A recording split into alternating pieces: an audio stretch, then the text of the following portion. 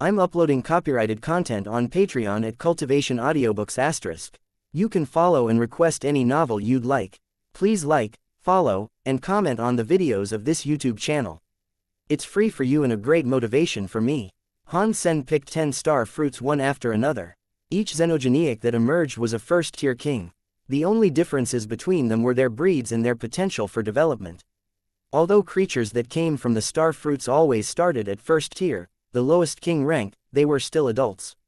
Han Sen could help them develop by providing them with resources, but there was a limit to how much they could evolve.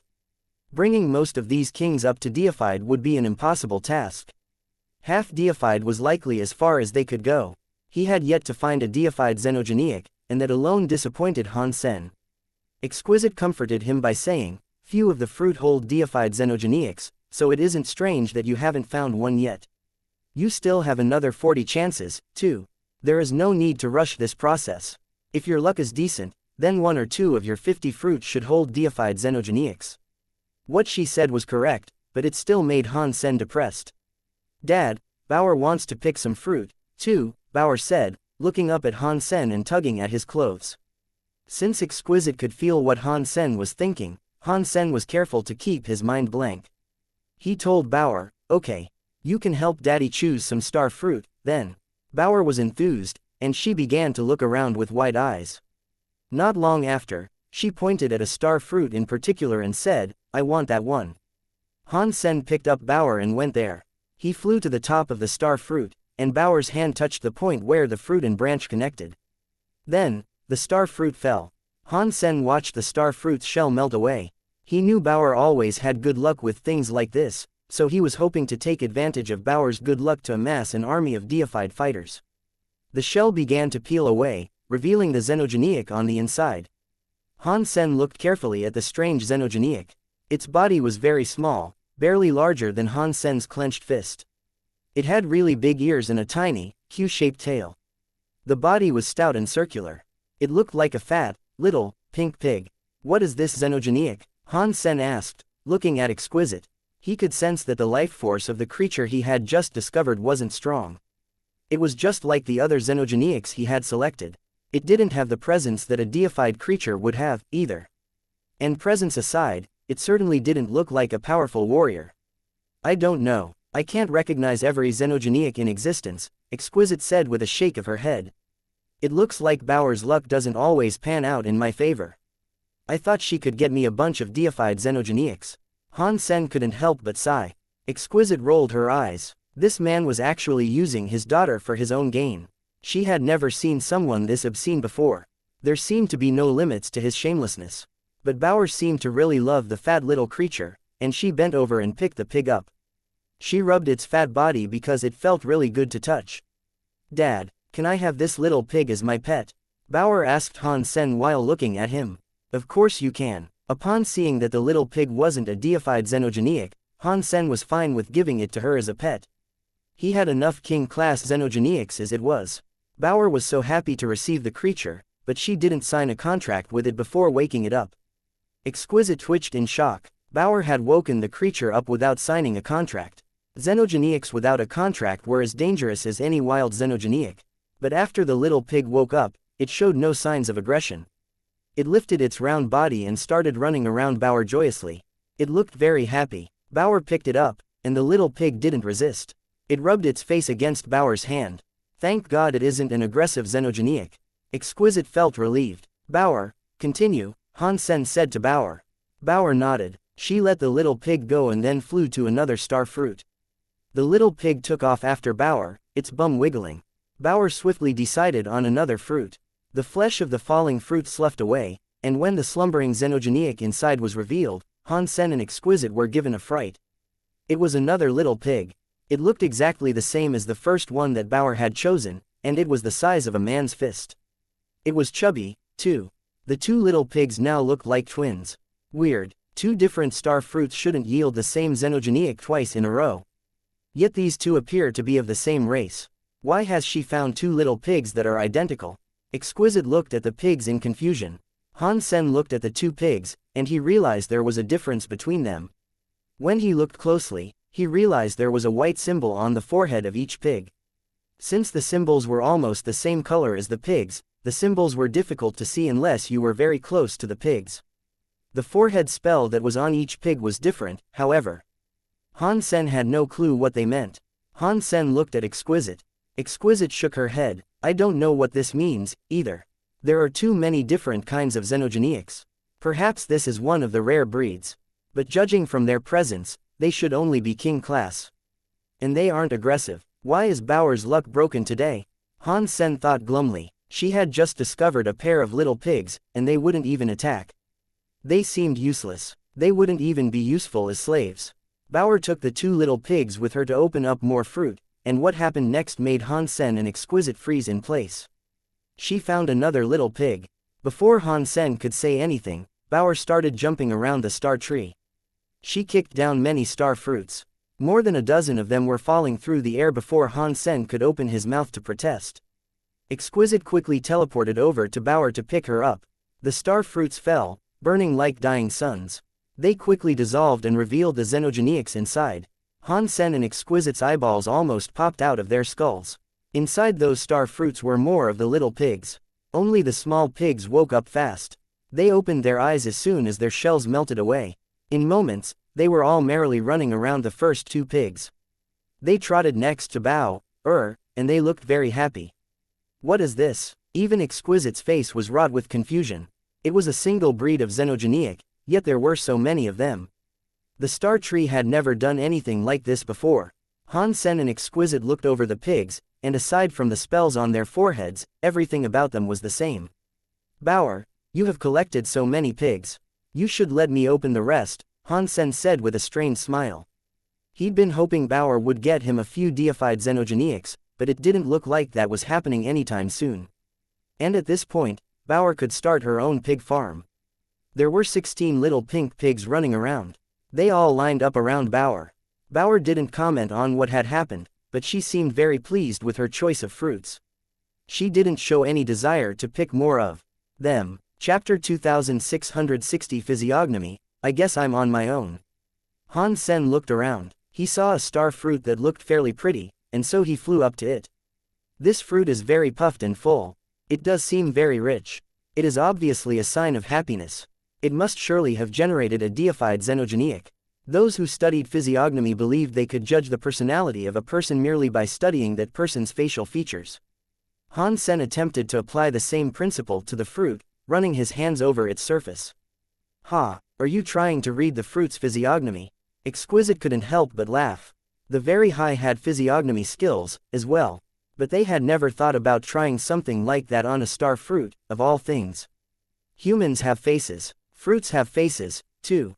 If humans can receive physiognomies, then why can't fruit have a physiognomy?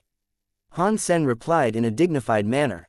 He actually didn't understand physiognomy. He had merely seen a reference to it in the texts of the Zhen men. Han Sen had barely glanced over the topic. He couldn't even be called a beginner. He couldn't actually read the face of a human, let alone of a fruit. Right now, he just needed something to reassure him that he wasn't making another blind choice. He desperately hoped to receive a deified xenogenic. But God didn't give people what they wanted very often, and Han Sen had thus far only been able to receive king-class xenogenics. He had selected many fruits, but they all turned out to be kings. He could only use them for grunt work. So, overall, they wouldn't be very useful. After choosing more fruit, Han Sen realized he only had 2 left. Upset by his disappointing results, he grabbed the 2 nearest to him and slammed them down. Baoer was useless now. Han Sen could only depend on his own luck, and that wasn't working out well for him. The 2 fruits dissolved quickly, revealing the xenogenics inside them. One of them was a wolf. Han Sen immediately recognized that its presence was king class, but the other one made him quite happy for a change. It was a rock giant. It was in a sitting position, holding its knees. It was 10 meters tall, and its body was entirely composed of black rock. It seemed to radiate strength. It looked like a little mountain, in many ways. A deified xenogenic, can you believe it? Finally, I have received a deified xenogenic. Feeling the mammoth presence of the rock giant, Han Sen was thrilled. Exquisite felt relieved. 1 deified xenogenic out of 50 fruits was an ordinary shake of luck. While the rock giant was still sleeping, Han Sen quickly signed a contract with it. Outer Sky was full of deified creatures, and having a deified fighter by his side would make life much easier for Han Sen. Especially if he wanted to kill star beetles in the future, having a deified xenogeniac to help would save him a lot of trouble. Han Sen brought his group of xenogeniacs over to the old man. The old man didn't say much. When his gaze passed over the little pigs around Bauer, he seemed surprised. "Uncle, I wonder what these little pigs are. Why did xenogeniacs that are so similar come out of so many fruit?" Exquisite asked. "The star tree is a true god plant," the old man said simply. "It possesses the energy of the universe. It isn't something that I fully understand. It has its reasons for existing, however." After that, the old man brought out another item to present to Han Sen.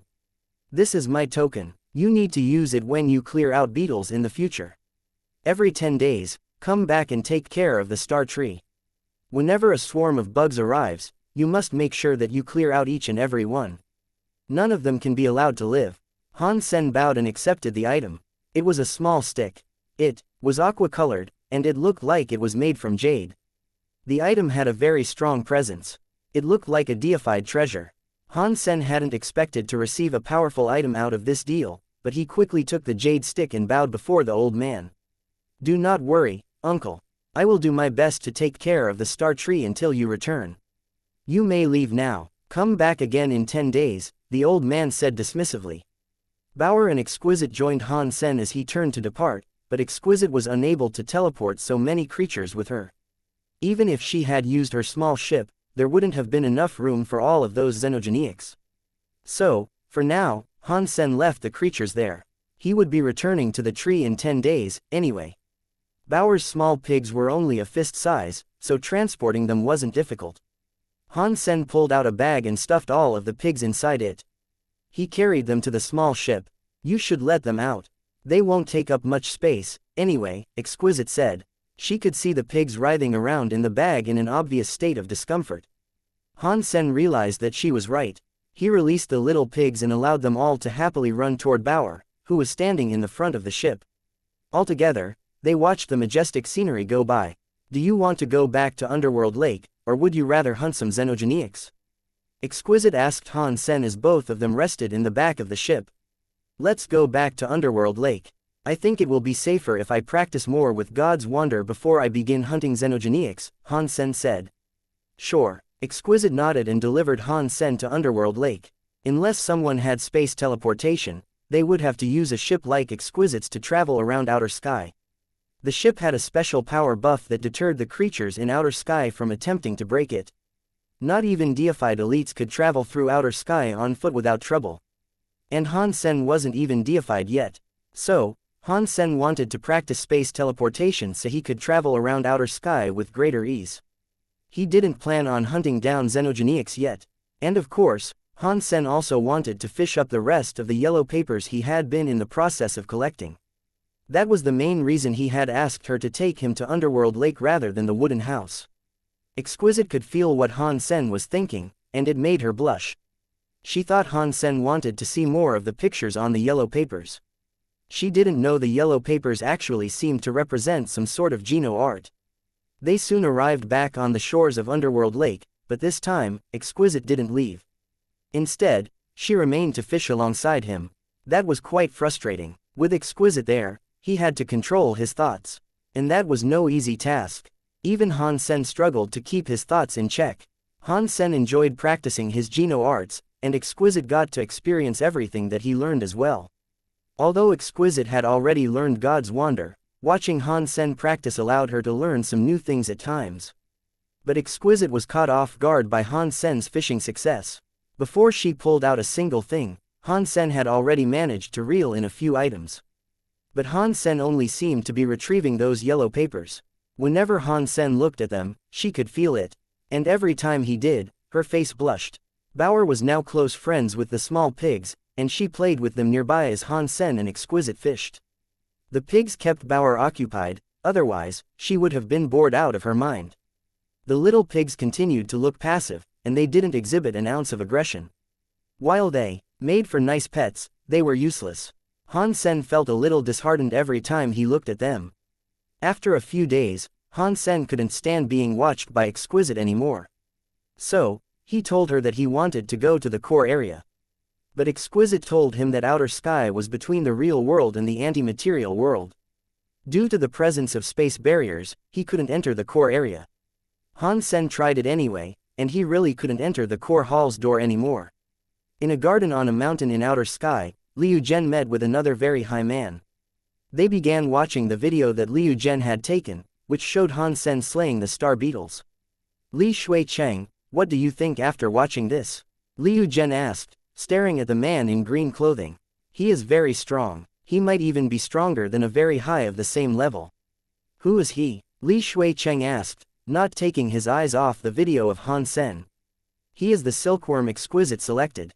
His name is Han Sen, and he is a crystallizer, Liu Zhen answered. I think Exquisite is very lucky to have gotten a silkworm like this, Li Shui Cheng said with a nod. Liu Zhen smiled and said, what does it have to do with us if she had good luck? To be straight with you, she is a very precious person amongst the very high. We, on the other hand, are just breeding machines. Seeing Li Shui Cheng frown, Liu Zhen said, after seeing this video, do you not have any opinions to share on it? What do you mean? Li Shui Cheng frowned again. When Li Kier gets her silkworm, the fights between silkworms will start. There are 13 silkworms in total. So, which of them do you think is going to win? Liu Zhen asked. From what I can see here, Han Sen seems pretty good. But he is just a king class with 9 tiers. Most of the silkworms are half deified. One of them was even born deified. Judging from the power I have witnessed, I think the born deified is the most likely to win, Li Shui Cheng quietly said. Your reasoning is sound, but I have analyzed Han Sen and the other silkworms. Han Sen is amazingly strong, and he has many treasures. He even possesses the true god weapon shield of the Medusa's gaze. I think he has a high chance of winning. After Liu Zhen was embarrassed in the Star Tree contest, he had taken the time to investigate and learn more about Han Sen. He now knew more about Han Sen than most of the very high did. Outer Sky had many resources, so the very high never lacked anything.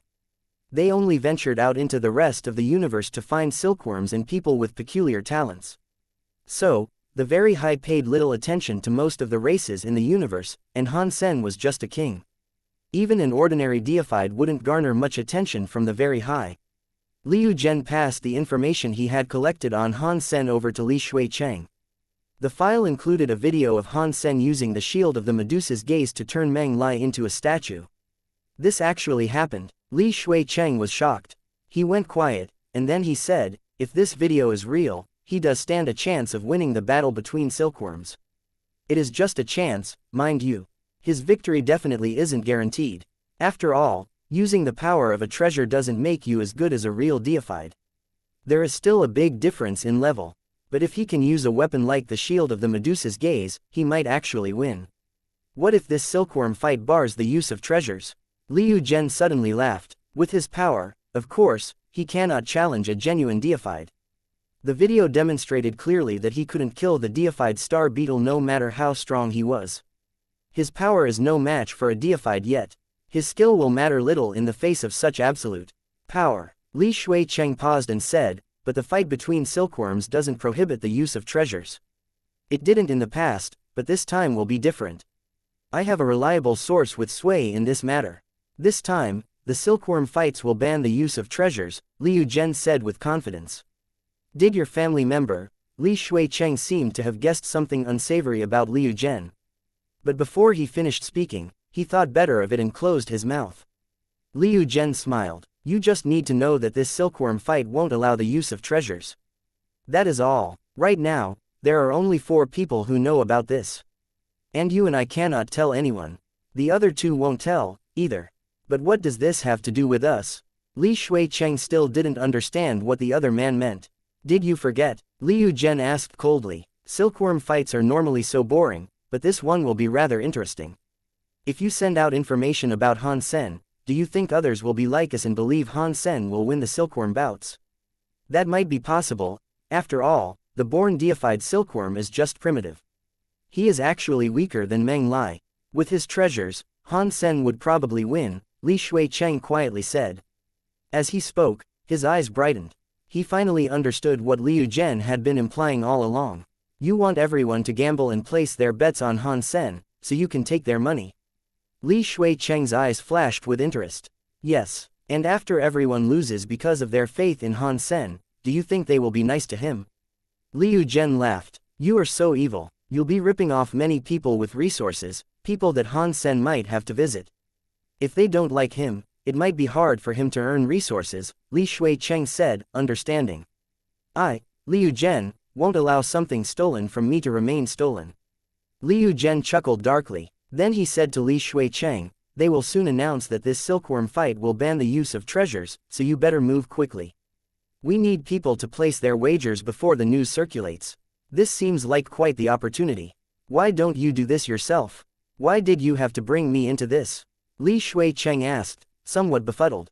I have a background with him, Liu Zhen said, shaking his head. If I bet that Han Sen will lose, people will grow suspicious. You don't know him, however. We can share this business half and half. You are right, with your relationship to Han Sen, if you bet that he will lose, they will know that there must be something going on behind the scenes. Li Shuicheng laughed and said, sure. Then it's settled. Only information about Han Sen soon spread across the Very High. The Very High became interested in him, aside from those that studied Very High sense, of course. They simply didn't say anything. Most of the Very High believed Han Sen had a chance of winning the silkworm fight. As a result, Li Shuicheng was able to use this opportunity to make lots of wagers with the Very High. The results were just as Liu Zhen had predicted, as well. Soon after the last of the bets came in, the Very High leader announced that the silkworms wouldn't be allowed to treasures in the bouts. Many of the Very High thought Li Shuicheng had scammed them, and they hated Han Sen, too. Things would be fine if Han Sen won the silkworm fight, but if he didn't win, many of the Very High would lose their money because of him. Even though Han Sen was completely innocent in this scheme, he was affected. Han Sen didn't know that any of this had happened. He continued fishing in Underworld Lake, and after 10 days, he returned to the star tree. The old man under the tree was gone. Han Sen took over the guardianship of the tree. He spent some time searching through the tree's branches, but he found no more pesky star beetles occupying the tree. It seemed as if the old man had cleared them before he left. The star beetle swarms come every 2 to 3 months. You don't have to stay here all the time. Only come when the bugs arrive. Then, you just have to kill them, Exquisite said to Han Sen. Chapter 2662 The Geno Art in Reverse. Because Li Kier had yet to select her silkworm, the silkworm battles were still being postponed. That went on long enough for the star tree to experience another bug invasion. It hadn't been very long since the beetles had last been cleared, though, so Han knew that there wouldn't be many of them in the swarm. He left the rock giant and the other king Xenogeniacs near the star tree to safeguard it. Once he was assured of the tree's safety, he went back to Underworld Lake to practice and fish to his heart's content. Why am I not getting any more yellow sheets of paper? A month later, when Han Sen was reeling in his next catch, he noticed that he had brought up a broken shield instead of the usual piece of parchment. That shield was old and broken. It was caked in rust. Han Sen gripped it with his hand, and even a tiny portion of his strength was enough to crush it. What the hell, how did I fish up this piece of crap? Han Sen thought, both disappointed and insulted. But then he thought to himself, if I'm no longer pulling up sheets of paper, does that mean I have finished collecting the last of them? Since Exquisite wasn't around, Han Sen brought out all of his yellow sheets of paper. He lined them up according to their numbers and placed them within the cover. It really was a complete book now. 365 pages. That is a magically significant number.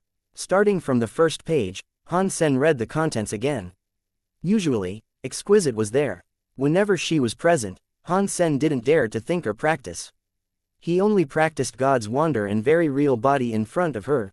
Both of those were the Geno arts Exquisite had given to him herself. Having only those two techniques to practice had gotten quite boring, but now that he was looking at the Zhan Yellow Sutra, his interest and vibrancy were coming back to life.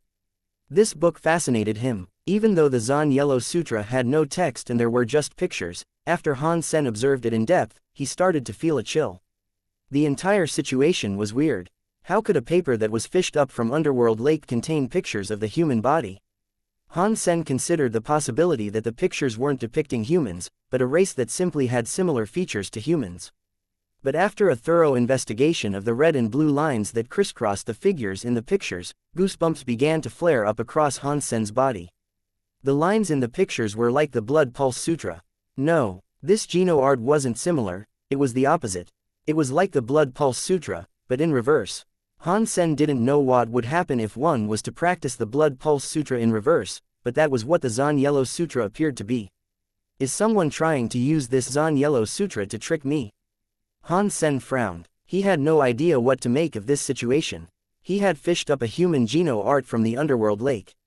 And rather than being some random skill, it was a reversed version of the Geno art Blood Pulse Sutra.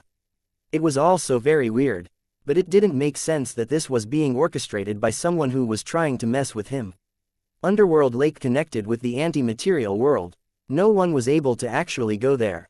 And even if someone had gone down there, no one should have known Han Sen could practice the Blood Pulse Sutra and given him the same Geno art in reverse. Han Sen looked at the Zhen Yellow Sutra with a complex expression. He didn't dare practice it. He didn't even want to think about it. He actually wouldn't have to practice it. If he ever wished to use it, he just had to cast the Blood Pulse Sutra in reverse. But Han Sen had no idea what would happen if he tried that. The pages of the Zhen Yellow Sutra didn't suggest what would happen, either.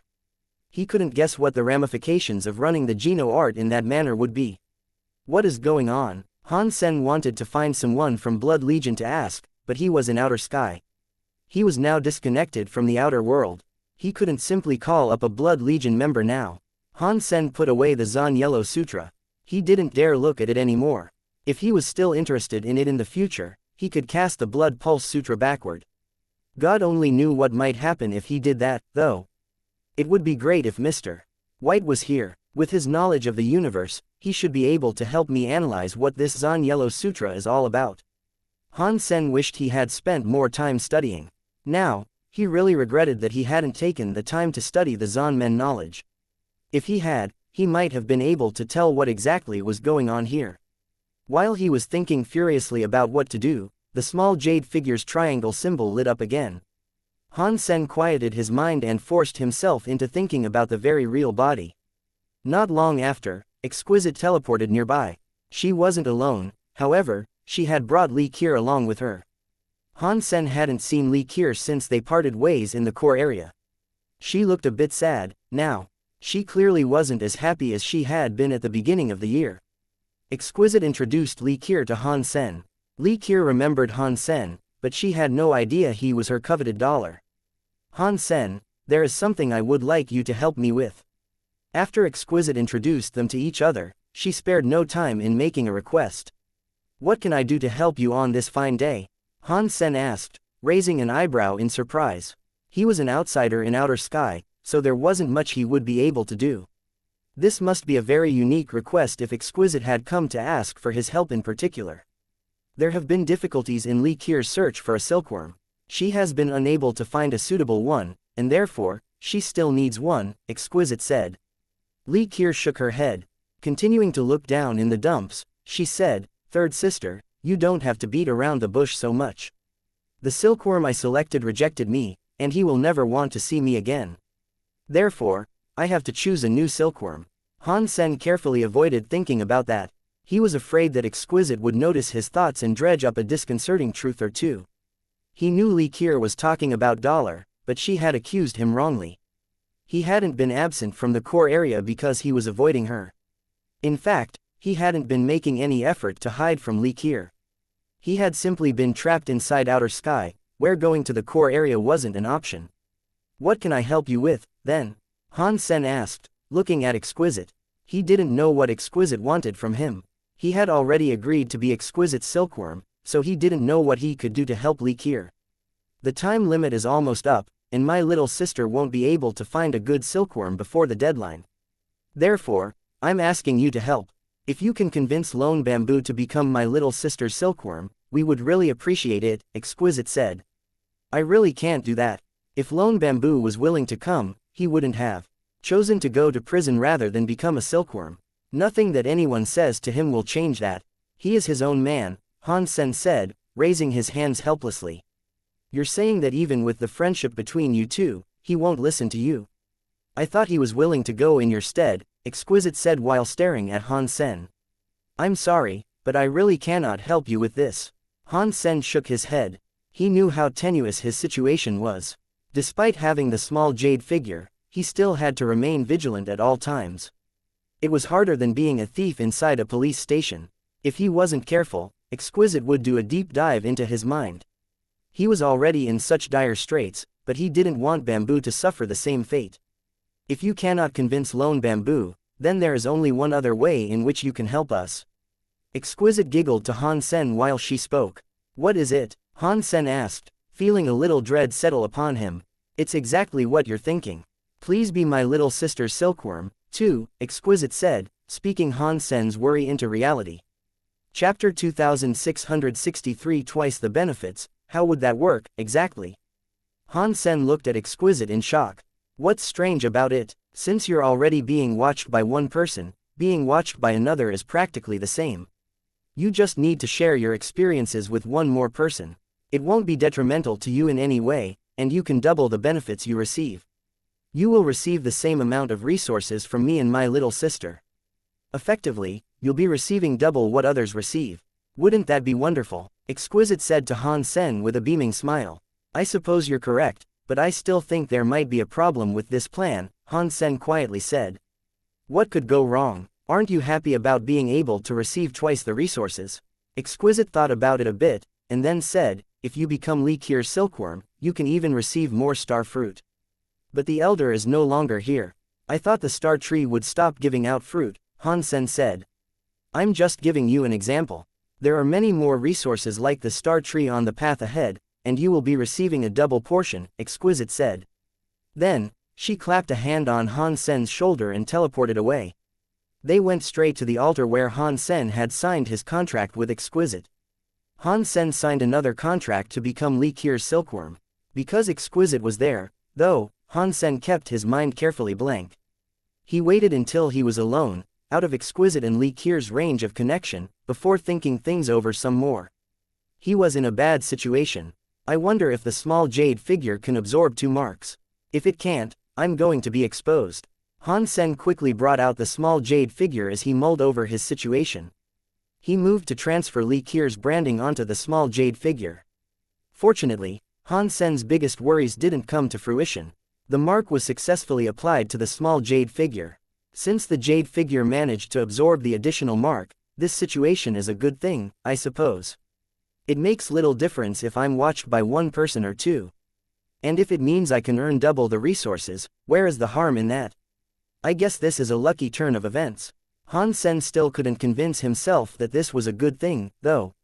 He felt as if there was something dangerous about the situation, but he couldn't quite put his finger on what it was exactly. Exquisite has been talking a lot about these rewards that I'll be earning. I wonder what they are. I hope I can get my hands on some deified xenogenic genes, Han Sen thought to himself.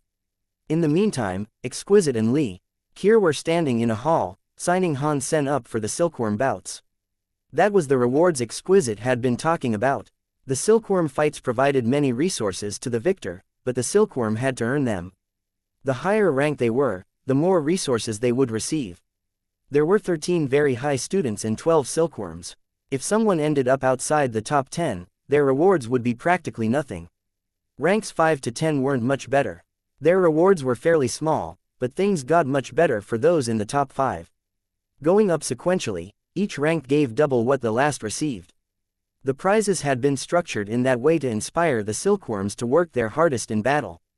The Very High wanted them to bring out everything they had. It was important for the young Very High to feel the life and death fights of their silkworms. They needed to feel every ounce of emotion such battles could draw out. And they could do it all from the comfort of their seats. They could experience the dire straits of mortal combat without ever putting themselves in danger. Only the Very High had a system that allowed their students to do such a thing. The Very High were surprised to find out that Exquisite and Li Qir were sharing the same silkworm. It had happened before in the history of the Very High, but it was a very rare occurrence. The Very High that practiced the Very High sense didn't comment on the arrangement, but the Very High like Liu Zhen were less reserved with their opinions. Li Qir and Exquisite are using the same silkworm. That Han Sen is quite lucky. He has benefited from our people yet again, Liu Zhen said coldly. Li Shuicheng laughed and said, being the silkworm of 2 Very High masters won't be good for him, all things considered. Although he can earn double the resources, his responsibilities will also be doubled. After pausing, Li Shuicheng went on to say, plus, once he causes many of the very high to lose their wagers in the silkworm fights, it will be very difficult for him to gain resources anyway. You collected the bets. Liu Zhen laughed. I collected them all before it was announced that silkworms wouldn't be able to use treasures in the battle. I won't let the gamblers bail now. Li Shuicheng's eyes sparkled. Han Sen just needs to not get first place in the silkworm fights. Then, we will be rich. The resources we gain will be enough to make us deified. They will take us to larva class, at least. And some of the treasures are so rare that we couldn't have bought them with all the resources in the world. But if we lose, there is no way we can pay it all back. How could we lose? Liu Zhen said with a laugh. Every single silkworm is at least half deified. They are half a level higher than Han Sen. And if push comes to shove, the born deified will be mopping the floor with him. No matter how strong Han Sen is, he will never get any further than number 2. You are right, no matter how strong a 9th tier king is, they cannot beat a deified. Plus, that born deified is very talented. He isn't much weaker than the very high students themselves. He is very good when compared to our members at the same level. Beating a mere king will be a trivial task for him, Li Shuicheng said with assurance.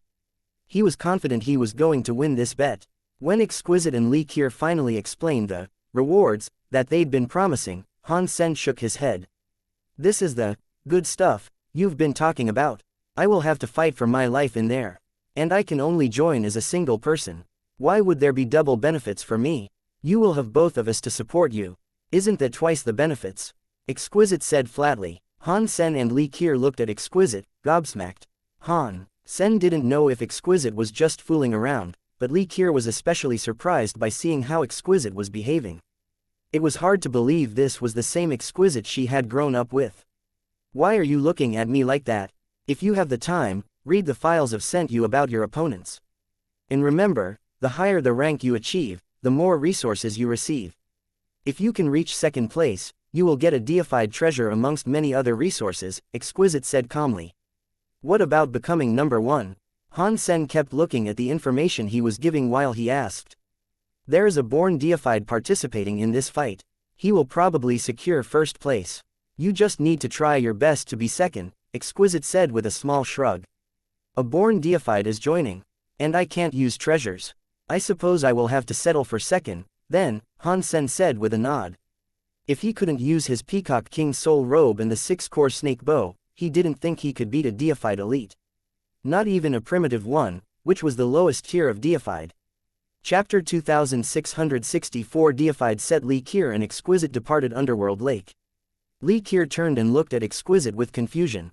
You aren't going to tell him about all the bets that have been placed on his performance. What is the point in him knowing that?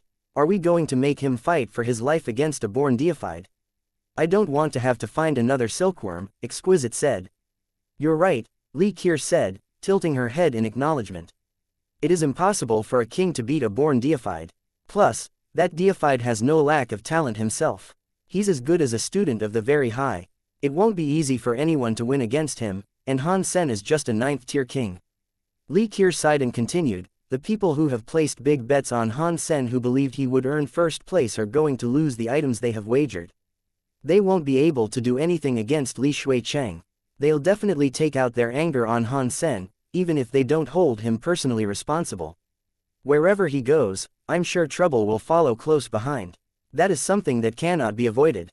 We just have to find a way to sort this out, or at least mitigate the fallout, Exquisite glumly said. Han Sen spent some time reviewing the information he had been given. Their descriptions and short bios of the 12 silkworms he would be squaring off against. The information was comprehensive, and whoever had been responsible for compiling it had done an excellent job. It was like a bona fide restaurant menu. There was an image of every silkworm in the documents he received, too. Han Sen saw the born deified fellow on the first page. Shale. Lionheart mutant level. Primitive deified sex. Male primary geno arts. Lion killer hobbies and interests. The content of the documents was very detailed, but most of the information was also pointless for Han Sen's purposes. He didn't need to know the hobbies of his competition. He didn't need to know what color of armor they wore or the things they liked to do for fun. There was no mention of their powers. All he learned was that the deified had a Geno art called Lion Killer. So far, reading this is no help at all. Han Sen shook his head. Han Sen kept on reading, and he noticed that every profile was the same. When he flipped over to the fourth contestant, he saw the description of Yu Shangxin. Again, the introduction was the same. It only described his looks and the fact that he was skilled in the extreme evil path. That was about it. Han Sen kept flipping through the profiles, page by page. He memorized the faces of the silkworms, their names, and their races. The other information was useless for him to remember. Han Sen flipped through the character information and reached the last page. There, he saw his own profile. Han Sen, Crystallizer, serving Sky Palace, level 9th tier, King sex, male, primary Geno arts, the story of genes, teeth knife, under the sky knife skills, own treasures, charming gods Zhen, the shield of the Medusa's gaze, unknown feather clothes, unknown bow. Wait, what is this? Han Sen was frozen. The information he had on the other silkworms was practically useless. But the profile on him was surprisingly detailed. It said everything quite clearly, and explicitly mentioned the treasures he wielded. It even separated each one to describe each Geno art and treasure in a grossly detailed fashion. It was all so very elaborate. Who created this D*MN folder? Why has the writer only gone and exposed my powers? Han Sen felt as if he wanted to kill someone. He didn't know anything about his enemies, but the enemies knew everything about him. This was bullcrap. At the end of the information, there was a summary. The genius that can suppress thousands of races that compose the fabric of the wonderful universe we live in. The one that stands out the most can become the greatest silkworm. Aside from Shale, who we know can fight, the other has yet to be decided. He is the most popular winner in the silkworm bouts. You mother F***CKER. After reading the summary, Han Sen felt fairly sure that he had been set up. Han Sen flipped through the book a few more times. He finally saw the last sentence at the back of the book, too, then. It said, Editor, Li Shui Cheng. Who is this Li Shui Cheng? Why is he turning everyone against me? Han Sen wondered, bewildered. He didn't recall encountering a man that went by that name before. In fact, he'd only met a few of the very high since he arrived in Outer Sky. He didn't know anyone called Li Shui Cheng, so there was no way he had offended him. Are Li Shui Cheng and Liu Zhen working together? Han Sen wondered to himself. Aside from Liu Zhen, he could think of no other person of the very high who would want to see him down like this. Thinking of this, Han Sen was given a shock. He realized that the silkworm's bouts wouldn't be as easy as he initially presumed. Han Sen flipped back through the folder and read the details of his opponents again and again. They were all top-class fighters. There were many of the Extreme King there, and Yu Shangxin was one of the Sky. And in regards to Shale, who was a Lionheart, it was actually a nameless race. There was only one half-deified among his people. Shale just so happened to be the son of that half-deified, but for some reason, there was a gene mutation when he was born. It led to him becoming deified. He was extraordinarily talented. After the God Spirit Touches test, he was registered as a 10 armor talent. Following his lead, the race of the Lionhearts had gained wider renown. If he hadn't been selected by one of the very high students to become a silkworm, he would have been planning a fight for a lantern. Shale was chosen to be a silkworm 4 years ago. He had been practicing in Outer Sky for a long time, and he was so talented. With all that extra time to practice and refine those talents, it was easy to imagine how scary he would be as an opponent. If I can use treasures, I'll definitely be able to beat Shale and reach first place. If I can't use treasures, then I will fail to defeat Shale, and possibly all the other silkworms as well. Even setting aside the others, I'll have to fight Yu Shangxin. That guy will be very hard to deal with, Han Sen thought to himself. At the back of the folder, there was a list of all the rewards one could receive from various placements in the silkworm bouts. When Han Sen saw the reward for first place, his mouth gaped. What is a deified treasure set? Han Sen was confused, and so he continued reading. After reading it, he could only think, the rich are stubborn. The so-called deified treasure set was a set of armor composed of powerful treasures. The chest piece was a deified treasure.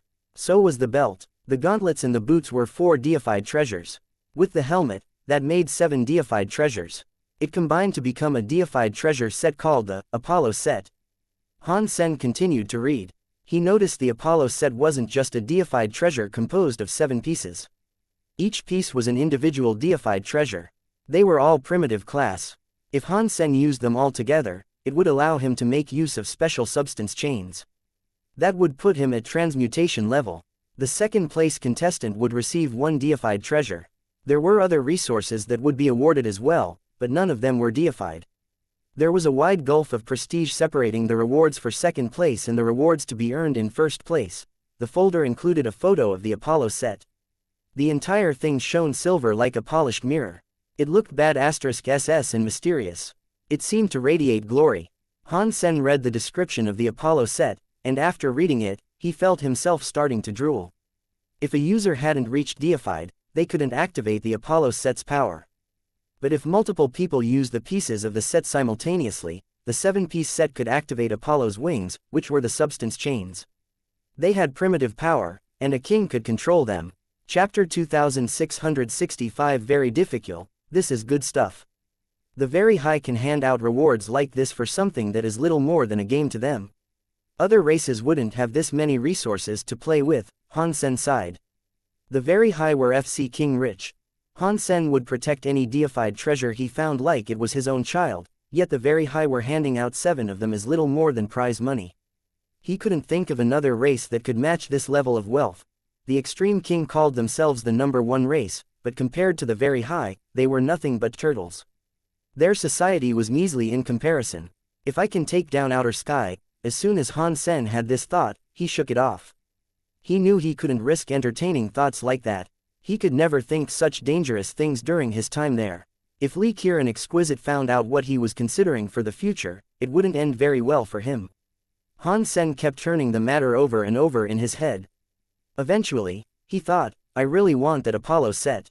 Maybe I can deal with those other silkworms.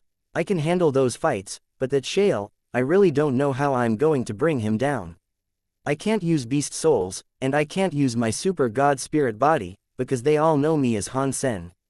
How can I beat a born deified, then? Han Sen thought about this for a long time, but he couldn't figure out a solution. After all, he didn't know much about Shale.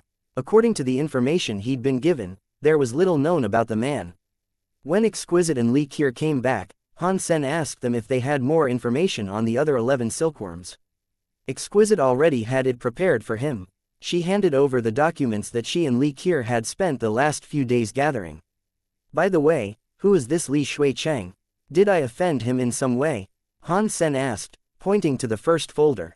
He showed them the back and the name of the editor that was written there. He is connected to Liu Zhen, Exquisite admitted after a moment of hesitation.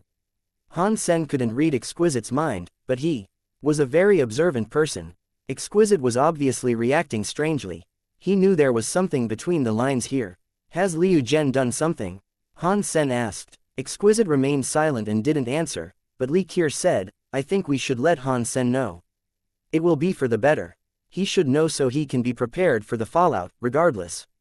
What is going on? Han Sen frowned again. Exquisite explained the wagers that the Very High had made with Li Shuicheng. And then, she said, actually, this has little to do with you. This is simply a whole bunch of people being scammed by Li Shuicheng for a host of resources and treasures. I'm afraid they might not let it go easily, though. Han Sen smiled wryly and asked, do the Very High like gambling this much?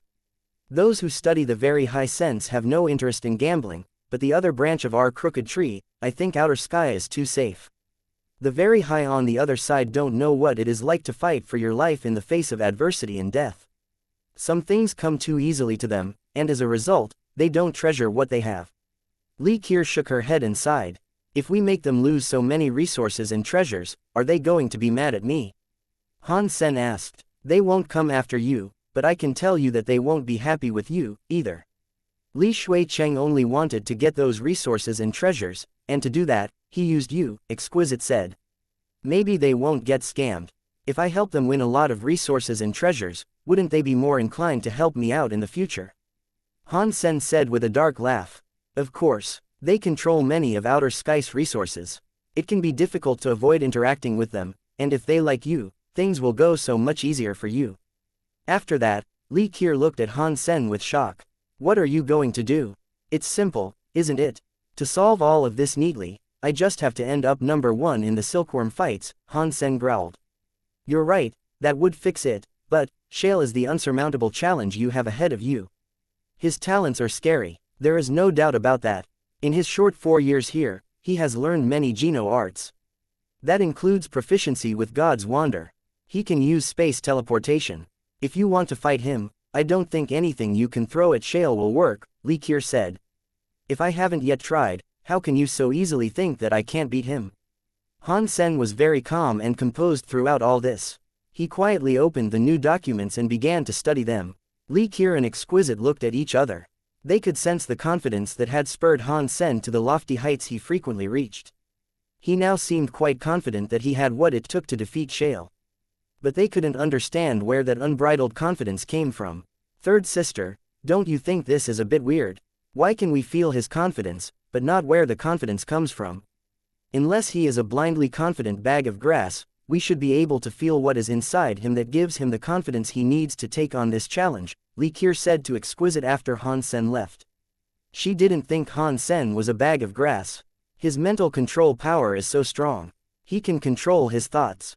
Aside from direct emotions, it is nearly impossible for us to discern what he is thinking, Exquisite said. The hardest thing to control is your own mind. Even the very high need the very high sense to do it, yet he can do it on his own. Third sister, your choice in Silkworm is exceptional, Li Qiu said with a sigh. I'm not sure where his confidence comes from, but I think he wants to reach first place. If he succeeds, it will be good for you and me, Exquisite said. I only fear that he is overestimating his capabilities and will die in some tragic way because of it. Then, we will have to go and find a new silkworm. Li Qiu wasn't very confident about this, and she thought to herself, if he was Dollar, I'm sure he would be able to do this. Sometimes, the things people wanted most were the things that they couldn't have. Li Qiu still missed Dollar. Han Sen investigated the 11 silkworms, and he started to develop a headache. None of them would be easy to fight. There were many difficult people in the competition in addition to Shale, who topped them all. One of the silkworms was actually a very high. It was very rare to have a very high as a silkworm. Although all the very high were very strong, their powers were too similar. And they had all been raised in the same environment. Having a very high as a silkworm wouldn't allow the master to learn as much, and so not many of the very high would agree to take one of their own as a silkworm. Plus, ordinary very high thought that only low-life creatures deserved to become silkworms. They wouldn't want to ruin their own reputation by becoming a silkworm, so it was very rare to see this amongst the very high. A very high half-deified. That will mean he is stronger than Exquisite, right? I don't think that will be someone easily defeated. And that's not to mention the bigger trouble further ahead like Shale. Winning these silkworm bouts won't be easy, at all.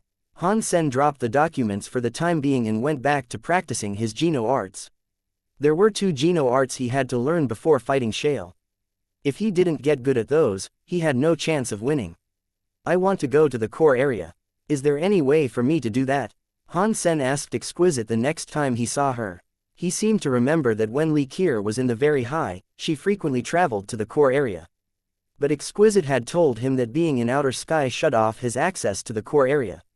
He thought she might have been telling the truth, since the many times he tried to access the core area had all ended in failure. There is a specific place in outer sky that you can go to that allows you to open the core hall door. But this is a place that not even students of the very high can go to. If you have an urgent emergency that requires you to access the core area, perhaps I can help you. Li Qiu looked at Han Sen with curiosity. She was curious why Han Sen wanted to go to the core area so badly.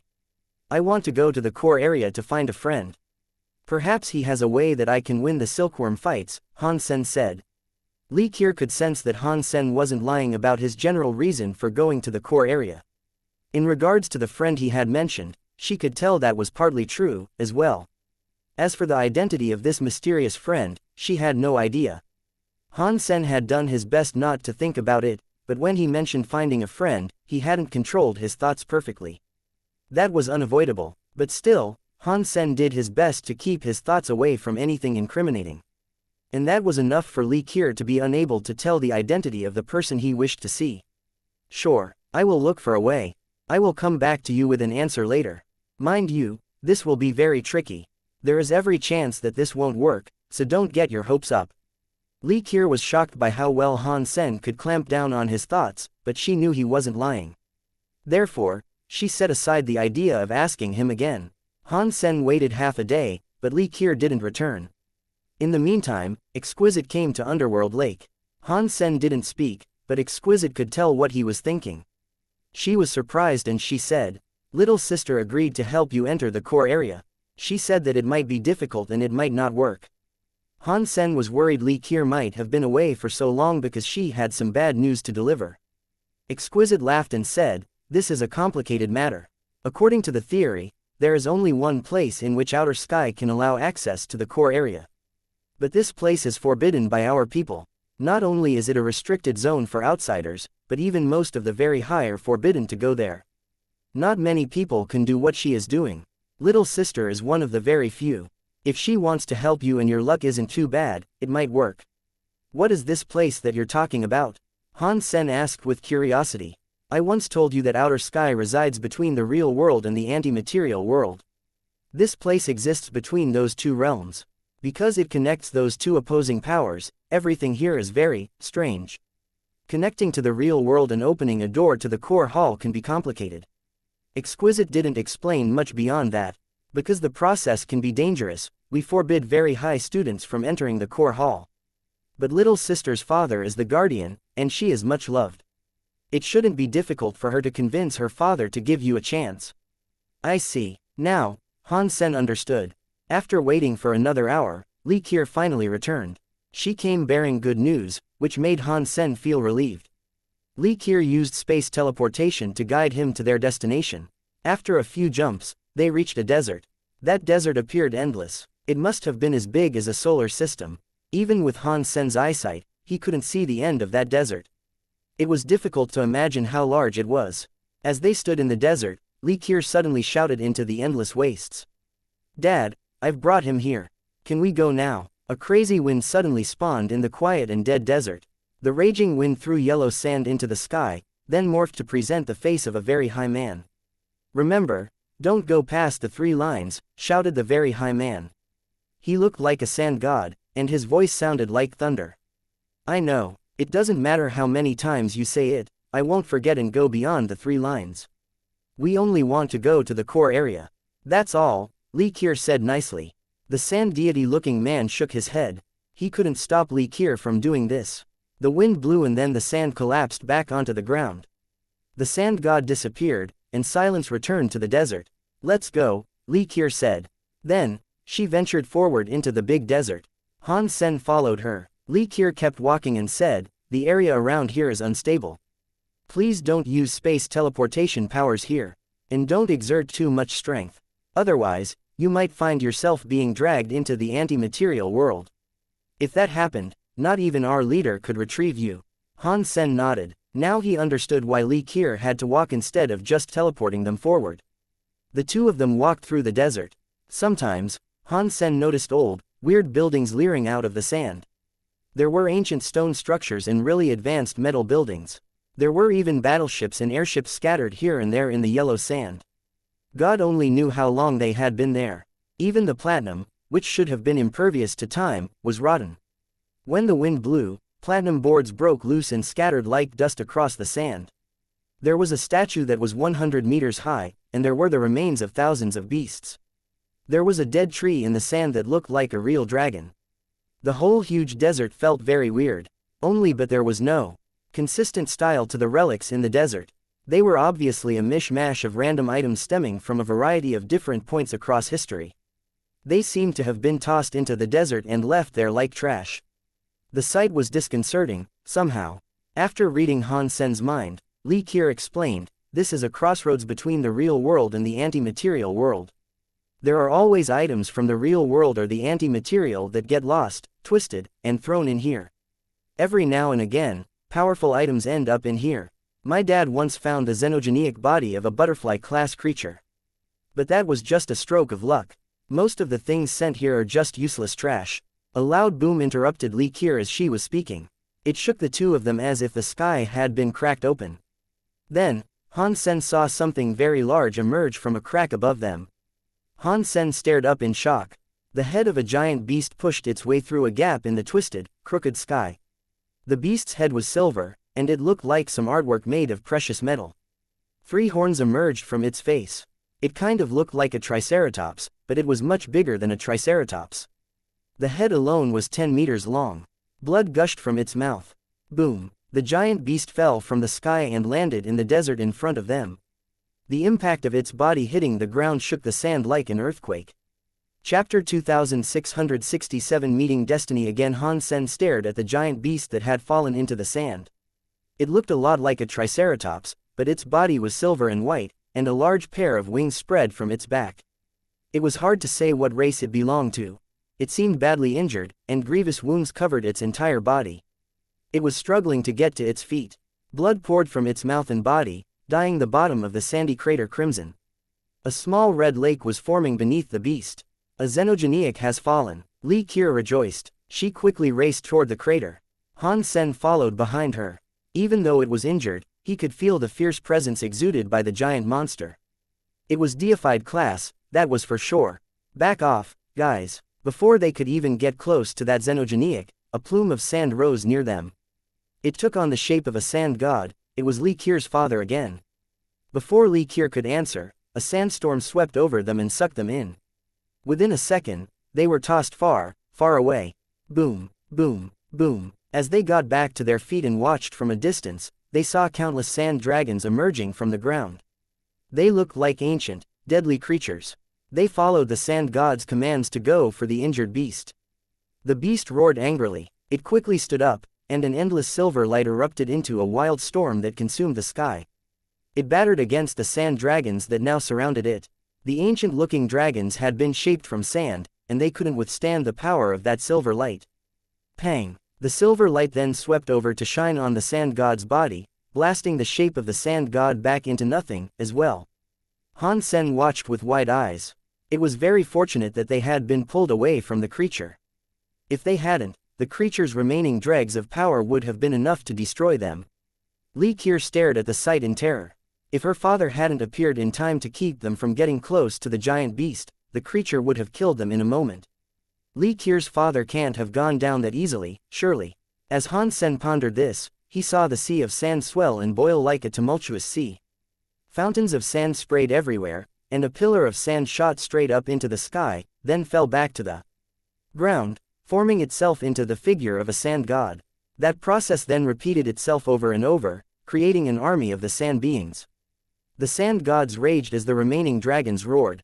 The surface of the desert had become a battlefield for ruthless giants. Despite the distance between them and the battlefield, the ground was shaking so violently that Han Sen and Li Qiu were having difficulty staying on their feet. They had no choice but to retreat. They finally reached a safe distance from the fight, but Han Sen could still detect that frightening presence. He could no longer see the actual fight, though. He could only see the distant clouds of sand as some of the sand creatures were ripped apart. His ears reverberated with the sound of dragons roaring at deafening volumes.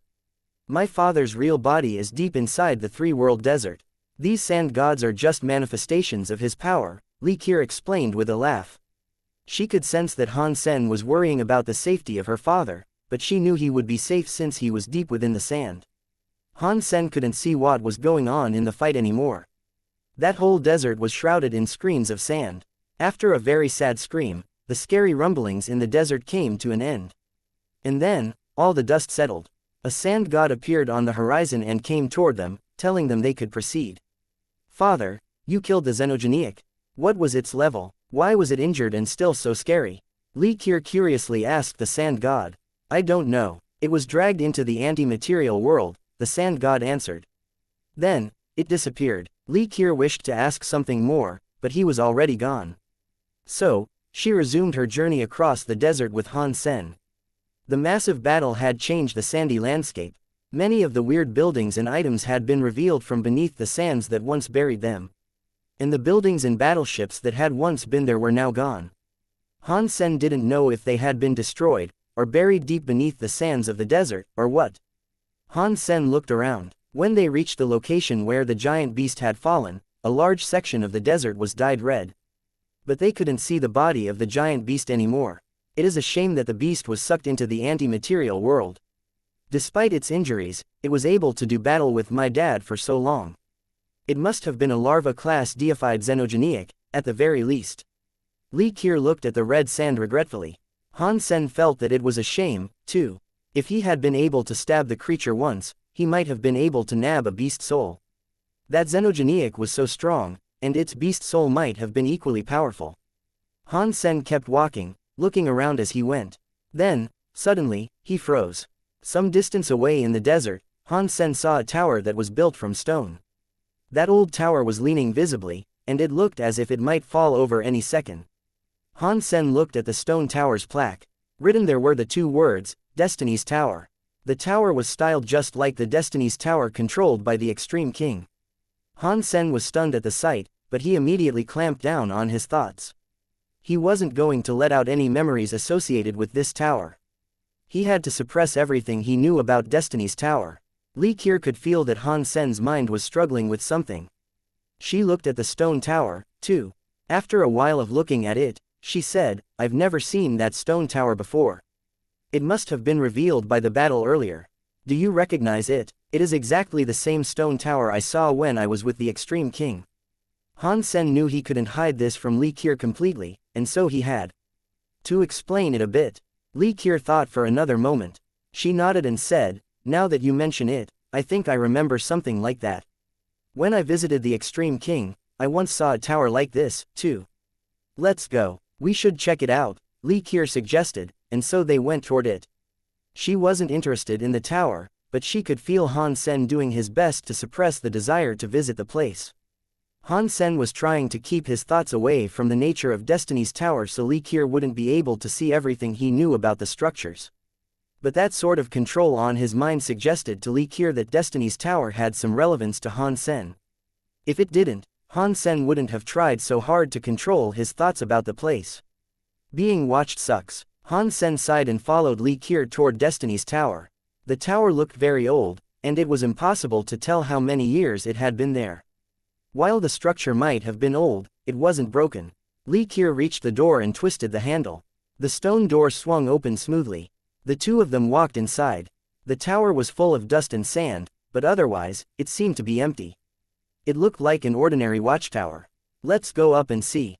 Li Qiu walked toward the stairs. Han Sen followed Li Qiu, trying to keep a lid firmly over any sensitive topics that might otherwise come to mind. The second floor was still so empty. There was nothing there. Li Qiu didn't give up, though. She kept ascending the tower. The whole tower seemed to be empty until they approached the 7th floor. There is someone here. Li Qiu looked at the top floor's stone platform in shock. Chapter 2668 Empty God. On a large stone platform, a man was sitting with his legs crossed. The man was very still, and Han Sen couldn't sense any presence of a life force within him. It looked as if he had been petrified in that position. Han Sen's face looked weirded out, and he couldn't help but think, "This is so similar to what I saw in the Destiny's Tower of the Extreme King." The man over there looked quite a bit different, though. Li Qiu heard Han Sen's thought, and she looked at the man atop the platform with shock. "Weird. It is a creature, but why does it not have a life force?" As a look of confusion crossed Li Qiu's face, the man on the stone platform opened his eyes. He looked at them and said, "I am Empty God. The fact that you have met me today is surely the working of fate. I can fulfill any wish you speak. You can make any request you desire." "Not again." Han Sen's heart jumped. Li Qiu looked at the man coldly and said, "How dare you call yourself a god in front of the very high? Not even the ancient god would refer to themselves as proper gods." After that, Li Qiu swung a sword light at the man. She struck too fast for Han Sen to try to stop her. The sword light came down on the man's head, but the man didn't even have to move. The sword light crashed against one of his eyebrows. Pang! The man's eyebrow wasn't even ruffled. Li Qiu was hurled back by a scary force. The power was so strong that it swept past all of Li Qiu's defenses. She was thrown into the wall hard, and she coughed up a mouthful of blood. She passed out and fell into a coma. Her life force faded quickly. "How dare you challenge a god's dignity and question his authenticity? This is your punishment, but seeing as this is your first infraction, the punishment will not be severe," the man said in an icy voice. Han Sen quickly ran toward Li Qiu and checked her vitals. She had only fainted, and while her life force was fading, it was seeping away slowly. She was in no immediate danger. He thought to himself, "This god seems different from the other one I met. I remember the man in the Extreme King's Destiny's Tower shouted, "Empty God." Is this the empty God he was referring to? Now, make your wish, Empty God said, looking at Han Sen. My life is perfect as it is, thanks. I have a wife, a happy family, great kids, and I always get what I want, anyway. Add to that, I'm super rich. I have everything. I don't need anything more. Can I choose not to make a wish? Han Sen looked at Empty God as he spoke. Han Sen didn't know if this Empty God was the same as the other god. If it was the same, then this really was just a statue. It wasn't the true self of the god it represented. Therefore, he didn't have to worry too much. The black crystal armor could wipe it out in a heartbeat. If this was the god's real body, though, then a fight might be a bad idea. Han Sen wasn't sure if the black crystal armor could also defeat these gods in their real forms. No, Empty God said coldly. Han Sen's heart felt ill. He ignored Empty God, picked up Li Qier, turned around, and started to run. Empty God only looked at Han Sen peacefully. He didn't look as if he was going to stop Han Sen from leaving. Han Sen was trying to figure out whether or not Empty God was really going to fight. He was also doing this to test the black crystal armor, and sense if there was any movement from it. But its life force was hidden, so he couldn't feel anything. Empty God didn't stop Han Sen, either. Still holding the unconscious Li Qier, Han Sen departed the 7th floor. He went down floor by floor without being stopped by any aggressive powers. Finally, he reached the 1st floor of Destiny's Tower. But when he reached the 1st floor, Han Sen froze. There should have been a door at the bottom floor of Destiny's Tower, but there was none. There was only another stone staircase leading farther down into the tower. I've already reached the bottom floor. Why are there more stairs that can lead me down even farther?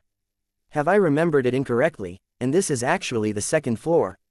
Han Sen quickly dismissed that idea. Destiny's Tower only had 7 floors, and with his exceptional memory, he couldn't have been wrong. Han Sen reached out a hand to where the door should have been, but there was just a wall there. It wasn't an optical illusion. There really wasn't a door. Pang! Han Sen threw a punch at the stone wall. With his strength, even a mountain would have been destroyed by one of his punches. But the stone wall didn't buckle, and there wasn't a single scrape left on its surface. Han Sen frowned. He knew that nothing would be achieved by using brute force. He looked at the stone staircase, then turned and continued walking down. When he reached the floor below, he noticed that there was another stone platform. The stone platform had that same man on it, the one who had called himself Empty God. It was exactly as it was on the 7th floor. Make your wish, Empty God said, staring expressionlessly at Han Sen. Han Sen gnashed his teeth. Still holding Li Qier, he continued trying to descend the stairs. There were more of them, and he swiftly descended another 7 flights. He was still unable to find the 1st floor and its door. He only found more and more stairs. After walking down the stone stairs for a while, Han Sen realized he always came back to the 7th floor of the tower. There, he saw Empty God again. Is this some sort of space power? Does it connect the 7th floor and the 1st floor to create some sort of weird Mobius strip? If that is true, no matter how far I walk, I will never reach the exit of this tower. I will just keep looping the same route over and over again. Han Sen tried using teleportation powers, but it was to no avail. No matter where he tried to teleport to, he always reappeared inside the tower, just in a different location each time. Make your wish. Whenever Han Sen saw Empty God again, the man would repeat the same phrase. He never said anything else. But his expression seemed to say that Han Sen had no other choice, and that sooner or later, he would have to make a wish. Han Sen knew that if he made a wish, some of his lifespan would be taken by those men that called themselves gods. And the wish he made would be twisted by the so-called gods. Even if the wish came true, he would have to pay too high a price. If he didn't make a wish, though, there was a chance that he and Li Qier would never be able to exit the tower. Han Sen couldn't figure a way out of this dilemma. He couldn't attack Empty God. Li Qier had demonstrated that inability all too well. The only chance he had to attack was if he could somehow make use of his black crystal armor. Attacking Empty God in any other way was practically a death wish. Li Qier's father must know we walked into Destiny's Tower. If we don't emerge anytime soon, he will surely come here in search of Li Qier. Han Sen was placing his chips on Li Qier's father. Empty God seemed to see through what Han Sen was thinking, and he coldly said, have you heard of power that warps the passage of time? You might stay in this tower for 1,000 years, but only a second will pass outside. If you are expecting a rescue team to come and find you, you'll be nothing but bones by then. Do I really have to make a wish? Han Sen looked at Empty God and sighed. If you and I have met, it is something that was always meant to be. You deserve this. You cannot escape from it. Empty God spoke slowly in a bone-chilling voice. 2669 Answer of the origin, it looks like I have no choice except to make a wish. Han Sen started to consider what sort of wish he wanted to make. The last time he made a wish in Destiny's Tower, the statue's eyes had ended up being destroyed. Now, it seemed as if it might happen again. Perhaps it would have the same effect. But even if Empty God's eyes exploded, it wouldn't help him much. The statue would still have its power, and it would still threaten Han Sen and shorten his lifespan.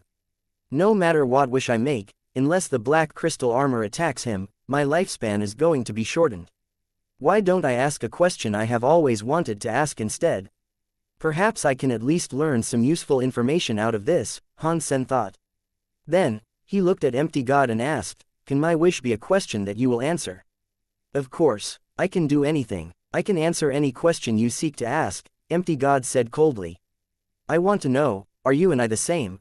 Are you a creature of this universe, too? Or do you come from someplace outside the universe? Regardless of the answer, I want to know where God was born, Han Sen said, posing his question. Empty God's eyes flashed. He looked at Han Sen slowly and said, are you sure you want to ask me this question? It is useless for you to know this. I told you already that I don't lack anything. But I'm curious about you. If you must make me compose a wish, I would like to know this answer, Han Sen said. Empty God looked at Han Sen and frowned. There were 3 questions. You can only receive the answer for one. Han Sen looked at the Empty God for a long moment, then asked his ultimate question. Please tell me, Empty God, are you a creature of this universe? Han Sen had always been suspicious about God coming from the Geno Hall. Even mighty beings like the ancient water god had been killed in a single blow when they tried to enter the Geno Hall. The power of the beast within that place was far too shocking. Aside from those who called themselves gods, Han Sen couldn't think of any other being that possessed such power. But if Han Sen asked the god where he was born, Empty God could answer by telling him a name that he wouldn't recognize. If Han Sen had never heard of the place, then he wouldn't know if it was in the universe or not. So, Han Sen eventually decided to ask the simplest of questions.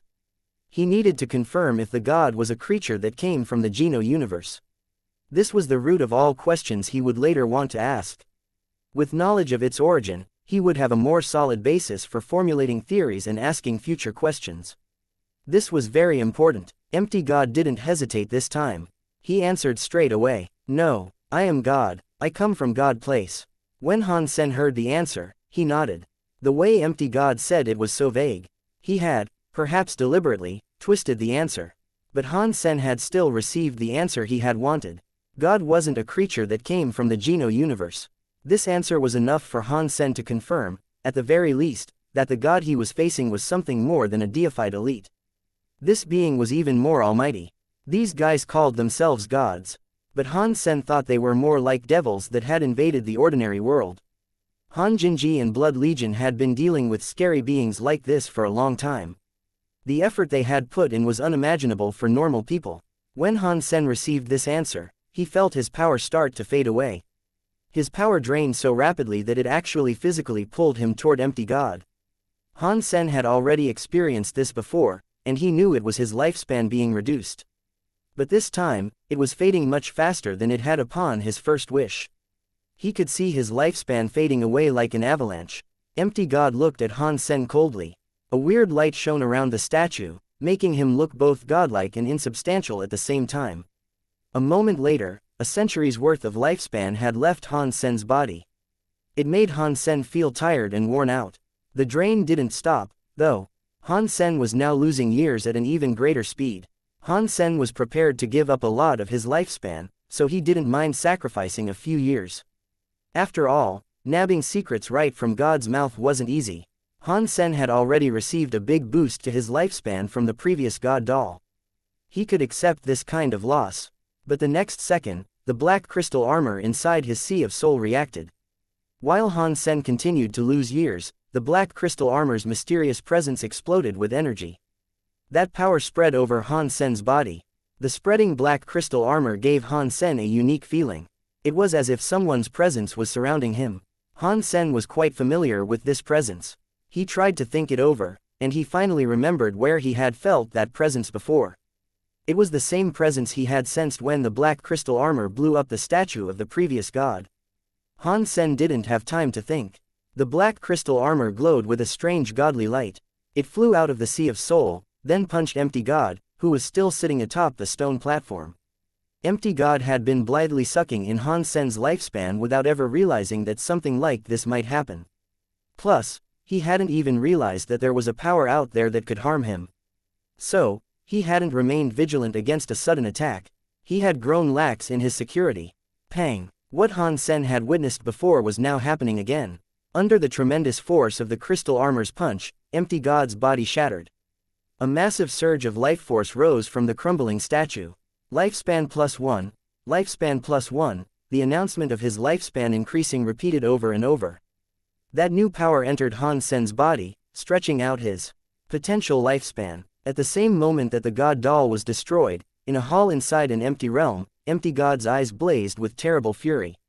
And he said, "Sky armor power, Sky armor god, I only destroyed your god doll's eyes, how dare you destroy my god doll?" This isn't over yet. Han Sen had no idea, but due to these meetings, he had started a fight between two gods. The black crystal armor returned to Han Sen's Sea of Soul. Han Sen had gained more than 1,000 years of additional lifespan. Of course, if you're going to become rich overnight, I guess killing a god is a reasonable way to do so. Han Sen was delighted by this result. After all, he had just received a big boost to his lifespan and a great deal of life force. His whole body was brimming with a scary presence.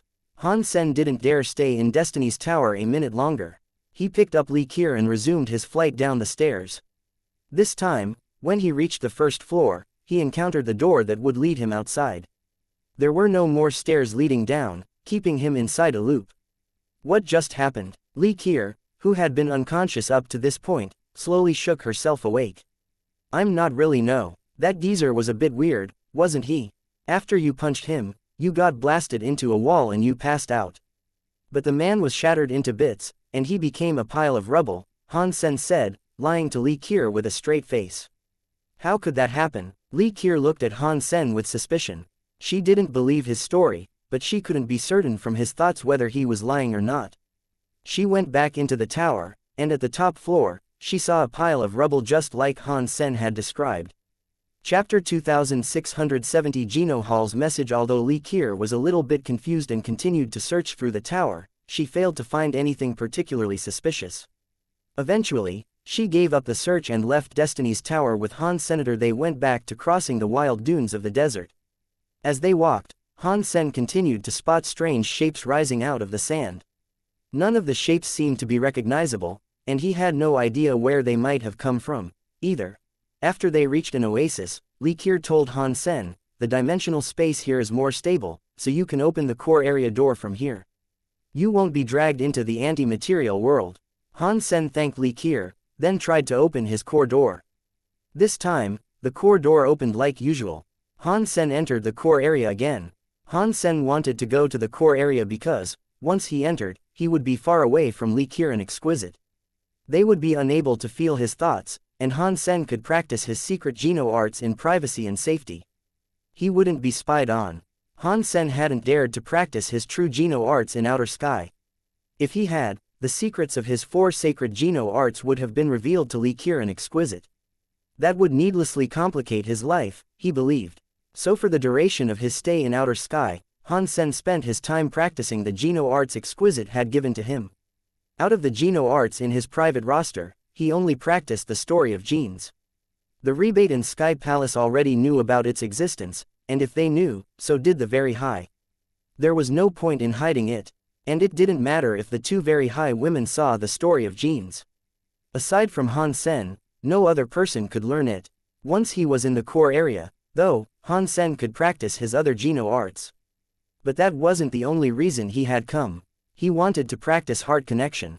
If he couldn't use beast souls in the upcoming silkworm battles, that might be his only attack that could deal damage to his deified nemesis, Shale. In addition, Han Sen also wanted to meet up with Ji Yu Qingcheng and Elysian Moon. He wanted them to do something on his behalf. Fortunately, Ji Yu Qingcheng and Elysian Moon had already been practicing in the core area, and they weren't too far from Han Sen's position. Han Sen quickly contacted them and arranged a meeting. How does it feel to be a pet of the pretty ladies in the very high? Elysian Moon mocked Han Sen with a smile. It feels terrible. It's like I'm naked 24/7. I have no privacy at all, Han Sen glumly admitted. You have come looking for us in a rush. Did something happen? Elysian Moon could tell that something must have gone wrong. I have a Geno art, but I'm not sure what it does. I can't leave the very high, and I can't risk trying it myself. So, I want you to take this Geno art and find someone. Have him take a look at it and figure out if it is useful, Han Sen said. Then, he passed his Zhen Yellow Sutra to Ji Yu Qingcheng. Who should we give it to? Ji Yu Qingcheng asked as she accepted the Zhen Yellow Sutra. There is a man called Mr. White among the Extreme King. I have a way to contact him, but with my current circumstances and my soured relationship with the Extreme King, meeting him might prove difficult. So, you guys need to be careful. After you have contacted him, make sure you are safe. And make sure you listen to what Mr. White tells you, Han Sen told Ji Yu Qingcheng. He quickly explained how the women could get in touch with Mr. White. Han Sen only wanted to know what might happen if he activated the Zhen Yellow Sutra. If there were no issues that could arise from it, he could just use it freely. He wouldn't even need to practice it, either. He only had to perform his Blood Pulse Sutra in reverse, as that was what the Zhen Yellow Sutra taught. After Ji Yu Qingcheng and Elysian Moon left, Han Sen found a quiet place to practice heart connection in the core area. If he wanted to heavily wound Shale, he would probably need that skill in his repertoire. There was also Break Six Skies, as well. Han Sen had some experience with that technique. Break Six Skies was extremely powerful, but it was an area of effect skill. Therefore, the power wasn't as concentrated as heart connection, but it was still one of the strongest Geno arts Han Sen possessed. Things didn't seem to have gone smoothly for the two women. Han Sen waited 4 days before Elysian Moon and Ji Yu Qingcheng returned to the core area. I gave the items to Mr. White. He said he would need some time to investigate. You can expect a response in 2 weeks, Ji Yu Qingcheng said. 2 weeks. Han Sen couldn't help but shake his head in dismay. There were only 3 days left until the silkworm bouts began. If it took 2 weeks to get the results back from Mr. White, he wouldn't be able to use the Geno art in the fights. But Han Sen hadn't planned to use the Blood Pulse Sutra in the upcoming fights anyway, so he wasn't too disappointed. Han Sen asked Ji Yu Qingcheng about Planet Eclipse and the situation with Sky Palace. Then, he practiced his Geno arts for another couple of days.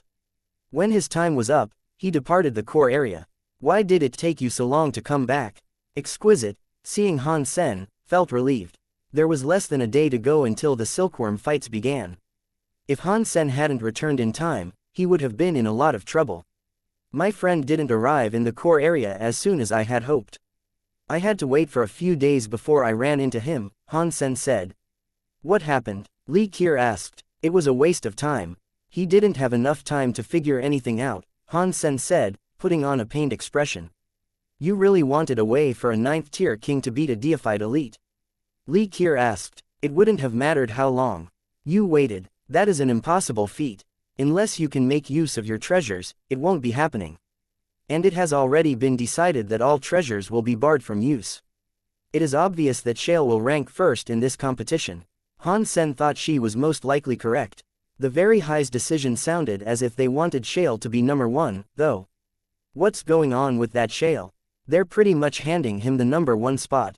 Why? Han Sen asked, looking at Li Qier. Time is almost up. We need to go to the valley and join the silkworm bout. Let's talk while we walk, Li Qier said, and then she quickly departed the oasis. As they traveled back across the sand, Li Qier explained the situation to Han Sen. Because Shale was born deified and possessed a 10 armor talent, he might become a true god, assuming he had enough resources and a little luck. The most important thing was that the Very High man who had signed a contract with Shale was a very important figure, too. The Very High seemed to be grooming him to be the very best. They wanted him to be capable of fighting and breaking open the Geno Hall. So, Even the man's silkworm would receive the best care possible to boost the very high man's chances. The very high want access to the Geno Hall, too. What is inside the Geno Hall? Han Sen asked with curiosity. I don't know. One of our ancestors entered the Geno Hall and brought back some information regarding the place, but the information he provided us was very vague. It was like there was someone that wanted us to come to the Geno Hall, and I think they were asking for help, Li Kier said. I thought that getting into the Geno Hall meant you would become a god. Why would someone inside signal for help? Han Sen asked with confusion. That is what we want to find out, but we have yet to find an answer, Li Kier said. Chapter 2671 Silkworm Bouts Begin. The valley was a giant basin in outer sky. The entire basin was shaped like an enormous bowl, and it was ringed by unfathomably tall mountains. The landscape of the basin itself was very harsh and complicated. Every silkworm fight would take place inside this valley. Li Kier and Han Sen reached the valley right before the silkworm fights were going to begin. When Exquisite saw them both heading toward her, she sighed in relief. She expected Han Sen to lose at least one of his fights, but if he didn't participate in the contest at all, the Very High would hate him even more. The time of rest was over. When the 11 silkworms entered the valley, Exquisite didn't ask anything of Han Sen. She allowed him to proceed into the basin of combat. The moment Han Sen set foot in the valley, the entire valley was sealed by a huge barrier. The Bai Sima would keep the destructive power of the combatants contained within the valley, but it wouldn't stop teleportation or the bodies of the contestants. If the silkworms teleported outside the seal, they would immediately lose the fight. When the silkworm fights began, few Very High had come to watch the fights. Only the masters of the 12 silkworms actually showed up in person. The Very High that practiced the Very High sense had zero interest in such a contest, and the other members of their society had other means of spectating. There was no need for them to go all the way to the valley. Only the masters of the silkworms had to watch the fights unfold up close. They needed that proximity to gain the battle experience and knowledge of those they were watching. It finally begins. Now, if the other 11 silkworms meet Han Sen, they will do their best to fight him. As Li Shuicheng watched the stream of the fight preparations, he cackled wildly.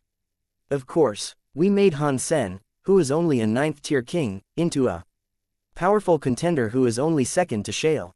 The half-deified silkworms won't be happy about this. Even if we were nice people, this still would have put them in a competitive mood, right? Liu Zhen squinted his eyes. Han Sen might drop out before he even gets to Shale, Li Shuicheng agreed and nodded. After Han Sen entered the valley, he wasn't in a rush to bump into another silkworm. He flew around a nearby mountain that rolled up and down. The valley was as big as a planet, but for half-deifieds or deifieds, that sort of area wasn't too big. It wouldn't be difficult for the silkworms to locate each other. Suddenly, Han Sen felt an impressive surge of power up ahead. Someone was already fighting. This power, is that Yu Shangxin? As soon as Han Sen felt that power, he noticed how familiar it felt. And so, he quickly headed toward where that fight was taking place. The area of combat wasn't too far away from him, and so Han Sen quickly reached the outskirts of their battlefield. There, he found Yu Shangxin and a half-deified of the Extreme King standing on a mountain. They were watching each other. They were both utterly still. The only movement Han Sen could see came from their powers, which were spilling out and shaking the mountains all around them. Han Sen recognized Yu Shangxin's opponent. According to the information he had received, the Extreme King fellow was called Gru. Although he wasn't of the same bloodline as Qin Bai, his king body was very strong, certainly no weaker than any of the royal children's. He had a 9 armor talent, and he was a very experienced fighter. He was quite a skilled swordsman, as well. At the moment, Gru was really quiet, and he was holding a steel greatsword. His body was fizzing with a powerful swordmind, and before his weapon even moved, his swordmind came for Yu Shangxin. It rushed forward so fast that it pushed aside the clouds in its path. Han Sen frowned. Gru's swordmind was no weaker than his own. The man had reached deified class with it, for sure. He might have only been half-deified, but his swordmind was remarkably developed. Gru was definitely a very powerful half-deified. It was no wonder the Very High had selected him as a silkworm. Yu Shangxin's presence was harder to anticipate. Sometimes it raged like fire, and other times it was soft like water. It made it very difficult for those watching to determine what sort of power he had. It is fortunate I'm getting to watch this fight. It means I can observe Yu Shangxin and see what extreme evil path can do.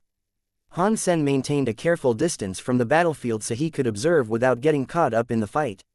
Yu Shangxin, I have heard you being called the strongest non-deified in the universe. Gru, I'm going to see what is so special about your extreme evil path. Gru looked at Yu Shangxin coldly as he spoke. Gru didn't like Yu Shangxin for one simple reason: the Extreme King were supposed to be one of the top 3 races of the universe, but they didn't have any half-deifieds that were as strong as Yu Shangxin from Sky Palace. Now, the Silkworm bouts had given him a chance to fight Yu Shangxin. In truth, he wanted to take this opportunity to kill Yu Shangxin. People who say such things are too kind. I assure you that those comments are not true. Compared to the illustrious Extreme King, I'm nothing noteworthy. Yu Shangxin smiled coldly. Let's fight and see. Gru didn't plan on letting Yu Shangxin go that easily. His sword mind rose as he gripped his steel greatsword, and a sword light spread across the sky as it headed for Yu Shangxin. The Silkworm fights didn't permit the use of treasures, so the steel greatsword must have been Gru's gene weapon. As the sword moved through the air, even Han Sen was surprised by its power. The Extreme King's sword skills and sword mind were no worse than his own. But Han Sen didn't think a strike like this would be enough to defeat Yu Shangxin. He stared at Yu Shangxin, wanting to see how he might deal with such an attack. Yu Shangxin's body remained motionless.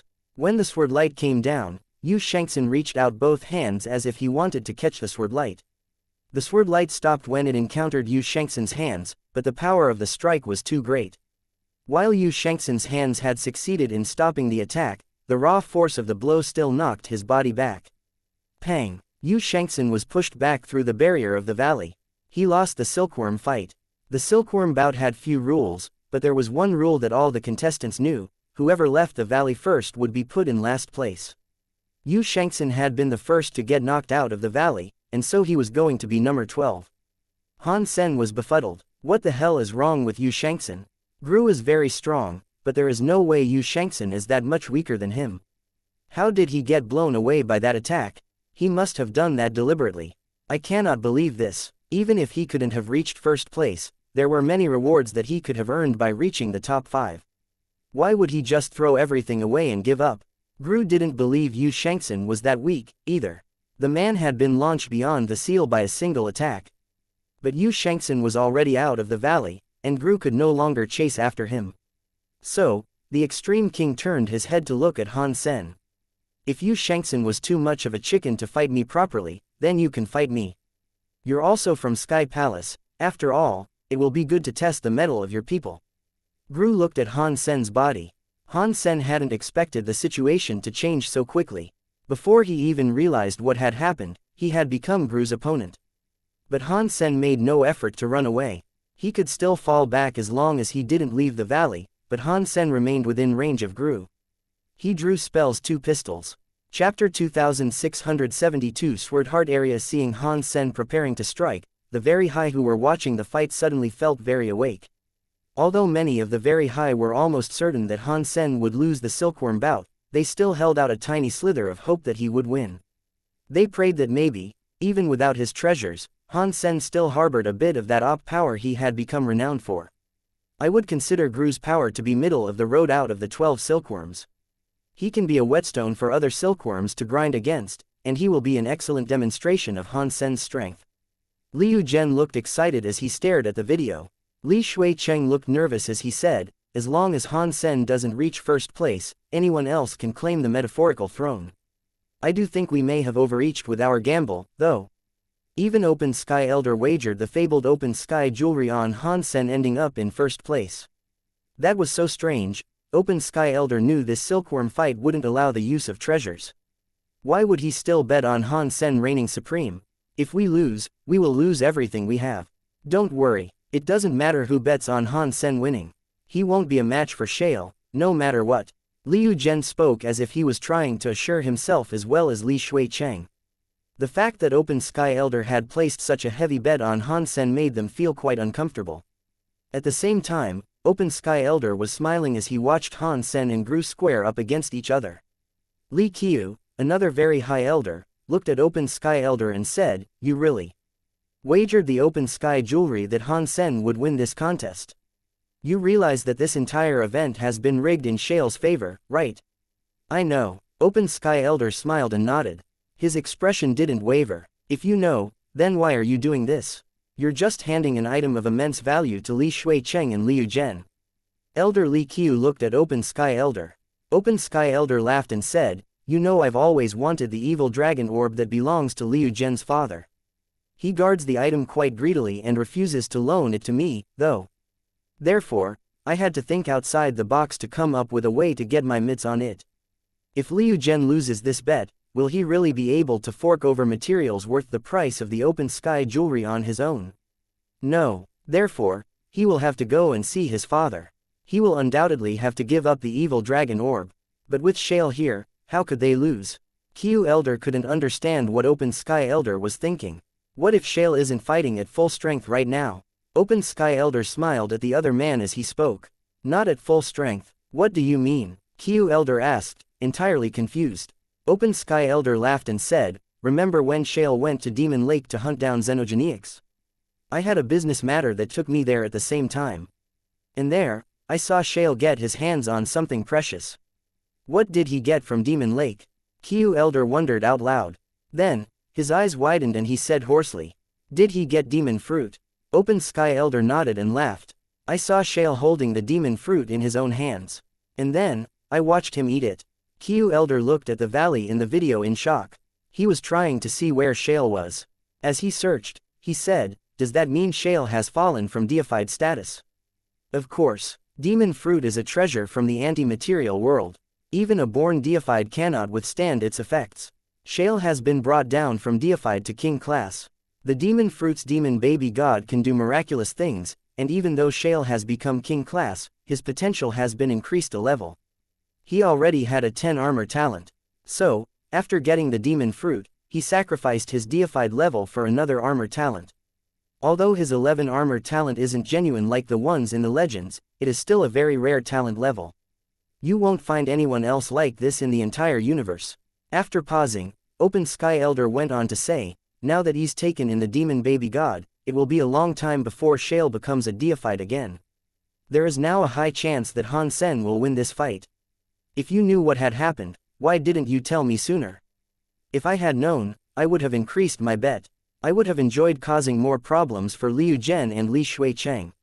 Open Sky Elder shook his head and said, I'm still gambling. Although Shale isn't deified anymore, he still has the will of a deified. I'm not sure if Han Sen can win. Plus, the other silkworms aren't weaklings, either. Fortunately, Yu Shengxin quit the silkworm bouts. Otherwise, Han Sen's chances of reaching first place would have been greatly decreased. Qiu thought about it and deduced that Open Sky Elder was most likely correct. Although Shale wasn't deified anymore, Han Sen still might not be able to reach first place. Open Sky Elder wanted to make a bet, but the end of this fight was still uncertain. Gru's sword Min shook the sky. The steel greatsword came slashing toward Han Sen, just as it had been swung toward Yu Shengxin earlier. Now that Han Sen was facing that attack himself, he realized just how scary it was. That sword Min was like a knife hitting the galaxy. It felt like an entire galaxy might buckle under its weight, and Han Sen was opposing that strike with only his body. Yu Shengxin was able to use his hands to hold back that sword light. The fitness of his body couldn't be any weaker than mine. Yu Shengxin was a scary guy. As he considered the attack, Han Sen's body moved on its own. He vanished, and Gru's attack was now slashing toward empty air. Han Sen had employed God's Wander. Han Sen emerged on the other side of Gru. However, the Extreme King's sword light had reoriented itself and was still coming toward him. So, Han Sen teleported away again. But still, Gru's sword light was able to catch up to him. He teleported a few more times, but none of his jumps shook off the pursuit of Gru's attack. Weird, how can he predict where I teleport to? Han Sen thought, furrowing his brows. His God's Wander wasn't as good as galaxy teleportation, but he was still very good at small distance jumps. Within a short range, he could go anywhere he wanted. He only had to think about it, and he would teleport to where he wished to be. Gru was teleporting after him and somehow managing to keep up. This fact alone was enough to prove how powerful the man was. But Han Sen didn't have much information on Gru, and he didn't know what sort of powers the man wielded. He felt a bit confused about it all. Why is this happening? How can Gru predict where God's wander will take Han Sen? Li Qiu was shocked, too. Exquisite frowned as she studied the two fighters. If my judgment is correct, Gru cannot predict where Han Sen is teleporting to. Instead, he is tracking Han Sen with his area power. Area power? Isn't Gru's area a sword area? Li Qiu asked, trying to recall. In Gru's profile, it said that his area was a sword area, and his king body was sword-based. It made his sword skills stronger. It is a sword element, but it is also a very special sword area, Exquisite said. Han Sen kept teleporting, but he couldn't escape Gru's sword light. He decided to teleport somewhere far away to put some distance between Gru and himself. This time, Gru was unable to catch up in time. Han Sen immediately realized how Gru had been predicting his movements. If the man's attack had possessed some sort of automatic tracking function, as Han Sen had first supposed, then the attack would have caught up with him no matter how far he traveled. You have a very powerful area. What is it called? Han Sen asked, looking at Gru. He could tell that this was all the effect of Gru's area power. Sword Heart Area. My sword goes straight for the heart. Under the power of this area, I will sense your movements in my heart no matter where you go. In my area, no target can escape my Sword Heart's targeting ability. Even invisible foes and chameleons are visible to me, Gru said coldly. Most warriors in the universe were like candles, but to be silkworms of the very high were like blazing bonfires. Han Sen had planned to spend more time observing Gru's sword skills, but now he had to fight. Han Sen's fingers twitched, and Spell's twin pistols roared madly, rapidly spitting out bullets. The steel greatsword in Gru's hands flashed like the wind, cutting each bullet in half. Not a single bullet could escape the wondrous sword lights. A heavy steel greatsword spun around Gru like a bolt of pure lightning. Those are some good sword skills, Han Sen complimented his opponent. Gru's skills were inferior to Lone Bamboo's talents, but Han Sen appreciated the fact that these techniques were incredibly stable. Every movement was rigorously practiced and could be used with a solid stance. The man was unleashing the max potential of his skills. This was the way one should always practice their sword skills. It was a way to beat someone stronger when you were weaker, or take on an opponent who had the high ground. These were the strategies that weaker people should always employ. Being solid and using real strength to crush enemies, disabling opponents to deny them the chance to fight back, that was the real way to use a sword. These aren't good sword skills, Gru said. I began practicing with a blade when I was 5 years old. When I reached 30, my sword skills still weren't very good. People always thought I was dumb and unsuitable for swordcraft. But I have a sword king body. It would be wasted if I didn't practice with a sword. And so, I kept on training. It has now been 46 years, and my sword skills still aren't good. All I know is that I am better than my ancestors. But still, that doesn't make me good. If you are using what you have learned, believe me when I tell you that you are already quite good. Not many people can perform this well. Han Sen knew that using a sword skill to its max potential was a harder feat than making a brand new sword skill. New sword skills could sometimes be created in moments of inspiration, but making perfect use of an existing sword skill regardless of the environment would take countless hours of practice and training. It required a lot of effort. As the two of them spoke, their hands never stopped moving. Swords' flashes and gunfire rang out. They kept collided against each other time after time, with Han Sen's bullets falling and Gru's sword lights unable to touch his opponent. I cannot believe this Gru is so good. His sword skills are excellent. Even amongst the very high, these sword skills have to be amongst the best. Li Shui Cheng chuckled. Gru was a late bloomer, Liu Zhen said, nodding. Even though he doesn't have the speed of Pegasus, he is so stable that it's like he has weathered all the dangers of the world. If his opponent isn't considerably stronger than him, there is no way to break his sword. If the Extreme King used him as a guard, their bases would be as strong as stone. It's lucky for us that Han Sen ran into Gru first. With Gru's stability, he should be able to squeeze Han Sen out of every ounce of his power. Even if Gru loses, other silkworms will know what to expect from Han Sen. They'll know his powers, and he'll be worn out. Li Shui Cheng felt at ease now. Some distance away stood a man with the head of a lion and the body of a human. He was staring at Han Sen and Gru as they conducted their battle. It looks like Han Sen isn't as talented as the legends proclaim. Without treasure, that guy is pretty much worthless. A fox woman laughed as she walked up next to Shale. Shale looked serious as he said, Gru's sword skill is King Path's sword, yet Han Sen is fighting him without exposing his moves. That alone proves how strong he is. Even my 9th tier king body might expose my movements to the half-deified Gru. The fox woman laughed and said, "You've only fallen to king class. Did your balls shrink, as well? Where did the fearless Shale go? Have you seen him?" Even Han Sen, who is just a 9th tier king, can make you react this seriously. I embody the destiny of the Lionheart. I do everything I can with the utmost precision and care. I might lose, but I will not fail due to my own negligence, Shale said in a hard voice. The fox woman rolled her eyes. She looked at Shale and said, "Anyway, what do you make of Han Sen's power? Can he defeat Gru?" "Gru is strong, but Han Sen can beat him," Shale answered. "If Gru is strong, why would Han Sen win?" Fox woman asked, looking interested. "He might win or he might lose." Shale spoke those 6 words and stopped talking. "What about you? Which of you is stronger? You or Han Sen?" The fox woman looked at Shale, trying to see through his thoughts. Shale didn't move. "We have never fought before. So, who can tell what will happen?" On the battlefield, Han Sen and Gru had performed 1,000 moves against each other. But still, Han Sen had yet to find a way to beat Gru. Han Sen had to admit that Gru was too stable for him. Han Sen started to think that if he kept fighting like this, he would die of old age before he found the man's flaws. It seemed impossible to beat Gru through skill. If agility doesn't seem to work against him, then it looks like I'll have to approach this more directly. Han Sen teleported away, establishing some distance between him and Gru. "Gru, I really admire your sword skills. But we have to determine a winner between us. Therefore, I am sorry." Han Sen lifted spells guns and took aim at Gru. "Use all the moves you are able to." Gru gripped his steel greatsword tightly. His face looked placid. It was as if even the sky breaking or the earth shattering would not move him. Han Sen and the Extreme King were enemies, but Han Sen still admired his foe. Gru was a strong character, and if he became a leader among the Extreme King, their race would gain a great deal. What a shame. The Extreme King are controlled by Qin Bai. Gru will have no chance, Han Sen thought to himself. He aimed spell at Gru and pulled the trigger.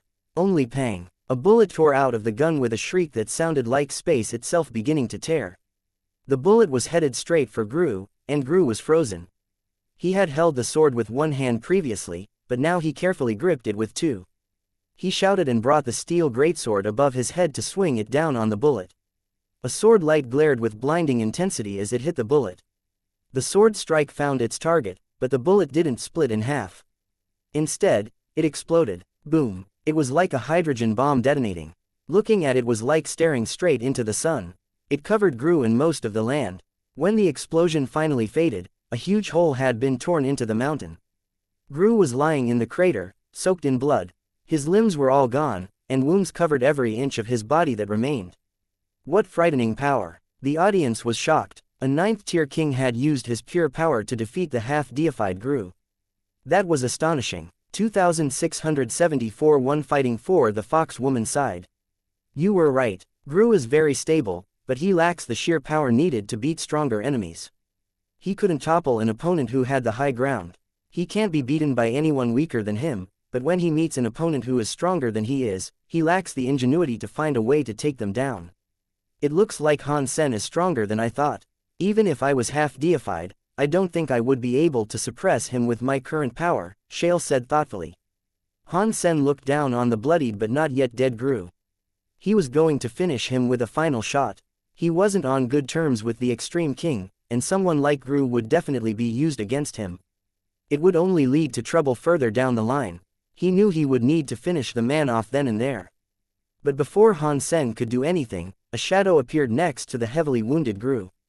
The man looked at Han Sen, grabbed Gru, and disappeared, teleporting away from the battlefield. Han Sen didn't need to guess.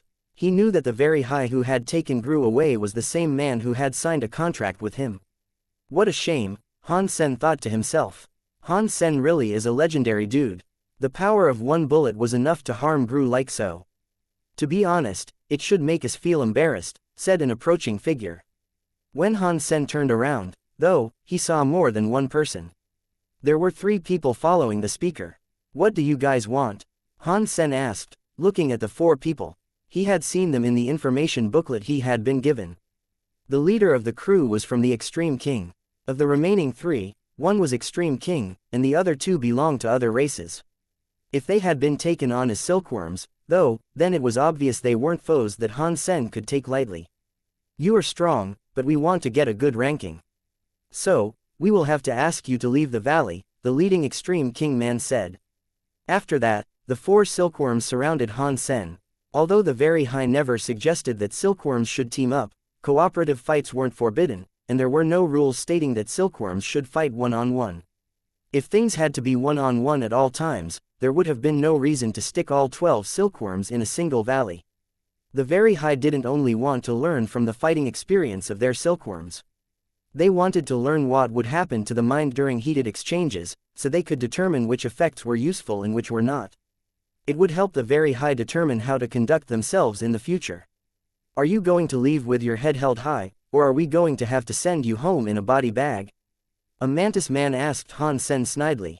Han Sen laughed and said, "You think you can bully me because you outnumber me? Han Sen, are you naive enough to believe we will fight you one-on-one?" The mantis man said with a disdainful look on his face. He and Han Sen were both from small races. Despite that commonality, Han Sen was a famous fellow all across the universe. Even amongst the Very High, he was considered a figure of much prestige. The mantis man's background was similar to Han Sen's, but he had never spent time in the limelight. That lack of fame led to him hating Han Sen quite a lot. "It isn't like that, I'm just giving you a little advice. If you want to bully me, 4 of you won't be enough. You should go and enlist a few others before you push your luck," Han Sen said quietly. "What idiocy. Come on, then, show us how good you believe you are," the mantis man grunted coldly, as a purple and red mantis arm suddenly broke through the fabric of space. It slashed forward, hurtling down on Han Sen. The mantis man had space power. Wherever the mantis man's arm went, a long mark was left in its wake. Han Sen fell back, but he felt as if the space his body occupied had become distorted. Although he had moved nearly 1,000 meters, the mantis man was no farther away from him. Han Sen frowned. He looked to the side, and he saw an Extreme King person unleashing a weird area power. He thought it must have been the area power that was distorting the dimensions around him. As the mantis arm came down, Han Sen used spells 2 pistols to take aim at the mantis scythe. Dong! It shouldn't have been difficult to counter the mantis arm with Han Sen's power, but when they struck each other, Han Sen felt a surprising amount of power coming against him. He stumbled back a few steps, and his hands ached. He almost lost the tight grip he was keeping on those 2 pistols. Han Sen's eyes flicked back to the mantis. A weird, gold light was covering the mantis arm. That gold light was shining on all 4 half-deified, actually. One of the Extreme King was glowing especially brightly. That was undoubtedly his area power. Before Han Sen could react, there was an arrow headed toward him. It was a half-deified from the Aichi. The Aichi were born archers, so their talents with a bow were exemplary. Han Sen was fighting 4 people alone, which put him at a considerable disadvantage. The 4 half-deified fighters were all using their special powers in conjunction. The mantis man had a rare space power that could break space with a scythe that was practically indestructible. One of the Extreme King fighters could manipulate space, whereas the other could buff the bodies of his companions. They restricted Han Sen's movements while also making their bodies stronger. The Aichi archer was the icing on the cake.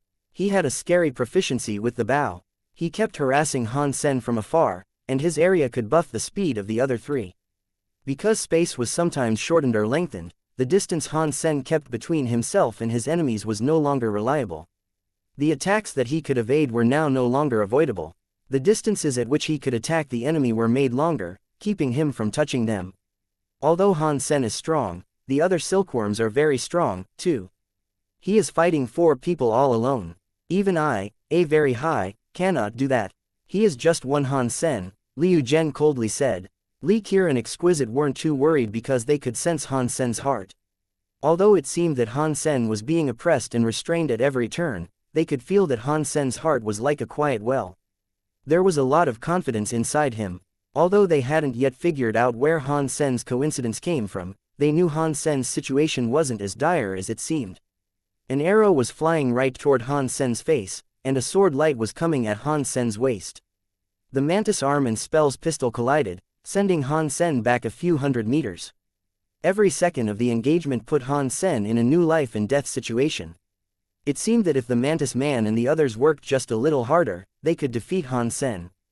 The battle raged furiously. Han Sen was attacked by many areas, knife lights, and sword shadows, and despite it all, he kept blocking everything that was thrown at him. He was countering the attacks of 4 people. In the beginning, those Han Sen's 4 attackers had the advantage, but as time passed, they realized with shock that their restraints on Han Sen were becoming weaker and weaker. They could no longer keep him contained within their areas. In the end, Han Sen was easily engaging all 4 of them at the same time. He was able to attack and defend as he pleased. "This guy's battle talents are too scary," the fox woman said. She was watching Han Sen fight, stunned. Each of the 4 silkworms was just as strong as she was, but Han Sen could fight all 4 of them with stability. And he was only a 9th tier king. Chapter 2675 Fighting the Mantis Across the Mountains. I have only heard that the crystallizers were smart. I would never have believed that their bodies have grown this strong, the fox woman said with shock. That isn't the entirety of his power. His physical strength is just one aspect of his abilities. He isn't some brainless creature that is tossing his entire strength into this fight, Shale said. Do you think you will still be able to defeat him? The fox woman looked at Shale with interest. I won't lose. Shale looked the same as he always did when saying this. The 4 half-deifieds had no idea what to do. They were all fighting Han Sen, but they couldn't beat him. And on top of that, he was gaining the upper hand. They were the best of the half-deifieds, and they all possessed remarkable power. Normally, they could go toe-to-toe with any half-deified in the universe. Now, however, they were losing a 4-on-1 fight. And their opponent was only a 9th tier king. To say they were shocked would be an understatement. Li Kier and Exquisite were in shock, as well. They could feel Han Sen's strength. They could also experience what it was like to be in his shoes, fighting in the way he was. The strange thing was that Han Sen had no interest in simply fighting with his Geno arts and his body. It was more like he was playing a game of chess. Watching him play was easy, and each individual move was simple. Yet assembling all those moves together to replicate his overall strategy would be very difficult. You still had to practice it yourself. This method of fighting is quite similar to the very high sense, but Han Sen has only learned under the sky. He hasn't even read the whole of the textless book, and yet, he can do all this. His talent is scary to behold, Li Kier said. Exquisite nodded with glee and said, this is a good thing. This will actually help us develop our proficiency with the very high sense. This is something other silkworms can never do. Pang! A bullet struck the arm of the Mantis Man and exploded with the scary power of Break 6 Skies.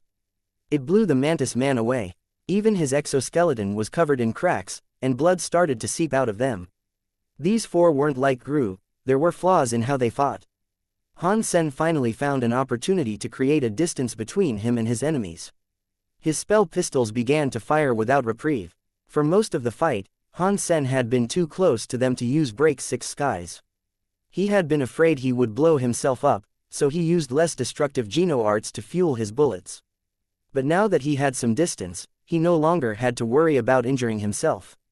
The bullet was fired. A scary power exploded close to the 4 half-deifieds. They threw their arms over their heads and ran away like rats. They no longer dared to get close to Han Sen. A bullet infused with the power of Break 6 Skies wasn't something they would risk trying to withstand. They didn't dare to continue the fight now. They ran as fast as they could, trying to leave the radius from which Han Sen could attack them. Han Sen didn't pursue them, though. He waited until they were far enough away, then put his hands together. He combined the 2 spell pistols and transformed them into a sniper rifle. Han Sen raised the gun and took aim at the Mantis Man. He pulled the trigger. Pang! A bullet flew through the air, and the Mantis Man felt the power coming toward him. He knew he couldn't use his arms to block it. He had only been able to use his Mantis arm to repel Han Sen's power earlier due to the boons provided by the Extreme King area. But now, all of his allies had fled the scene. None of them dared to fight Han Sen without the buffs and boons of each other's areas. Wings suddenly spread from the Mantis Man's back, taking him a kilometer away in an instant. He thought he had successfully dodged the bullet, but the bullet turned in the air and followed him. It even seemed to be accelerating. The Mantis Man's face paled. He began to loop and twist through the air. No matter what he did, though, Han Sen's attack followed him like a heat-seeking bullet. Its speed increased steadily as it pursued him. It was going to catch up and hit the mantis man at any second. The mantis man gritted his teeth and took refuge behind a mountain. He turned to stare at the mountain behind him. Pang! The bullet punched straight through the mountain without exploding. In an instant, it was in front of the mantis man. The mantis man had braced himself for the bullet to blow up the mountain, but the bullet had gone through intact. He was shocked. The mantis man crossed his arms in front of himself. He poured more power into his defenses than he ever had before, then unleashed a scary power to counter the incoming bullet. Pang! The bullet pierced through the indestructible mantis arms, then carried on straight into the mantis man's head. Then his head exploded. As the mantis man fell to the ground, the other silkworms in the audience felt their stomachs churn. The mantis man was one of the most powerful half-deifieds in existence. Han Sen had shot and killed him while he was trying his hardest to escape. That bullet was so strange and so powerful that it made those who saw it feel shocked. What Geno armament does he have? Why is it so weird? How is it so strong? It went through the mountain and the mantis arms, and still killed the mantis. Li Shui Cheng frowned. It does not matter how strong he is. He still isn't as strong as a deified. Liu Zhen's scowling face betrayed the desperation of his words. Open Sky Elder laughed and said, such power puts him close to being deified. It might not have seemed possible for him to beat Shale before, but Shale has been reduced to king class. With Han Sen exhibiting a power like this, there is a good chance he can win. Everyone was shocked by Han Sen's frightening bullet. The other three half-deifieds ran faster than ever. They were afraid of Han Sen shooting them, too.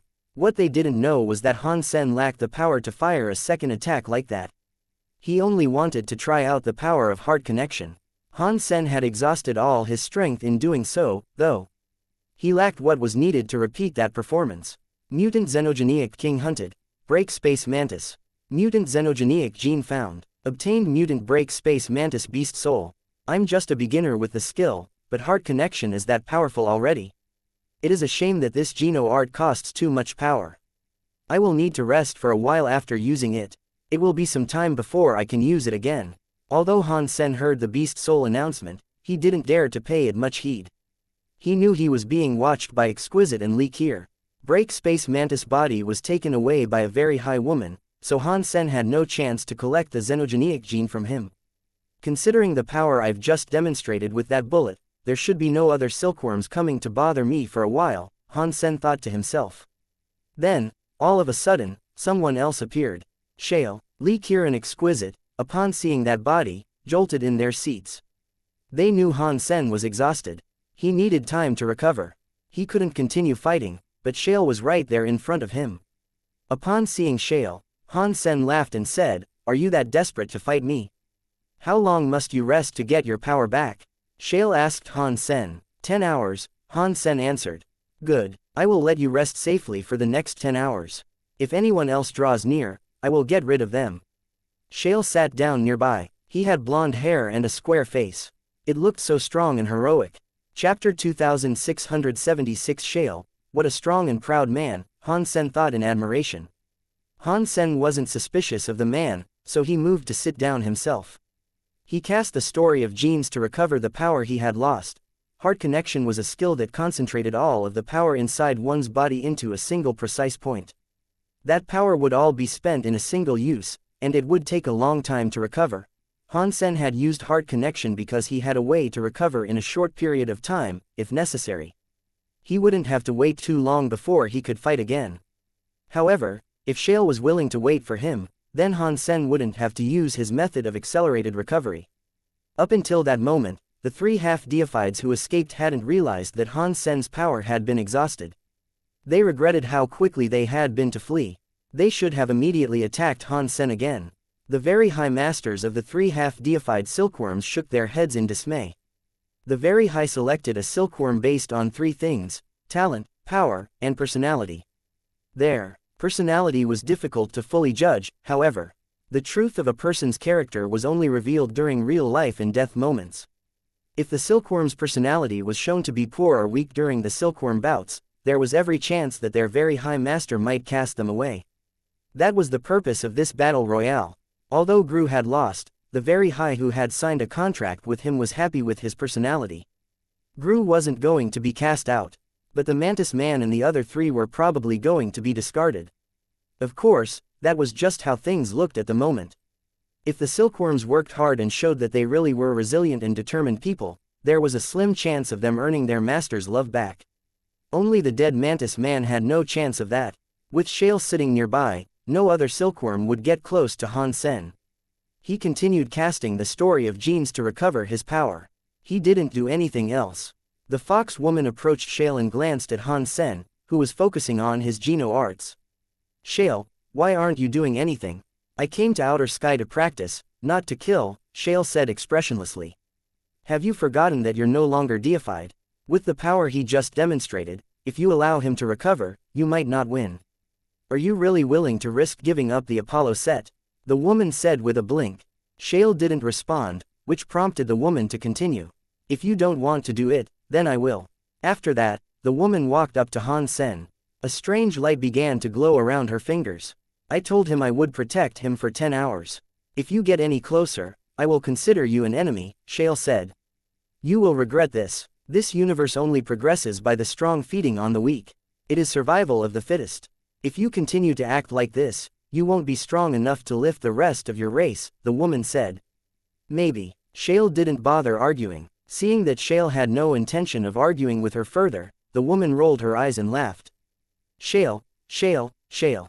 You ate the demon fruit and fell from your deified rank. You might not beat Han Sen, but you still sound so proud. I'm afraid that in this universe, not many people can be as proud as you.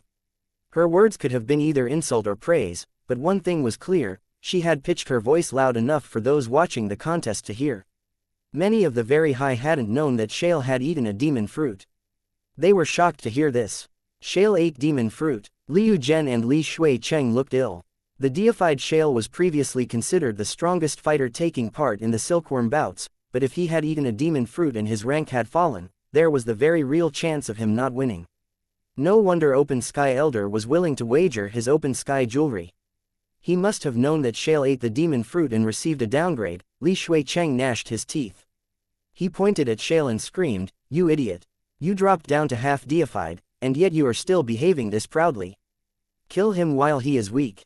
Right now, Li Shui Cheng wanted to grab Shale's hand and use it to strike Han Sen down. Liu Zhen's face turned green, but then it turned white. Clearly, there were a lot of sour emotions running through his heart at that moment. They almost coughed up blood because of how Shale was behaving. Exquisite and Li Kier, on the other hand, were delighted. Shale wasn't deified anymore, and that increased Han Sen's chances of winning. Therefore, things suddenly didn't seem as hopeless anymore. The audience might have been surprised by the news of Shale's fallen rank, but for the silkworms in the valley, the revelation breathed new life into this contest. In the foothills of the valley, a very high man squinted. Shale ate a demon fruit and became half deified. I thought there was no hope of reaching first place. I guess now there is. In a heartbeat, the very high man had teleported away and appeared on the other side of the valley. He popped into existence next to the 3 half-deified silkworms that had just been fighting Han Sen earlier. Mo Fang. When the 3 of them saw the very high man, they were given a shock. Alarmed, they gathered up all their power. Out of the 12 silkworms, aside from Shale and Han Sen, Mo Fang could be regarded as the most famous. In fact, some silkworms were more afraid of Mo Fang than they were of Han Sen and Shale. Although Mo Fang was only half-deified, he was one of the very high. That fact alone made him unlike any other silkworm. Don't worry, guys, I am here to cooperate with you 3. I intend to bring you no harm, Mo Fang said with a smile. Cooperate? You mean against Shale? One of the Extreme King asked Mo Fang. Mo Fang hadn't joined them until after the woman mentioned that Shale's rank had fallen. They could easily guess what he was going to do. Not bad. If Shale was still deified, I would have stood no chance. But now that he is just half deified, why don't we cooperate and kick him out of the match? Then, we can finish off the weakened Han Sen, Mo Fang said. Fighting Shale won't allow us to reach first place in the fight, though. You will be the one reaping the benefits. Where does that leave us? Why would we risk our necks for you? The Aichi archer asked skeptically. Forgive me for speaking so bluntly, but with the power you guys have, you will likely be the weakest of everyone in this valley. Aside from the one who quit the match, you 3 will be fighting for last place. If you guys are willing to help me, Once we are done, we can continue cooperating. We can knock the other silkworms out of the valley, so I can become first and you three can occupy the second, third, and fourth places, Mo Fang said. Are you serious? Pleased grins spread across the faces of the three half-deifieds. They had been cooperating from the beginning because they already knew their powers were weak. Since when would one of the very high not live up to their word? Mo Fang said proudly. Two of the extreme king half-deifieds looked at each other, then one of them turned back to Mo Fang. Okay, we're in. If another silkworm had come there asking that they work together, they would have hesitated. However, Mo Fang was well known. Although he was a silkworm, he was one of the very high. And being on very high land, cooperating with him would be the safest thing to do. Chapter 2677 Eight-Hole Emperor Han Sen had only been recovering for half an hour when Mo Fang came over to fight, the three others following behind him like ducklings. Shale glanced toward Mo Fang, and Mo Fang lifted his lips while looking back at Shale. Neither said a word, but they each knew what the other was thinking. Butterfly, are you with us, or are you with Shale? Mo Fang asked, looking at the fox woman. I'm just a weak woman.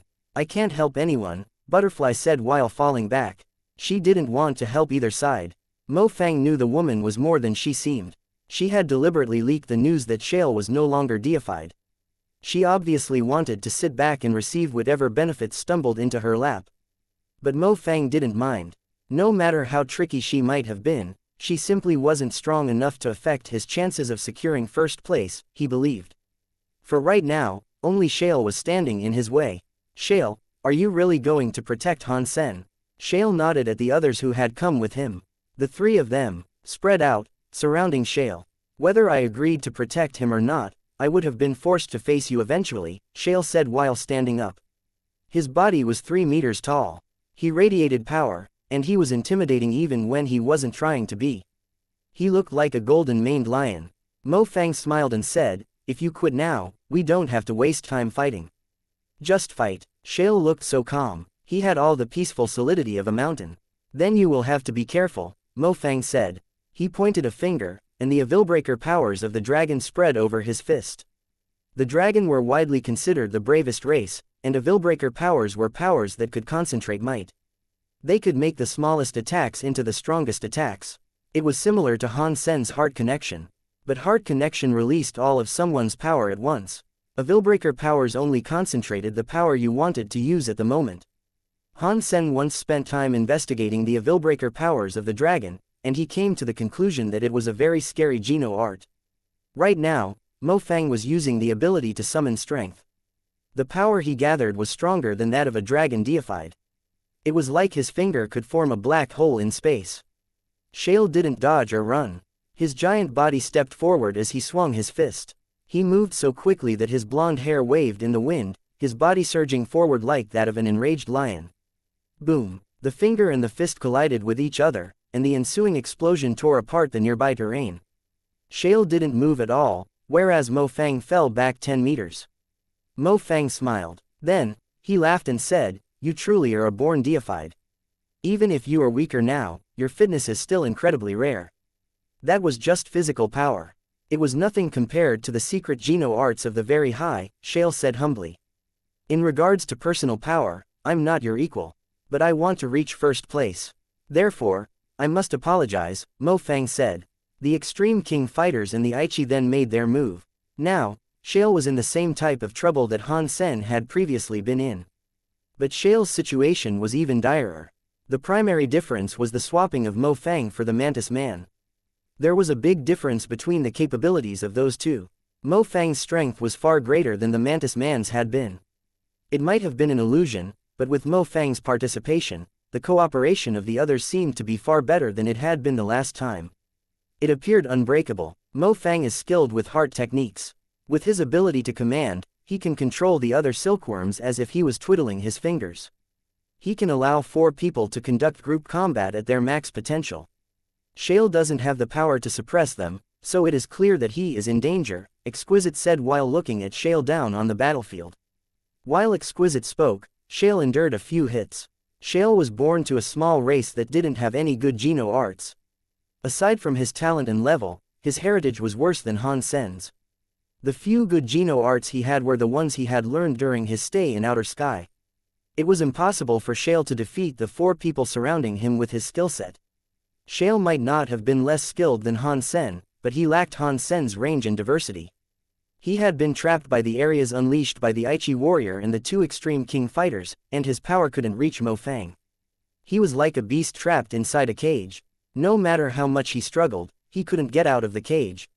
And the people outside the cage were hurting him. Mo Fang moved his fingers as if they were 10 separate blades. Scary god lights were shining everywhere, and countless marks were being drawn across Shale's body. Mo Fang had a title.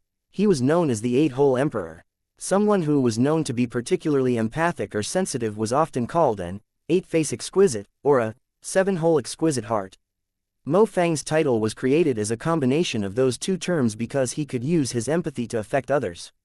He became known as the 8-Hole Emperor. He could do far more than just control 3 half-deifieds. He could easily exert influence over armies comprised of tens of thousands of troops.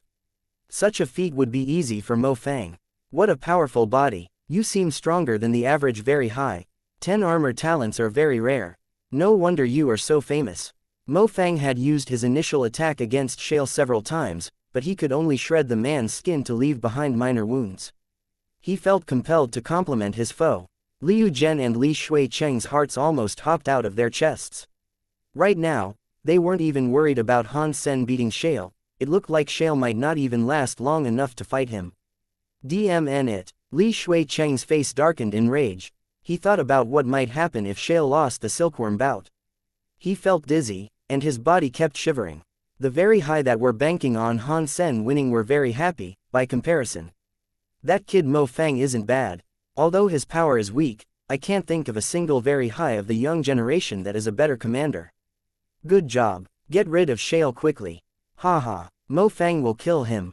And then, he will kill Han Sen. I like this story. Shale was incurring more and more wounds. If a half-deified was any weaker than Shale, they would have already lost this fight. But looking into his eyes, it was obvious that Shale wasn't scared. He wasn't going to retreat. His eyes looked like the eyes of a lion. He was excited as a bloodthirsty beast. It was like some sort of stimulant was pumping through his veins instead of blood. Mo Fang frowned. He realized how difficult it was to harm Shale. He could use an attack against Shale once, and after that, the same attack would no longer damage him. Mo Fang had to keep changing his fighting stance as he used one technique after another. To an outsider, it might look like Shale was being suppressed. Someone would have needed to look very close to realize how much Mo Fang was struggling. Even though the very high had thousands of Geno arts, with most coming from other races, Mo Fang hadn't practiced them all. If this continued for too long, he would have to start repeating his skills. Is that it? Disappointment welled up within Shale's eyes. Chapter 2678 Scary Battle Talon. The audience soon noticed that Shale was taking fewer and fewer injuries as time went on. In addition, his wounds were recovering at an abnormally fast rate. After a short while, almost all of his injuries had vanished. He has such frightening strength. How many races with hidden power are there, scattered across the universe? Li Kier murmured in surprise. Han Sen, Dollar, and now Shale, all of them were fierce. And yet, they weren't members of high races. In fact, their ancestry was barely even noteworthy. And yet, they all had crazy powers that even the very high had never seen before. Many of the very high were having similar thoughts as they watched the fight. The ordinary very high, the ones who hadn't practiced the very high sense, were quite average. None of them were any stronger than Han Sen or Shale. The very high that practiced the very high sense certainly had incredible abilities, but it wasn't as if the mere practice of the very high sense could give them the level of power that was now being displayed. When their silkworms became deified, however, they would gain experience that would lend them a lot of strength and willpower. Such a process would dramatically boost their development. This was the case with Exquisite and Li Kier. Right now, they weren't as strong as Han Sen. They couldn't defeat him in battle. Exquisite had even failed to beat him when she was a level above him. But over time, they would learn everything they could as Han Sen became deified, and it would propel them forward. Although they would not yet have achieved deified status personally, their minds would be as strong as Han Sen at deified status. When Mo Fang realized that he would be unable to suppress Shale, a strange gleam passed over his eyes. He focused his full concentration on his opponent, and his third eye tore itself open. It became a Tai Chi yin-yang eye that shone with crystal clarity. The moment the eye opened, Mo Fang's entire presence changed. He hadn't become the lifeless, machine-like being that Exquisite turned into, but he still wielded a power that would make all who fought against him cower. The moment his third eye opened, the three half-deifieds that were following his mental commands suddenly lurched. Their eyes lost focus. They became puppets, operated entirely by Mo Fang's will. It was like they were merely extensions of Mo Fang's body, dancing to his whims. The three half-deifieds felt sick. They had been selected as silkworms, yet they had ended up in this humiliating situation. It was very likely that their masters would end up picking new silkworms. The moment Mo Fang opened his very high eye, the situation of the battle was flipped on its head. Shale had regained the upper hand, but now he seemed to lose it again. The four silkworms were no longer a group composed of Mo Fang and the three other half-deified outsiders. It was now a group of 4 Mo Fangs. The other 3 Mo Fangs used their original powers, but their bodies were entirely controlled by Mo Fang's mind. Under that giant tide of pressure, Shale's eyes looked bright again. The fight became insane. The 4 Mo Fangs had different powers, and Mo Fang used them to make countless combination attacks. And now, Shale had no chance to fight back. Although Shale wasn't yet losing the fight, he couldn't find any way to mount an effective counterattack against his opponents. The fight continued, and Shale began accumulating wounds again. At this time, the fox woman quietly walked over to Han Sen, who was still in the middle of recovering. "Ah, Han Sen, you are finally in my paws." The woman lifted her hands and placed them on his back. Han Sen was still practicing, but he could still tell what was going on around him. He knew every movement of the fox woman. He was preparing to stand up and fight her when he heard a shout. That noise came from Shale's mouth, and it was like thunder rolling across the sky. Although Shale was still in combat with Mo Fang, he had been keeping an eye on Han Sen's situation. When he saw that the fox woman was making a move behind his back, his eyes flashed. He let out that lion's roar. Suddenly, Shale's body expanded to become twice as big. All of his muscles bulged, and a red ball of light manifested like a fire outside his body. The wavy blonde mane straightened in the fire. He looked like a lion-headed demon god. Shale was having a nasty fight against Mo Fang already, but now Shale's transformation forced Mo Fang to fall back. His abrupt retreat threw off his rhythm of attacks. Shale ran toward Han Sen and threw a punch at the fox woman. The fox woman was shocked. She teleported away, vanishing like a cloud and avoiding Shale's punch. "Shale, why are you going against me on behalf of our enemy?" The fox woman frowned at Shale. "I told you I would protect him for 10 hours. Anyone who touches him will become my enemy." Shale stood next to Han Sen, looking as cold as a demon god. Mo Fang stared at Shale in astonishment. Shale's power and presence were entirely different. He had already been in such a tough fight, but he clearly hadn't been using all of his power. "Mo Fang, how about you and I fight him together?" the fox suggested to Mo Fang. She knew she couldn't defeat Shale by herself. Sure, Mo Fang didn't want to lose or abandon this fight, so he had to take advantage of every opportunity that came his way. The fox woman didn't say anything more. Her body shone with a red light that solidified into a full set of red, metal-plated armor. It encased her body, leaving only her tail waving gently on the outside. That tail then split into 9. 9 fox tails were swinging in the air. The pink area then spread to enshroud the space all around them. Shale's body was suddenly ensnared by a pink chain that was barely visible in the haze. It tied up his body, and it looked as if he couldn't move. Without any communication, Mo Fang immediately guided his 4 bodies to attack Shale. All of the areas landed on Shale. When the 5 half-deifieds came against him, Shale reacted in utter rage. His eyes were on fire, and his body was like a volcanic eruption. Shale roared furiously, and a scary power exploded the binding chain. His fists were like a pair of fiery warhammers. They annihilated space and struck one of the Extreme Kings. Mo Fang guided the Extreme King to raise his arms and block the incoming strike, but beneath the cruelty of that punch, his attempt was futile. The man's area-buffed arm bones were shattered by Shale's strike. The fist proceeded to land against the man's chest, and it sent him flying away like a meteor. Pang, pang, pang, pang. Shale was like an unstoppable demon god. Every punch sent another enemy streaking away. Mo Fang and the other 3 silkworms he commanded hurtled through the air, and none of them had even been given a chance to fight back. The punches looked very simple, but things were actually far more complicated beneath the surface. Only Mo Fang knew that Shale's seemingly simple punches somehow subverted all of his plans to counterattack. It was like each punch was designed to stop whatever ability he tried to activate. The 4 punches were a little different each time. Different powers were released against the different bodies. There was only one explanation for how Shale could do this: he must have known the powers and attack methods of each individual fighter. That was the only way this was possible. Does this mean that while we were attacking earlier, he was studying our attack patterns? To this level, Mo Fang thought as he flew back through the air. His back slammed into a nearby mountain, and the force of the impact drove the air from his lungs in a ragged cough. Blood spilled over his lips. He struggled a little, but he couldn't get up. His heart was in so much shock, he could scarcely believe it. Everyone stared at the match in awe. No one had expected that Shale, who had fallen from his deified rank, could wield power as fierce as this. He had even managed to injure an elite like Mo Fang with a single punch. Possessing this sort of power would make him invincible once he became deified again. Haha, I knew Shale wouldn't lose. Did Mo Fang and Han Sen seriously think that they could fight Shale? Li Shui Cheng was so excited that he couldn't help but cackle. Relief washed over Liu Zhen. If Shale were to lose, their lives would become very difficult in the near future. Exquisite and Li Kier were worried now. Shale was very strong, and even though he wasn't deified, it would be a very tall task for Han Sen to achieve.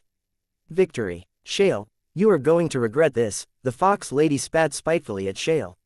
She was the only person who hadn't been punched. She stared at Han Sen for another moment, then left. Shale's face was impassive. He returned to sit where he had been, and then, his body returned to its normal size.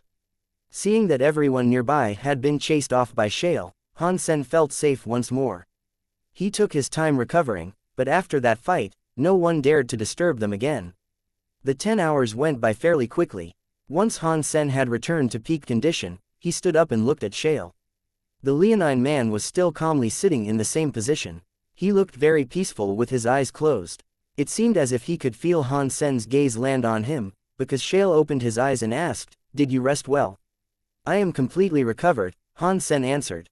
"Then let us begin." As Shale turned his full attention on Han Sen, the red ball of light appeared around his body again. His body expanded quickly under the light's influence, returning him to that shape of a lion-headed demon god. Mutant class-born deified xenogenic. No wonder he has a 10 armor talent. Han Sen examined Shale's power, and he went on to think, even though he has dropped to half deified, he will still be difficult to deal with. His eyes had been closed, but Han Sen had still been paying close attention to Shale's fight earlier. He knew Shale's body was no weaker than his own, and the guy's combat abilities were also good. Despite the brevity of the fight, Shale had been able to analyze the movement of his opponents in detail. That kind of fighting talent would be a challenge to Han Sen. Han Sen didn't say anything, though. Instead, he lifted his hands as if they were a pair of knives. He cast under the sky and teeth knife. Shale didn't fall back. He moved forward, swinging a fist in the same moment. Their fists and palms began to collide against each other in the air. The shockwaves of their strikes detonated across the valley like fireworks. The fight between the two of them seemed like it would go on endlessly. The fitness of the two fighters seemed to be on par. It was hard to determine which of the two would reign supreme. The raw physical strength of their bodies is quite scary, but I think Han Sen has a frightening edge. After all, he is just a 9th-tier king. If he became half-deified, the power of his body would far exceed Shale's. I wonder how a crystallizer was able to develop a body this sturdy. Scary, isn't it? Are the Geno arts he practiced that powerful? Open Sky Elder murmured to himself. I think so. Not even our very high bodies can satisfy the fitness requirements of his Geno art. It would undoubtedly be much harder for other creatures of the universe. Han Sen's learning of it must have been some sort of fluke. Kyu Elder had a wry smile. All I can say is that this kid is very lucky, Open Sky Elder said with a laugh. Pang! Fists and palms collided. Giant shockwaves of turbulent power sent Shale and Han Sen tumbling away from each other. After Han Sen regained his balance, he used his hands to slash forward. Countless knife silks appeared in the air. The knife silks were so numerous that they seemed to fill the surrounding area. Han Sen slashed forward, sending the knife silks across Shale's body. Because they came from every direction, Shale didn't even stand a chance of dodging them. Shale's eyes flashed, and he suddenly punched the ground. The ground collapsed, and even nearby mountains started to crumble. Rocks fountained up around Shale's fist to intercept the knife silks. Knife silks and rocks struck each other. Many layers of the knife silks destroyed themselves against the rocks, and only a few of them made it all the way to Shale. He waved his hand to break what remained. It has been so long since I met an enemy who anticipates my next move, Han Sen sighed. That's what I was going to say, as well. I have to say, you really haven't disappointed me. Shale's eyes were brimming with passion. But you've disappointed me. I was thinking I could get first place easily, but it currently feels impossible. Han Sen felt a bit thirsty, and he licked his lips. That was one of his habits. When he faced things he had no confidence in dealing with, he frequently did this. Life is disappointing sometimes, Shale said, a moment before swinging his fist again. His punches were very simple. However, they didn't remind Han Sen of a complicated technique that had been developed into a simplified form. Instead, Shale used a raw, basic punching skill. A skill like that could be found amongst any of the smaller races. But Shale had taken that basic punch up more than a few notches. He had practiced the skill to a level that was too much for Han Sen to deal with. Han Sen cycled between a few knife skills and punching techniques. Each of them was a top-notch Geno art. Some of them were from the rebate, whereas others came from Sky Palace. Each style he used was unique. Every time he used a new skill, Han Sen felt like he had gained the advantage. For a moment, at least. Then Shale always swooped in to take that advantage away. Plus, Shale used the same punching skill the entire time. He didn't alter his own skills until he became familiar with Han Sen's Geno arts. Then, he changed his punching skill just enough to counter each of Han Sen's techniques. Only, FCK this guy. He wasn't just born deified. He was born a battle master, as well. He is far too sensitive to the delicacies of combat. I only have to use the same skill on him twice before he learns how to deal with it. Who is this FC King guy? Han Sen had never seen such intimidating battle talent. Shale and Lone Bamboo were different. Because Lone Bamboo had experienced far too much in his lifetime, he could adapt and control his style perfectly. He could easily learn the Geno arts of other people, and every technique he used was top class. Shale didn't bother actually learning the Geno arts of others. He simply made himself more powerful and brute forced his way through all obstacles. It was like his one skill could break down 1,000 skills. It wasn't that the skill depended on power, power was only one part of it.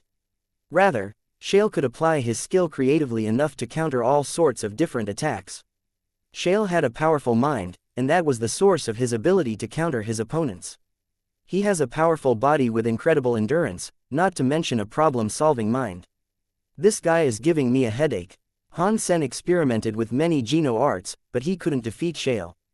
But Han Sen was different from Mo Fang. When Mo Fang used the same Geno art twice, Shale could pick up on the flaws. But even when Han Sen used the same Geno art multiple times, Shale was unable to see the errors. That surprised Shale a great deal. He could see the flaws in Han Sen's execution, but when Han Sen used the same skill again, something kept Shale from exploiting those mistakes. Shale tried to target the weaknesses in Han Sen's Geno arts several times, but his attempts always failed. He had never experienced a situation like this before. Chapter 2680. Leveling up. While fighting, the two of them continued fighting, but they were unable to deal damage to each other. Han Sen kept altering his knife skills. Shale's punching skill didn't change in the face of Han Sen's rapidly mutating attacks. The two of them fought as hard and fast as they could, but neither of them could gain the upper hand. It had been a very long time since Han Sen had a fight like this. In his recent fights, he had either lost to his enemies or crushed them almost immediately. He hadn't put so much energy and effort into a fight since his contest with Lone Bamboo. A fight like this drained a lot of energy from his body. It also forced him to use his mind constantly. If he made a mistake, his enemy would take advantage of the window and beat him. He couldn't afford to make a single misstep. As the Very High watched the pair conduct their battle, conflicted looks appeared across their faces. Both of the fighters were king class, but their minds were deified. The fight was so nuanced that the onlookers didn't know what to make of it. This was no ordinary battle. This fight took effort and brainpower. Many of the attacks and counters seemed simple, until the audience took a second to consider why the two fighters had chosen those moves. Every single action in this fight was done with an ulterior motive. It looked like a simple fist and knife fight, but people would be thinking about it for a long time afterward. Liu Zhen and Li Shui Cheng's bodies were quivering. It was hard to tell who was going to win and who would lose. It looked as if winning or losing would only come from a hair-thin lead. Big brother, having Shale as your silkworm is very fortuitous for you. Bixi looked at his big brother Li Chunchu with grand admiration. Yu Shangxin isn't bad, either, Li Chunchu said distantly. Since Shale was his silkworm, he wasn't really paying much attention to their conversation. He felt as if he was fighting Han Sen himself, right then and there. But there were many fighting minds and techniques he had to learn that he had never previously encountered. It felt so strange. Experiencing the battle from Shale's perspective was unique. He felt like he was fighting himself, but at the same time, he could step back and examine Shale's choices with a critical eye. He could tell which decisions Shale made were better than his opponent and vice versa. He only absorbed the good battle experiences, while figuring out and filing away the bad ones. Right now, Shale was only half deified. In the future, Shale would travel through the deified ranks of primitive, transmutation, larva, butterfly, and maybe even true god. Li Chunchu could slowly absorb everything that Shale experienced. At that point, Li Chunchu would only be half deified. But he would have the experience of a true god. Li Chunchu could slowly study everything that Shale had learned through his evolution. Although he would only be half deified himself, his mind would be on a different level. Bixi looked bitter as he said, "This Yu Shangxin hides a great deal from me. He is so strong and tough. He is a difficult nut to crack. Even now, I have yet to learn a single thing from his mind. Those silkworms might be the most challenging, but they're also the most rewarding. Conquering them will yield better results in the long run," Li Chunchu said. "You are right, but, well, never mind. I bet Exquisite and Li Kier have the same problem," Bixi said. Exquisite and Li Kier did have trouble, but Han Sen let them in when he fought. Like Li Chunchu, they gained a lot of battle experience from Han Sen. Each decision he made taught them a lot. But while Han Sen was a 9th-tier king, he had a scary power and a scarier mind. It made them so happy. Even if Han Sen lost this fight, just getting to experience this battle would be more than worth it to them. One thing caught them off guard, though.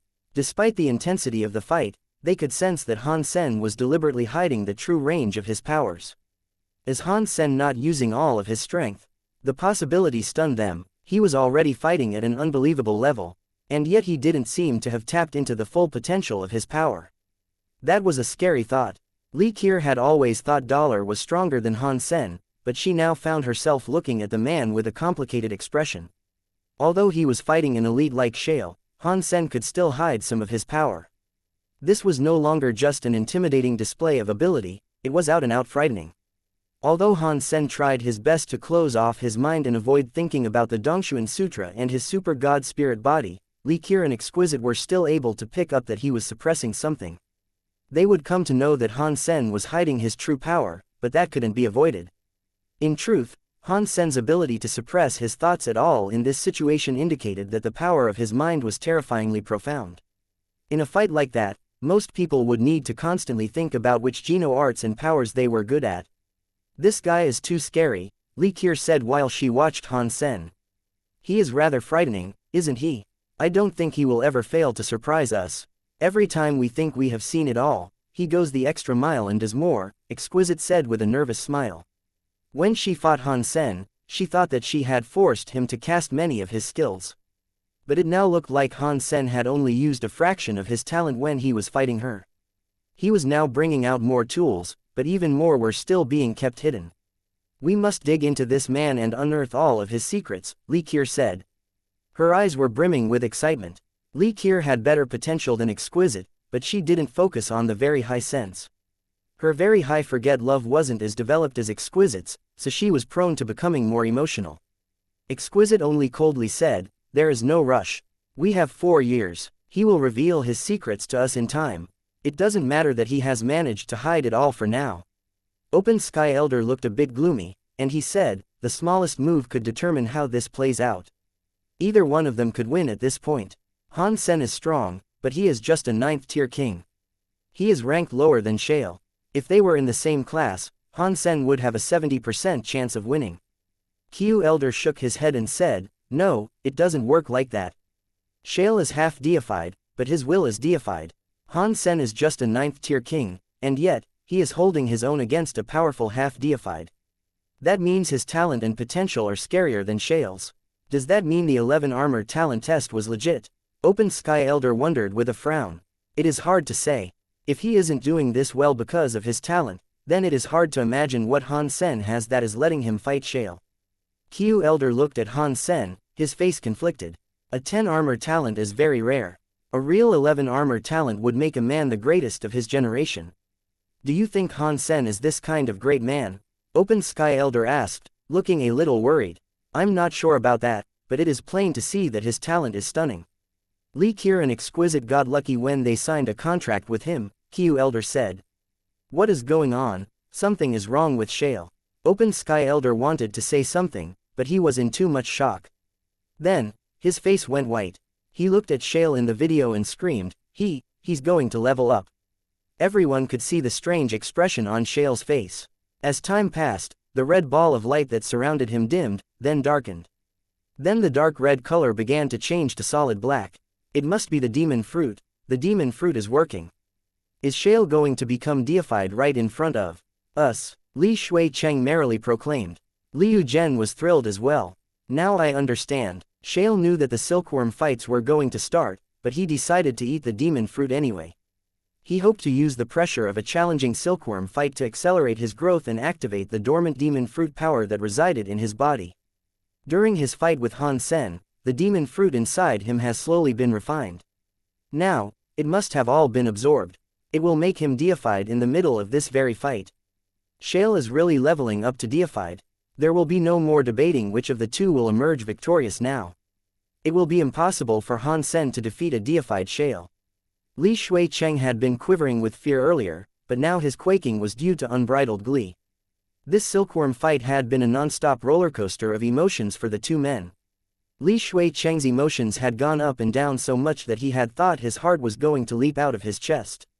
The fires around Shale's body turned black. Black symbols were appearing across him, as if they were being carved into his exposed skin. A frightening presence was emanating from the symbols. Shale's power began to generate substance chains. Back to deified once more. Han Sen frowned. He wasn't blind. He could see that Shale's power was changing. Shale tipped his head back and roared to the sky, and the power of his substance chains exploded. His previously golden hair was suddenly dyed pitch black. Shale used to look like a gold lion. Now his body had shrunk, but his muscles looked more solid and powerful than ever. It was like every cell in his body had filled up with an unimaginably grand power. The new, black-haired Shale didn't look as wild. He looked mysterious and alien. The black symbols were visible all across his face, and black flames quivered across his body. He looked like some sort of demon lion from hell. He has returned to deified. Li Qian's face looked sickened. It didn't matter how talented or strong Han Sen was, he couldn't defeat a deified Shale. After all, deifieds were completely different from all other ranks beneath them. They were as different as the sky and the ground. Shale must have planned from the beginning to use this fight to become deified again. He wanted to use Han Sen as his whetstone, Exquisite said glumly, then sighed. She understood the truth behind it all now. That was excellent planning on Shale's part, Li Qian said with a grunt. He ate the demon fruit before the silkworm fight. If no one presented him with a serious challenge, he could secure first place. If he did find someone who could stand up to him, he could refine the demon fruit and return to being deified and still secure first place and all the spoils. He is a very smart man, I will confess. Exquisite shook her head, but again, it isn't that simple. A normal person would struggle to become deified again whether or not they refined the demon fruit.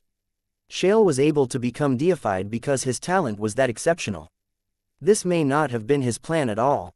No matter what his reasoning was, these are the results, Li Qian said in frustration. Q Elder and Open Sky Elder both looked very ill, and the very high people who had placed big bets on Han Sen looked just as bad. They thought they had seen a sound hope of victory, but it was all gone now. Since the moment Shale became deified, their hopes and dreams were squashed. Their hearts fell to the bottom of the blackest abyss, and they couldn't see the light of hope anymore. I apologize. I tried to control my power, but I was unable to suppress it. I have now returned to deified class. Shale ceased attacking. He felt guilty about what had happened. What he said made everyone watching want to cough up blood. Many creatures wanted nothing more than to become deified, and Shale had been doing his best not to. That was quite upsetting. If anyone else had said this, they might have sounded cocky. But Shale was renowned for his honesty, and he certainly wasn't putting on an act. He had genuinely tried to suppress his power, but he ended up becoming deified anyway. He had wanted to finish this fight as a half-deified, but fighting Han Sen had required too much from him. He had no choice but to use his full power to fight, and so he was unable to hold back the energy of the refined demon fruit. Once that dam of power broke loose, he had become deified. There is no need to apologize. Your level is a part of your power. Han Sen didn't think it was shameful for someone to fight against an opponent of a lower level. If someone had a higher level, they must have earned it. Today's fight won't count. I will wait until you become deified, and then we will fight again, Shale said, looking at Han Sen. This fight isn't finished yet, Han Sen responded, his face unchanged. Shale shook his head. Although I don't want to win while you are at a lower level, I still need this first place. So, I'm sorry, we should abandon this battle for now. There is no need to apologize. Didn't I just say our fight hasn't ended yet? If you can win, then it was because you were better than me. But in order to decide that, we must first fight and see who the victor truly is. Han Sen gazed at Shale calmly. He didn't look very emotional. When Liu Zhen heard Han Sen say this, he coldly laughed and said, "This Han Sen really doesn't know his place." Shale has given him plenty of opportunities to bow out gracefully, and he even offered to leave this place together. That meant he would give Han Sen second place. But still, the brat insists on fighting. If he gets kicked out right now, he definitely won't end up in second place, either. Li Qier, Exquisite, and all the other very high thought Han Sen's response had been too cocky. He should have accepted second place instead of losing now. Only but in contrast to their own thoughts, Li Qier and Exquisite didn't detect any fear within Han Sen. Instead, they felt an overwhelming sensation of calm and confidence in him. There was no need to be angry. There was no need to hate. There was no need to blame fate or the people around him. This powerful, placid confidence was something only superior people could possess. But now Han Sen is a ridiculously dire situation. Why is he still this confident? Exquisite and Li Qier thought that Han Sen had no reason to be so self-assured, but his confidence was so strong that it affected them anyway. They began to feel like they should trust in Han Sen. Come on, keep going. I will fight you. Whether I win or lose, I will walk out of here alone, Han Sen said calmly as he looked at Shale. Yes, this is how it should be. Shale's eyes flared with excitement. He looked at Han Sen as if he was looking at his favorite piece of art. Perhaps Han Sen's power wasn't as strong as Shale's, but Shale wouldn't underestimate him. The substance chains around him exploded madly. He was like some leonine power of darkness that had crawled up from the depths. Because of the respect I have for you, I will fight with all my power. Shale's voice was like thunder as he swung his fist at Han Sen. Chapter 2682 Demonic Power. The fist leapt forward, and the shadow that trailed behind it looked like a raging lion. Han Sen didn't even have enough time to dodge. The scary lion shadow had already washed over him. Han Sen looked stable, though. Spell turned into armor to protect his body, and he used God's Wonder to quickly flash away. He was attempting to evade the crazy shadow of Shale's punch. Bzzzt. Suddenly, Han Sen felt as if the physical space around had been sealed. He couldn't rip space and teleport away as he wished to. He could only see the crazy lion shadow punch coming down on him. Han Sen frowned. He gathered up power in his fist to throw a punch back at the lion shadow punch. But Han Sen's punch went through the lion shadow punch. It was like the lion shadow punch really was just a shadow. When the lion shadow punch actually landed on Han Sen, it wasn't as hard as he expected it to be. The punch went into Han Sen's body and vanished. Boom! Han Sen's presence turned black, and his image warped until he started to look like Shale. His entire body was consumed by a black fire, and he looked identical to his opponent. Han Sen frowned. He realized that he hadn't been hurt, and his power had become the same element as Shale's. Aside from that, there had been no negative effect.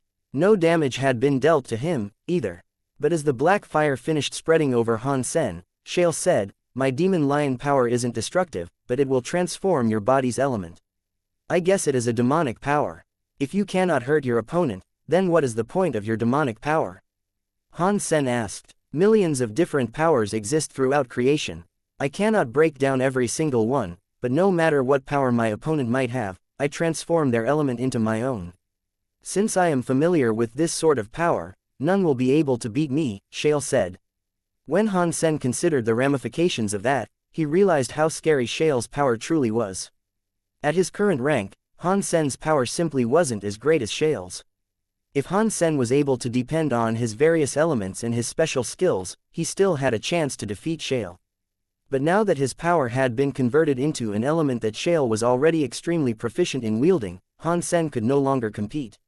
Even if he was incredibly compatible with this new element, there was no way he would be as dexterous as Shale with its use. He wasn't going to be able to defeat Shale with the man's own power. Bring your enemy into the same harmony as your own, and then wipe your foe out with a symphony of destruction. Why does Shale's power suddenly seem to remind me of something? Han Sen thought to himself. But Shale wasn't going to give Han Sen much time to think things over. He swung another punch at him. With a sinking feeling, Han Sen began to understand just how debilitating the conversion of his power had been. He wasn't physically damaged, and with time, he could have gained enough understanding of this new element to use it in combat. However, a high-level opponent like Shale wouldn't give him enough time to adapt. Teleport. Keep teleporting. Han Sen began to depend solely on God's wonder to keep himself out of Shale's reach. He was unable to rally his defenses and fight back. Turning the tide of this battle was going to be difficult. Han Sen wasn't familiar with his new power, at all. He had no idea what the power inside him could even do. He didn't know what its features were. No matter which Geno art Han Sen tried to use, he could only cast power in Shale's strange element. Han Sen is going to lose, it seems, Li Shui Cheng said.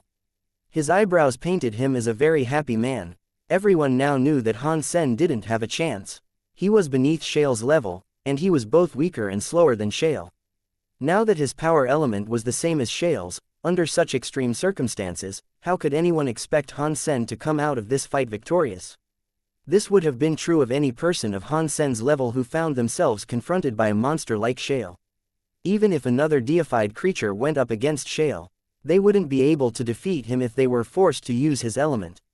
Shale's demonic power was quite mysterious. Copying the powers of an opponent wasn't exactly rare, but his power was able to force his opponent to copy him. It was a little unfair, truth be told. Open Sky Elder had a wry smile. Kiyu Elder shook his head. There is a reason for Shale's fame. This is why he is called the best against those of the same level. Every power has an element it is weak to. No matter how unique an elite's power is, there is always some other power that will suppress it. But Shale's demonic lion power ignores that universal truth. His ability is scarier than anyone can imagine.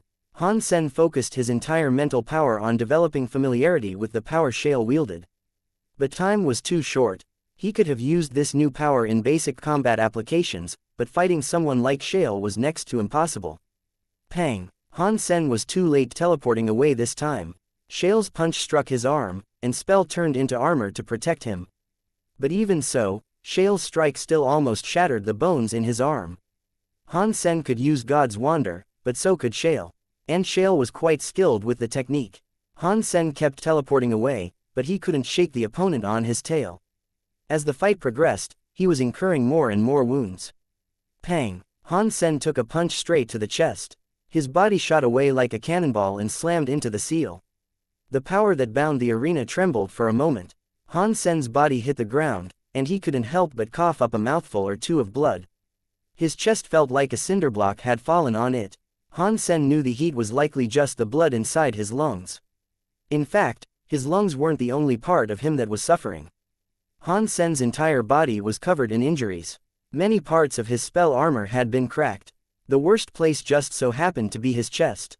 The right side of his chest had been dented inwards. The spell armor was practically broken, and Han Sen's body was not doing well. One of his arms was just hanging loosely beside his body. It felt as if all the bones inside him were broken. He couldn't even move. One of his legs had been shattered, too. Han Sen could only kneel on the spot. Han Sen couldn't remember the last time he had been in such poor condition. Even when he was sucked dry by the shield of the Medusa's gaze, he hadn't been so grievously injured. But even so, Han Sen didn't feel like giving up. He was more excited than ever, actually. That excitement came from the spell armor. Although his armor appeared to be on the verge of falling to pieces, it suddenly seemed as if it was going to break through. The story of Gene's was the hardest Geno art to develop, out of all the arts he was proficient with. Under Shale's powerful suppression, it seemed as if it was going to combine all 9 tiers into one. He was going to become half-deified. Almost there, I only need a little bit more. Han Sen reviewed the sensations running through him in detail. He seemed to be on the cusp of breaking through, but it still felt as if he was missing something. It was like he was trying to scratch his feet through his socks, but he couldn't quite satisfy the itch. Let us end it here. Shale wasn't interested in continuing this fight any further than he had to. Even though he had admitted that Han Sen was a worthy opponent, Han Sen was just a 9th-tier king. Han Sen didn't have what it took to fight him. He was hoping for another fight when Han Sen became deified. Shale swung his fist again. The terrifying power of the blow was like a dark, roaring, demonic lion, which was headed straight for Han Sen. And Han Sen was still half kneeling on the ground. Chapter 2683. Leveling up to half-deified. Shale's punch roared down toward him, but Han Sen didn't plan on trying to evade it. He used the left hand that he could still move, summoned power into his fist, and threw a punch. Why even bother? Losing is better than dying. The fox woman sighed mournfully from the distance as she watched. The seal was right behind Han Sen. He could teleport away before the punch came down on him, and it seemed like the only viable choice to ensure his own survival. But he didn't. Instead, he carried on fighting with his now broken body. But considering how injured and outmatched he was, it seemed unlikely that any strength he mustered would be enough to withstand a punch delivered by Shale. He doesn't know his place. Kill him. Liu Zhen clenched his fists into tight, white-knuckled balls. His eyes were red as he shouted spitefully at the video feed. Li Shuicheng was the same. This fight was about to end in exactly the way he had been hoping for all along. They were going to win the bet. There was no way that Han Sen could avoid the punch that was coming down on him.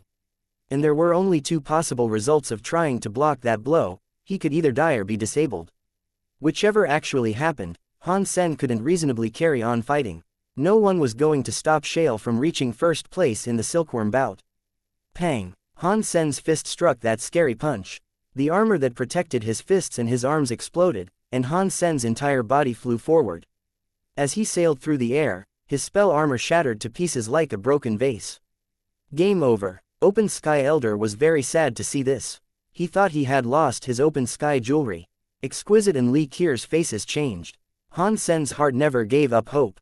He kept sending them the message that he could keep on going, no matter the odds, but his self-Geno armor was broken, and his body was severely injured. Hopefully, he would survive, but he couldn't keep on fighting. Now, they could only pray that Han Sen didn't succumb to the remaining force of the impact. Exquisite was tempted to leap onto the battlefield to save him from doom. Many of the very high people who had believed Han Sen was going to win were now all silent. Han Sen had tried his best, but there was too much of a gap between the powers of a king and a deified. Shale was too strong, and so they couldn't blame Han Sen for losing. However, their hearts bled when they thought about everything they had bet and were going to lose. Only Li Shuicheng and Liu Zhen were excited enough to start jumping around with glee. They almost hugged each other. After this fight, they'd reap a bounty of rewards. The resources they were about to receive might support them all the way up to the deified butterfly class. And on top of that, they'd also lay claim to priceless treasures of untold might. Pang! Han Sen's body slammed against the seal again. Liu Zhen and Li Shuicheng were ready to start clapping, but they suddenly froze in place. They weren't the only members of the audience who were staring in shock. Everyone was. After Han Sen's body hit the seal, he didn't fall to the ground. He just remained where he was. He was floating. That broken body of his was releasing a weird shockwave that they could barely detect. Then, his form became shrouded in bright light. But when they looked closer, they could see that it wasn't a bright light. It was a cloud of white powder like dust. And the white powder was gathering around Han Sen's body. In the blink of an eye, a white set of armor had wrapped itself around Han Sen's body. The broken spell armor was back, and it looked as good as new. No, it was even more powerful than before it had been damaged. The symbol on the armor was shining brilliantly, releasing a scary presence. The holy light wrapped slowly around Han Sen's body. He was like some god spirit from a holy mountain. He is becoming half-deified. Exquisite and Li Qier were the first to react to this. They could feel that Han Sen's power was exploding in the breadth of its magnitude. In the middle of all that, he became half deified. This guy is too much. Many of the very high who were watching the fight looked absolutely stunned. It was possible to level up during a fight, but leveling up required a lot of power to support. In Shale's case, he had already taken in the demon fruit, and he was supremely powerful already. So, it made a certain amount of sense that he was able to break through during a fight and become deified. But Han Sen's body was entirely broken. His self-armor had been wrecked. In that injured state of his, it should have been impossible for him to level up. But Han Sen had become half-deified in that situation. It was a difficult thing to grasp. So what if he is half-deified? Half-deifieds are just another form of king class. He can't fight Shale, Li Shuicheng snarled, gnashing his teeth. He wasn't happy to see this. He only hoped Shale still had what it took to kill his opponent quickly. But Shale merely looked at Han Sen. He didn't attack him like Li Shuicheng wanted him to. You are a perplexing man. You became half-deified, even in the middle of all this, Shale said while looking at Han Sen. It was just a stroke of good luck, Han Sen said with a smile. Shale shook his head with a grave sense of gravitas. There is no such thing as luck in this universe. Luck is a rigged lottery. Any winner might think that they are lucky, but no matter how lucky they are, they wouldn't have won if they never bought the ticket. Han Sen didn't say anything. He really hadn't been depending on luck. Just before Shale's last punch, Han Sen had finally come to understand the key that would allow the 9 tiers of the story of genes to combine into one. He realized how to become half-deified. That was why he had taken that punch. That power was enough to make his spell armor break completely and then rebuild itself. But what a shame. If you were deified, we could really see which of us is better, Shale said with a look of regret. We can still find out, I think. Like I told you once before, our fight has not yet ended, Han Sen said expressionlessly. Shale shook his head and said nothing. He was happy to admit that Han Sen was strong, but half-deified was still king class. Han Sen wasn't as strong as him. He still didn't think Han Sen had enough power to challenge him. Brother Han, let us end this here. The Apollo set can be set aside for now. When you become deified, you can fight me for it. And if you win, you can take the Apollo set, Shale said after a brief moment of thought. A good opponent was like a fine wine, it needed time to truly reach its potential. Shale wanted Han Sen to become deified before he fought him again. But Han Sen didn't have the patience to wait that long. Seeing that Shale wasn't going to attack, Han Sen decided to stop talking. Instead, he lifted his hand like a knife, then used Fang to strike at Shale.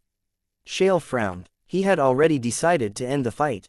He gathered up demonic powers again, and his fist became a demonic lion that went straight for Han Sen's body. Just like before, Shale's fist blurred forward, and Han Sen's power transformed into the demonic mirror of Shale's own abilities. It is the same. Does Han Sen not understand that if his power is forced to match Shale's, he can never beat him? Li Shuicheng trailed off halfway through his statement. The demonic power had definitely sunk into Han Sen's body, but the powers that Han Sen was using for his attacks were not demonic like before. The teeth knife he lashed out with was still a purple knife. It was not affected by the demonic power. Chapter 2684 I am the path. The power of Han Sen's spell armor had been static for a long time. Earlier in the fight, it had been unable to block Shale's demonic attacks because the man had simply used too much force for it to repel. But now, the spell's 9 tiers had been combined and condensed into one. Its power solidified, and the new density allowed the armor to ignore the difference in power between the two fighters. Its energy could no longer be converted to the demonic element. Shale was a bit shocked by this twist. He used his demonic powers a few times more, but try as he might, he was unable to change Han Sen's element. He had realized that Han Sen had discovered a way to fight back against the demonic power he wielded. Han Sen is somehow holding off the demonic power. That is a bit unexpected, Open Sky Elder said with raised eyebrows. Although the demonic powers no longer change him, he is still a half-deified going up against a deified. There is a large gulf in power. It will still be an incredibly difficult fight for Han Sen if he seeks victory, Qiu Elder said. Even so, as small as it may be, he stands a chance. Open Sky Elder put all his hopes on Han Sen's newfound opportunity. Although Shale's demonic power had lost much of its effectiveness, Han Sen was still suppressed by his opponent's might. There was still a staggering difference in their power levels, and Han Sen's Geno arts had only been reinforced to a half-deified level. It still wasn't going to be enough for Han Sen to fight a deified elite. Under constant pressure from Shale, Han Sen had to keep changing his movements. He teleported and dodged, keeping Shale from landing a fatal blow. Han Sen still didn't have enough power to engage Shale directly. Every move Shale made carried dangerous strength, but Han Sen was managing to keep him from hitting his target. Exquisite and Li Qier could feel the calmness in Han Sen's heart. Every time they saw Han Sen on the brink of death, he would surprise them and turn out no worse for wear. They were on the edge of their seats, and the rest of the audience was even more nervous. Han Sen was walking a tightrope. If he wasn't careful, he would fall into a bottomless abyss. Although his situation looked perilous in the extreme, Han Sen was holding on. Beneath Shale's oppression, he was able to avoid further injury. The cons of Shale being from a smaller race are finally coming to the surface. Li Chunchu sighed in his heart. Shale was very talented, and he could challenge all sorts of Geno arts and perform miracles with his ordinary punching techniques. With his demonic powers, he could go against any deified elite at the same level. But now, his demonic powers weren't working. That meant the simplicity of his punching techniques might not cut it. No matter how good a driver someone might be, that skill would still only allow them to drive a car. Even the best driver in the world wouldn't suddenly develop the ability to fly planes. Shale's punching skills were so simple. He could only use ordinary methods as he tried to win this fight. He didn't have the power to simply end the fight in a moment. He definitely had an advantage, but he had been unable to take Han Sen down. If Shale could practice in outer sky for a few more years and learn many more top-class Geno arts, with his power and talent, he could definitely defeat Han Sen, Li Chunchu thought to himself. He went on to think, this Han Sen is strong. Any ordinary half-deified would find themselves completely outmatched by Shale. They couldn't fight him. Within a repetition or two, Shale would analyze their skills and break them. But Han Sen's skills have been repeated many times, and yet Shale still cannot break them. Li Chunchu could sense everything that Shale was feeling. Although the fight had changed dramatically, Shale was still determined to do his best to crush Han Sen. But Li Chunchu could see that there were many moments Shale was certain he would get Han Sen, but each time, he failed to lay a finger on his opponent. Li Chunchu began analyzing Shale's mind. He finally discovered why Shale was unable to break Han Sen's skills. Shale needed to see a Geno art to see through his opponent's flaws. And Han Sen's use of Geno arts was not flawless. There were too many flaws, to be exact. When Shale tried to make use of these flaws, he soon learned that the flaws were traps deliberately laid by Han Sen. They didn't do much harm to Han Sen's use of a skill, but they were enough to trap his enemy and provide Han Sen with some breathing room. Every technique had flaws. There was no such thing as an unbreakable Geno art, but Han Sen hid the true flaws of his skills within artificial flaws. For every real flaw, there were 9 ones to throw his enemy off course. He let Shale guess which flaw was the real one each time. But even after all this time, Shale had been unable to guess which flaw was the correct one. There are 50 paths to choose from, and there are 49 you can pick. Take away one, and it will become a fixed number and a variable. Imperfection is this world's true perfection. Han Sen has learned the meaning behind what it means to take away one. This guy is so scary. When he grows up, he might end up better than the kids of the very high. Open Sky Elder stared at the battle with wide eyes. I have heard his self-Geno arts have required a lot of resources. Even with 4 years in the very high, I don't know if he will make it to deified. Even if he does become a primitive deified, who in this universe could provide him with enough resources to keep him going beyond that? Qiu Elder shook his head. He wasn't very hopeful of Han Sen's future. What a shame. If he was born as a very high, he might have been another Li Chunchu. We would give him all the resources he required. He could have entered the Geno Hall for sure, Open Sky Elder said. Don't even think about it. You know Old Stubborn won't let an outsider become a true child of ours, Qiu Elder said with a wry smile. Upon hearing that, Open Sky Elder sighed and said, sometimes, I envy Zhang Zandao of the sky. At least he can do whatever he wants. We cannot do anything. Qiu Elder's face changed. You can only say that here. Don't let Old Stubborn hear you say something like that. You know there are harsh feelings still lingering about the sky betraying our people. Open Sky Elder shook his head and said nothing. He continued to watch the fight between Han Sen and Shale unfold. Shale's punches were like demonic lions. Every punch looked as if it could swallow the sky and eat the sun. Han Sen was like a small boat surfing the crazy waves of the sky and the ground. But no matter how scary Shale's fists were, he was still unable to defeat Han Sen. A single kernel of corn on a big sea. Han Sen was that kernel, but he could float. It didn't matter how much the sky and earth raged, they couldn't take him down into the abyss. Now, Han Sen's mind was very clear. He used Under the Sky and God's Wander. He kept casting from his hands, one after the other. Every knife seemed as if it flipped the sky and the earth. He had practiced knives for so long. He had learned from the minds of many others, but now, it was Han Sen's own will and mind that Shale was putting under pressure. The sky and the ground are the chessboard. I am one of the chess pieces, but as they move across the sky and the earth, the meaning of the chess pieces is increased. There are 1,000 ways for them to be used, and you need a chess piece to follow a path. Without a chess piece, there is no path. Han Sen's heart suddenly opened up within him, and he spoke as if he was in a trance. Under the sky, I am the path. If I live, the path lives. If I die, then the path dies.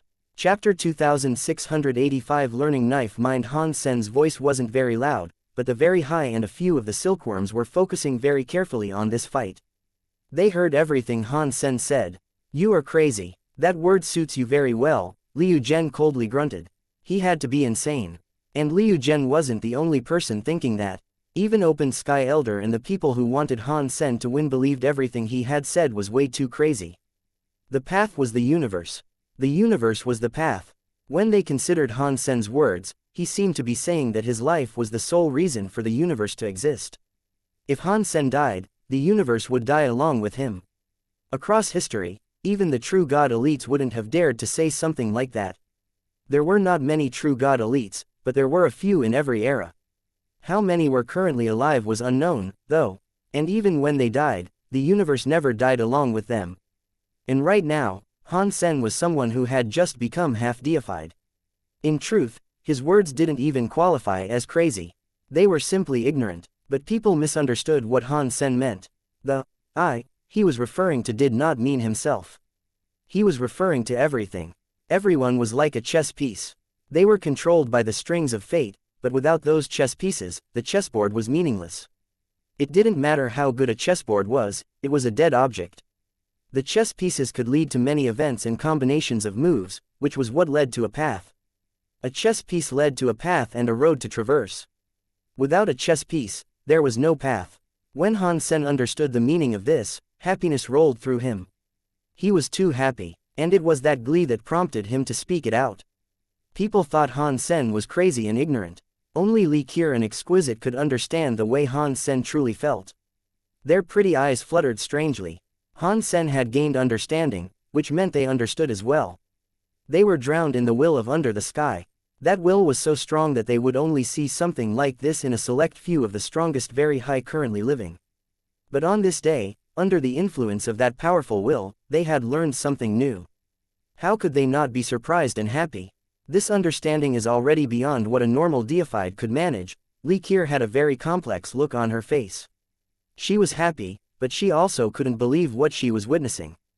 Han Sen was only a half-deified, and yet, he could understand the entirety of that will.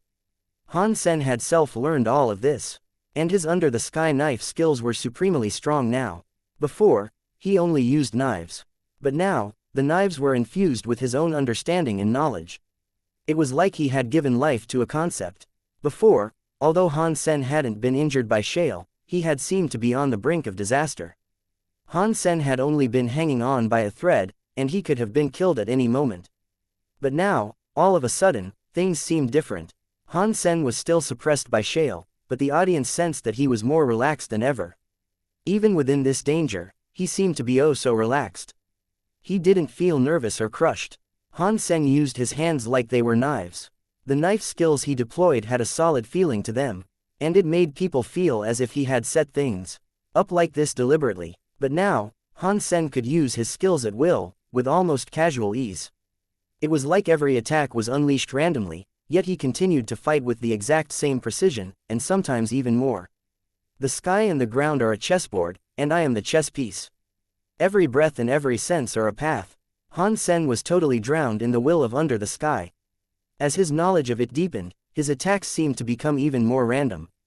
But at the same time, it seemed like the universe itself was guiding his movements. As attacks rained down on him, there was a sinking feeling in Shale's gut. Yes, he was feeling terrible. Although Han Sen wasn't putting him in any serious danger, Shale felt as if everything had gone horribly wrong. He couldn't tell what precisely had gone wrong, but everything about the fight now seemed off. The mountains were wrong. The rocks were wrong. Everything was wrong. It felt as if the world around him was now working against him, while Han Sen was moving smoothly between sky and earth. It was like everything was working to assist Han Sen. Shale didn't know what to do. Isn't this sky and men combined together, a technique from the very high sense? Li Chunchu and the others who studied the very high sense looked at Han Sen as if they were seeing a ghost, with their eyes wide open. By practicing the very high sense, one could practice sky and men combined together.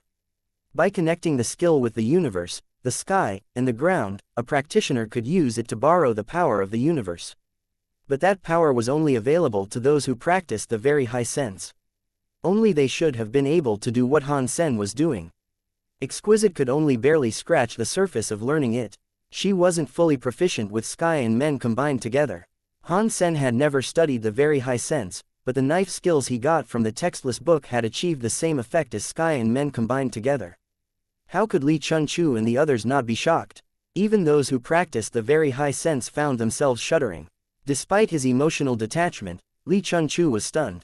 This kid is so weird, Open Sky Elder mumbled. He and Qiu Elder hadn't practiced the very high sense, but they were behaving as if they had never eaten pork and were now seeing a pig run. They had experienced a lot over their lives, and even if they hadn't practiced the very high sense personally, they knew a lot about it. Right now, Han Sen's knife skills resembled the very high sense and sky and men combined together. They were shocked, but Han Sen didn't think that much about it. He was submerged in the aura of his knife mind. In this universe, every blade of grass, block of wood, mountain, drop of water, and even specks of dust and bacteria, they all seemed to harness a meaning in his eyes. It was like it all had some kind of connection with his knife skills. Everything in this world is a chess piece. Every chess piece can be used in a certain way, and you combine all these pieces to compose a game of chess. The chess piece that isn't connected is actually connected. Every chess piece can affect the entirety of the game. And what I need to do is become a chess piece that can change the course of this game of chess. Han Sen kept trying to understand. I don't need a special power. I only need to use my power in a place that requires me the most. If I go swimming, I would be a fish. If I went into the sky, I would be a bird. I would go along with the universe, the sky, and the earth. And I will help the sky, the earth, and the universe. Han Sen's knife skills were becoming more and more unpredictable, and those random attacks were causing Shale a lot of trouble. The very high that had previously mocked Han Sen for being crazy and ignorant had now fallen silent. Han Sen should have been at an incredible disadvantage, but right now, he didn't seem to be struggling at all. Instead, Shale's attacks were the ones that seemed stiff. They didn't seem so smooth anymore. How very interesting. He's used Under the Sky to create sky and men combined together. Those very high elders are going to go crazy with jealousy. As Yu Shengxin watched Han Sen's remarkable knife skill, the corners of his mouth rose. His smile was strange and unreadable. Chapter 2686 Under the Sky Knife. Li Shui Cheng and Liu Zhen's faces were turning green. They felt like they were going crazy. Their eyes were full of red, bloodshot lines, and they clenched their fists tightly, unaware that their nails were digging into the palms of their hands. They were like two madmen as they watched Han Sen make battle. Impossible. This is impossible. They felt as if they were going to suffocate. A half-deified was fighting a deified and was no worse for wear. It made them feel more and more nervous about how things were going to turn out. They were afraid that the unthinkable might actually happen, and they might lose their bet. No way, there is absolutely no way that a half-deified can defeat a deified in combat like this. Plus, this deified is the one and only Shale. Our fears cannot come to pass. I am positive Shale will win, Liu Zhen hissed slowly, gnashing his teeth. It was like he was speaking to himself as much as to Li Shui Cheng. His eyes remained glued to the screen in front of him. Shale's eyebrows were furrowed slightly. Although he was still in charge of the situation, he did feel as if there was something wrong. Every move Han Sen made seemed to be guided by the hand of God. Shale had difficulty repelling even the most casual slash that Han Sen directed toward him. Ordinary strikes were more effective than should have been possible. Regardless of how much he analyzed Han Sen's techniques, Shale didn't understand what was happening. Shale wasn't someone who was willing to just lay down and let himself lose. So, when he felt that something was wrong, he made the best decision he could. The hellish flames around his body roared high, and he ignored Han Sen's attacks and rushed toward his opponent. No matter how dexterous you are with your skills, your power is no match for mine. My power will crush you and your skills alike. I can summon enough force to break your techniques. Shale was like a demon god. He carried scary substance chains with him as he thundered forward to suppress his foe. Han Sen's knife air slashed at him, but the substance chains crushed it. Han Sen was unable to break through the substance chains to damage Shale's body. Han Sen didn't panic, though. His body floated from side to side like a cloud. Shale had gathered an immense amount of raging power, but he was unable to hurt Han Sen. It was like watching a little boat go up against a big wave. The big waves were going wild, but they couldn't flip the boat that effortlessly surfed from crest to crest. Han Sen was like a holy man that could ride the wind. His body was brimming with the energy of his knife mind. Shale continued to bump Han Sen around, but he couldn't ruffle Han Sen's clothing. Bixie watched Han Sen and Shale's fight with a gaping mouth. Will Shale? He was wondering if Shale was going to lose, but he realized he shouldn't make such a suggestion in front of Li Chengchu. So, he swallowed the words. I'm afraid he is going to lose. Shale is strong, but he comes from a bad place. His practice time was too short. If there had been another 3 years to train him, perhaps he wouldn't be in this situation, Li Chengchu said coldly. Bixie nodded. That kid Han Sen is lucky, But by the way, his knife mind really is something quite special. It exudes the presence of sky and men combined together. That isn't sky and men combined together. He is just following the will of the sky, Li Chengchu said. Compared to you, big brother, he is nothing. But compared to ordinary people and creatures, his will is disturbingly impressive, Bixie said after a moment. Li Chengchu nodded and said, Exquisite and Li Kier both use Han Sen as their silkworm. Outside of the very high, a genius like this is very rare. Open Sky Elder looked very relaxed right now. He smiled and said, Deified, so what, even if you are deified? You are still going to lose. My eyesight isn't too bad. Qiu Elder looked at him with disdain. When Shale became deified, Open Sky Elder looked like he was watching his own parents die. But of course, Qiu Elder didn't say that out loud. As the fight went on, more and more of the very high noticed that Han Sen's grim situation had taken a turn for the better. Shale fought with bestial strength, but he still couldn't bring damage to Han Sen. Han Sen's knife skills are very good. They are more than good. They are top class. They really are knife skills that come from the sky. Of course, the sky were kicked out by our race. We should expect this from one of their knife skills. Hey, how about this? If Han Sen really does achieve first place, I wonder what that *SSHOLE Li Shui Cheng's face will look like. I still don't think he will win. Han Sen's knife skills are strong, but his power isn't any better than Shale's. Shale cannot hurt him, but he cannot hurt Shale. This fight will end without a winner, but neither will there be a loser. If they fight long enough, maybe the stamina of the half-deified will deplete. With the deified having greater stamina, he will be able to outlast and win that way. Who knows? You're making a lot of guesses, there. Haha. If Han Sen takes first place, Li Shui Cheng's face will look brilliant. Li Shui Cheng won't be the only person devastated. Liu Zhen will be in the same boat. Without Liu Zhen, Li Shui Cheng would never have known treasures weren't allowed to be used in this silkworm bout. I really hope Han Sen wins. And then, I want to see the faces of those two *SSHOLES. How dare they try to trick us? Li Shui Cheng and Liu Zhen's faces already looked fairly amazing. Their eyes had almost popped out of their sockets as they watched the battle video. He won't lose. Shale will not lose this, he will win. He will win. The two of them were going insane. Their mouths kept repeating those sentences. The unease within them was growing with every passing second. The sky and the ground are like a game of chess that keeps changing. Everything is like a knife, and they all have a path. Shale, try to taste my under the sky knife. Han Sen's knife mind was like a volcano that could no longer keep its magma inside. It erupted in a large fountain at Shale.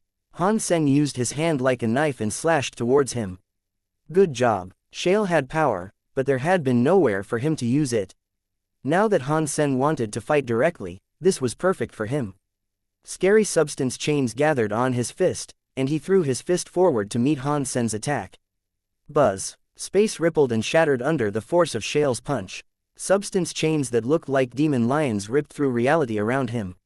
Lion mouths became giant black holes in space, and they tried to swallow Han Sen. But Han Sen remained unmoving. His hand kept swinging downward, but no knife air appeared around his hand. His hand fell in a simple cutting motion. The sight filled the audience with confusion. As they watched, they saw all of the mountains and rivers of the valley, the grass, the flowers, and the woods, become consumed by a knife light. All different kinds of knife lights all across the valley lit up. Night lights suddenly seemed to make up the entire landscape around the two fighters. And all of those attacks were coming for Shale. Countless knife lights crossed each other. There were so many, it was like a flood. All of them surged toward Shale and his demonic lions. Shale summoned the power of his substance chains. He wasn't afraid of those king-class knife lights, but he realized belatedly that there were too many of them. Scary demon lion punch powers and substance chains were breaking in the middle of that knife light. Chapter 2687 Apollo say at that moment, all anyone could see was the image of Han Sen thrusting a blade forward. Every object in the universe seemed to be releasing a knife light. They all followed the will of Han Sen's blade, pulling together into a barrage of knife lights that covered the sky and the ground. They were all coming together around Shale, who looked like a demonic lion.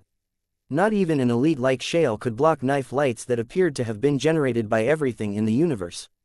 The demonic lion surged toward Han Sen, determined to push through the tide of knife lights. He was breaking through the rush of attacks like a dam against a flood. Impossible. Shale cannot lose a fight like this. No, no, no. Liu Zhen and Li Shui Cheng's jaws were clenched and their nostrils flared. And then, their mouths fell open. They were too stunned by the sight before them to even make a noise. In their hearts, however, torrential tears of sadness were coming down. But their inner cries wouldn't be able to save Shale.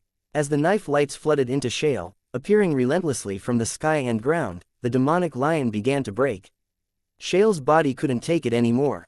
The moment the demonic lion broke, the substance chains across Shale's body were shattered by the flood. The knife lights began to slash directly across his body, and his deified form was dealt a river of wounds. The knife lights were only half deified in level. 1 slash, 10 slashes, even 100 slashes, wouldn't have been enough to damage the deified Shale. But these knife lights were beyond counting. Their numbers appeared infinite, and as they attacked in ceaseless succession, not even Shale's deified form was able to withstand the stream. Of course, this was all because of Shale's deified body wasn't strong enough. If he had achieved true invincibility, it wouldn't have mattered how many knife lights were thrown at him. Regrettably, his body wasn't that strong yet. Seeing Shale's body inside that flood of attacks, with blood flying everywhere, Liu Zhen and Li Shui Cheng almost collapsed to the floor. Open Sky Elder and the others, however, were in sheer euphoria. Exquisite and Li Kier were immeasurably happy, too. They could feel Han Sen's knife mind with Under the Sky in operation. By watching this fight, they had been able to learn Under the Sky knife skills. Ultimately, that scary flood of knife lights hadn't come directly from the sky or the ground. Not even a little. It was all a knife light Han Sen had already cast. After it broke, it melted into the sky, the earth, everything there was. He used the powers of the sky and the earth to reconstitute that energy into knife lights. This was similar to knife silks but even better. The sky and the ground themselves had become carriers for the knife lights. After the knife lights were generated, they appeared in every element imaginable. They had become far scarier than the pure knife silks that Han Sen had used for so long. The knife lights that broke and entered water, after they regenerated to become knife lights again, would carry the water element with them. When the knife lights melted into the soil of the mountains, after they generated again, they would carry the elements of the mountains. But Under the Sky still relied on Han Sen's own powers. It had taken a long time for Han Sen to accumulate enough power in his surroundings to pull off this attack. The more Han Sen used knife lights during a fight, the stronger the knife light flood would be when he finally activated it. That meant this skill required a lot of time to prepare. Otherwise, he wouldn't have been able to unleash such a vast amount of power. Under the Sky is decent. With this skill, Han Sen can fight others of the same level or a higher level. If he can repeat this whenever he wishes, he will be an unbreakable combatant. If he can last a long time, then when Under the Sky explodes, others of the same level would never be able to block this knife-like torrent that is absolutely everywhere. It was unfortunate Shale ended up going against Han Sen, Li Qiu concluded with a sigh, looking at Shale. His body was out of his control. The endless flood of knife lights were tossing his body away like flotsam on the ocean. To beat Han Sen, he would have had to defeat him quickly. Han Sen's enemies will have to defeat or suppress him in a short amount of time, lest they end up losing, Exquisite said. His use of Under the Sky is excellent. It allowed him to completely dominate Shale, right at the end. It looks like I will have to focus on training Shale against this power. When they fight again, Han Sen will not be able to use Under the Sky knife anymore, Li Chunchu coldly said. He didn't get emotional about Shale's failure. Instead, he analyzed precisely why Shale was losing, and how he could further perfect Shale as a warrior. Han Sen slashed and then stopped. He didn't allow the flood of knife lights to rip Shale entirely to shreds. He raised his hands, and the knife lights everywhere shattered. They rose and disappeared. The valley was returned to the sound of silence. You win. Shale stood up. He could still fight, but he was now willing to concede to Han Sen. After standing up, he teleported to someplace beyond the seal. He knew Han Sen had dismissed the attack halfway instead of using its full power. If Shale had taken the full force of those knife lights, he would have been torn to pieces. So, continuing to struggle was pointless. Li Shuicheng and Liu Zhen were kneeling on the ground. Their eyes were frozen, and they could scarcely believe the result. They couldn't accept it. What do? We have to pay back a huge debt, and the open sky jewelry. The minds of the pair were struggling to work. Just one knife skill was enough to mimic sky and men combined together. This Han Sen is fantastic material. It is a shame he is just a silkworm and not a genuine heir of the very high. Open Sky Elder was delighted that he had won the bet, but he couldn't help but feel that Han Sen's low status was a terrible shame. After the fight with Shale, no other silkworm dared challenge Han Sen. They fought each other and eventually departed the valley. In the end, only Han Sen remained inside the seal. When all the others had left, the seal was lifted. At the same time, a square, bronze chest appeared. It descended from the sky, carried by warm light, to land beside Han Sen. Han Sen grabbed the bronze chest and opened it. Inside were the 7 pieces that comprised the Apollo set. Han Sen didn't bother pretending to be humble about all this. He put on the Apollo set immediately.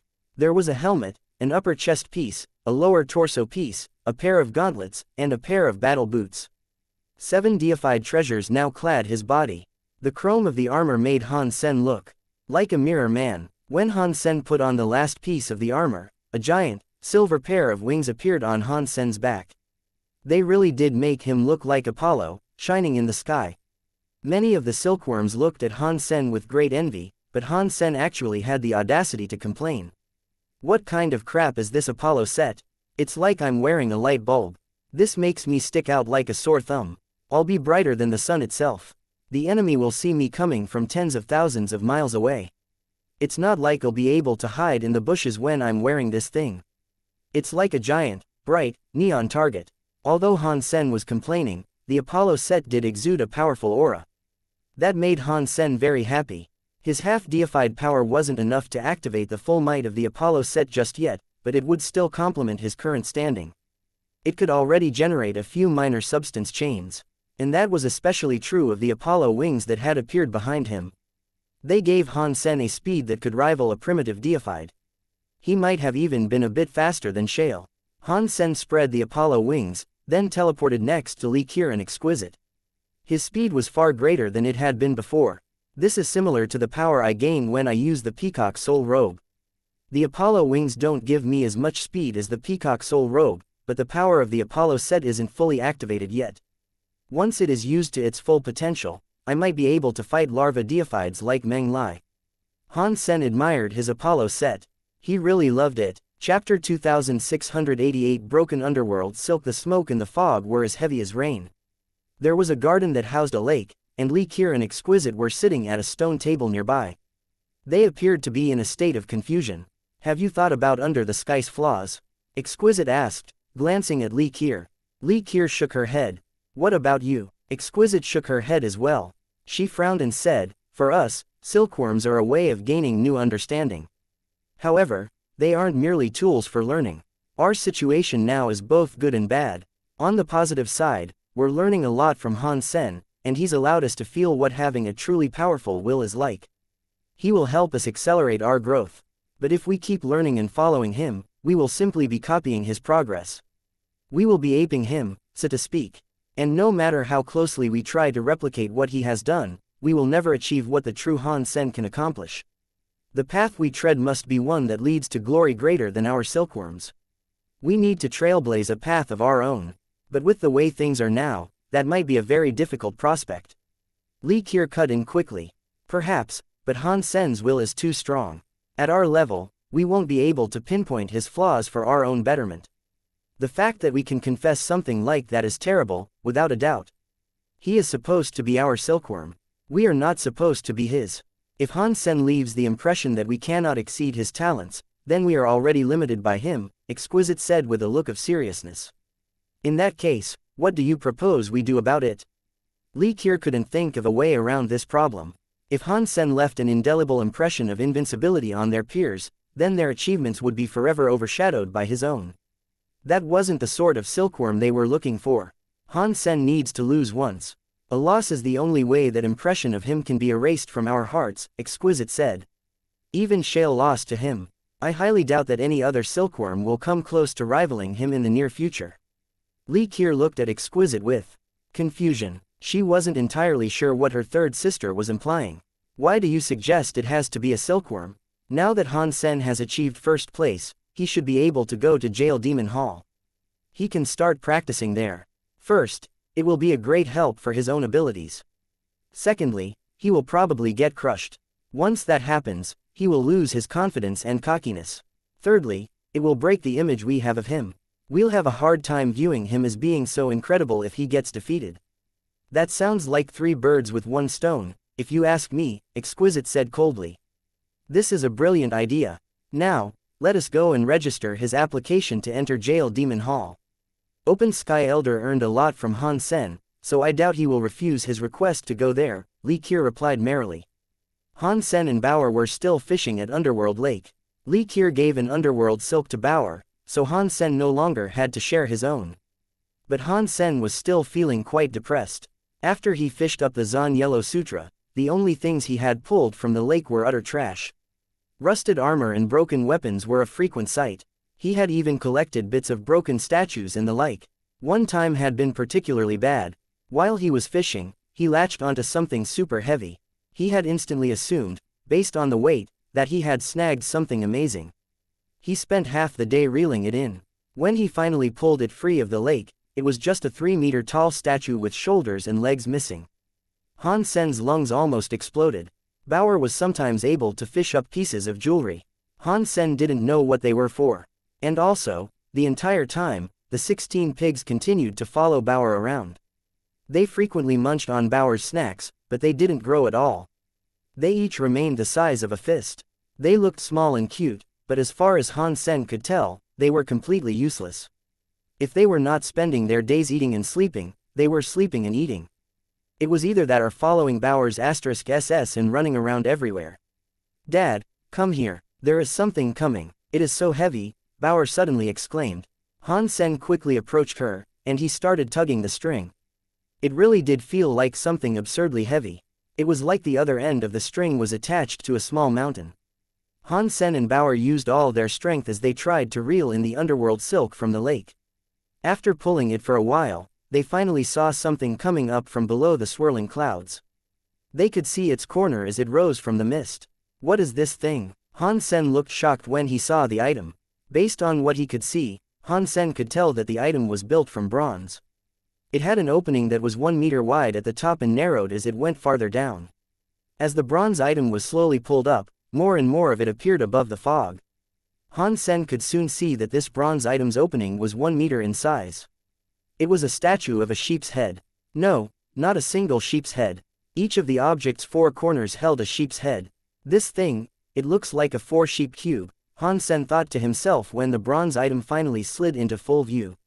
Pang! It sounded as if something had broken. Although the bronze item had almost completely been removed from the lake, its ascension came to a halt. The underworld silk holding the statue had snapped. Han Sen watched the 4-sheep cube sink back into the mist of the lake. He didn't know if it was an illusion or not, but Han Sen could see the 4-sheep heads seemed to smile strangely at him as the object disappeared. Han Sen stared at the lake in confusion. The underworld silk had broken with ease, which was a first.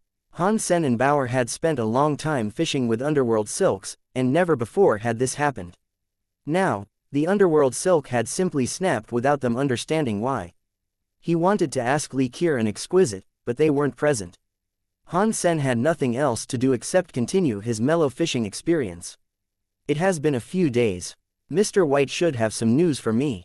I should ask Li Qir to take me to the desert again, Han Sen said to himself as he continued fishing. He had a simmering sense of excitement regarding the Zhen Yellow Sutra.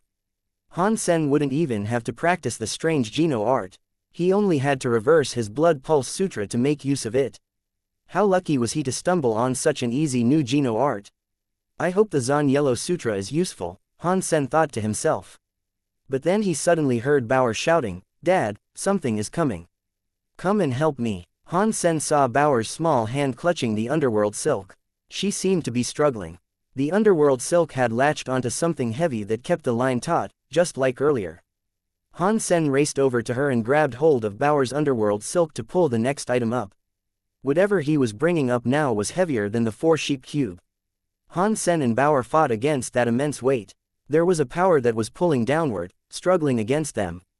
They were on the verge of losing the underworld silk or getting pulled into the lake themselves.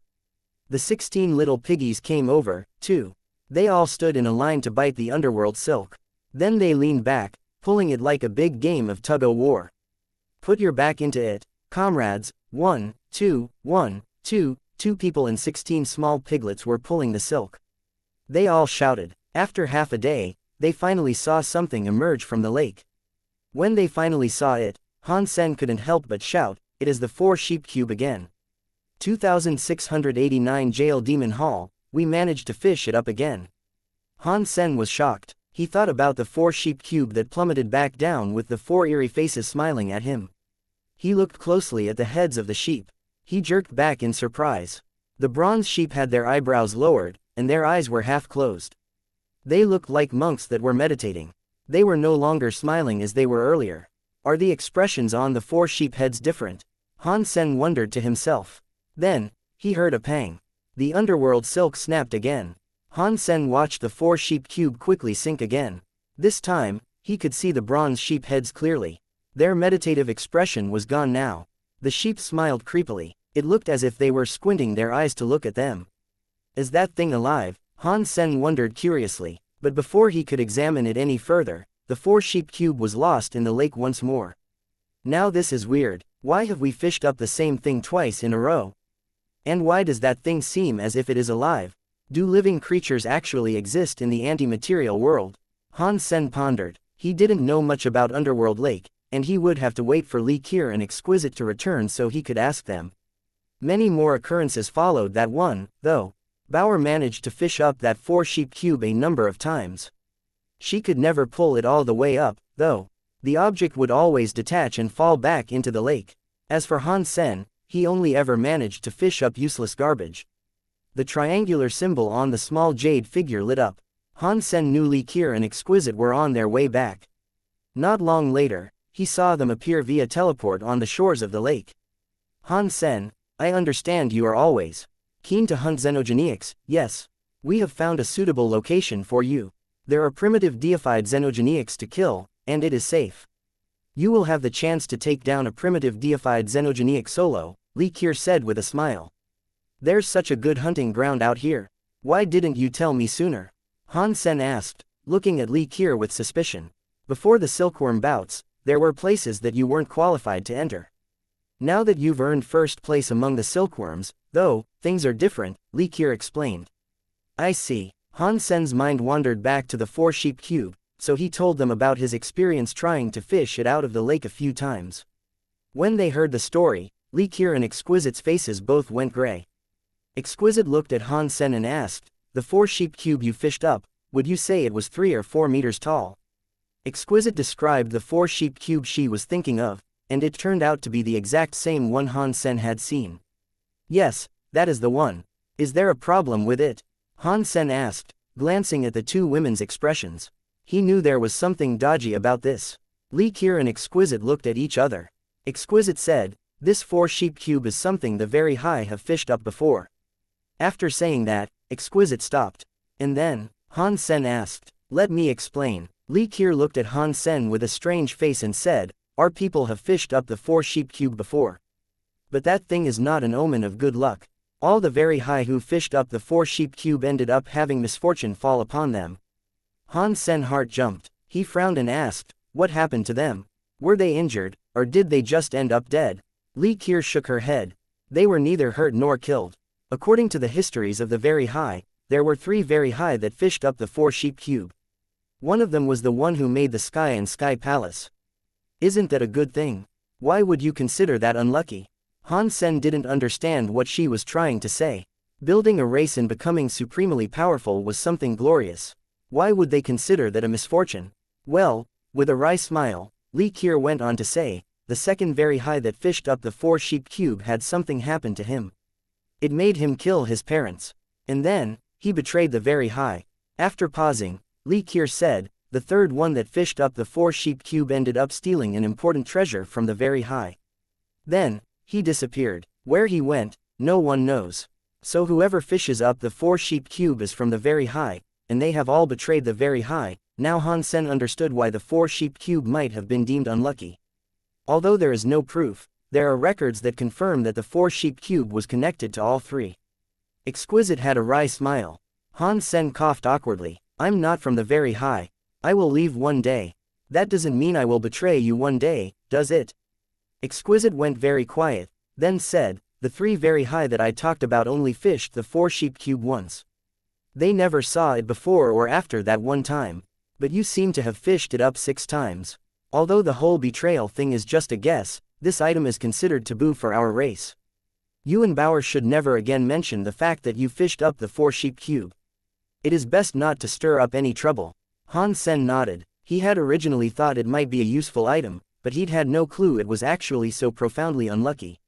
He wasn't going to mention what he fished up to anyone else. That being said, he didn't know many people in the very high. Even if he wanted to tell someone else, there was no one he could tell. "Let's go. You two shouldn't visit Underworld Lake for a while," Exquisite said to them. Then, she teleported Han Sen and Bauer away from the lake. Han Sen asked Li Qir about the place they were headed, a location known as Jail Demon Hall, and what sort of xenogenics he would be able to kill. He learned that the place used to be a mere cave, but the very high built a palace atop it. Calling the structure a palace was a bit misleading, though. In actuality, it was more like a prison.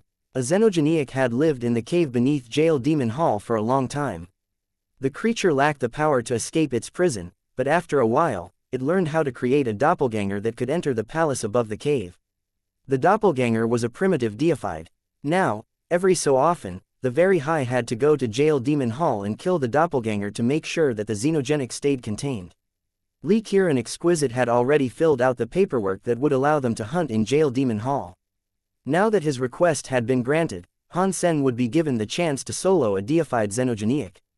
A primitive class deified xenogeniac, I can test the strength of my Apollo set this way, and earn a deified xenogeniac gene as well. That is 2 birds with 1 stone, Han Sen thought happily. The Peacock King Beast Robe and the 6-core Snake Bow were items Han Sen didn't dare use while Li Qir or Exquisite were around. He didn't want them to realize that beast souls and treasures were different. His new Apollo set would do a great deal to help Han Sen keep his secrets. The 4 of them went to Jail Demon Hall. There, Li Qir pulled Bauer to the side so that Han Sen could enter Jail Demon Hall alone. The rest of them would wait outside.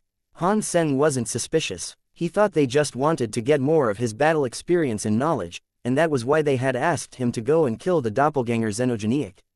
He pushed the door open and entered Jail Demon Hall. Chapter 2690 Scary Primitive Deified Xenogeniac. Jail Demon Hall had been built for that xenogeniac. When Han Sen entered it, he couldn't feel the restrictive effects. The hall's architecture was incredibly strange. The floors of an ordinary hall were usually flat or subtly sloped as they led up toward a stage. Inside this hall, however, all four sides of the hall led down a series of broad steps to a 10-meter-long stone platform at the bottom. The stone platform was covered in symbols that Han Sen had never seen before. Although he had no clue what they meant, he could sense a strange power coming from the runes. An ink-black stone pillar sat in the center of the stone platform, and it ran all the way up to connect with the hall ceiling. The upper portion of the pillar was covered in engravings and markings, but Han Sen's attention was instantly drawn to the pillar's base, and to the creature that had been bound there. That creature looked vaguely humanoid, but the body was insectal. Its shell was blood red, and a red horn rose from its head, making it look something like a unicorn. Its eyes also flashed with a bloody, crimson color. It was full of rage and murderous desires. While Han Sen observed the trapped creature, the creature stared up at Han Sen, too. It suddenly opened its mouth and revealed the jagged, saw-like teeth that adorned its maw. It let out a high-pitched scream at Han Sen. It began to thrash around violently, and when it moved, the markings across the stone pillar lit up. The chains attached to the pillar also began to glow. They tightened their grip on the creature, making it harder for the furious being to escape from the stone pillar. It really is a primitive deified. Upon seeing the red, substance chains appearing around the creature, a delighted expression crossed Han Sen's face. Outer Sky had many xenogenics, but most of them were very frightening. It would have been too risky for Han Sen to go out and pick a fight with some random xenogenic. Now, a primitive deified xenogenic had been handed to Han Sen on a platter. Han Sen was extremely pleased with the way this was turning out. Han Sen donned his Apollo set, and then, the Apollo wings fluttered slightly. They sent him zipping toward the stone platform in an instant. He turned his hand into a knife and slashed at the xenogenic bound to the stone pillar. Han Sen was still using Under the Sky, but with the extra strength that the Apollo set was giving him, a frightening substance chain knife air was unleashed as he activated the skill. His attack was like a sunlight blade as it came down against the xenogenic's neck. The xenogenic hissed like a viper, and its red substance chains exploded like a volcano. It broke free of the restraints of the stone pillar, and its talons flashed toward Han Sen like red blades. Kacha. Han Sen's knife air was as strong as the strike of an ordinary primitive deified, but against that xenogenic's claws, Han Sen's attack didn't stand a chance. Before Han Sen could even attack, the creature had brushed aside his attack and rushed within striking distance. The hand knife and the claws collided. The claws left deep cuts across Han Sen's gauntlet. 3 bloody scratches across his hand before to ooze blood. Fortunately, Han Sen was able to react quickly. He abandoned his attack and then teleported away. If he hadn't reacted instantly, the creature's blow would have amputated his hands. Why is it so strong? Han Sen wondered in shock. He had just finished teleporting away when the xenogenic was in front of him again. Its claws came down on his chest, cutting straight through the Apollo armor like it was made of butter. The wings of the Apollo set flapped. Han Sen quickly retreated, putting more distance between himself and the xenogenic. But there was a glow of bloody light around the creature's body, and it came for him again like a rocket. Its speed was unfathomable, and again, its claws were digging into Han Sen's chest. The red substance chains became claw-like lights, and they carved 5 grooves deep into Han Sen's chest. His ribs were almost visible through the wounds. Is this guy really just primitive? Han Sen muttered in consternation. He used Under the Sky and teleported rapidly as he attempted to get ahead of the xenogenic. But it was a futile endeavor. The xenogenic seemed to predict every movement Han Sen sought to make. Han Sen had only just moved away when the xenogenic was in front of him again. Han Sen screamed, his voice strained. A talon had perforated his stomach. If Han Sen hadn't teleported away fast enough, his guts would have been strung across the floor. He was fortunate that the Apollo set was a deified treasure. But even so, beneath the sharp claws of that malevolent xenogenic, it seemed no stronger than wet tissue. It didn't have the defensive properties that a deified set of armor should have given him. Han Sen no idea what to do. Although he was fighting a primitive deified, it was only a doppelganger. His true opponent, the real body controlling the creature before him, was a scary true god deified. This body was just a doppelganger, but it was undoubtedly the best that a deified could be at primitive class. It was in a whole different league than Shale, who had just become a deified. Even more frightening, its will and its movements were true god class. Han Sen was very proud of his will and power, but before a true god, his capabilities were measly. He was borrowing power from the Apollo, set so he could fight at a deified level, but he still couldn't endure the xenogeniac's attacks. Every very high that came to defeat this doppelganger would usually encounter a larva deified for them to kill. Transmutation class deifieds would still take a long time to kill. Exquisite and Li Qier had told Han Sen this was only a primitive deified. They hadn't told him how scary the creature was, though. Once Han Sen realized how powerful it was, he knew he shouldn't push his luck and continue trying to fight it. He used his teleportation abilities to escape Jail Demon Hall. The attacks he had already survived had left him bloody and injured. If he kept going, there was no doubting the fact he would end up dead. Is that xenogeniac really a primitive deified? Han Sen asked, still clutching the wound in his belly. He looked at Li Qier and Exquisite with suspicion. It is true. It really is a primitive class deified, but he is the greatest primitive deified alive. We thought that with your power and will, you could fight it. That is why we signed you up to take it on. I can only suppose we were too hasty, Exquisite said, making sure that her voice sounded quite serious. Her facial expression was a carefully crafted mask of disappointment. In her heart, she was actually thinking, it is good for you to suffer failure every now and again. We don't want you getting too cocky in the future. Li Qier provided her own sort of comfort. She smiled and said, losing here is perfectly understandable. After all, you aren't yet deified. Not being able to beat that fiend means nothing. How about this? We will find weaker deified xenogeniacs that are easier for you to defeat. Han Sen knew Li Qier and Exquisite wouldn't be lying to him about this stuff. If they said that the xenogeniac was a primitive deified, then it probably was. That xenogeniac really was strong. Han Sen paused, observing Exquisite and Li Qier. Then, he said, is there a time limit to kill this xenogeniac? It will take 6 months for the Jail Demon Hall's xenogeniac to build up enough power to escape its prison. Usually, our people try to kill it within 3 months, just to be on the safe side. If it escapes and gets in contact with the other xenogeniacs in outer sky, it might be able to save its true self, Li Qier said. If there is still time, then I will try to defeat it again. Han Sen didn't want to just give up. 2691 Zhan Yellow Sutra, of course you can. If you are confident enough, you can try as many times as you want. But this doppelganger has already been here for a month. If you cannot kill it in the next couple of months, we will have to send in a deified elite that is strong enough to kill it. So, remember, you have a limited amount of time, Exquisite said. That should be more than enough, I should think, Han Sen said with a nod. He was still thinking about the fight he had just endured against that xenogeniac. Han Sen thought his fighting power was decent at this point, but that xenogeniac had completely suppressed him in every way imaginable. Aside from the power gap between them, there were also important differences in the ways that the two of them fought. Now that he thought about it some more, he realized he had been completely suppressed. He had lost in the most embarrassing way possible. It was just a doppelganger, and yet, it had such a scary amount of power. I wonder how strong its true self is, then. Han Sen wondered to himself. Exquisite and Li Qier looked at each other. They had played Han Sen perfectly, and now they could barely suppress their laughter. Han Sen didn't know that the doppelganger he battled was different from most other doppelgangers. It was kind of like a child of the true god xenogeniac. Although its power was indeed primitive class, the battle experience it possessed and its skill and will were top-notch. Han Sen was the only person who would struggle to defeat such a beast. Even most deifieds would lose badly against this opponent. Let him lose a few more times against it. Let's wear him down a bit, Li Qier smiled and thought to herself. Han Sen's wounds recovered quickly. To aid his self-recovery power, Li Qier and Exquisite provided him with a geno-fluid produced from xenogeniac genes. It was very good for healing one's physical wounds. With the combination of those two powers, every speck of damage had disappeared within 7 or 8 hours.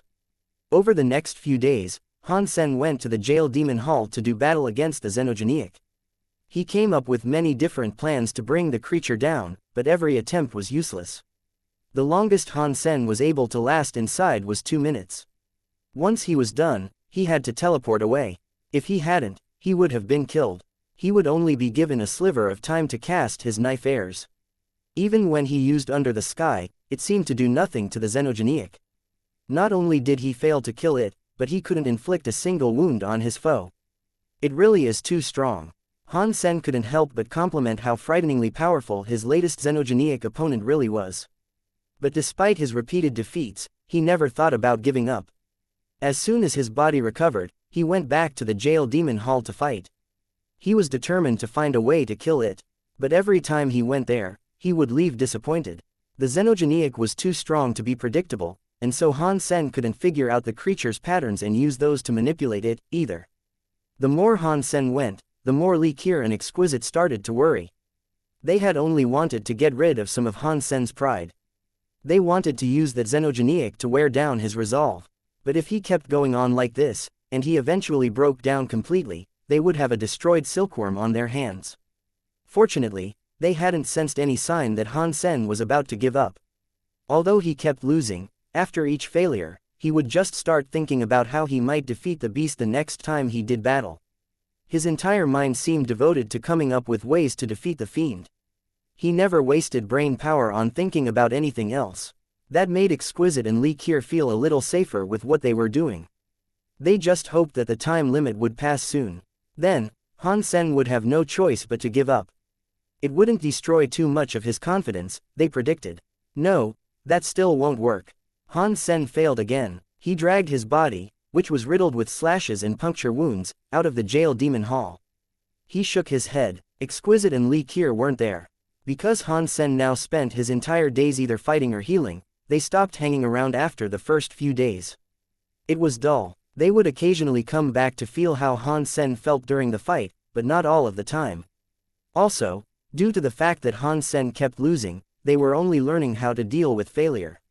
That didn't help them much. Because there wasn't much else for them to learn, they stopped focusing on his thoughts as much. It looks like taking down that xenogenic won't be easy. Hey wait, it's almost time to meet up with Mr. White. I need to go to the core area. Han Sen thought about the Zhen Yellow Sutra, and he realized it was time for him to take a break from fighting. When he saw Li Qi again, Han Sen mentioned his need to visit the core area again. Li Qi hastily agreed to his request. She and Exquisite had grown worried about Han Sen's constant fighting in the jail demon hall. They were worried that being defeated endlessly might do too much damage to his confidence. Now that Han Sen had expressed a desire to go to the core area, they thought it was a best-case scenario. Li Qi took Han Sen back to the oasis so he could enter the core area. Of course, Ji Yu Qingcheng was there at the place they were supposed to meet. When he saw Ji Yu Qingcheng there, Han Sen couldn't wait to ask, "Okay, what did you learn? Did you receive news from Mr. White? This is what Mr. White asked me to give you." Ji Yu Qingcheng passed a notebook to Han Sen, alongside the original version of the Zhen Yellow Sutra. Han Sen accepted them and put away the Zhen Yellow Sutra. He opened up the notebook to have a look. The pages were filled with an elegant script, which had clearly been written by hand. The notebook had 100 pages, and almost all of them contained notes. There were only 2 or 3 pages that were empty. Clearly, Mr. White had put a lot of effort into this. Mr. White really is so nice. There weren't many people who were as kind as Mr. White, Han Sen decided. He was the sort of person who did impressive things and achieved a lot. He was no common man. Instead of leaving the core area, Han Sen remained there to read Mr. White's notebook. He didn't want Li Qi and Exquisite looking over his shoulder as he studied, metaphorically speaking. The content of the notebook was a detailed analysis of the Zhen Yellow Sutra. It also had notes on the problems it might cause in the aftermath of using it. As Han Sen read through the content of the notebook, he learned a great deal. And not just about the Zhen Yellow Sutra, either. He began to understand the Dongshuan Sutra and the Blood Pulse Sutra to a higher level. Mr. White is a real Grand Master. Compared to him, I am just a peasant with some good luck and a bit of motivation, Han Sen murmured, shaking his head as he closed the notebook. Actually, Han Sen's compliment wasn't strictly accurate. Everyone's path to study was different. Mr. White had focused on acquiring knowledge. He knew so much, which put him on a higher plane than Han Sen when it came to intellectual pursuits. But then again, Han Sen wasn't the sort of person who focused on amassing huge amounts of knowledge, so it wasn't strange that Mr. White outmatched him in that area. Comparing the two men in such a singular way wasn't very fair. Han Sen memorized everything that was written in the notebook, but he didn't want to destroy it. After all, Mr. White put in the time and effort to write it all out by hand. Take this back to Planet Eclipse and ask Zero to hide it. Han Sen gave the notebook to Ji Yu Qingcheng so she could take it back. After Ji Yu Qingcheng left, Han Sen tried to digest the content of the notebook. The more he thought about it, the more shaken he felt. Based on what Mr. White had described, if Han Sen finished practicing the Zhen Yellow Sutra, it would become a very scary power. Is it really possible to reverse blood pulse? Han Sen was shocked. If what Mr. White told him about the Zhen Yellow Sutra was accurate, it was terrifying. Chapter 2692. For your convenience in his writing in the notebook, even Mr. White had admitted that his thoughts on the Zhen Yellow Sutra were only theories. He hadn't tested any of these predictions in the real world. To find out how much power the Geno art would really have, Han Sen would have to practice it. Mr. White did mention, however, that there were risks associated with practicing the Zhen Yellow Sutra. The Geno art could theoretically reverse a person's bloodline, but doing so would be very dangerous. Attempting such a feat would have consequences throughout Han Sen's body. If his body was unable to withstand those effects, the ramifications could be dire. Han Sen was very tempted to learn it because of the scary powers that the Zhen Yellow Sutra offered, but the risks were severe enough to make him hesitate. Since I don't need to practice the Zhen Yellow Sutra and I don't actually need to use it, there is no point in me trying to reverse my bloodline. After Han Sen came to this conclusion, he decided to put the Zhen Yellow Sutra out of his mind. Now, he turned his attention back to the xenogeniac in Jail Demon Hall. He had less than a month to go. If he was unable to kill it in that amount of time, then he would lose this opportunity. He would need to wait for the next doppelganger to show up before he could fight it again. How can I kill it, then? I will have to wait until Li Qir and Exquisite are somewhere else so I can try to kill it with a different Geno art. That's my best chance, Han Sen thought to himself. When he left the core area, Li Qir was there waiting for him in the oasis. Why are you back here so soon? Li Qir wasn't worried like she had been the last time. She was actually surprised to see him return so quickly. In truth, she had been hoping that Han Sen would stay in the core area until the xenogeniac in Jail Demon Hall was killed. I was just meeting up with a friend. I don't have much time. I need to kill that xenogeniac in Jail Demon Hall, so I couldn't stay there for very long, Han Sen said. You're really going to keep trying, aren't you? You're planning on returning to Jail Demon Hall, Li Qir said to Han Sen. Why shouldn't I keep going there? It is rare to tackle such a powerful enemy, and it isn't as if I have to worry about my safety. This is the perfect opportunity for me to hone my skills, Han Sen said with sincerity. Li Qir looked at Han Sen, her head tilted slightly to the side. She could sense that Han Sen was speaking the truth. No matter which race they came from, ordinary people would struggle to maintain their drive and dedication in the face of such overwhelming failure. Most people could only have their dreams crushed so many times before they gave up.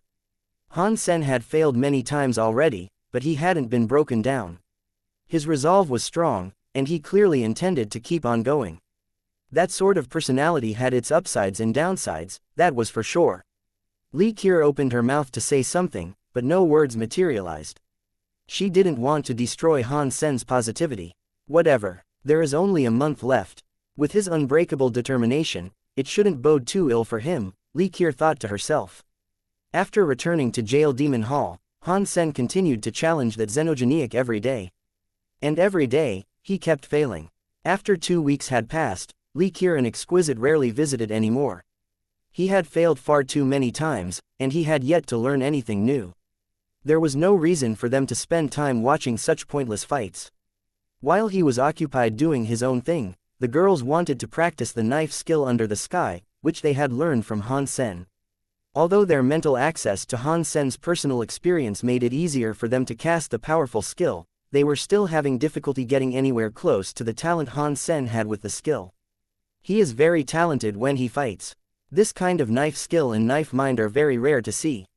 He should be a great help for us when practicing the very high sense, Li Qir complimented. It is a shame he isn't one of the very high. Otherwise, with his level of talent, he might be able to practice the very high sense, Exquisite said, her voice carrying a distinct note of regret. Li Qir sneered slightly. What is good about practicing the very high sense, anyway? I don't want to become one of those cold-blooded monsters. If I was given the choice, I would have never decided to practice it, at all. It is because you have a 10 armor talent.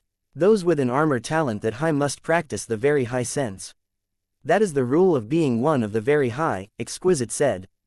But why me? I really wish my talents were below 9 armors, Li Qier grumbled. Han Sen lost his next fight. He stumbled out of jail demon hall, covered with injuries.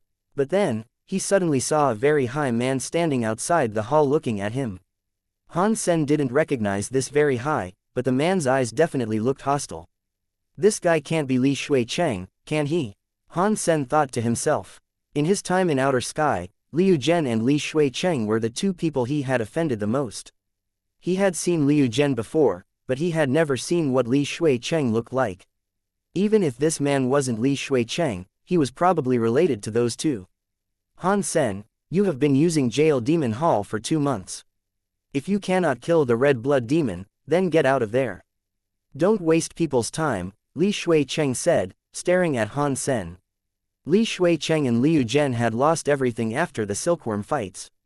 All they had left were their undies. Their parents had helped them pay back most of their debts, but they still owed a lot to a lot of people. Right now, the 2 men had nothing. Literally nothing. Even the resources they needed for practice had to be used as payment for others.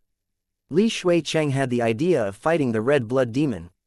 The Red Blood Demon xenogenic gene was required in order to craft a particular deified treasure. If he could get his hands on that xenogenic gene, then Li Shuicheng could use it to earn more resources. Li Shuicheng couldn't kill the Red Blood Demon alone, but he had his family backing him. If his family helped, he could probably take down the Red Blood Demon. But when Li Shuicheng went to Open Sky Elder to request admittance to Jail Demon Hall, he was told that Han Sen had already registered there to be the one that killed it. He would have to wait until Han Sen failed before applying again. Li Shuicheng didn't believe Han Sen had what it took to slay the Red Blood Demon, so he came to the Jail Demon Hall to see how things were progressing. And there, he found Han Sen getting repeatedly wrecked by the Red Blood Demon. Exquisite told me I still have a month to go from the time I was allotted when I was signed up. Is that incorrect? Han Sen asked coldly, meeting at Li Shuicheng's gaze. If you don't have the required power, another month won't make any difference. Why not just give up now? Save yourself some time and stop inconveniencing others, Li Shuicheng shot back.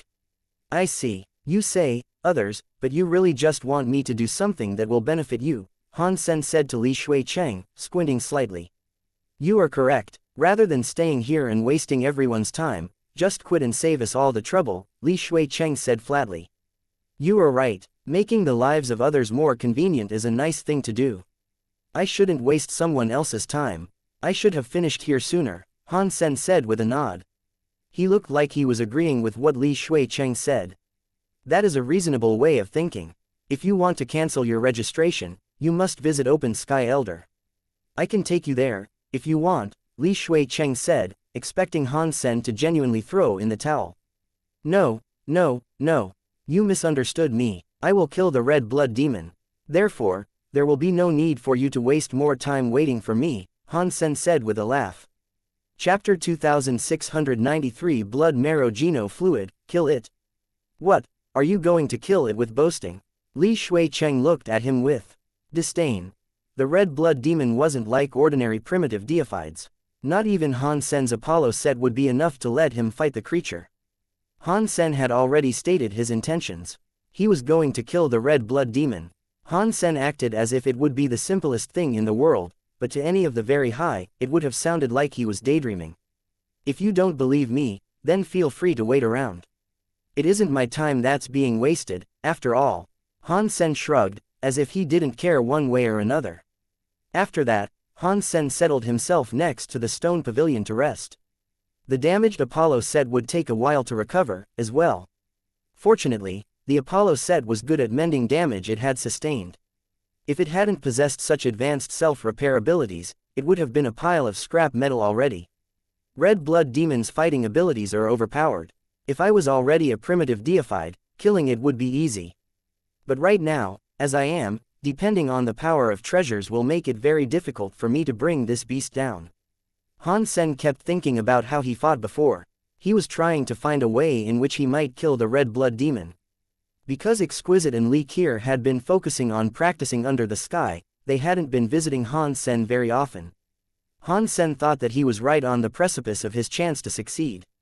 He just needed to find a chance to fight the red blood demon when they were not around. Then, he could use whichever Geno art or beast soul he fancied. Li Shuicheng frowned. The very high were very strict about their rules. Even though he was one of the very high, he couldn't circumvent the rules. If Han Sen wasn't going to give up, Li Shuicheng really would have to wait another month. If Han Sen couldn't kill the red blood demon before the time limit, Li Shuicheng could register for permission to enter and slay the fiend. But Li Shuicheng was being hung to dry. He was in a rush to get as many resources as possible, so he didn't want to wait a month. He rolled his eyes. He walked to the stone pavilion, looked at Han Sen, and said, "You said you will find a way to kill the red blood demon, right?"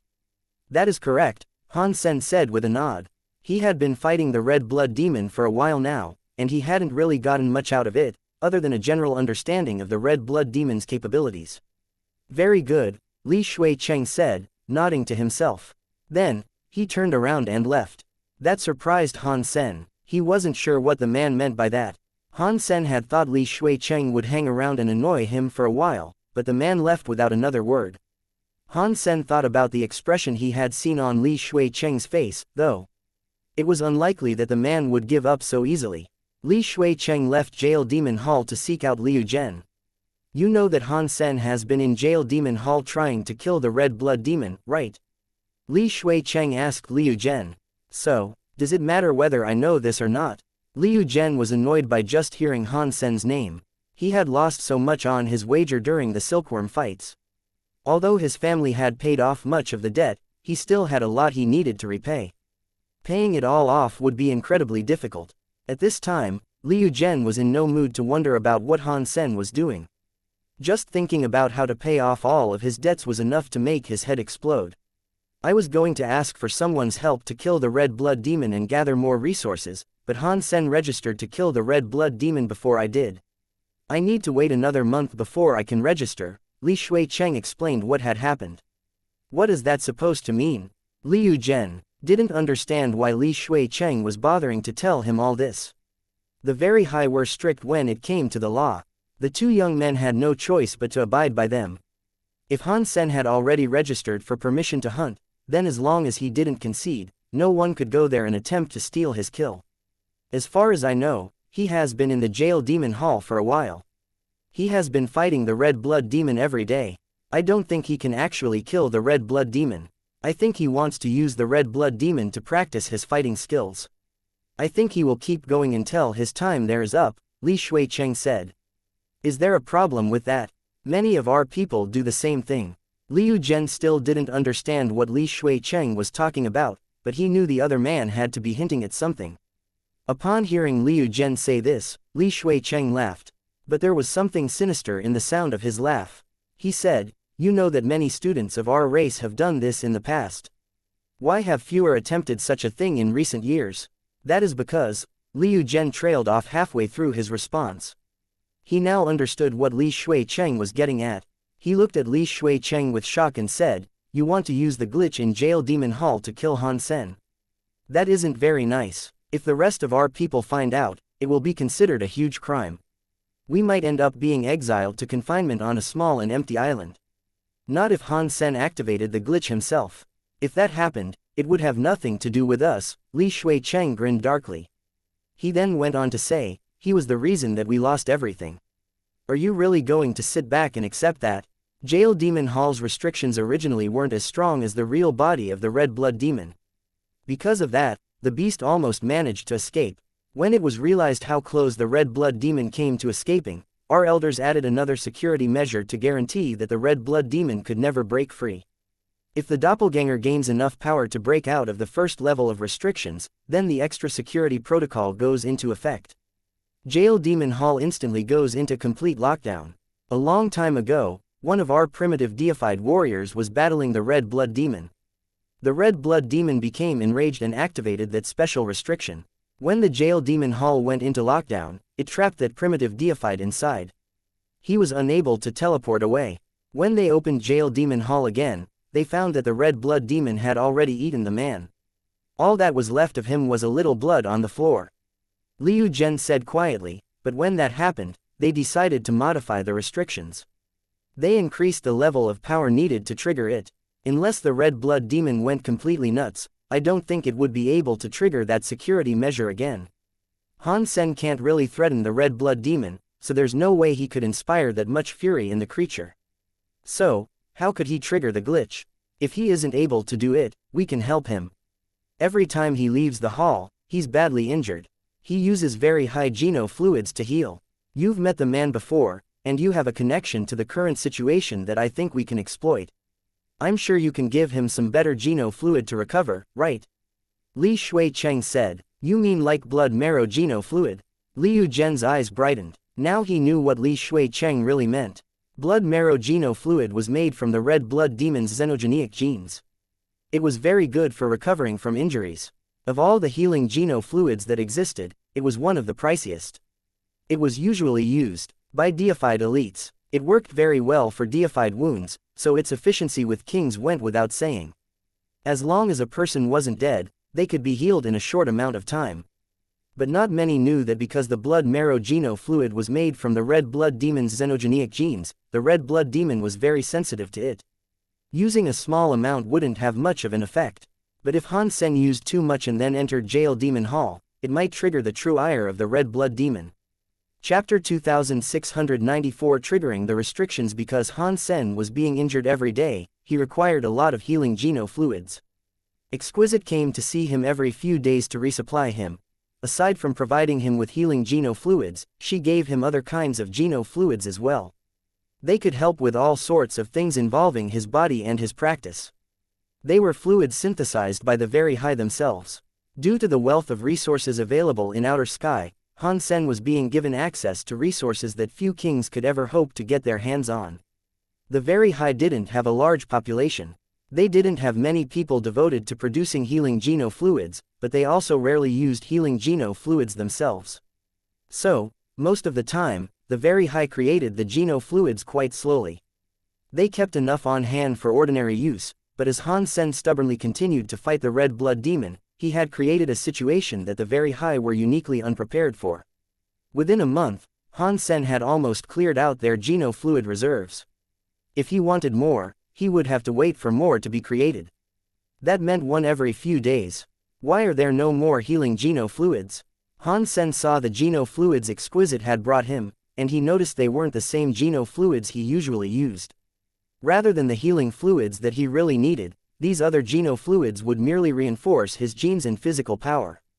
Even if there was a whole warehouse full of healing geno fluid, it wouldn't be enough to support the amount you keep consuming, Exquisite said. She pointed toward a box with 6 red geno fluids and went on to say, this is a high-class healing geno fluid. They only offer it to deified fighters. Since there are no more of the weaker fluids available, you are being gifted these. Do not go through them willy-nilly. If you use up these, you won't be granted any more for the next 2 weeks. Exquisite didn't know that blood marrow geno fluid had the xenogenic genes of the red blood demon in it. After all, few people knew exactly what was inside a medicine when they took it. The red blood demon's xenogenic genes were just one element of these fluids. They weren't even the primary ingredient. Even if Exquisite had known the xenogenic genes were in the fluid, she wouldn't have known about the potential side effects in this situation. Liu Zhen and Li Shuicheng knew about this because one of their elders had used a large amount of blood marrow geno fluid before going into the jail demon hall to kill the red blood demon. The red blood demon had instantly gone into a fury. Luckily, the man had been a larva class deified. Despite the red blood demon's rage, he had been able to kill it. Only a few people who were close to that elite knew about this. Exquisite and Li Kier didn't know much about that elite, so they didn't know how taking the geno fluid would affect the monster inside the hall. Liu Zhen and Li Shuicheng wouldn't have come up with this plan if the creature's reaction to the geno fluid was generally known. Hearing that there was an even better geno fluid that he could use, Han Sen was more than pleased. If he could recover faster, he could spend more time fighting the red blood demon. Although he was unable to beat the red blood demon, he was honing his talents as he fought the creature. That was because the red blood demon had been continuously suppressing him. Han Sen had gained a huge amount of experience by being so determined. This kind of wound really hurts. Han Sen looked down at his chest and saw his exposed heart, which had come close to being shredded. He had a wry smile. If Han Sen had lacked his impressive abilities of recovery, such a strike would have likely killed him. Opening a blood marrow geno fluid, Han Sen quickly gulped it all down. He felt a warm sensation race through his body. A numb, itchy feeling passed over his wounds, and Han Sen's injuries began to heal. He watched in amazement as his wounds sealed closed. This is good stuff. No wonder this is considered a superior item usually reserved for deified elites. The effects are 10 times stronger than what I was using before. Han Sen grinned widely when he saw the wounds heal so quickly. His wounds would have taken half a day to heal previously, but now they took less than an hour. But the Apollo set hadn't recovered yet, so Han Sen had to keep waiting. Without the Apollo set, his body wouldn't last. Han Sen didn't waste a single second of his free time, though. He practiced very real body and God's Wander for a bit. Those 2 Geno arts were very beneficial for him to practice with. They could be used at any time. When the Apollo set had finally recovered, Han Sen decided it was time to enter Jail Demon Hall again. But to Han Sen's surprise, the red blood demon was sitting on the stairs staring at him when he entered. It didn't attack him as soon as it saw him. What is this? Han Sen wondered. It seemed odd that on this random day, the red blood demon's temper had improved so much. While Han Sen wondered what it was doing, the red blood demon's body flashed with a bloody light. Its bug wings opened. The strange horn on its head flashed with a crimson that looked like a sun. Holy sh*t. What is going on with this guy? Why has it suddenly exploded with a scary power like this? Han Sen was very confused. He had fought the red blood demon for a very long time now, but he had never seen it so enraged. And it had suddenly gained a frightening amount of power. Before Han Sen had time to consider his situation, he saw the red blood demon's evil-looking crimson eyes light up like light bulbs and turn to stare at him. Han Sen didn't say anything. He just wanted to teleport away from Jail Demon Hall. Han Sen couldn't fight the red blood demon at its normal power level, but now, it was a raging version of itself.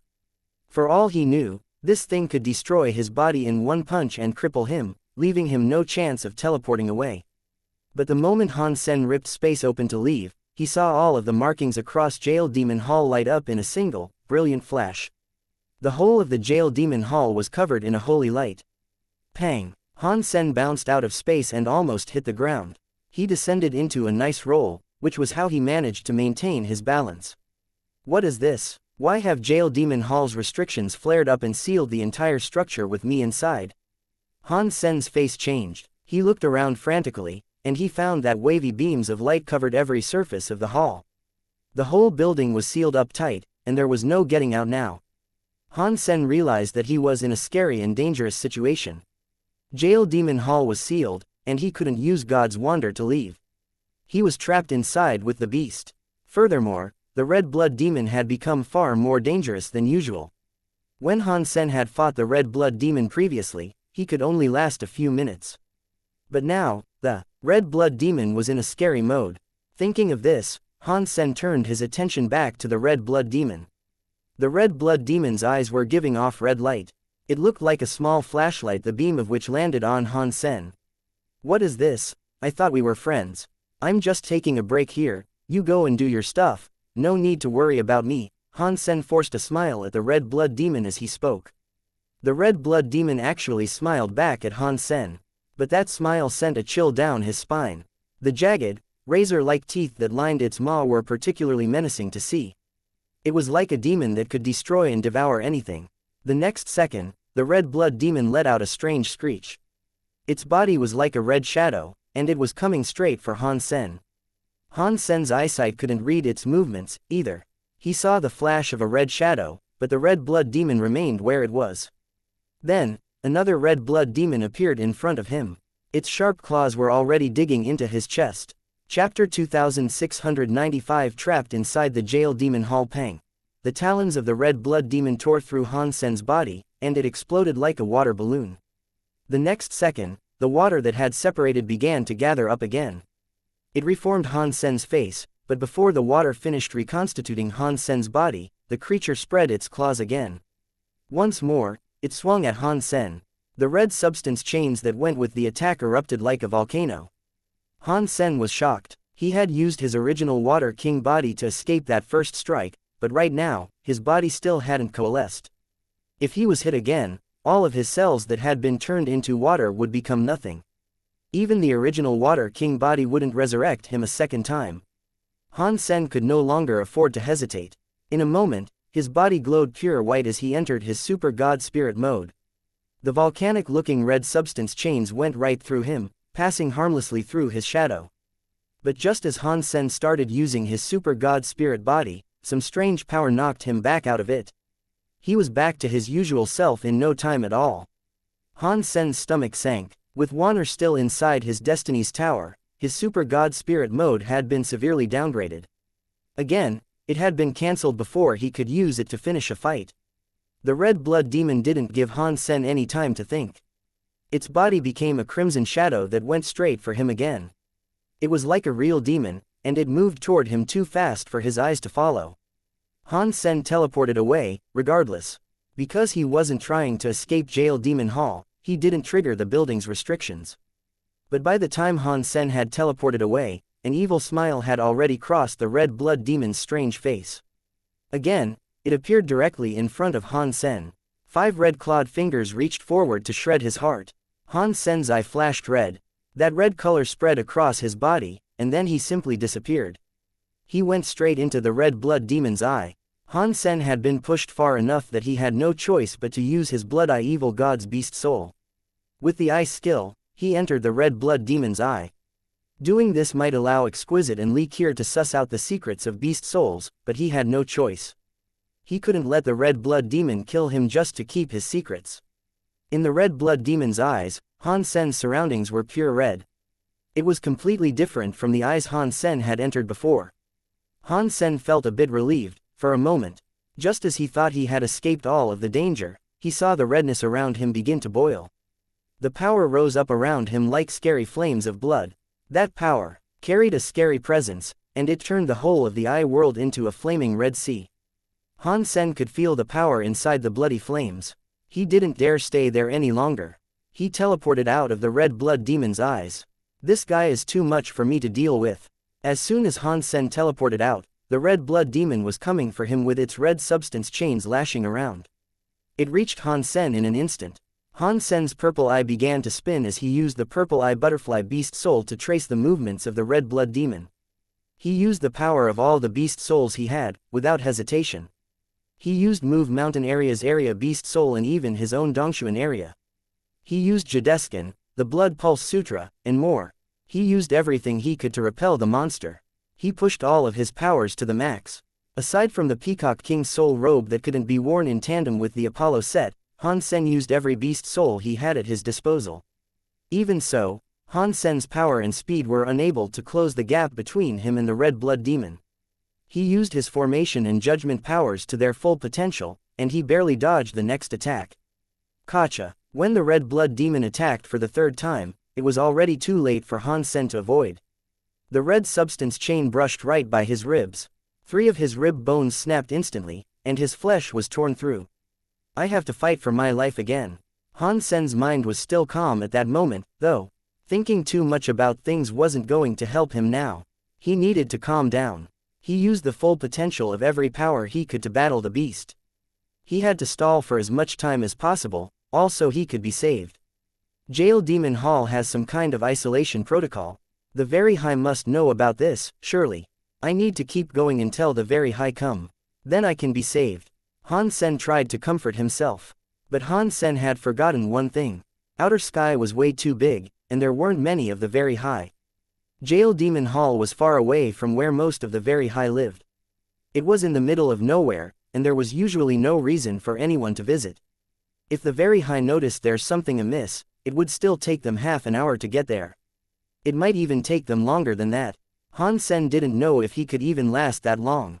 At this time, Liu Zhen and Li Shui-cheng had been focusing their attention on Jail Demon Hall. When they saw Jail Demon Hall's door suppress the red demon beast's light, they knew that their plan had succeeded. The red blood demon had already gone mad with rage and triggered the defensive properties of its prison. They had trapped Han Sen inside with the infuriated red blood demon. The guy in charge of Jail Demon Hall won't be able to get here for at least half an hour. And half an hour from now, I don't think there will be anything of Han Sen left to save, Liu Zhen said with a cold laugh. Li Shui-cheng looked at Liu Zhen and asked, is the warehouse okay? Don't worry, Everything is fine. The healing geno fluids Han Sen always used are all gone. The warehouse only has the recommended, superior healing geno fluids left. No one will know that a geno fluid can trigger the red demon blood's power. Even if they found out it was the blood marrow geno fluid that triggered the red blood demon's rage, they couldn't blame me. It would just be an unfortunate event, caused by no one but himself. That is great, Li Shuicheng said with relief. He smiled and went on to say, Exquisite just gave him some geno fluids, too. She won't be here for another 2 days, at least. He is very dead this time. He is such a genius. It is a shame he has to die.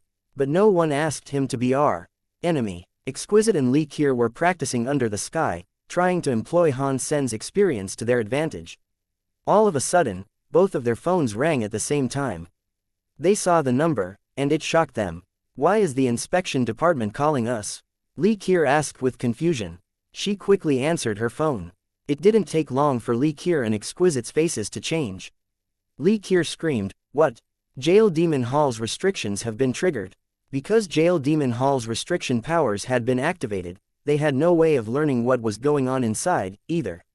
All of their scrying powers had been cut off due to the hall's defenses.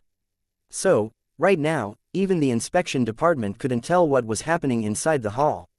They had already sent out an agent. When they found out who was in charge of Han Sen's challenge to the Red Blood Demon, they contacted Exquisite and Li Qiu. They asked if the two women knew if Han Sen was inside, because the restrictions had been triggered 10 minutes before. It is over, Exquisite and Li Qiu felt cold. Only Han Sen had permission to hunt inside that hall, so he was the only person inside. If the Red Blood Demon had triggered the defenses, Han Sen was probably the reason that it had done so. After the two of them spoke to the inspection department, they used God's Wander to travel to Jail Demon Hall. They prayed Han Sen wasn't inside, but the closer they got to Jail Demon Hall, the colder they felt. That was because they couldn't sense their connection with Han Sen. Something was smothering their ability to feel what he was feeling. There weren't many powers that could sever their connection with Han Sen. The power that bound the true god Xenogeniac within Jail Demon Hall was one of the only things that could. There was an 80% to 90% chance that Han Sen was trapped inside Jail Demon Hall. He could even be dead already. Every second inside Jail Demon Hall was a desperate scramble as Han Sen attempted to cling to life. Thus far, he had only been inside the hall for 1 minute, and his body had already incurred 7 or 8 wounds. Those wounds were so deep that bones were visible inside them. DMN it. This isn't the way. Han Sen felt terrible. His power was no match for the monsters, and the skills he had were losing their effectiveness. I have to try this out. As Han Sen teleported away, he used the moment's reprieve to pull out a piece of gear. It was a peculiar bottle. The handle was the tail of 2 sirens. It was the holy item siren bottle from the sirens in the Extreme King. Han Sen tapped on the left side of the siren bottle, but before he could take the next step, the Red Blood Demon was in front of him. Its sharp claws were like knives, and Han Sen was unable to avoid them. He immediately summoned the shield of the Medusa's gaze to block the Red Blood Demon's scary attacks. Although Han Sen couldn't use the power of the shield to attack, it still had amazing defenses. The Red Blood Demon's claws came down on the shield but failed to deal any damage to it. The scary power blasted Han Sen and the shield away, though. Pang! Han Sen's body slammed into the back wall of the hall. His entire body felt as if it had been shattered. It was almost too painful for him to stand back up. Han Sen got control of his pain and teleported away. The next moment, the Red Blood Demon was right where Han Sen had just been. The red substance chains lashed out against the wall and made the spells flash. The siren bottle that had fallen to the floor was glowing weirdly. It displayed the face of the Siren Virgin. Siren Virgin, I'm in trouble. Help me get rid of this guy. Han Sen quickly shouted at the Siren Virgin when she appeared. Han Sen had just said that when the Red Blood Demon's talons flashed toward him again. Han Sen flapped his Apollo wings and, through careful judgment, decided to veer left. He managed to evade the attack, but the Red Blood Demon's body flashed again. Those claws were right in front of Han Sen once more. Han Sen tried his best to dodge, but a substance chain still connected with his shoulder. The blow opened him deeply enough to expose pale white bones inside his flesh. The Red Blood Demon, the Siren Virgin said in shock when she saw the Red Blood Demon. It's good that you know this creep. This is just a doppelganger, though. It is only primitive class. Do you know how to deal with it? Han Sen immediately asked as he teleported again. With a wry smile, the Siren Virgin said, if my true body was still here, perhaps I could fight it. But right now, I still don't have a body. There is no way for me to help you. Although it is just a doppelganger, the red blood demon is a doppelganger that carries the battle experience of its true self. It isn't like an ordinary primitive deified. So, I wish you luck. After that, the body of the Siren Virgin shrank. She returned to the Siren bottle. Han Sen didn't have any time to be angry. The red blood demon was already on him again. He had nowhere to dodge, so he had to use the shield of the Medusa's gaze to block the strike again. Although the shield protected Han Sen's body from the creature's claws, it did nothing to soften the impact of the strike. It made Han Sen's body feel like it had been struck by a big hammer. Han Sen was unable to fight the fiend, and he knew he couldn't escape. He was at a dead end. I can't keep going on like this. If this keeps up, my body isn't going to last. Even if I find a chance to strike back, I won't have any strength left to do so. I guess I will just have to try this. Han Sen gritted his teeth. The blood pulse sutra inside his body began to surge like mad, but this time, it was different. The blood pulse sutra's path ran in complete reverse. This Geno art was no longer the blood pulse sutra. It was the Zhen Yellow Sutra Han Sen had fished out of the underworld lake. It was a different Geno art entirely from the blood pulse sutra. Han Sen was desperate. He had to try every option he had before it was too late. If Mr. White's theory of the Zhen Yellow Sutra was correct, perhaps the Zhen Yellow Sutra was the last thing that could save Han Sen's life. If someone else had attempted to practice the Zhen Yellow Sutra, it would have been extremely hard. But to cast it, Han Sen only had to reverse the blood pulse sutra. He hadn't even needed to practice with it. But this was Han Sen's first time casting the Zhen Yellow Sutra. He didn't know what would happen after he used it. The blood pulse sutra's power was gunning in reverse through Han Sen's body. It made him feel like his entire body was covered in static. It made him feel as if his body wasn't coursing with blood, but with electricity instead. The tingling pain almost made Han Sen, a man with a strong will, scream aloud. The blood pulse sutra usually released a red aura. In reverse, though, that color darkened to a red that was nearly black. It was like old, dried up blood. The red blood demon was unbothered by this change. Its eyes still looked murderous, and it swung its claws at Han Sen again. It would be too hard for Han Sen to dodge. His body was in so much pain that it felt like he was going to be torn apart. There was no way he could dodge the next strike. Han Sen gritted his teeth to endure the pain and raised his shield to protect his body. At the same time, he punched toward the red blood demon. The red blood demon ignored Han Sen's fist as the claws came down upon the surface of the shield. Han Sen clutched the shield. Desperately, he moaned in pain. The reversed blood pulse sutra released its power, and it felt as if his body was being torn apart. The pain he felt was too difficult to describe.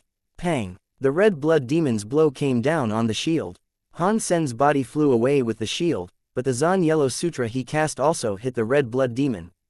Han Sen hit the seal again, and he once more coughed up blood. But he noticed that his wounds weren't as grievous as they had been. Only then, to his shock, Han Sen realized that the blood pulse sutra had become half-deified. It had finally completed a key step in its ascension, combining the 9 tiers to revert back to 1. He quickly looked at the red blood demon. He wanted to know if the Zhen Yellow Sutra had worked or not.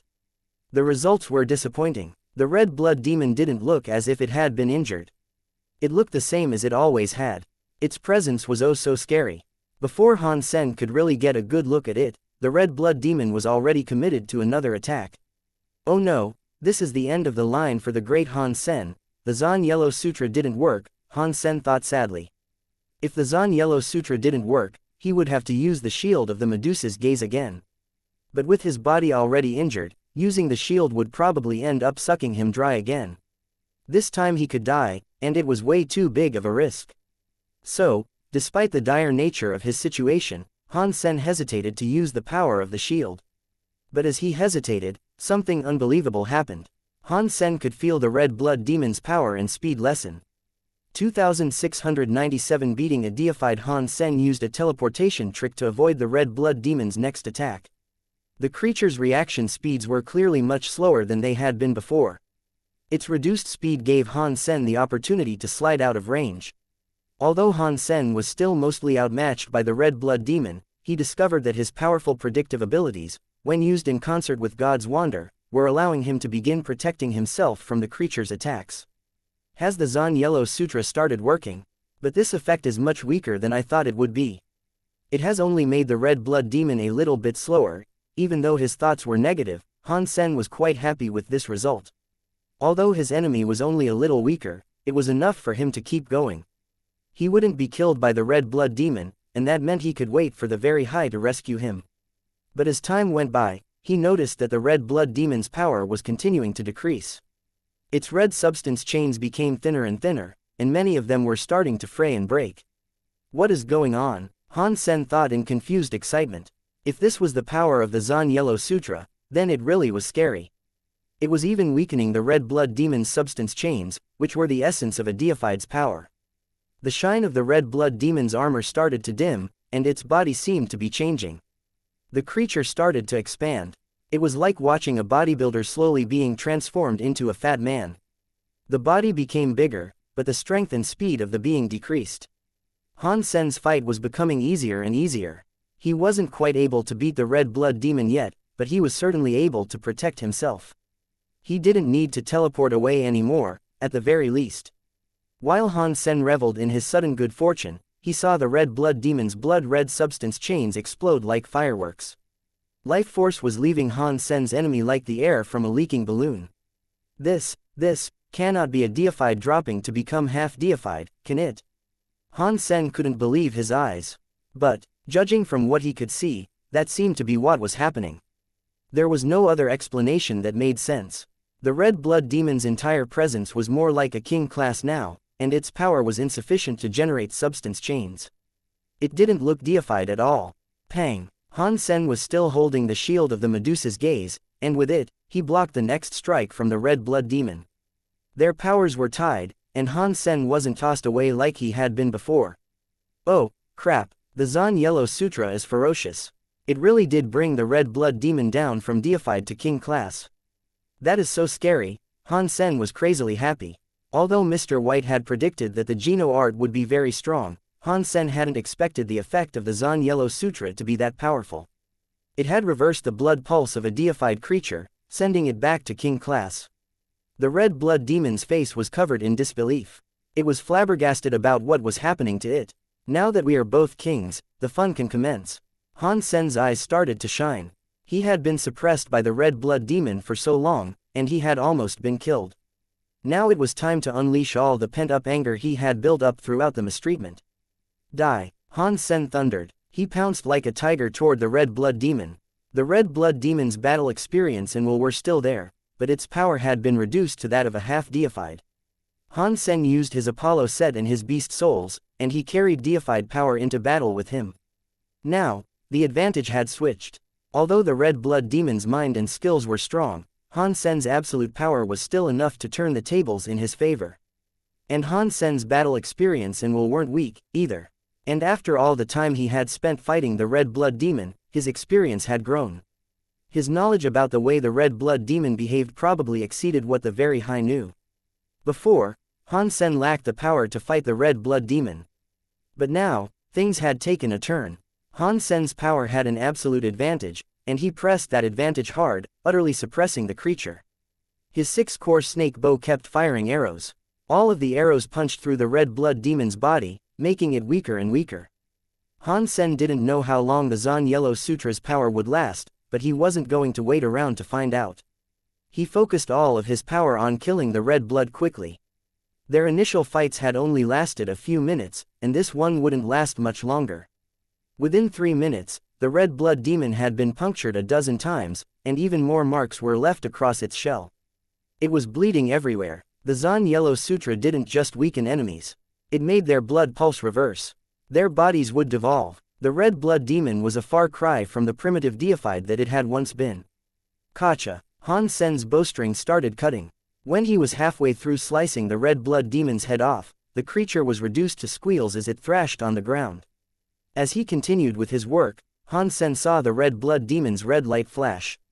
It was starting to coalesce substance chains again. Oh, no, the Zhen Yellow Sutra's power is waning. Han Sen was shocked. He didn't dare delay these proceedings. He generated power and went right up to the red blood demon.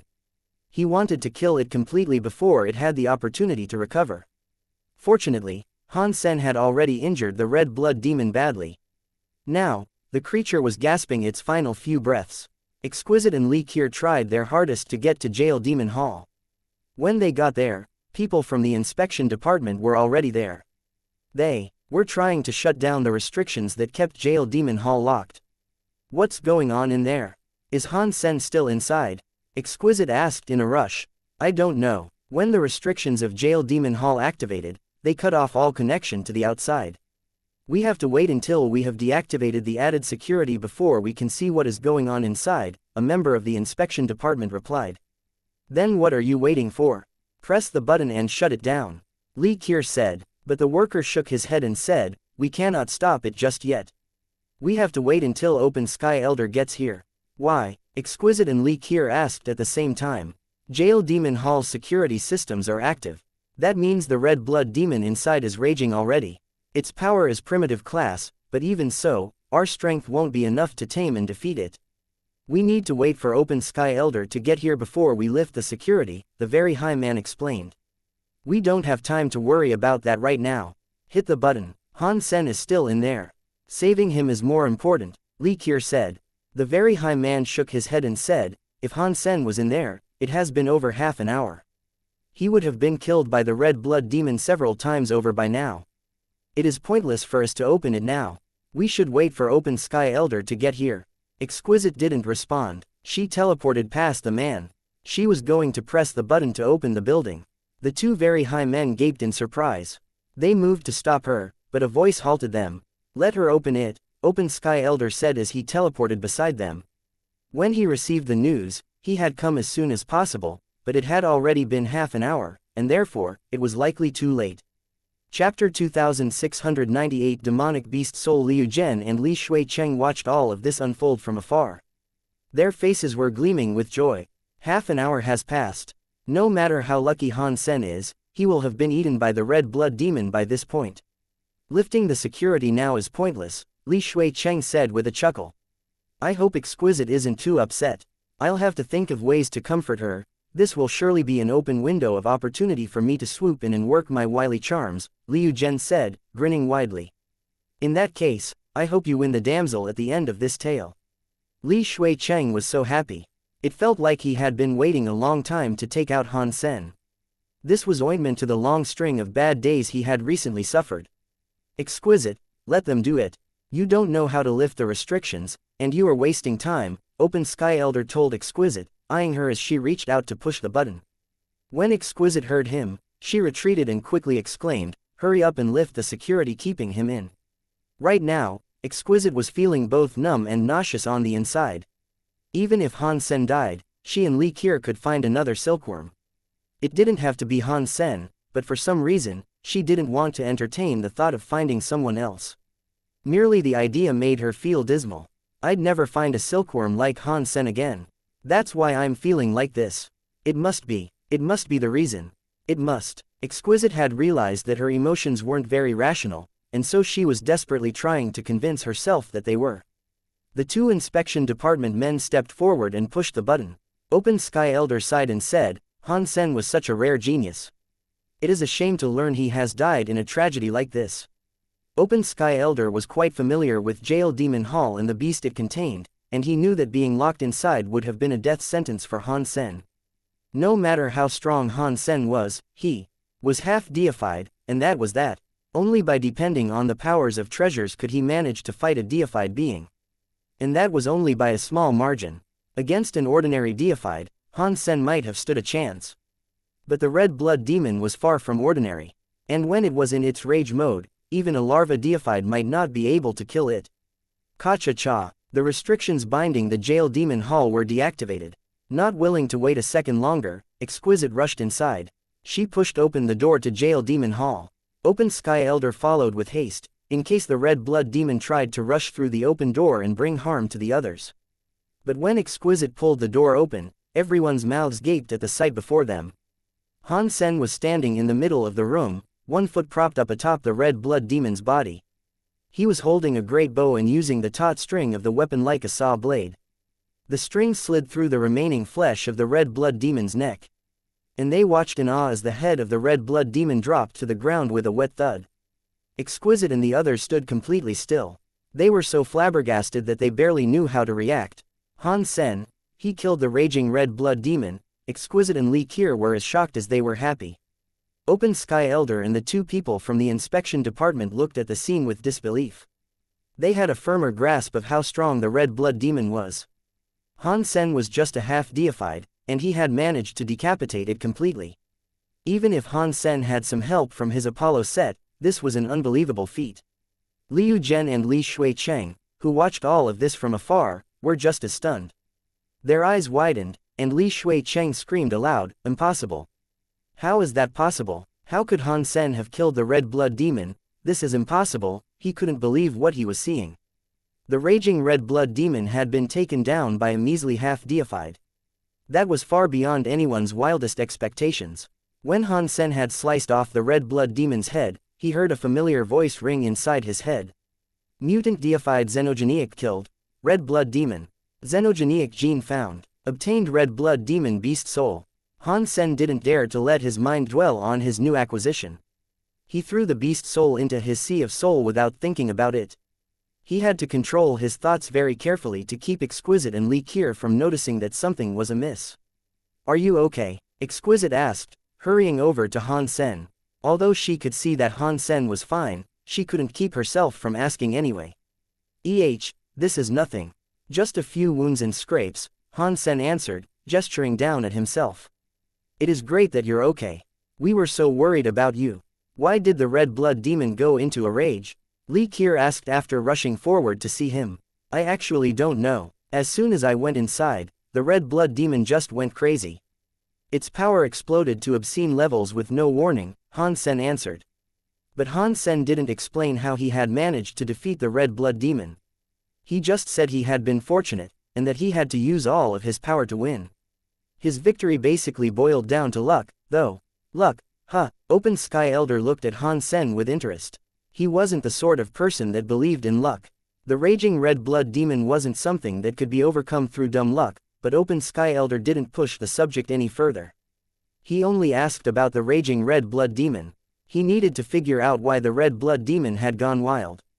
After answering a few more questions, Han Sen left with Exquisite and Li Qir.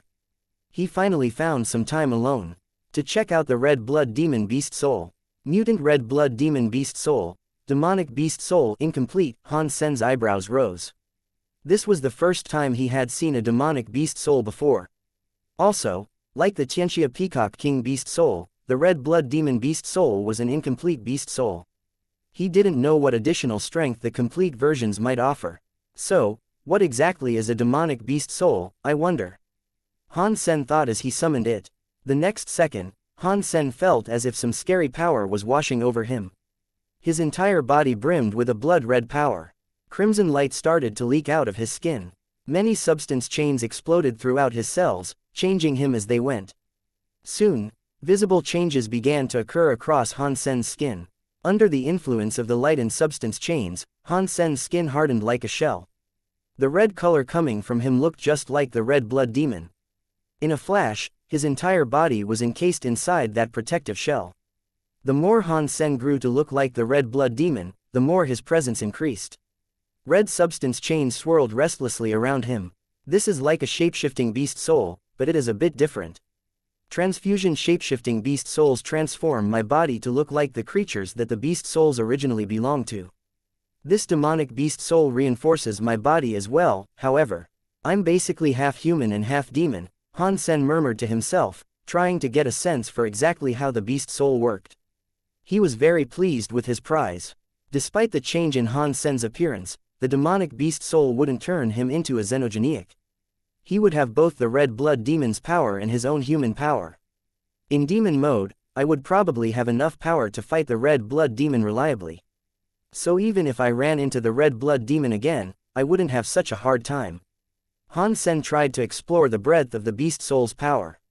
The demonic power it wielded was greater than Han Sen had expected. He liked it more and more. But what does the incomplete part mean? Does that mean the Peacock King Beast Soul and the Red Blood Demon Beast Soul can still be upgraded? If so, how do I make them complete Beast Souls? Han Sen thought to himself. Chapter 2699 Fish in a Bottle. The incident in Jail Demon Hall had yet to be explained. Although it was suggested that the raging of the red blood demon might have been somehow connected to the blood marrow geno fluid, the inspection department came to no ultimate conclusion. And before the incident, no one had known that the bone marrow geno fluid could produce this sort of effect. The warehouse frequently offered the type of geno fluid when they ran out of the ordinary ones, so it all seemed like one giant coincidence. No one should have been responsible for what occurred. But Han Sen thought things couldn't have been that simple. He firmly believed the event had something to do with Liu Zhen and Li Shuicheng. Li Shuicheng had visited him not long before the lockdown took place. The timing was too suspicious to be a coincidence. But there was no evidence linking the event to Li Shuicheng, and that meant Han Sen could not do anything to the man. It is a shame that the red blood demon doppelganger will take another 6 months to regenerate. Otherwise, I could go and kill it again. Maybe that would help me figure out what an incomplete beast soul is, Han Sen thought to himself as he fished at Underworld Lake. Then he heard Bauer's voice shouting to him, interrupting his thoughts. "Dad, I fished up the sheep head again," Bauer yelled as she pulled at the underworld silk. Han Sen looked toward her and saw that she was indeed pulling the 4 sheep cube toward her. Half of it was visible through the clouds of the lake. Han Sen had gotten used to this happening. Bauer frequently caught the 4 sheep cube on the end of her line, but she was never able to bring it out of the lake. Indeed, whenever the 4 sheep cube was on the cusp of being pulled free of the lake's surface, the underworld silk tended to snap. The 4 sheep cube would sink below the white mists again. After fishing it up so many times without actually being able to catch it, Bauer was starting to get angry. As she watched the 4 sheep cube again, waiting for the moment it fell back into the lake, she decided to try something new. With her free hand, she summoned her little gourd. She aimed the gourd at the sinking 4 sheep cube. Then Bauer tapped the top of the gourd, unleashing a weird power. It was like an invisible lasso had been slung over the 4 sheep cube. It yanked the 4 sheep cube in the direction of the little gourd. Han Sen looked at Bauer with shock. The things in Underworld Lake were very special, and generally, only strings made of underworld silk could affect them. Other powers didn't really do anything in Underworld Lake. Until an item left Underworld Lake completely, no types of power should have worked on it. Han Sen had already tried using his own powers to remove the 4 sheep cube from the lake, but it hadn't worked. If his power touched the surface of Underworld Lake, the mist would disrupt and render it null. But the little gourd's power of suction didn't seem to be affected at all by the lake. It easily pulled the 4 sheep cube up and away. Unfortunately, Bauer didn't have enough raw power, and she seemed to be struggling to pull the statue free of the clouds. He didn't know if it was an illusion, but it felt like the 4 sheep cube was using its own strength to pull itself back into the lake. It was trying to return to the camouflage of the clouds. Bauer gripped her little gourd tightly, and the weight of the statue slowly began to drag her little body toward Underworld Lake. Han Sen's heartbeat sped up, and he teleported over beside her and grabbed hold of her. Han Sen sensed that a foreign power had wrapped itself around Bauer's body, and it was towing both of them toward the lake. What a scary power! Han Sen's face paled slightly. He didn't have time to think, so he simply summoned his Peacock King Soul robe and used all of his power to remain still. His legs dug into the lakeside soil. It wasn't enough. Not even the powerful beast soul could prevent the malevolent force from pulling him closer to the lake. Han Sen's legs slowly tore a trench through the soil as he was dragged toward the lake. Han Sen and Bauer used all of their strength, and Bauer's face flushed a deep red. But she couldn't fight off that power no matter how hard she tried, and she was on the verge of falling into the lake. Han Sen was about to tell Bauer to put away the little gourd, but he suddenly felt a new power latch onto him from behind. The powerful force launched them backward, almost yanking the 4 sheep cube clear of the mist. Han Sen looked behind, and with much shock, he saw that it was the 16 little pigs. They had all lined up single file, with each pig biting the tail of the next one in line. The little pig in front was biting Han Sen's soul robe, pulling him back. Mysterious spellwork glowed on the forehead of each little pig, and a strange power was spreading amongst them. Han Sen was shocked. This level of power should have been far out of reach for a mere king-class being. Even after donning his xianxia Peacock King Soul robe, Han Sen had still been pulled toward the lake. But the 16 little pigs were holding on just fine. That was a bit weird. Han Sen didn't put too much thought into it, though. After all, he and Bauer had been putting all of their strength into the effort. Perhaps they had only needed a tiny bit more power, and it just so happened to be provided by the 16 little pigs. The little creatures probably weren't that strong. The 4-sheep cube was on the verge of being pulled out of the lake, and Han Sen could see the faces of the bronze sheep above the clouds. They almost appeared frightened. Very good, let's pull you up so I can see what the hell you are. Realizing that their tug of war with the 4-sheep cube was almost over, Han Sen started to get excited. Every time they had failed to pull the statue free, the sheep heads had mocked him. That had always upset Han Sen. The moment the 4-sheep cube was lifted from the lake, Han Sen felt the tension on his hands loosen. Suddenly, Bauer and the little pigs were all flying backward. Pang! The 3 to 4 meter high 4-sheep cube came flying out of the clouds. It landed on the soil, one of its corners digging into the ground. Grass and soil sprayed everywhere, showering Han Sen and Bauer. "Ah, I finally got you out. So what on earth are you?" Han Sen merrily exclaimed. He lifted himself off the ground and approached the 4-sheep cube. Bauer and the little pigs came up to see it, too. Han Sen, Bauer, and the little pigs surrounded the 4-sheep cube. After walking around, Han Sen confirmed that the 4-sheep cube was an ordinary bronze statue. He couldn't sense any life force or power coming from it. It seemed dead and inanimate. Han Sen looked at the 4 sheep heads, but their faces all looked the same. They had lowered eyebrows and half-closed eyes. They looked like frozen monks. They didn't seem to be mocking anyone. Weird. I swear I saw different expressions on their faces. Why aren't they changing now? Han Sen used his purple eye butterfly to have a look, but he couldn't see anything strange about the statue. The purple eye butterfly's rewinding power didn't work on it, either. Is this thing dead or alive? Han Sen wondered aloud, searching carefully for some sign of power from the statue. Despite its lack of response, Han Sen didn't believe that the statue was an ordinary bronze object. Han Sen reached out his hand to tap his fist against the side of the 4-sheep cube. The action produced a dong-dong noise. The statue didn't look damaged at all. When Han Sen saw that, he became certain that this was no ordinary piece of bronze. With his power, even treasures made from king-class xenogenic genes would break if he struck them. But the 4-sheep cube was totally fine. That meant the material was special. Bauer jumped over to the 4-sheep cube to get a better look. She said in surprise, "Dad, there are 2 fish." "Fish?" Han Sen asked. He flew to the top of the 4-sheep cube and lowered his head to get a better view of the top of the 4-sheep cube. It was full of water, and there were 2 goldfish inside. They were black and white. Their heads were like those of a Buddha, and their tails spread like butterfly wings. Their bodies were really fat and round. Other than their black and white coloring, they looked a little like lion-head goldfish. They were swimming calmly around inside the 4-sheep cube, undisturbed by their rough exodus from Underworld Lake. Bauer was squatting near the 4-sheep cube. She put her hand down into the water, wanting to touch the fish. The fish were only a few inches below the surface of the water. She put her arm into the water up to her shoulder, but still, she couldn't touch those 2 goldfish. Han Sen frowned. He pulled out his ghost teeth knife and thrust at the white fish below the water. The white fish was so close to the surface of the water, but when Han Sen thrust the knife in, the blade sank completely into the water without getting any closer to the white goldfish. The 2 fish inside didn't seem to know what was going on. They continued swimming around slowly. Han Sen frowned. Ghost teeth knife generated a dangerous knife air that flew into the water once more. While that demonic-looking fang knife air was capable of tearing through the fabric of space, it was unable to touch the white goldfish.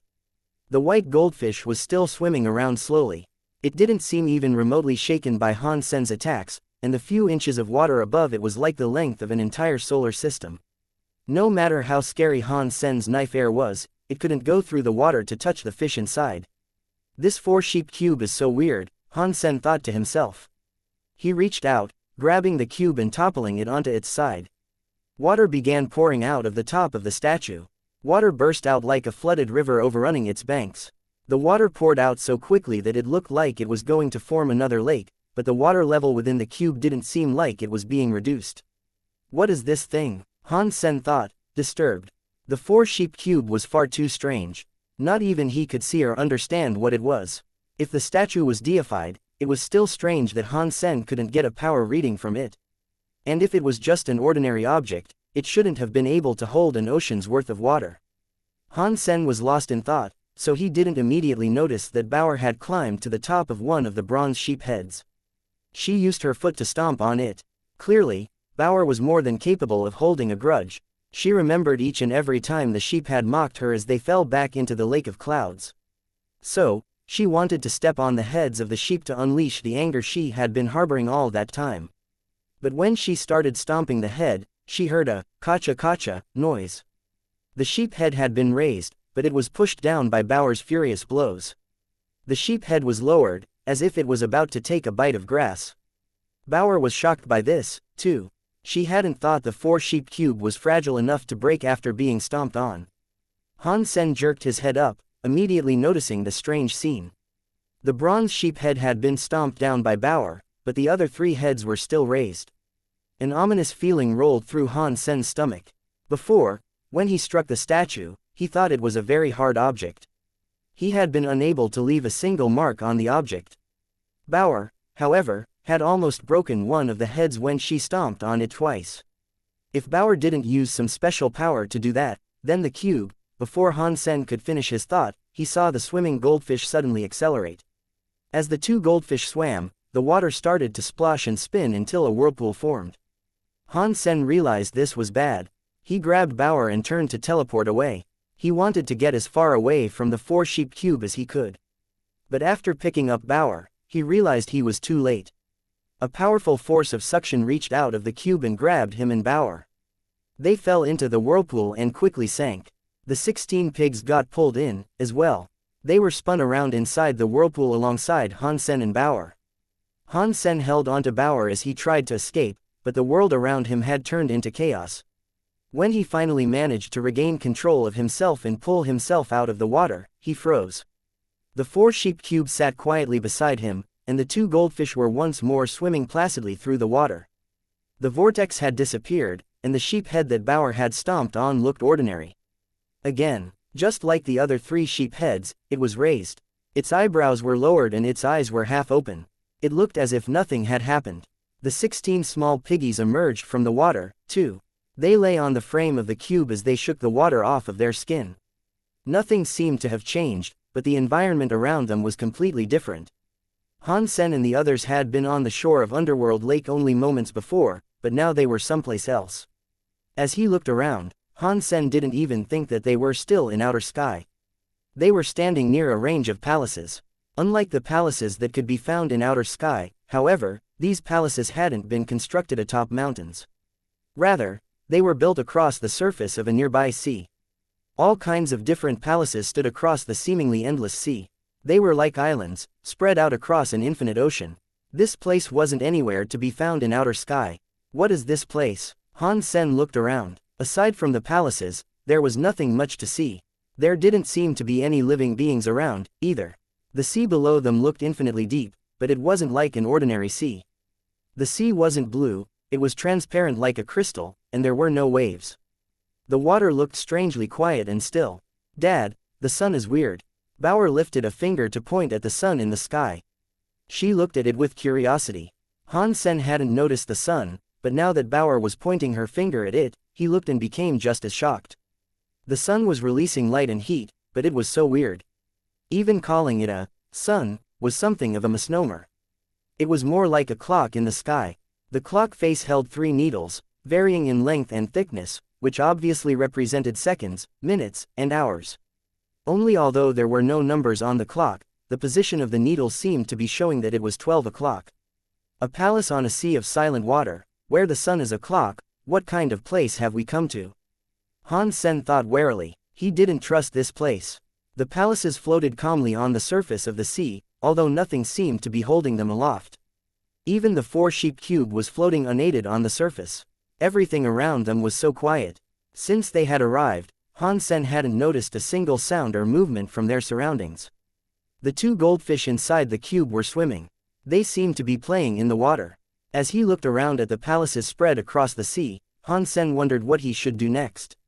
But as he did, he suddenly heard a sound from far away. Dong, dong, dong, dong. In that moment, the air was filled with the sound of tolling bells. Han Sen turned his head up to the sky to get a look at the sun clock. The 3 needles on the sun were pointing to the very top. For a normal clock, that either would mean it was 12 a.m. or 12 p.m. 2,701 giant prisoners. The sound of the tolling bells echoed across the vast ocean. It was extremely strange to hear so much sound in a place that had previously been so dead. 5 times, 6 times, Han Sen was silently counting each chime. He counted all the way to 12, then the bells fell quiet. The moment the bells stopped, the doors of every palace opened wide. Some of the buildings looked like modern metal structures, while others were crafted like vintage castles. Regardless of their appearances, all of the palaces opened their doors at the same time, as if they had been rigged to do so automatically. When the palace doors opened up, a sense of life came to the previously dead and barren ocean. Han Sen could even hear footsteps echoing from the nearest palace. Even a person who was almost deaf could have heard those booming footsteps. Each one was like a small earthquake, and the sounds pressed against Han Sen's eardrums like a physical weight. Those earthquake-like footsteps drew Han Sen's gaze toward the palace's door, and he soon saw something massive emerging through the open door frame. It was a giant that was 100 meters tall. Although it was big, it didn't seem clumsy or awkward. Instead, it moved its massive body with grace, exuding a sense of explosive power with every motion. If the being wished to, Han Sen figured it could cast power with enough strength and speed to destroy an entire planet with ease. Han Sen's brows furrowed as he noticed the manacles attached to the giant's hands and legs. It gave him the sense that this was a prisoner of some notoriety. The giant's eyes looked very dull, and it just stared forward into space. Han Sen quickly realized that the giant he was watching wasn't the only one that had emerged. A giant now stood in front of every palace across that entire ocean. All the other giants were bound hand and foot as well, and their eyes were lifeless. They stood quietly in front of their respective buildings. They have such large bodies. They aren't sinking, despite the fact that they're standing on the surface of the sea. The current seems to be moving them, though. They're all being pulled in the same direction. Han Sen hesitated. He wasn't sure if he should follow and see what was up, as all of this seemed like weird nonsense. Outer sky shouldn't have allowed a foreign object to conduct space teleportation, but the 4-sheep cube had brought them effortlessly to this strange sea. Han Sen had visited too many weird places in his time, so, even though this place was very strange, Han Sen wasn't too shaken. What caught him off guard, however, was the presence of those giants. There was an incredible gravitas to the presence of the giants, and it made Han Sen wonder if they were deified elites. But as Han Sen thought about it, he realized that he could see 200 or 300 of the giants. If they were all deified elites, he couldn't imagine what race they must have represented to have so many deified elites in their ranks. Even more frightening, these power giants were being treated like prisoners. Their limbs were chained, and something was wrong with their eyes. Who could have imprisoned giants like these? Han Sen wanted to go and find out, but he concluded that it would be too dangerous. If something had been able to trap those giants, it could likely detect Han Sen's presence, especially if he went looking for it. Never mind, let's just find a way to leave this creepy place. Han Sen picked up Bauer and returned to the 4-sheep cube. You aren't going to go see? Bauer asked, looking at the giants that were drifting away on the currents. It's too dangerous. For now, let's just figure out a way to get out of here, Han Sen answered with a shake of his head. He walked over to the 4-sheep cube. He remembered Bauer stepping on one of the sheep heads, which triggered the whirlpool that had brought them to this place. Now, we have to take a risk. Han Sen directed the small pigs to go back into the pool of water in the 4-sheep cube. He picked up Bauer and jumped in after them, but not before stepping on one of the bronze sheep heads. Ka-cha-cha. When Han Sen's foot came down on the bronze sheep head, the 2 goldfish started to swim around like mad again. The water in the cube became a whirlpool once more. We must go back. Han Sen once more felt a magnetic force emanating from the cube. He and Bauer were sucked into the cube and its whirlpool. The 16 little piggies were spinning around inside like mad, too.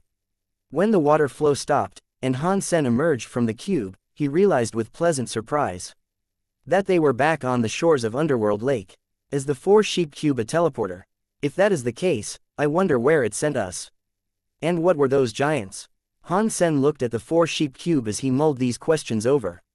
He continued to think to himself, saying, This bronze sheep head gives me the ability to teleport.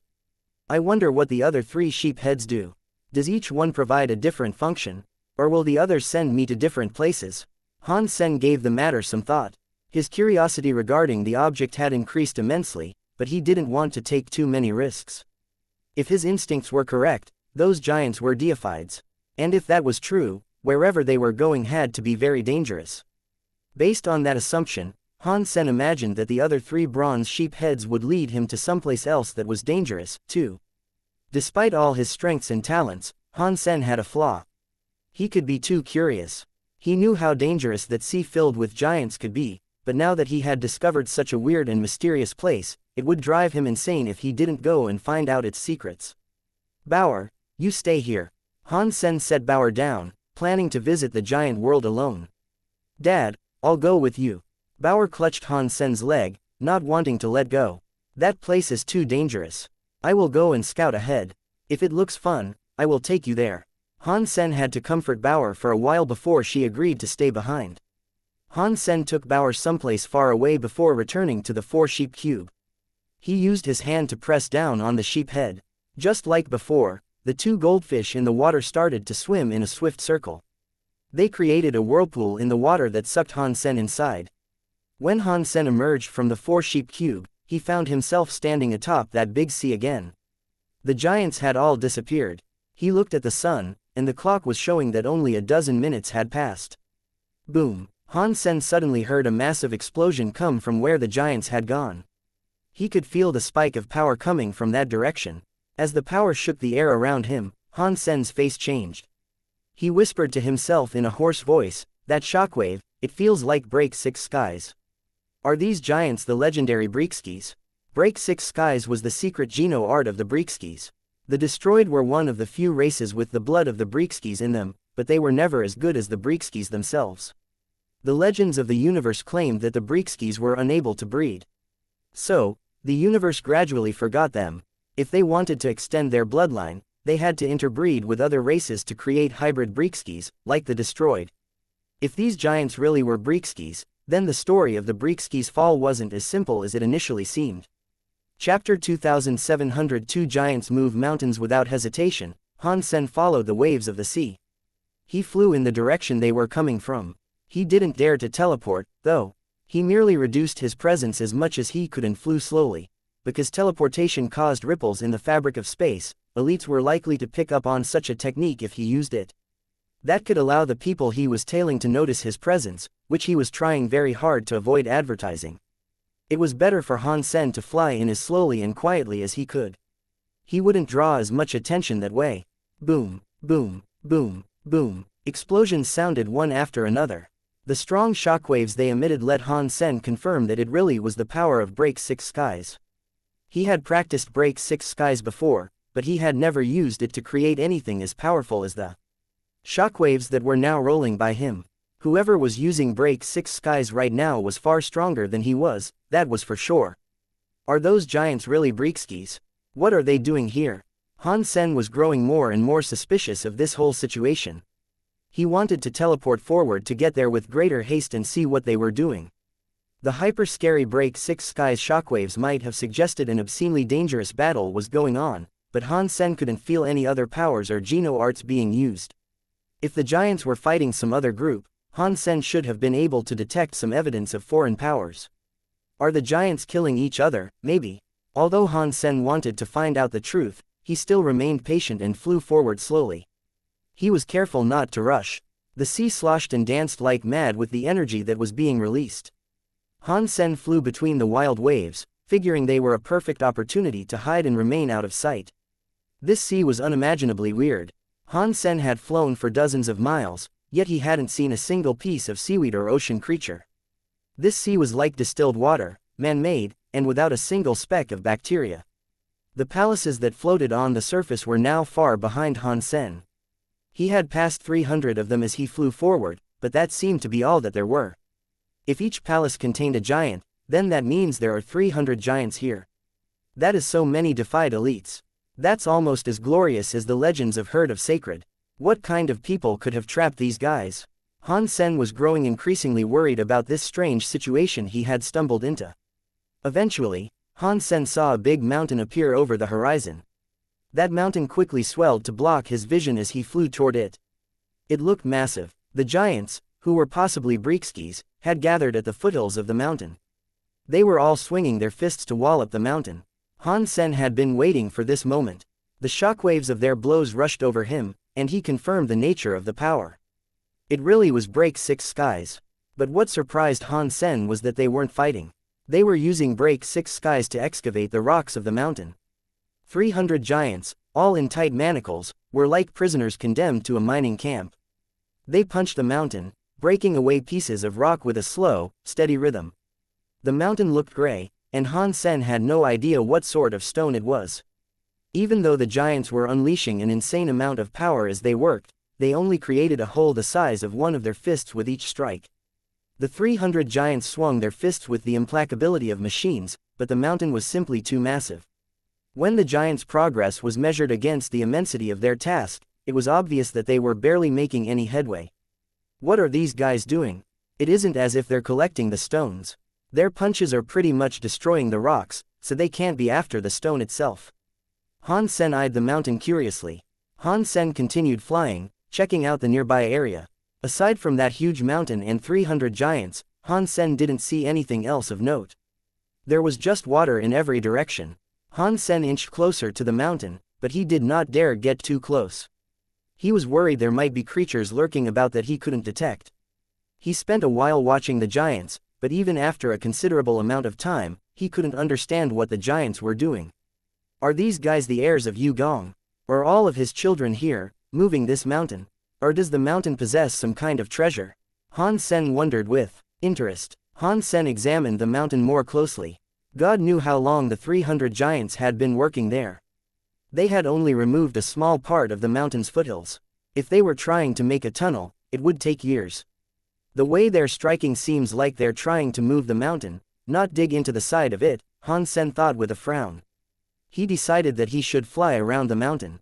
Perhaps he could find some piece of text carved into the mountain, or really anything that might shed light on this baffling situation. Han Sen hadn't flown very far around the mountain when his eyes widened. He came to an abrupt stop. A giant metal pillar had been pushed into the side of the mountain. It looked something like the Sky God pillar, actually. Even more strangely, the metal pillar had been rammed through the chest of a giant. It was pinning him to the mountain. That giant looked stronger than the other 300 Breekskis that Han Sen had seen so far. Its armor was crusted with dull, dried blood. Its blood-matted white hair looked like a waterfall, but it also obscured the giant's face. What did he look like? Han Sen had no idea. Han Sen couldn't sense a life force within this massive creature, but he could definitely sense a presence. It was hard to describe. When Han Sen looked at the giant, he felt numb. Goosebumps flared across his skin. The giant was a dead man pinned to a mountain, but Han Sen felt as if his presence could break the sun and the moon. It was like the sky and the ground would be forced to obey this monster. How can a dead man have this much power? How strong had he once been, then? Han Sen's shock quickly gave way to confusion. Are these giants trying to move the mountain so they can bring this body down? That is so stupid. Wouldn't it be easier to dig around the lance itself? If they follow their current path, they'll have to dig through almost the entire mountain in order to bring the body down. Han Sen couldn't understand what the giants were thinking, and so he continued soaring around the mountain to see if he could find anything else. He ended up disappointed. He flew around the mountain, but aside from the pillar and the giant corpse pinned to the mountain, there was nothing else to find. The giants have to be after that body, but the way they're digging into the rocks makes no sense.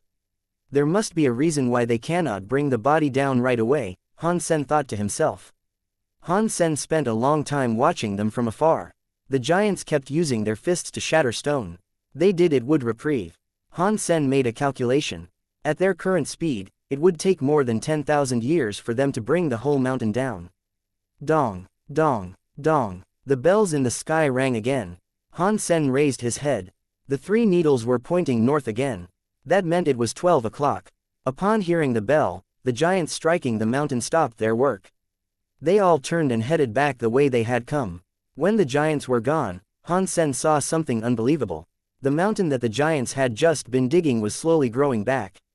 Every hole created by the fist of a giant refilled, and the mountain itself actually expanded. Han Sen froze in place as he saw this.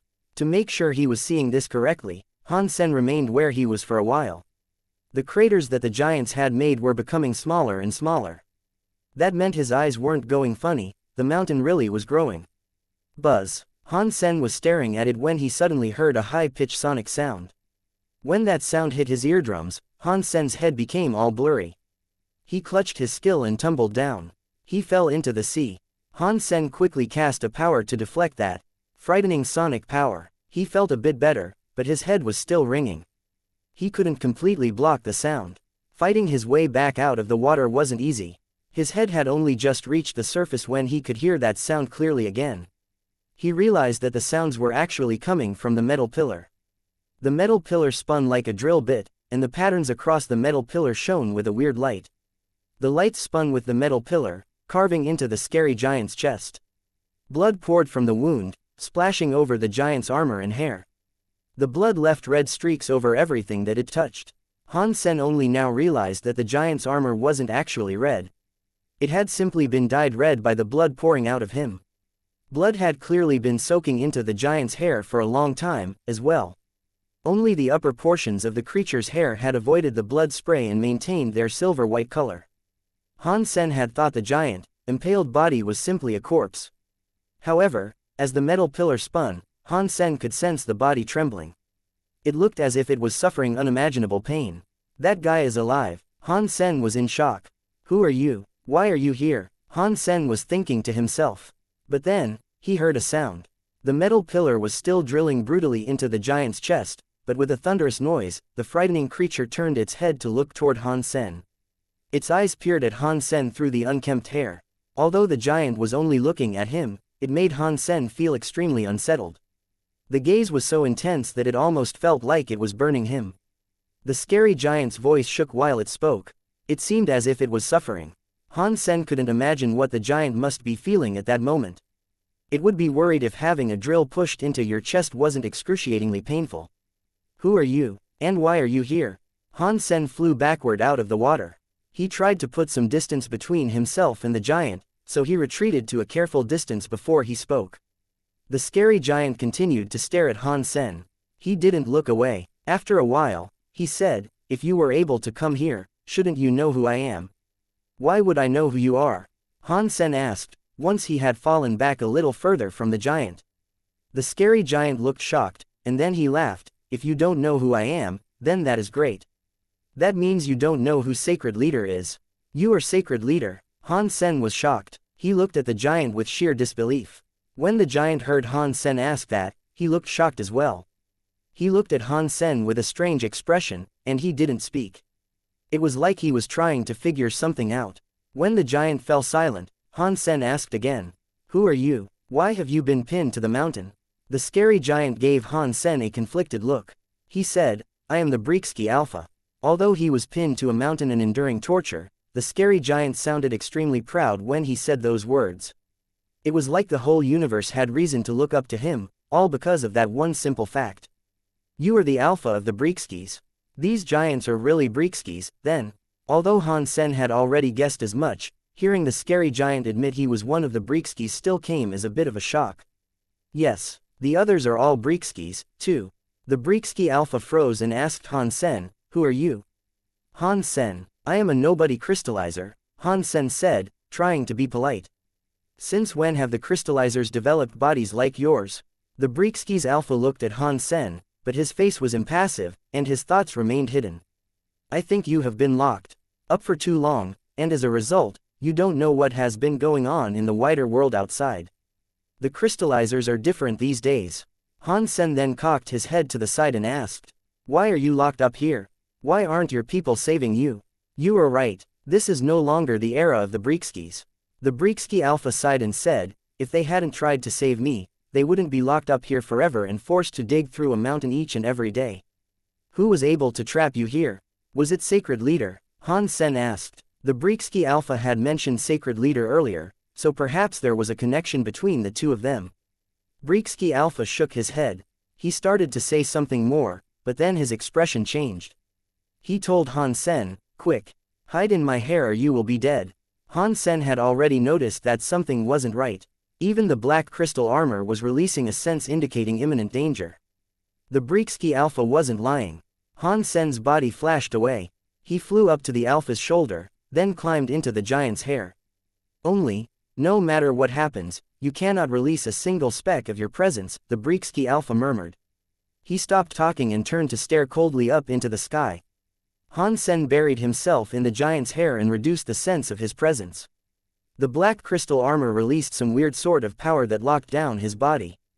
Han Sen's aura vanished until he couldn't even detect his own presence. Suddenly, Han Sen felt a ripple flow through the space above them. Han Sen looked into the sky, and he saw something emerging from the area next to the sun clock. When he saw the shape of the descending body, Han Sen almost screamed. It was King Zhen, the being he had seen on planet Eclipse long ago. After he was injured, Han Sen hadn't seen him again. He couldn't believe he was seeing him again here, of all places. Horizontal Evil, have you given this some thought? King Zhen was wearing gold armor and a gold helmet.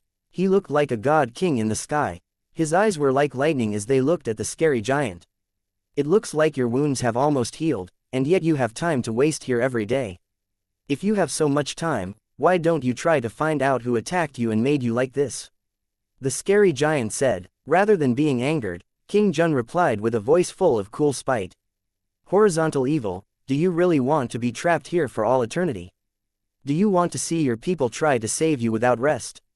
Chapter 2704 God Area, even if you can endure the pain of this impaling punishment, are you willing to watch your people toil pointlessly for the rest of their lives? Do you want them to suffer in this place like a group of shambling corpses? King Zhen looked down at the scary giant from high above.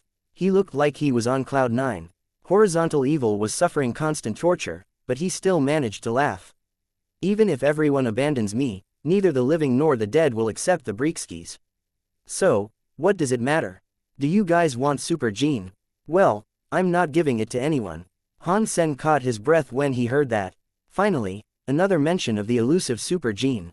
King Zhen's face didn't change. He looked at Horizontal Evil calmly and said, you are sacrificing yourself and your people for sacred leader's most treasured secret. Is it truly worth the cost?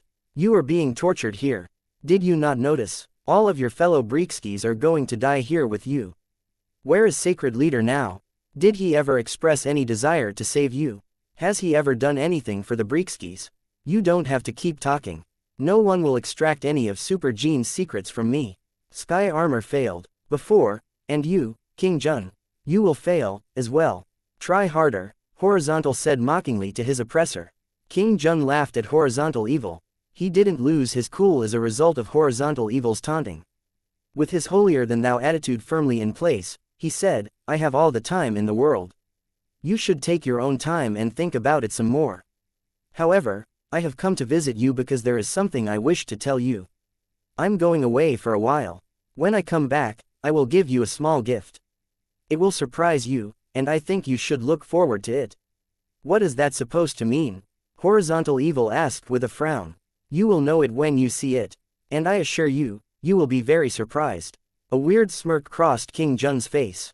He then turned around, flew toward that sun that looked like a clock, and disappeared. After a while, Horizontal Evil spoke to Han Sen in a gravelly voice. You can come out now. Han Sen rose out of Horizontal Evil's hair, feeling relieved. Fortunately, King Zhen had remained unaware of Han Sen's presence through the entire conversation. God only knew what might have happened if his presence had been disclosed. After King Zhen left, the black crystal armor returned to its dormant state, as well. The alarms he was receiving from his senses and nerves gradually went quiet. You are only king class. How did you get here? Horizontal Evil asked Han Sen. To him, half-deifieds and kings were the same. There was no distinction between them. Han Sen told him about the four-sheep cube, and after Horizontal Evil heard Han Sen's explanation, he frowned. That means the four-sheep cube is a treasure that comes from the anti-material world. That is certainly quite strange. Perhaps that is the reason it sent you here. What kind of place is this? And who was that man? Han Sen asked. Horizontal Evil didn't answer Han Sen. Instead, he asked a question of his own. Tell me about what is going on in the universe right now. Remaining patient, Han Sen began to describe the state of the universe these days. Horizontal Evil listened to every word and asked a lot of questions. His face grew more and more concerned as the discussion went on. Horizontal Evil eventually looked up at the sun in the sky and gestured for Han Sen to stop talking. My time is almost up. You should come back tomorrow. Han Sen was going to continue, but he then heard the bells chime. He raised his head and noticed that 12 whole hours had gone by. The metal pillar stopped spinning, and its lights faded away. It returned to looking like a simple metal pole. Horizontal Evil's eyes slowly closed, and he looked as if he had slipped into a deep sleep. No matter how Han Sen tried to wake him, there was no response. Not long after, Han Sen heard the Breekskis headed toward him. They didn't see Han Sen, and they got back to digging that mountain. When Han Sen saw this again, he felt a sharp pang of sympathy in his heart. It was upsetting to see what they were forced to do, now that he had learned more. These Breekskis try to dig into the mountain every day. They are trying to save their alpha, but it is a task that they will never fully accomplish. Whoever set this up is unimaginably evil. Killing them would have been simple, but he wanted them to suffer this painful existence for the rest of their lives. It is quite scary to think about. Han Sen sighed. He didn't stay there any longer. He flew back to the 4-sheep cube. When he returned to Underworld Lake, he found Bauer and the 16 piggies waiting there. They were all looking at Han Sen when he came back. Exquisite and Li Kier didn't show up while I was absent. Han Sen asked, picking up Bauer. No. Bauer shook her head. Han Sen nodded. That was one less thing to worry about. He tried putting the 4-sheep cube inside Destiny's tower, and he was able to slide it inside without difficulty. He let out a sigh of relief. If I have another chance in the future, I will go and visit that Horizontal Evil. Maybe I can get some secrets out of him. Going by what King Jun had to say, it seems Horizontal Evil has a fairly firm connection to Sacred Leader, Han Sen thought to himself. He then proceeded to think about how he might pry some more secrets from Horizontal Evil. That wouldn't be an easy task. Horizontal Evil had been there for years, and he hadn't divulged his secrets to his tormentor, who was practically a god. Han Sen, on the other hand, was just a mere stranger.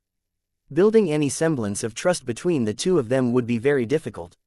It would be hard to extract secrets from the powerful Breekski. Han Sen practiced on the shores of the lake for half a day. He was going to wait 12 hours before traveling to that mysterious world and visiting Horizontal Evil again, but before his time to go had arrived, he saw someone flying toward him. Uncle Yu, Han Sen said, raising an eyebrow when he saw the shape of the man. Yu Shangxin was riding a crane toward him. Yu Shangxin dismounted the crane. He stepped up to Han Sen with a smile and asked, the thing that the leader wanted you to do, how has it been going so far? What do you mean? Sky Palace leader didn't ask me to do anything, Han Sen said, pretending to be surprised. Yu Shangxin nodded and said, you are being very careful. That is how you should be, but you need to find that woman. Quickly. When he heard that, Han Sen believed Yu Shangxin really was aware of what Sky Palace leader had asked him to do. He raised a hand in surrender and said, after coming to Outer Sky, I haven't had the chance to meet many of the very high. How am I supposed to locate my target? Privately, Han Sen was thinking, and even if I had met many of the very high, I can't just strip them down to reveal whether or not they have a birthmark near their heart. This is a very tricky situation, but I believe you have what it takes, Yu Shangxin said with a smile. What do you mean by that? And why can't you do it? Han Sen frowned. This is your task, not mine. I have other things to do. Yu Shangxin smiled and went on to say, right. If there is nothing more, in a few days, Exquisite and Li Kier will take you to the God area. You better behave yourself. The God area? I am just a half-deified. How will I go to the God area? Han Sen asked in consternation. He had heard of the God area before. It was a very special xenogenic space, rather like the core area. While only kings could go to the core area, the God area was a xenogenic space reserved for deifieds. The very high have a way for you to enter the God area. But your reputation could hurt you there, Yu Shangxin said with a laugh. What does reputation have to do with going to the God area to hunt xenogenics? Han Sen didn't understand. Yu Shangxin's smile was grim. He told Han Sen, in the God area, they have more than just primitive xenogenics. They have all kinds of deified level xenogenics. Even a super strong half-deified will find themselves at the bottom of the God area food chain. Killing xenogenics in the God area will be exceptionally difficult. Taking 10,000 steps backward, even if you could kill them, you shouldn't have to go to the God area. Outer Sky already has many xenogeniacs. In fact, they probably have more than live in the God area, so the silkworms shouldn't have to go to the God area. Then why are they spending so much effort on taking us there? Han Sen asked, even more confused. Xianxia laughed. Simple. They want us to fight other deified elites. When Han Sen heard that, he almost laughed in disbelief. No way. Other deifieds are harder to deal with than deified xenogeniacs.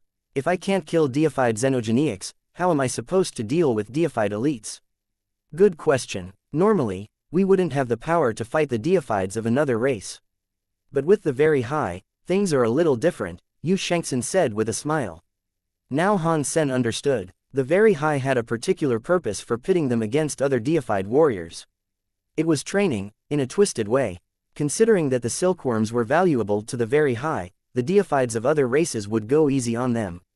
They wouldn't kill silkworms like Han Sen, and the silkworms could fight against fighters from other races, allowing them to increase their knowledge and power. They could gain more experience by doing this. They would basically be using deifieds from across the universe as sparring partners. Only the very high would dare to attempt such an audacious plan. What if we run into a grumpy deified? There might be some deifieds who don't respect the very high enough to avoid killing us. What would we do then? Han Sen asked with confusion. Although the very high were powerful, there was no chance that every single person respected them. If Han Sen ran into someone who disliked the very high for some reason, his little vacation to the God area could prove quite deadly. Xianxia tilted his head at Han Sen. Have you forgotten what silkworms are? To the very high, we are considered tools. And if a tool breaks, it can be replaced. After pausing, Xianxia said, plus, many of the deifieds know this about the very high. If they refuse the very high's request, it would cause problems for them. Some of them are quite eager to teach us, the chosen of the very high, a good lesson. They might not want to kill us, but they would rather enjoy making us suffer. When you go there, you must be prepared. That means we are going to the God area to get our butts kicked. Han Sen had a wry smile. That is close enough to the truth, but fights like these will help to steel our will and improve our combat abilities. Many half-deified silkworms become deified in God area fights. I guess that can be considered the silver lining. Xianxia shrugged, then waved casually to Han Sen. I'm leaving. You need to hurry up with the task that the leader gave you. 4 years is neither a long nor short amount of time. Either way, you should get it done as soon as possible. Of course, shortly after Xianxia and Han Sen had this conversation, Li Qir and Exquisite showed up at Underworld Lake. There, they told Han Sen he would need to go to the God area to practice. Han Sen had prepared himself, so he readily agreed. But because of this, Han Sen didn't have another chance to go and see horizontal evil. The God area was accessed in a similar way to the core area. A person had to generate substance chains, and then they could push open the God area door. Han Sen and most of the other silkworms hadn't yet generated substance chains, but the very high had a geno fluid that would allow them to generate substance chains for a short period of time. That way, they could enter the God area sooner than would be possible if they relied on their natural ascension process. The very high could also use a special connection to the silkworms to follow their silkworms to the God area. But because creating this geno fluid was difficult, each silkworm was only granted 3 vials of the stuff. That meant that until Han Sen became deified, he could only go to the God area 3 times. So, each time he went to the God area, he would have to stay there as long as he could before exiting. After Han Sen used his first vial of geno fluid, his power didn't increase. Changes began to occur throughout his body, though. He was able to generate a substance chain. It was more of an image, in truth. While it had the structure of a substance chain, it lacked a deified level of power. Han Sen's personal strength didn't increase after he drank the fluid. The process of opening the gate to the God area was the same as opening the core area door. The only difference was that Li Qir and Exquisite could also enter the God area door that Han Sen opened. They stepped into the God area alongside Han Sen. The God area looks the same as the regular universe. Han Sen found himself standing on a grass field. He looked around. He thought the God area and the universe looked similar. The biggest difference was the fact that the land around him seemed to stretch as far as he could see in every direction. There didn't seem to be an end. You have just come to the God area, so you aren't familiar with this place yet, Li Qir said. When you see a God spirit storm, you will realize how scary the God area can actually be. What is a god spirit storm?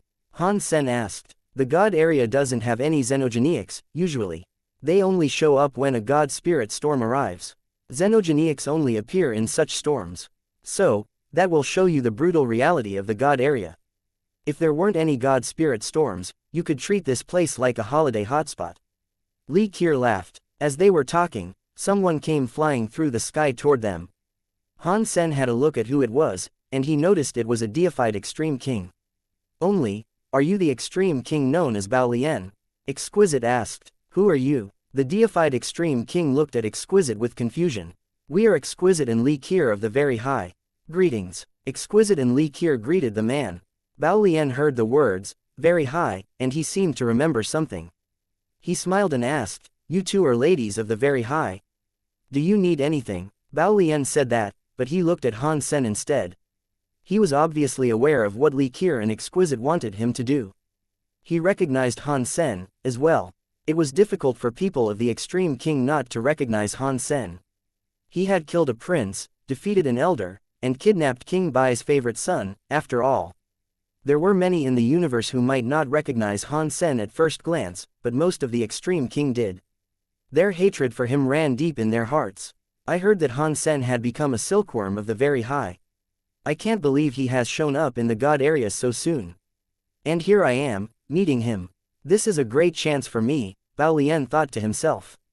His eyes flashed. 2706 Life and death is a matter of fate. Bao Lian wasn't planning on killing Han Sen in front of the Very High, but he wanted to use this opportunity to teach him a lesson.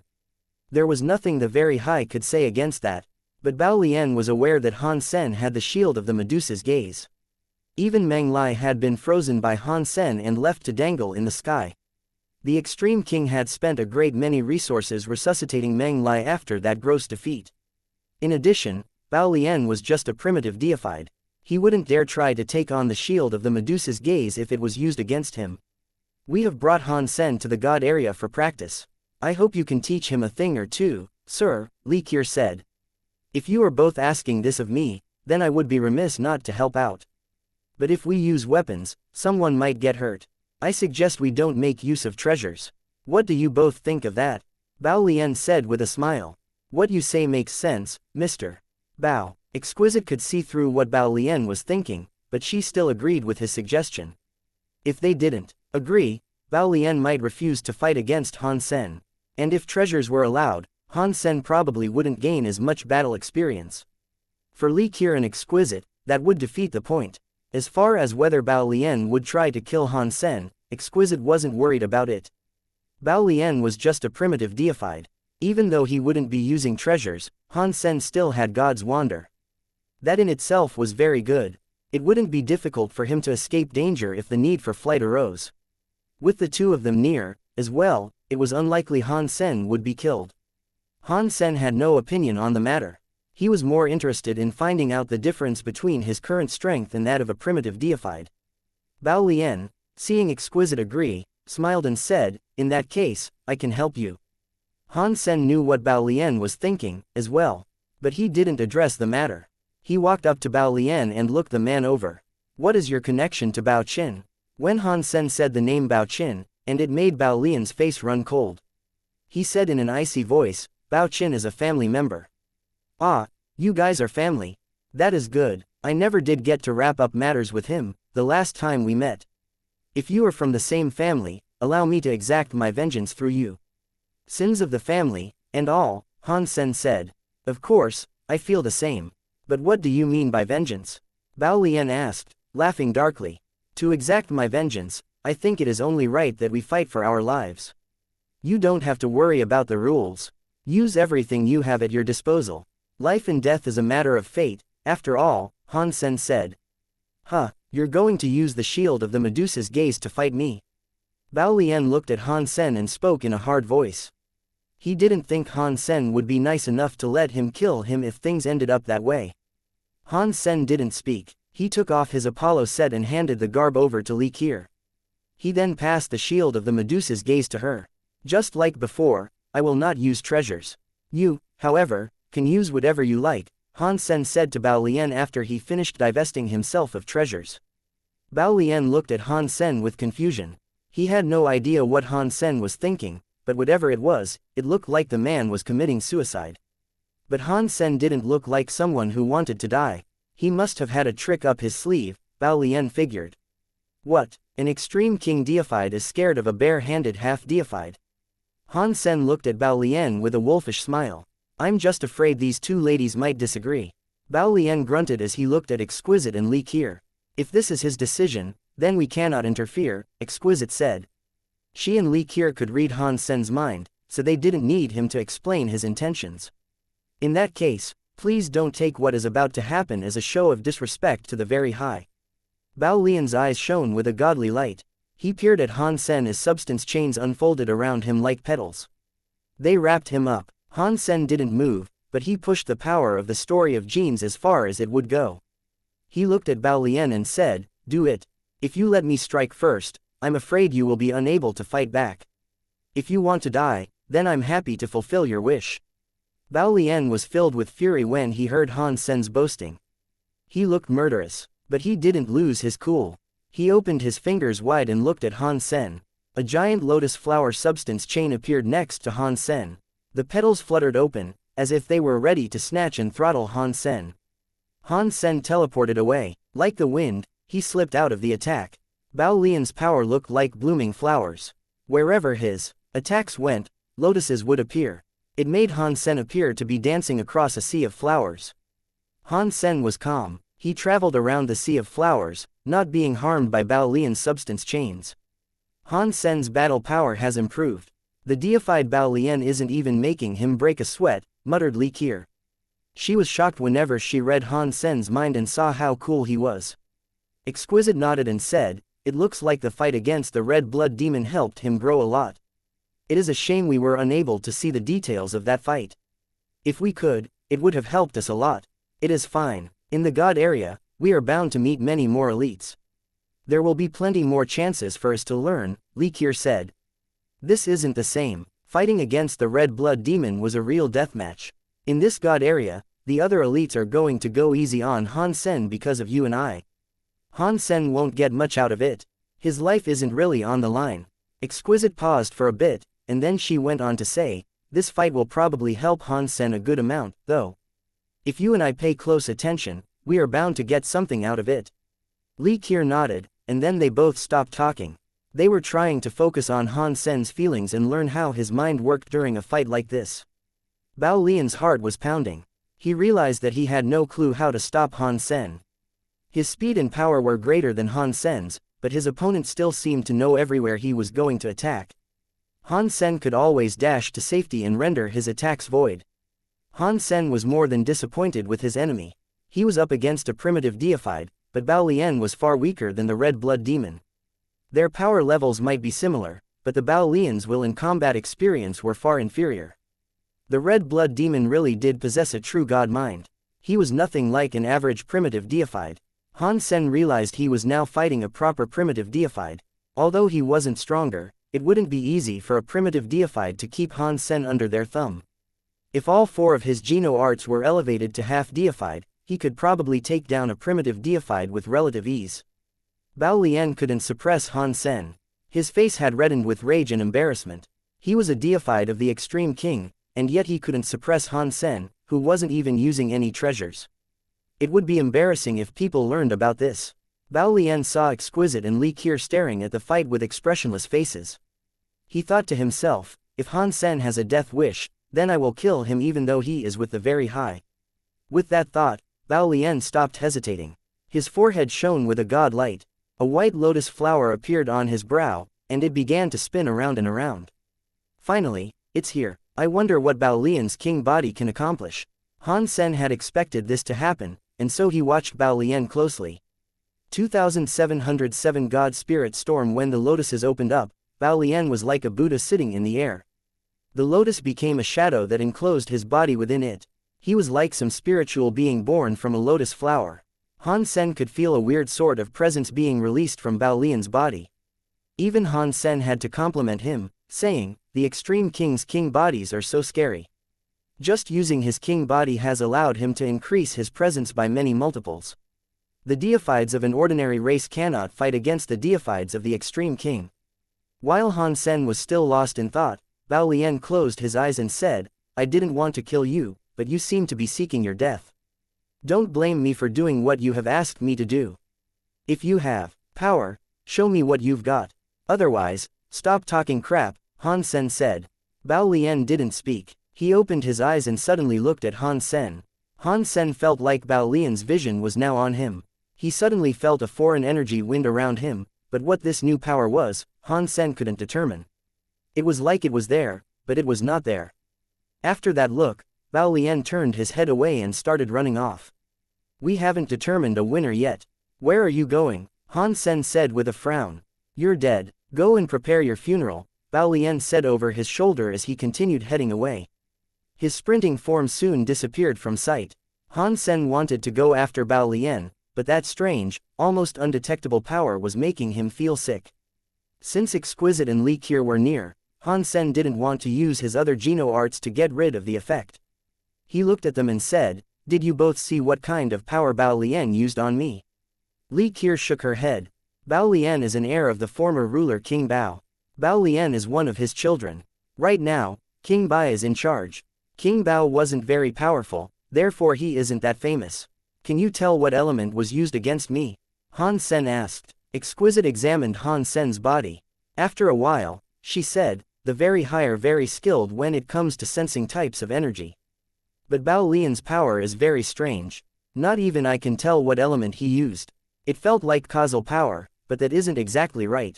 With Exquisite and Li Qiu both being unable to determine what they had just witnessed, Han Sen frowned. He used the story of genes to examine his body, but he didn't find anything weird within him. His power seemed to be unaffected. There were no hidden wounds or anything. He had no clue what Bao Lian's power had done to him. Is Bao Lian playing a prank on me? Han Sen double-checked his body to ensure things were all right. Exquisite and Li Qiu examined Han Sen using many different methods, but they failed to learn anything. Han Sen could detect some sort of power surrounding him, but it couldn't be removed. In his heart, though, he felt as if something was deeply wrong. While Han Sen was trying his best to avoid using his Dongshuan area, he suddenly heard a scary sound coming from the sky. The three of them immediately raised their heads to see what was coming. The sunny skies were becoming cloudy and overcast. All of a sudden, everything around them became pitch black. Within the blink of an eye, the sky looked dark. A god spirit storm is here. We have to go. Exquisite and Li Qiu looked to be in shock. They pulled Han Sen away with them by making use of galaxy teleport. They wanted to stay as far away from the god spirit storm as they possibly could. Exquisite and Li Qiu were already half deified. They only dared to venture across these lands due to the fact that they had the power of God's Wander. They could use it to avoid the areas that were claimed by god spirit storms. Otherwise, with their current power, it would only take a couple of deified xenogeniacs to bury them. After using galaxy teleport, Han Sen found himself in a desert. There was no way to tell how far he might have teleported away, but the sky no longer had a god spirit storm brewing in it. Before the three of them had enough time to come to their senses, they heard the sky growl with a scary peal of thunder again. The ominous cloud covered the sky again. Why are we so unlucky? We've run into a god spirit storm again, Exquisite said with a frown. We don't have time to worry about that right now. Let's just run, Li Qiu said quickly. If they ended up getting dragged into a god spirit storm, there was an 80% to 90% chance they would end up slaughtered. The three of them used galaxy teleport again. They went to someplace else. But as soon as they appeared in their new location, the sky showed signs of a brewing god spirit storm once more. This time, even Han Sen could feel that something was wrong. His eyes narrowed and he said, It cannot be Bao Lian's power doing this to me, can it? That is impossible. Bao Lian is just a primitive deified. His power is far too weak for him to affect, much less control a god spirit storm. He's the lowest rank of deified, and even a true god couldn't summon a god spirit storm, Li Qiu said. The three of them used galaxy teleport again, but after a few more jumps, they realized that a god spirit storm would begin to brew wherever they went. I must be right. It must be Bao Lian's power affecting the god spirit storm and causing it to spawn around us. Although this possibility was hard to put stock in, there didn't seem to be any other explanation. Before they met Bao Lian, no god spirit storms had plagued them. But now, god spirit storms were appearing wherever they went. It was obviously connected with Bao Lian's power. Li Qiu and Exquisite found this to be incredibly difficult to believe. After all, Bao Lian was just a primitive deified. The notion that he could control a god spirit storm was outlandish. But then again, this was the fact that was staring them in the face. They had no choice but to accept the reality in front of them. The god spirit storm comes too quickly. We don't have enough time to open the door to leave the god area. And if we keep using galaxy teleport, we won't last long that way, either, Li Qiu said. Her face was rapidly losing its color. Galaxy teleport was a bit of an energy hog. The further they teleported, the more energy it cost them. But teleporting only a short distance wouldn't take them far enough from the god spirit storm to keep them safe. Han Sen was studying God's Wander, but he hadn't learned galaxy teleport yet. He had to be carried by Exquisite or Li Qiu, and that was costing them even more energy. If they kept using galaxy teleport like that, the two of them would only have the energy to make another 20 to 30 jumps. With the power they were spending, the distance they could travel would continue to decrease. Here, you teleport to another location. Exquisite will teleport somewhere else with me. Then, we'll meet up on our next jump, Han Sen said to Li Qiu. The two of them could sense what Han Sen was thinking. They didn't object, and they did as he instructed. With this test, they were able to confirm that the problem was indeed Han Sen. After Li Qiu teleported away by herself, she didn't encounter a god spirit storm again. And when Exquisite and Han Sen teleported, they were immediately hounded by the god spirit storm again. It looks like I underestimated that deified elite. Han Sen had to admit his failure this time. He had lost completely. Bao Lian, who was just a primitive deified, had placed him quite firmly in a terrible situation. This was a very dangerous situation for him to be in. Exquisite and Li Qiu had followed him there, but if the two women opened their doors, Han Sen wouldn't be able to leave. He had to open the god area gate himself. However, judging by the time it took to open the door and how long it took for a god spirit storm to spawn, he would be sucked into the storm before he could slip out of the god area. Right now, he was at the end of the road. Unless the god spirit storm stopped chasing him, that was. Otherwise, he would end up in the storm. Thinking about the countless deified xenogenics that spawned inside those storms, Han Sen's head felt itchy. 2708 No choice. Exquisite took Han Sen with her as she teleported a few more times, but she was unable to shake off the pursuit of the god spirit storm. No matter where they teleported to, a god spirit storm would be on them in an instant. The god spirit storm was a very persistent stalker. Leave me here and go on. Han Sen could see that Exquisite's face was drenched in sweat, and the energy flows in her body weren't circulating correctly. He knew she had used galaxy teleport too many times. Her body had a limit, and she was almost tapped out. But Exquisite ignored what Han Sen told her. She thought for a minute, then said, I have found a way. We will teleport to Bao Lian. Bao Lian won't let himself be trapped in the same god spirit storm he placed on you. So, if we followed where he went, we might be able to find a way to erase the power he put on you. That is useless. We won't be able to find him now. Han Sen shook his head with a tired smile. Exquisite teleported away again, and her eyes slowly changed color. Her eyes darted here and there, but she couldn't latch onto an image of Bao Lian. Stop searching. He must have left the god area. He wouldn't allow himself to go down with us, Han Sen said. He had already figured as much, and this simply confirmed his suspicions. There must be a way. Exquisite's face looked different from how it usually did, and that was because she was out of options. She could not control a place like the god area. Seriously, you should go. The god spirit storm is coming after me, and I'm the one that challenged Bao Lian to a deathmatch. This is my responsibility, Han Sen said. Exquisite shook her head. You are my silkworm. I'm not going to let you die. I thought that to the very high, silkworms are just instruments to you. If I was to die, you would just find another one, Han Sen said, meeting Exquisite's eyes. Exquisite shivered. It was just as Han Sen said, silkworms were little more than tools used in the progression and ascension of the very high. And Han Sen wasn't the only person who thought that. The very high who studied the very high sense thought that silkworms were nothing more than toys of the universe. They looked at most people and creatures of different races like that. Right now, Exquisite was caught in an inner conflict. According to what she had been taught by her people, her course of action was clear. She should simply leave and select another silkworm. But for some reason, Exquisite didn't want to do this. She knew it wasn't helping, but she kept teleporting Han Sen away, again and again. She didn't go to Li Qiu, either. Doing so would have been pointless.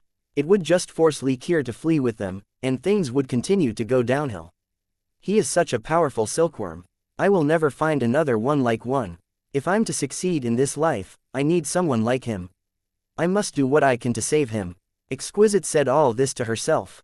Every time she teleported, she looked for a way in which she might be able to help Han Sen.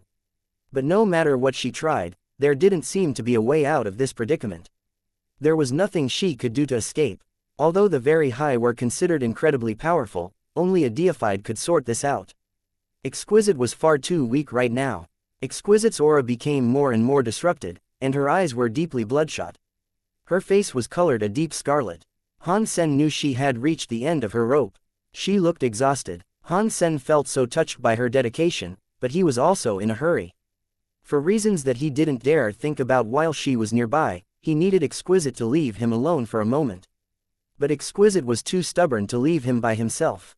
Her life force was messed up, but she still used Galaxy Teleport to haul Han Sen around. After using Galaxy Teleport again, Exquisite fell into a coughing fit. Blood speckled her lips. She had used too much energy. I'm really grateful for your determination, but you should leave. I will find a way to survive, Han Sen murmured, supporting Exquisite's shaking body as she coughed. Exquisite wiped the blood from her mouth. She looked at the sky and saw the black clouds and the thunder. Her face was expressionless as she said, if I cannot even save my silkworm's life, how can I unlock the full potential of sky and man combined together? When he heard her say that, Han Sen felt even more worried. Despite their dire situation, Exquisite was still refusing to leave. As the God Spirit storm formed again, Exquisite grabbed Han Sen and used God's Wander to teleport away. But this time, when they reappeared, Han Sen realized they weren't far enough from the God Spirit storm to reset the cycle. Exquisite had simply used up too much of her power, and she didn't have enough juice left in her. Jumps like this wouldn't take them far enough. Exquisite noticed they were still under the same God Spirit storm, and her face went gray. She tried to use more power to teleport again, but as soon as she moved, she coughed up even more blood. Her body was too exhausted to use Galaxy Teleport any longer. As Exquisite's body shivered and shook, Han Sen felt sick. If Exquisite had left, he could have easily sorted out this situation. But Exquisite's strong will was causing him more and more trouble. Even so, Exquisite's determination touched Han Sen deeply. After all, the whole reason Exquisite had stayed by his side was because of her desire to save him. How many people exist who would truly sacrifice themselves on behalf of another? The very high are a very complicated race, but why do people claim they are heartless? Han Sen thought to himself. Exquisite sensed what Han Sen was thinking, and an unreadable expression passed over her face. She looked at the sky and the God Spirit storm coming, but she couldn't move away. Exquisite suddenly turned to him. Han Sen, I'm afraid we won't be leaving here alive today. We aren't going to die, Han Sen said quietly. He used the small jade figure to stop the sync of his seven senses. Exquisite could no longer feel his mind and emotions. Exquisite kept talking as if she hadn't heard what Han Sen had said. I used to think that my little sister's choices were ridiculous. I thought that the very high sense was the pride of the very high, the legacy of our race. Little sister wasn't proud of our legacy. She always found ways to get around practicing the very high sense, too. She even got lazy, and I could never understand why. Before Han Sen could respond, Exquisite carried on by saying, but now I seem to understand, having a heart that connects to the entire universe feels rather empty. The very high forget about love. This teaching has been with our race for as long as we can remember. But despite all that, each one of us is just another creature of the universe. We aren't machines. Sometimes, having a little heart can be quite attractive. You don't have to practice the very high sense, Han Sen said. Exquisite shook her head. I have no choice. Your fate within the very high is determined for you when you are born. Li Qiu didn't have a choice. I didn't have a choice. I thought Liu Zhen was sad, considering that he would never have the chance to practice the very high sense. But now I envy him and the others. If I had the choice, I would prefer to be like them. I don't want to practice the very high sense. I want to be like a normal member of the very high. But that doesn't matter anymore, Exquisite said coldly, watching the God Spirit storm sweep toward them. She sounded very calm. She almost sounded relieved. Either way, she didn't fear death. Han Sen looked at the sky. Then, he looked at Exquisite. He suddenly raised a hand and slapped Exquisite across the back of the head, knocking her out. If Exquisite was in peak condition, knocking her out wouldn't have been so easy. But right now, she was completely exhausted. Her entire body was running on fumes, and she would never have expected Han Sen to attack her. So, she was instantly knocked unconscious. I'm sorry, I must do something that will affect a whole race, so I cannot let anyone else know about it. Han Sen picked up Exquisite's unconscious form. He looked up to the darkening sky above him, and as he did so, his eyes started to turn white. Then, his whole body began to glow as he activated his Super God Spirit mode. Although the transformation had only just begun, the weird power that had been clinging to Han Sen was vanquished the moment his Super God body activated. It was completely gone. In a matter of moments, the glowing, white power disappeared as well. Han Sen's body returned to normal again. Finally, it is gone. The foreign energy that had plagued him had vanished, and he felt much relief. Bao Lian's attack had been expunged. The scary God Spirit storm wasn't gone, though. It was still there in the sky. Boom, boom, boom. Lightning flashed across the pitch-black sky, sending bursts of light across the clouds. When the lightning struck, the whole sky rumbled with thunder. The lightning and thunder began to build in frequency and intensity. It made the whole sky and earth become an ocean of electricity. Han Sen looked glum. He didn't know if the God Spirit storm was a remnant of Bao Lian's power, or if it simply wouldn't recede because it had already formed. Regardless, he was now stuck inside that God Spirit storm. Any hope of an easy escape was gone. That thunderstorm was so weird. Although the storm pulsed with lightning, the lightning bolts never damaged the grass when they touched down. It was like the lightning was fake. But Han Sen knew the lightning was very real, but the element that composed it was rather special. And now that he was inside this thunderstorm, he couldn't use his teleportation techniques. The surrounding area seemed to be locked down by the storm. Exquisite had depleted her energy reserves before Han Sen knocked her out. And even if she had been awake and full of power, she wouldn't have been able to teleport them away either. I have no idea if we can escape this God Spirit storm alive. Han Sen didn't hesitate. Still holding Exquisite, he flew through the thunderstorm at full speed. Lightning fell across his body like raindrops. Although it didn't hurt or numb him, he could definitely feel it. Boom, boom. Somewhere within the thunderstorm off to Han Sen's side, a giant bolt of lightning exploded. But within the light of that bolt, he saw a shadow standing on the ground. The burst of light was so bright that Han Sen could only make out the shape of the shadow. It was a monster with the head and horns of a bull. A pair of bat wings spread from its back. That was all Han Sen could see in the momentary flash of light. He didn't dare to think about it too much. Instead, he continued to fly forward at full speed. While he was flying, another burst of bright light exploded in front of him.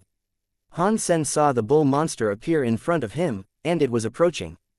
Thunder rolled with every step it took, and the creature moved with a mountainous sense of gravity. Its body was 100 meters tall, and every step caused the realm to quake. The hair on Han Sen's arms stood on end. He knew he had been targeted by the scary xenogeniac, and while they hadn't made contact yet, Han Sen could feel that its presence was not a meager primitive class. Sacrifice, are you calling me? The mountainous bull monster stood. Amidst the storm, it was like a thunderbolt itself. Its eyes were massive, and they looked straight at Han Sen. Its voice rumbled, but Han Sen could hear it clearly within the thunderstorm. Although it was looking at Han Sen, the monster was confused. It wasn't sure if Han Sen was its sacrifice. Han Sen's heart jumped and he thought, Bao Lian, that *SSHOLE. His power put some sort of sacrificial marker on me that this deified can detect. No wonder the God Spirit storm kept chasing me. He made me an offering for a deified xenogeniac. I think you've made a mistake. I'm not your sacrifice. You should go and look elsewhere for it. Han Sen wasn't sure if the monster would understand him, but the creature did appear rather intelligent. If the creature could be reasoned with, then perhaps he could talk his way out of this. The bull monster heard what Han Sen said, but it didn't leave. It just looked at him and Exquisite. You might not be my sacrifice, but you are already here. I cannot return empty-handed. I must take one of you with me as my sacrifice. The bull monster's voice echoed in the thunder. Han Sen understood what the bull monster meant. Either he or Exquisite would have to go with the creature. He looked at the comatose Exquisite. There was no one to stop him from handing her over, but when he thought about Exquisite's desperation and willingness to die in order to save him, he knew that giving her to the bull monster wasn't an option. But Han Sen didn't want to sacrifice himself, either. We are both weak, low-level creatures. We cannot be your sacrifice. Why don't I take you somewhere else to find you a better sacrifice? The bull monster didn't speak. It stood silently as peals of thunder continued to roll across the sky. Although it didn't speak, Han Sen understood what it meant. It had already made its mind up to take one of them as a sacrifice. Does your sacrifice have to be a creature? Could it be something else? Han Sen asked. Only, I wouldn't mind the shield that you're carrying on your back, said the bull monster's rumbling voice. Han Sen was shocked. He knew immediately which shield the bull monster was talking about. It was referring to the shield of the Medusa's gaze. This guy is smart, but he's just a xenogeniac. He isn't one of the Gana. Why does he want the shield of the Medusa's gaze? I'm afraid that only the Gana can make full use of it. Han Sen was confused, and so he asked the bull monster, what do you want this shield for? This is a treasure belonging to the Gana. It can't be activated by someone who lacks the blood of the Gana. But now that Han Sen had a moment to think about it, he understood why the bull monster had been willing to stand around talking to them instead of just killing them on sight. This guy is scared of the shield of the Medusa's gaze. That's why he's being cautious instead of just attacking me. That realization was a great relief for Han Sen. If the bull monster had a reason to fear Han Sen, then he and Exquisite had a much better chance of escaping. And Han Sen had no intention of handing over the shield of the Medusa's gaze. His opponent was just a xenogeniac, so who could tell if it would even keep its promise? At the moment, its fear of the shield of the Medusa's gaze was keeping it at bay. If Han Sen gave it the shield, however, that would be the same as forfeiting his life. Han Sen would never allow another to control his fate. He doesn't know that I cannot use the shield of the Medusa's gaze. This is a chance for me, Han Sen thought to himself. Chapter 2710 Honest Cow-Headed Monster, hand over my sacrifice or forfeit your lives. The bull monster glared at Han Sen. You see, we are not your sacrifice, and yet you are asking us to give you something valuable. That is simply not appropriate. Han Sen could see that the bull monster's intelligence wasn't very high, and he could tell that the creature was afraid of the shield of the Medusa's gaze. So, he stopped playing nice. When it heard what Han Sen said, the bull monster started to get angry. Before it could react, though, Han Sen continued. How about this? We'll make a wager. If you win, I will give you the shield as a sacrifice. What do you want to wager? The bull monster asked. Han Sen was pleasantly surprised that the creature was considering his proposal. He hadn't actually expected the bull monster to agree to his suggestion. He only wanted to stall for more time and extract some extra information from the bull monster. But it seemed as if the bull monster was genuinely interested. This deified creature is easier to talk to than I thought. Han Sen didn't dare to let his guard down. He thought about it and then asked the bull monster, so, what should I call you? Whatever you like, the bull monster said impassively. I will call you Brother Bull. Have you ever played coin toss, Brother Bull? Han Sen asked him. What is a coin toss? The bull monster asked with curiosity. Opportunities just kept presenting themselves. So, Han Sen quickly brought out a coin and explained, this coin has two sides. One side features a number, and the other side contains the image of a person's head. I will shake the coin in my hands, and you have to guess which will be shown when I reveal the coin, the number or the head. If you guess it correctly, I will give you the shield as a sacrifice. How does that sound? Sure, let's start then, the bull monster said.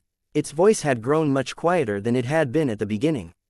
Han Sen laughed and said, Brother Bull, if this is a bet, we both need to put something on the table for the wager.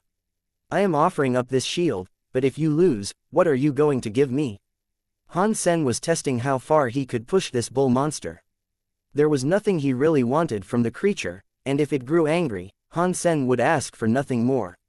Surprisingly, the bull monster really did bring out something. Pang! The bull monster dropped the item right in front of Han Sen. It fell, creating a deep hole when it hit the ground. Han Sen craned his neck to get a look at it. It was a gemstone with thunder trapped inside it. It was only the size of an egg, but the lightning inside it was shining with power. It looked as if it might randomly explode at any given moment. There was a frightening amount of energy inside the small item. Let's use this lightning geno core to sweeten the pot, boomed the bull monster's voice. Is this a deified Geno core? Han Sen was shocked. He hadn't expected the bull monster to offer up something so expensive. A deified Geno core was a treasure only deified xenogenics could create. They were called treasures, but they were different from the ones that were artificially constructed. Deified Geno cores could melt into a person's body and give the Geno core power directly to their recipient. Ordinary synthetic treasures required the user's power to activate. Once a deified Geno core was absorbed into a person's body, however, they could use it with the same ease as one of their own Geno arts. Deified Geno cores were also known as skill Geno cores. They were very useful, but only deified xenogenics could create them. Even for deified xenogenics, producing one was no mean feat. A single deified Geno core was considered quite precious. Even if people killed a deified xenogenic, ordinary deified xenogenics would destroy their Geno cores before death. They would never allow one to fall into enemy hands. Brother Bull is truly generous, Han Sen thought as tears leaked down his face. Now that the bull monster had wagered something so valuable, Han Sen had to gather his wits before he could respond. Deified Geno cores were divided into ranks, and the bull monster was definitely above primitive class. If he was able to get the creature's deified Geno core and absorb it, Han Sen would receive a power that was equivalent to the bull monster's. And since it was a Geno art, that was a very good thing. What, is that not enough for the wager? The bull monster saw Han Sen staring at the deified Geno core in profound silence. He thought Han Sen wanted something more. Although the bull monster wasn't particularly intelligent, it was smarter than a lot of other xenogenics. But compared to intelligent creatures like humans are very high, the bull only had the mind of a 7 or 8-year-old. He recognized that the shield of the Medusa's gaze was a powerful item, and he knew his Geno core was nowhere near as valuable as the shield. That was why he had asked if he needed to wager something else as well. It is a little bit unfair if you ask me. But because it is you, Brother Bull, I will accept it, Han Sen conceded, looking a little embarrassed. He hadn't anticipated that the scary bull monster would be so easy to fool. It made him wonder if he was dreaming. He had never known that the world had a xenogenic that was this easy to talk to. Then let us begin. The bull monster said as he stared eagerly at the coin Han Sen was holding. The bull monster had once seemed scary and almighty, but by this point, that image had been completely scrubbed out of Han Sen's mind. Han Sen lifted the coin and smiled at the bull monster. He said, Brother Bull, look closely. This side is the number, and this side has the image. After that, Han Sen clasped his hands together and began shaking them back and forth. And while Han Sen was shaking his hands, he used his Dongshuan area power to keep the bull monster from stealing any information about the coin. The Dongshuan area wasn't as powerful as the bull monster, but it would allow Han Sen to see all the cogwheels spinning nearby. Han Sen might not be able to stop the universal cogwheels if they act strangely, but he would definitely notice. Han Sen had underestimated the bull monster's honesty, though. The beast really wasn't trying to steal a look at the coin. Eventually, Han Sen stopped shaking his hands and held them up before the bull monster. The creature looked at Han Sen's hands and hesitated to make a decision. He was guessing which would end up on top, the image or the number. Did this bull monster grow up with a family? Why is he so honest? Han Sen would never have guessed that a xenogenic like this existed. Number, the bull monster said eventually, after a long time of hesitation. Brother Bull, are you sure that the coin is showing a number? Once you confirm your bet, you cannot change your mind again, Han Sen said, smiling at the bull monster. I will choose the image, then, the bull monster said. It actually changed its mind. Are you sure it's the image? Are you certain of your answer now? Han Sen smiled again. Yes, it is the image. I'm not changing, the bull monster said, gritting its teeth. Han Sen opened his hands to reveal that it was the number that was facing up. Han Sen looked at the bull monster and said, Brother Bull, what a shame. You should have stood by your gut instinct earlier. Although Han Sen appeared calm, his body was tense and ready to attack. If the bull monster was going to lash out after losing, Han Sen would have to react instantly. He was afraid the bull monster would disregard the results of their wager. But the bull monster simply stared at the coin for a while. Do it again, he said after a while. If the bull monster hadn't had such a scary presence, Han Sen would never have believed that it was a high-level deified xenogenic. 2711 You're good, do it again, the bull monster said in a ragged voice. Giant wings spread from the bull monster's back and its body was covered in blue scales, but the creature stared at Han Sen with childlike intensity. Han Sen had heard him repeat those 3 words several times while they gambled. Han Sen had won 7 times. By now, the bull monster's eyes looked as if they were going to burst into flames. Han Sen was worried that the beast might attack him out of frustration. "How about you shake the coin, and I will guess," Han Sen suggested, setting the coin down in front of the monster. When the bull monster heard him say this, his bull eyes brightened. He reached out a massive hand, using a power to pull the coin up into his coarse palms. "You will do the guessing. We are still betting for that shield on your back and the deified Geno cores that I lost. You will have to give them back," the bull monster said to Han Sen while holding that coin. "Sure, I'm willing to bet it all." Han Sen blinked and went on to ask, "Brother Bull, what are you going to bet?" The bull monster hesitated. It only had 7 Geno cores, and they had all been lost to Han Sen. It had nothing more to gamble with. There were many elite and powerful xenogenics scattered throughout the universe, but few of them would think of hiding something on purpose. They tended to be amazingly honest. The bull monster wasn't really giving up as much as it might have seemed. It had 7 Geno cores, but it had only created 1 of them by itself. The other 6 had been stolen from other xenogenics it had killed. Stolen probably wasn't the right word, though.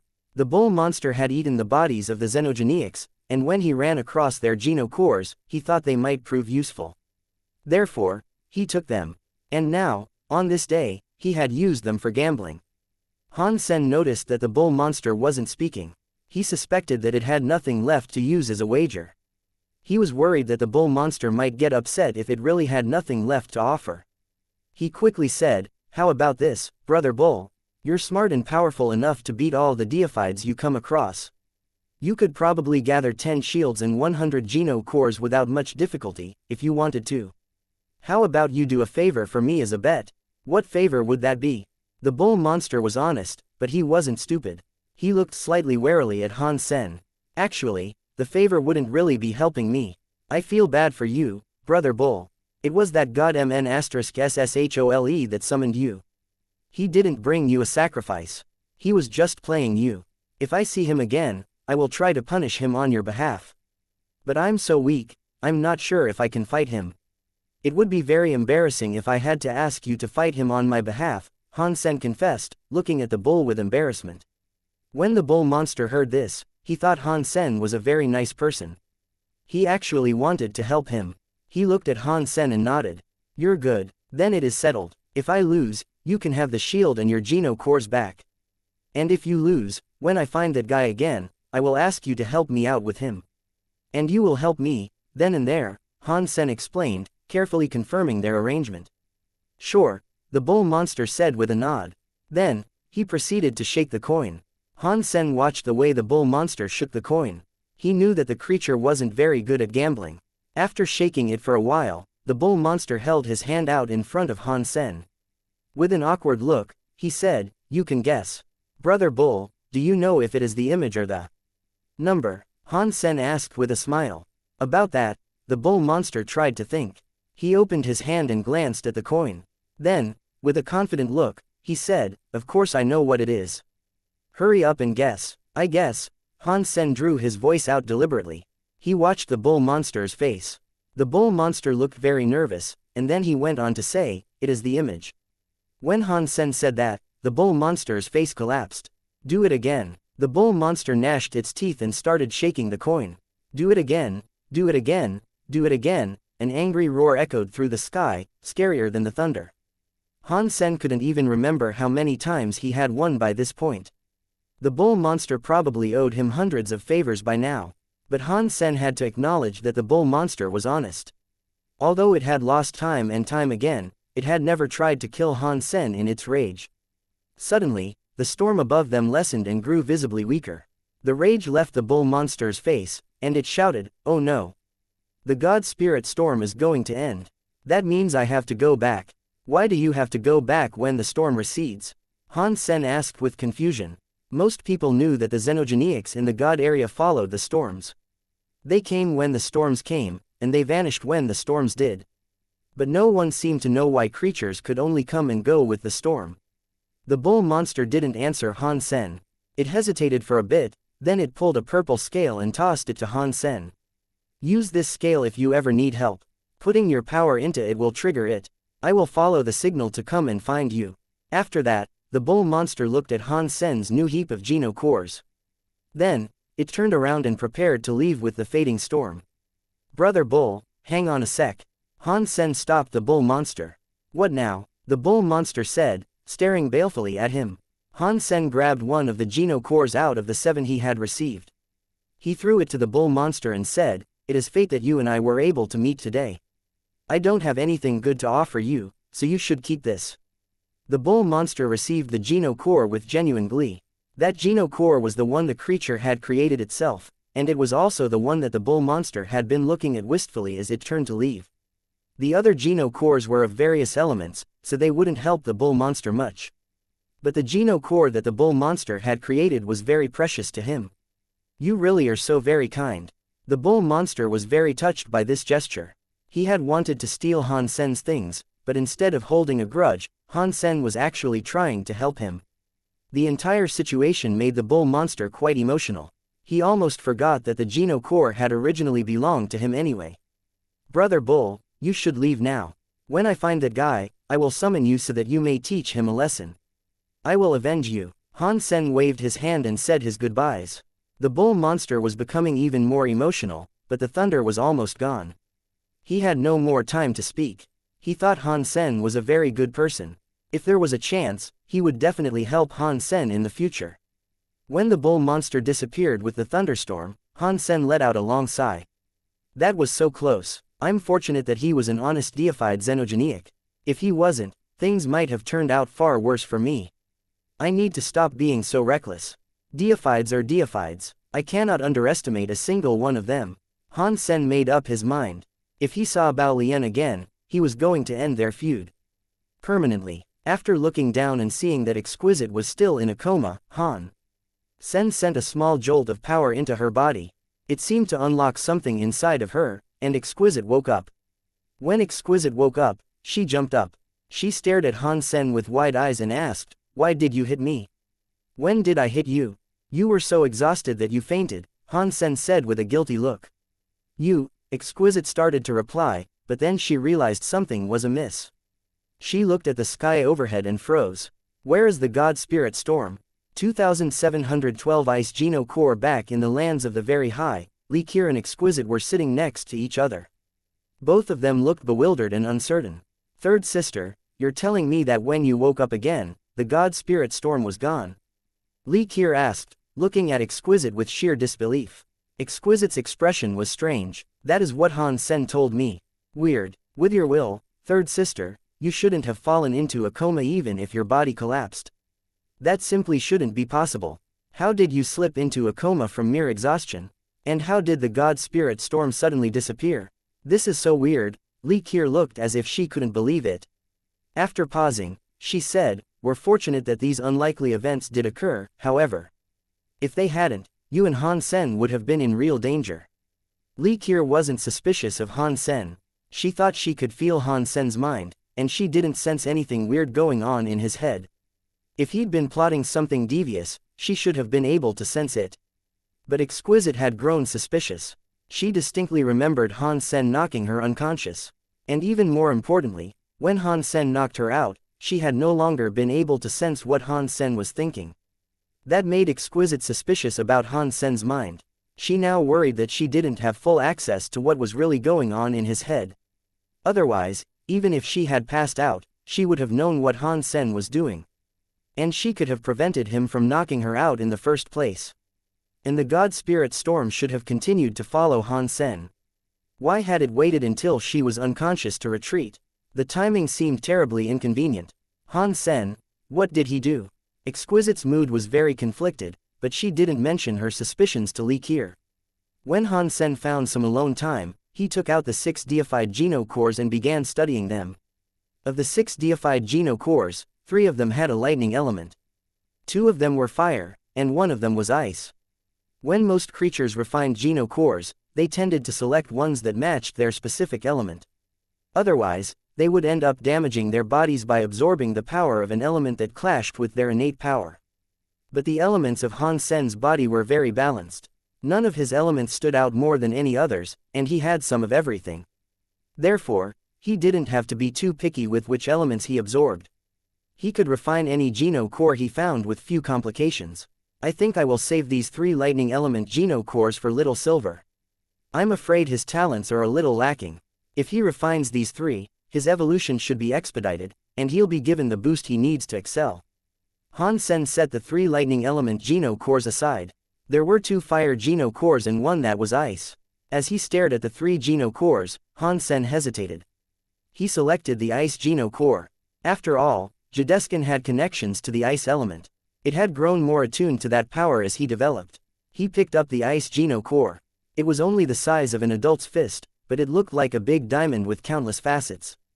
It sparkled beautifully. Inside the Geno core, falling snowflakes were visible, and somehow, those snowflakes seemed to outline a white, nearly transparent body. It was like a snow lady from a legend. I have heard that only deified elites can refine Geno cores. I wonder if I can do it right now. Still holding his ice Geno core, Han Sen activated Jadeskin and tried to absorb the power of the Geno core. The results were disappointing. Jadeskin was unable to refine the power of the Geno core. The object sat in his palm, silent and unmoving. The easy way failed, so I guess we'll have to do this the hard way. Han Sen picked up the ice Geno core, popped it into his mouth, and swallowed it. Then he cast Consume. He was trying to force the ice Geno core to break down. Consume had only just started running when Han Sen felt ice-cold power explode inside his stomach. It froze his stomach, then began to surge through the rest of his body. In the blink of an eye, Han Sen's entire body turned to ice. His whole form was enveloped in a sheet of ice. It was like he had been wrapped up in diamonds. Han Sen was shocked. He felt as if his life force itself was starting to solidify in the intense cold. He quickly cast Jadeskin to fight against the terrifyingly cold power. Jadeskin had high resistance against the cold. Even so, Han Sen's cells slowed so much that he thought they had stopped working. It made Han Sen feel as if he wanted to sleep. His eyelids were as heavy, as if he had gone several days without sleeping, and it was everything he could do to keep them from closing. He could have gone to sleep right where he was standing. In that drowsy state, Han Sen could faintly hear a woman's voice whispering near his ear, saying, "Go to sleep, go to sleep." Her soothing voice almost pushed Han Sen into unconsciousness. Even though Jadeskin was running fitfully, he couldn't concentrate enough to keep it going. Oh, no, this cold power has a relaxing effect, Han Sen thought, realizing what had happened. If he fell asleep now, there was a chance he might never wake up. I cannot go to sleep, I can't sleep no matter what. Right now, Jadeskin is barely keeping my life force chugging along. If I fall asleep, the cells of my body will freeze and put me into a deep sleep.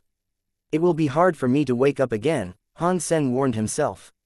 He told himself repeatedly to keep Jadeskin running. Although he knew he couldn't sleep, he was becoming more and more exhausted. He was going to fall asleep any second. His body was becoming weaker and weaker, and he needed to use his will to support himself. He couldn't let himself fall asleep, no matter what. Some indeterminate amount of time later, Han Sen felt the tiredness begin to fade. His mind became increasingly awake and aware. The cold finally receded, and his body started to feel warm again. Han Sen knew he had passed the hardest part of the trial, but that didn't mean he could let his vigilance falter. He kept casting Jadeskin, and he continued to absorb the foreign power. As Jadeskin absorbed that power, Han Sen noticed that it wasn't exhibiting any changes. The power was being absorbed, but it wasn't melting into Jadeskin as he had expected. Rather, it seemed to be remaining an independent power within Han Sen's body. Han Sen opened his eyes, and his heart stuttered. There were snowflake symbols on his skin, etched all across his body, like tattoos. Han Sen could feel the power inside him, and he knew he could control it. But he couldn't use it quite like a normal Geno art, or even incorporate its power into one of his own Geno arts. Deified Geno cores are pretty mystical. No wonder people sometimes call them talent skill stones. Right now, it's like I have an ice element deified skill. I don't know what this ice element skill can do, but I suppose it must have something to do with cold and sleep powers.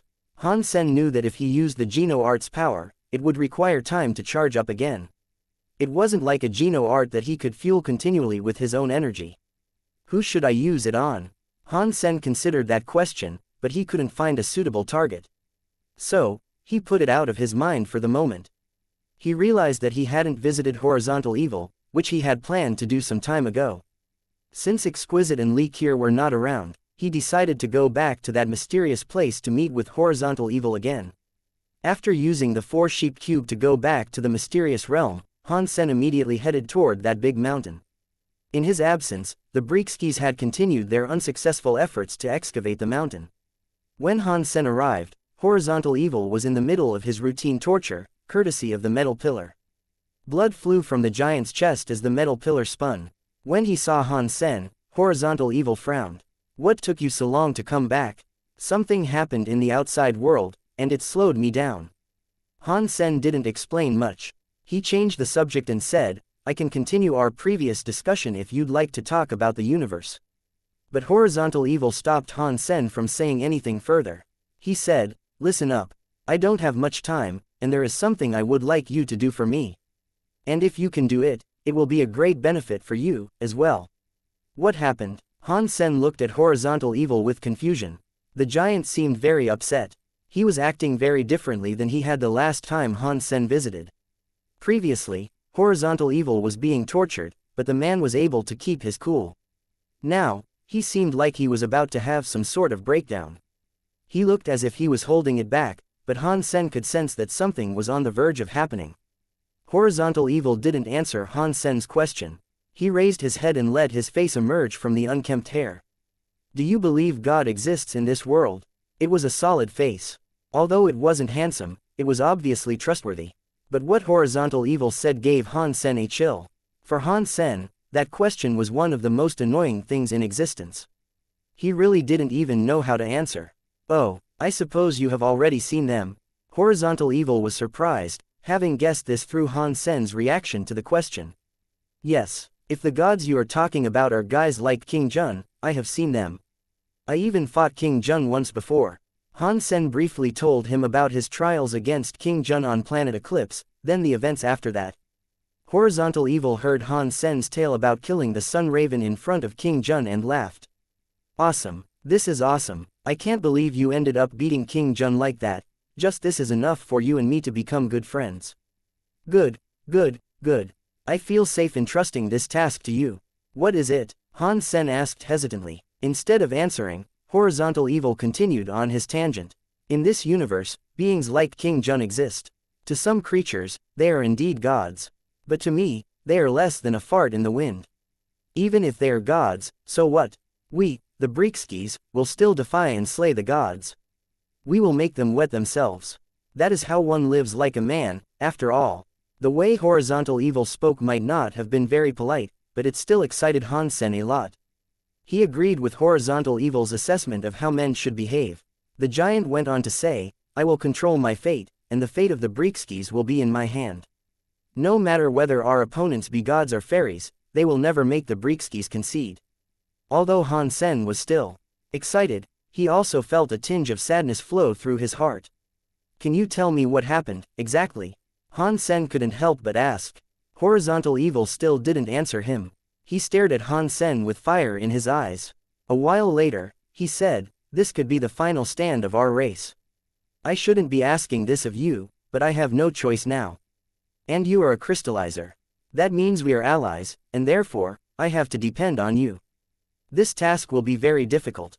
It might ruin the entire fate of your race and yourself. After this, you might become an enemy of the gods. Are you afraid? Horizontal Evil looked at Han Sen with fire in his eyes. I might obey God, but I don't obey self-proclaimed gods like King Zhen, Han Sen answered. Haha, well said. Although you aren't like me, with disdain for the whole world, at least you are honest. Horizontal Evil laughed harder than ever. If you have some task to ask of me, and it is as dangerous as you say, could you at least explain it? Han Sen asked Horizontal Evil. Han Sen wasn't afraid of being King Zhen's enemy. The gods already hated him, and that wouldn't change regardless of what Horizontal Evil asked him to do. In addition, he now wanted to find out where the gods came from and what was going on with Sacred Leader and Horizontal Evil. Horizontal Evil's smile disappeared. He looked at Han Sen and said, Little brother, I can tell you that this world doesn't have a god. The self-proclaimed gods are creatures like you and I.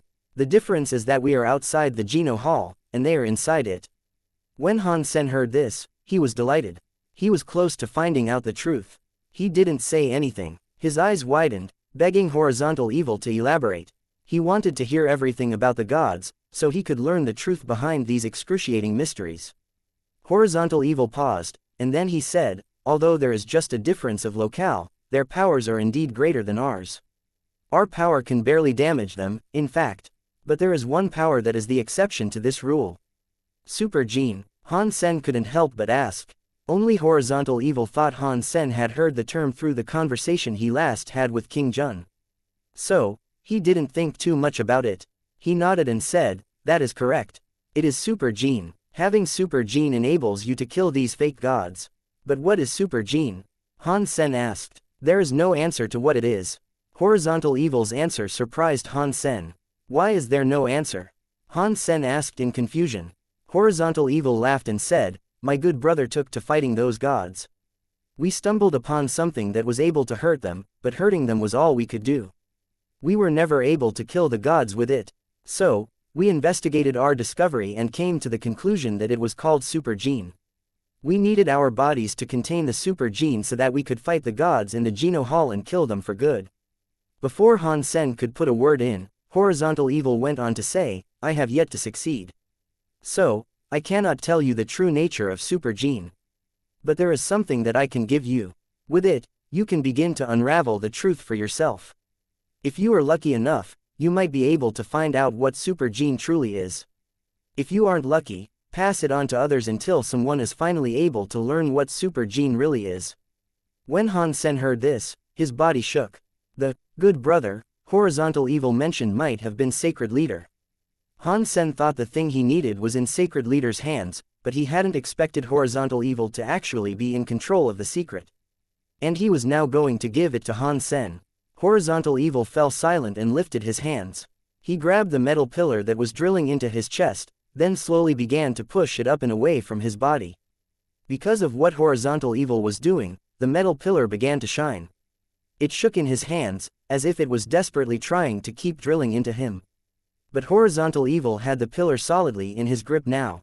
No matter how brightly the pillar shone or how much it wanted to burrow back into him, Horizontal Evil was still able to remove it with his hands. Boom! When the last of the metal came free of Horizontal Evil's chest, Han Sen finally realized that the metal pillar was actually a giant spear. That spear was writhing like a snake in Horizontal Evil's hands. It seemed to be trying to escape from his clutches, but the giant bore down hard, pinning the spear in place. Horizontal Evil toppled from the mountain, and Han Sen thought, if you had the power to free yourself, why have you remained trapped here for so many years? And all those Breekskis were kept here for many years trying to free you. After Horizontal Evil escaped, the wounds on his chest quickly healed. The gaping edges of the gashes pulled closed, and soon after, there was not a single mark left on his chest. But once Horizontal Evil was free, the mountain began to shake. It wasn't just the mountain, either. The ocean that spread around them as far the eye could see began to grow turbulent and wild. It was like the world was ending. Horizontal Evil stood upon the waves of the sea. He gripped the spear in his hands, and he roared defiantly to the sky. His voice made the whole realm become even shakier. Han Sen had been flying, but the sheer volume of the noise knocked him out of the sky. Stop shouting, I'm going to die. Han Sen felt as if his chest was filling up with blood due to the noise. 11 of his organs felt like they were about to be torn apart. He had to use all of his power to fight against the damaging acoustics, but nothing he did seemed to help. Han Sen's voice was like an ant's compared to that thundering roar. No matter how much he shouted, he couldn't even hear himself. Just as Han Sen thought he was going to die because of that shouting, Horizontal Evil finally stopped. Han Sen felt instant relief. He coughed, and dark blood bubbled over his lips. He straightened back up to see Horizontal Evil looking at him. He thought the giant was going to say something, but Horizontal Evil merely lifted the spear, turned the point toward his chest, and slammed the weapon through his heart. The blade punched straight through Horizontal Evil's heart again, but he didn't seem to care. After he pulled the spear back out, he put his hand into the wound. He searched around a little, then pulled something out. Take it. From now on, Every god in existence will be your enemy. Whether you like it or not, this is your fate. And it is a fate you can no longer escape from. Horizontal Evil opened his fist, and something that looked like a meteor came flying toward Han Sen. When Han Sen saw the speed and massive power of the item flying toward him, his heart leapt into his throat. He moved to catch the item. But when it landed in his hands, it touched his skin as gently as a feather. Han Sen knew that it was Horizontal Evil controlling the flight of the item, so he wasn't too surprised. But when he opened his hands and had a look at that thing, Han Sen's breath caught in his chest. He stared at his hands in dumbfounded awe. Han Sen was holding a black crystal. He was familiar with its shape, size, and weight. In some ways, no one could be more familiar with it than he was. The black crystal was the same as the one he had taken from the black armor bug's belly so long ago.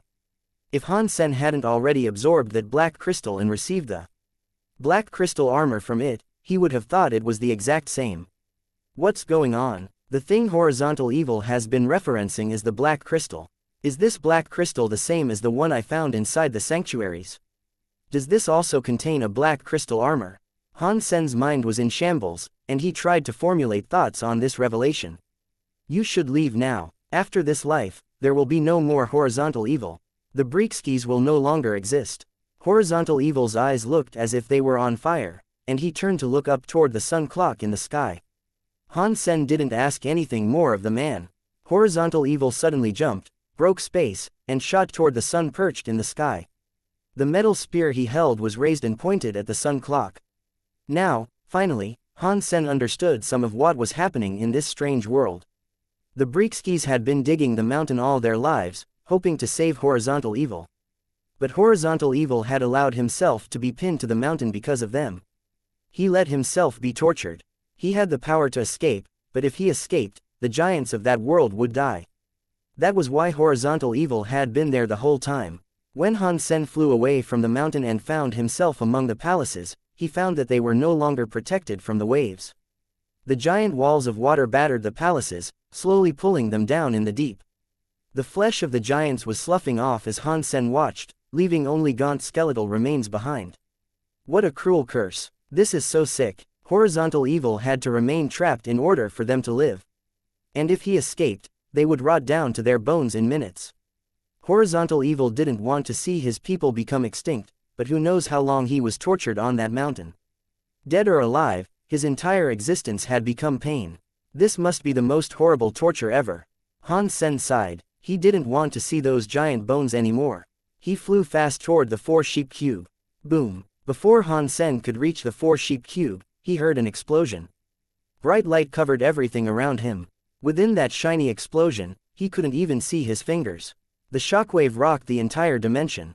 It was like the landscape had been turned on its head, with the water now up in the sky. Only Han Sen cast his purple eye butterfly as he looked up. The weird sun clock in the sky had been cracked, and Horizontal Evil was rushing forward, still holding the spear. Waves of fire washed out of the broken sun clock like tsunamis. Han Sen knew instantly that the power he was witnessing was greater than what a deified elite could unleash at max power. Han Sen didn't dare remain. He accelerated hard, racing toward the four-sheep cube.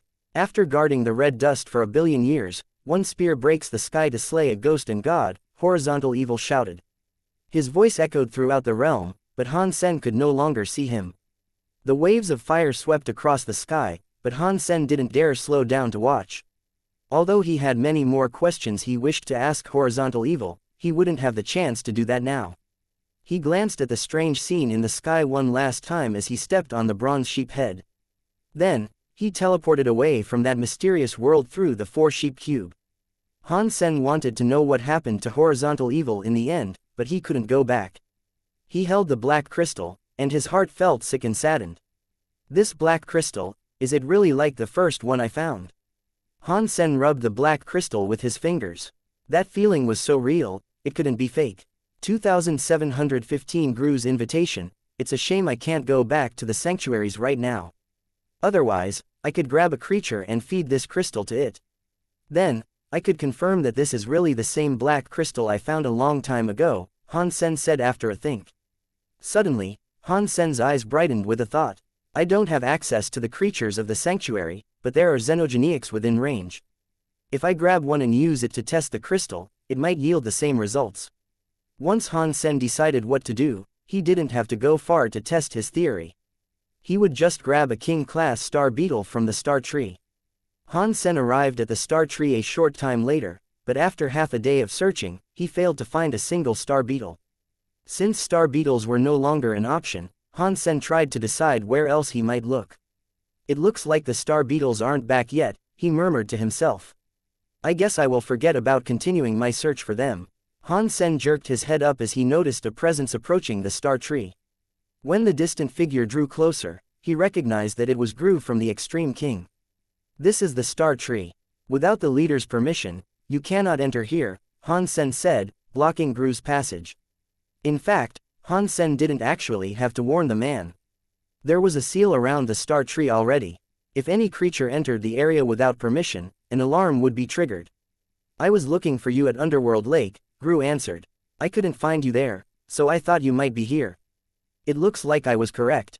Why have you come looking for me? Han Sen asked, keeping his face carefully neutral. There was a deep-seated grudge between him and the Extreme King. If an Extreme King like Gru had come looking for him, that was reason enough for him to be wary. Gru smiled. Please don't misunderstand me, I mean no harm. My people do have a grudge with you, but not all of us think it is a matter that must be resolved with bloodshed. Han Sen knew instantly what Gru meant. There were many factions within the Extreme King. The strongest faction was the Bai family, the group led by Qin Bai. There was also the Bao faction, which Han Sen had recently become familiar with. They were from King Bao's bloodline. Although they were no longer true royalty, the Bao family still had a lot of influence over the hearts and minds of the Extreme King. There were other groups in addition to those two noble factions, as well. The political situation within the Extreme King was quite complicated, and being an outsider, Han Sen had never been able to fully grasp the way things worked there. Han Sen didn't know which faction Gru belonged to, but it sounded as if his party had little interest in troubling Han Sen. Or at the very least, they weren't interested in actively starting a conflict. What is it, then? Han Sen had almost killed Gru in the silkworm bout. He didn't think Gru would be generous enough to forget about all that and come over for a nice conversation. Gru looked serious as he said, I have found a lone primitive deified. I'm not confident in my ability to kill it by myself, so I was hoping we could kill it together. That doesn't sound like a good idea, Han Sen said after some hesitation. There was absolutely no trust between the two men, and on top of that, they had been enemies the last time they met. Even if they were friendly with each other, it was always difficult for two people to decide how to split the loot obtained from slaying a deified creature. Gru could see what Han Sen was worrying about, and so he said, you might not believe me, but I truly mean you no harm. I actually admire you, truth be told. That's why I am inviting you to slay a xenogeniac with me. I can't do it myself, and I would like to see your knife skills again. I want to learn from you. In regards to the loot, that's no cause for concern. Whatever rewards we obtain, we can split them evenly between us. Half and half. Han Sen gazed at Gru without speaking. He was still hesitating. There were outliers like Gru among the Extreme King, people who truly weren't bothered by who Han Sen was or the things he had done. However, Han Sen had no way of finding out if Gru truly felt that way. This might be some secret ploy for revenge. If he went with Gru, he might be walking into a trap.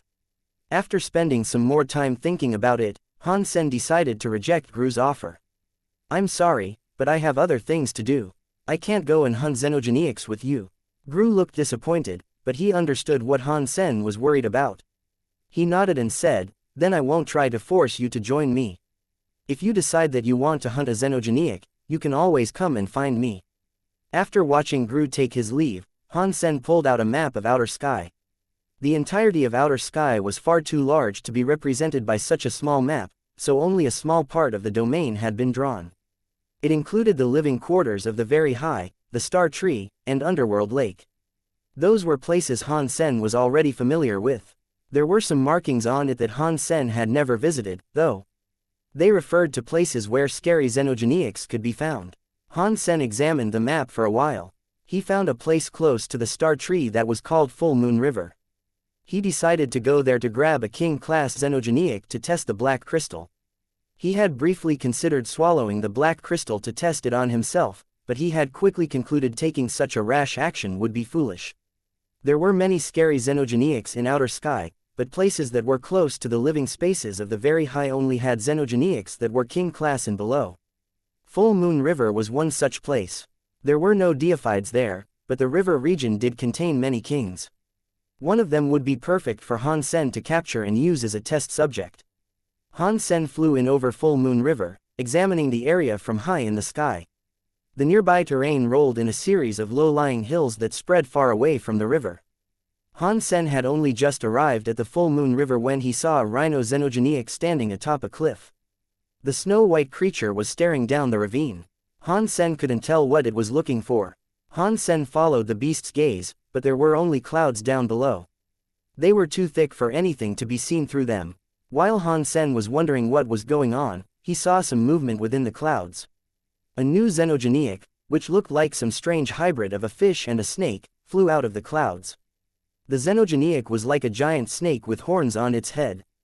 It didn't have any claws, but wings spread from its back. It was a very odd-looking creature.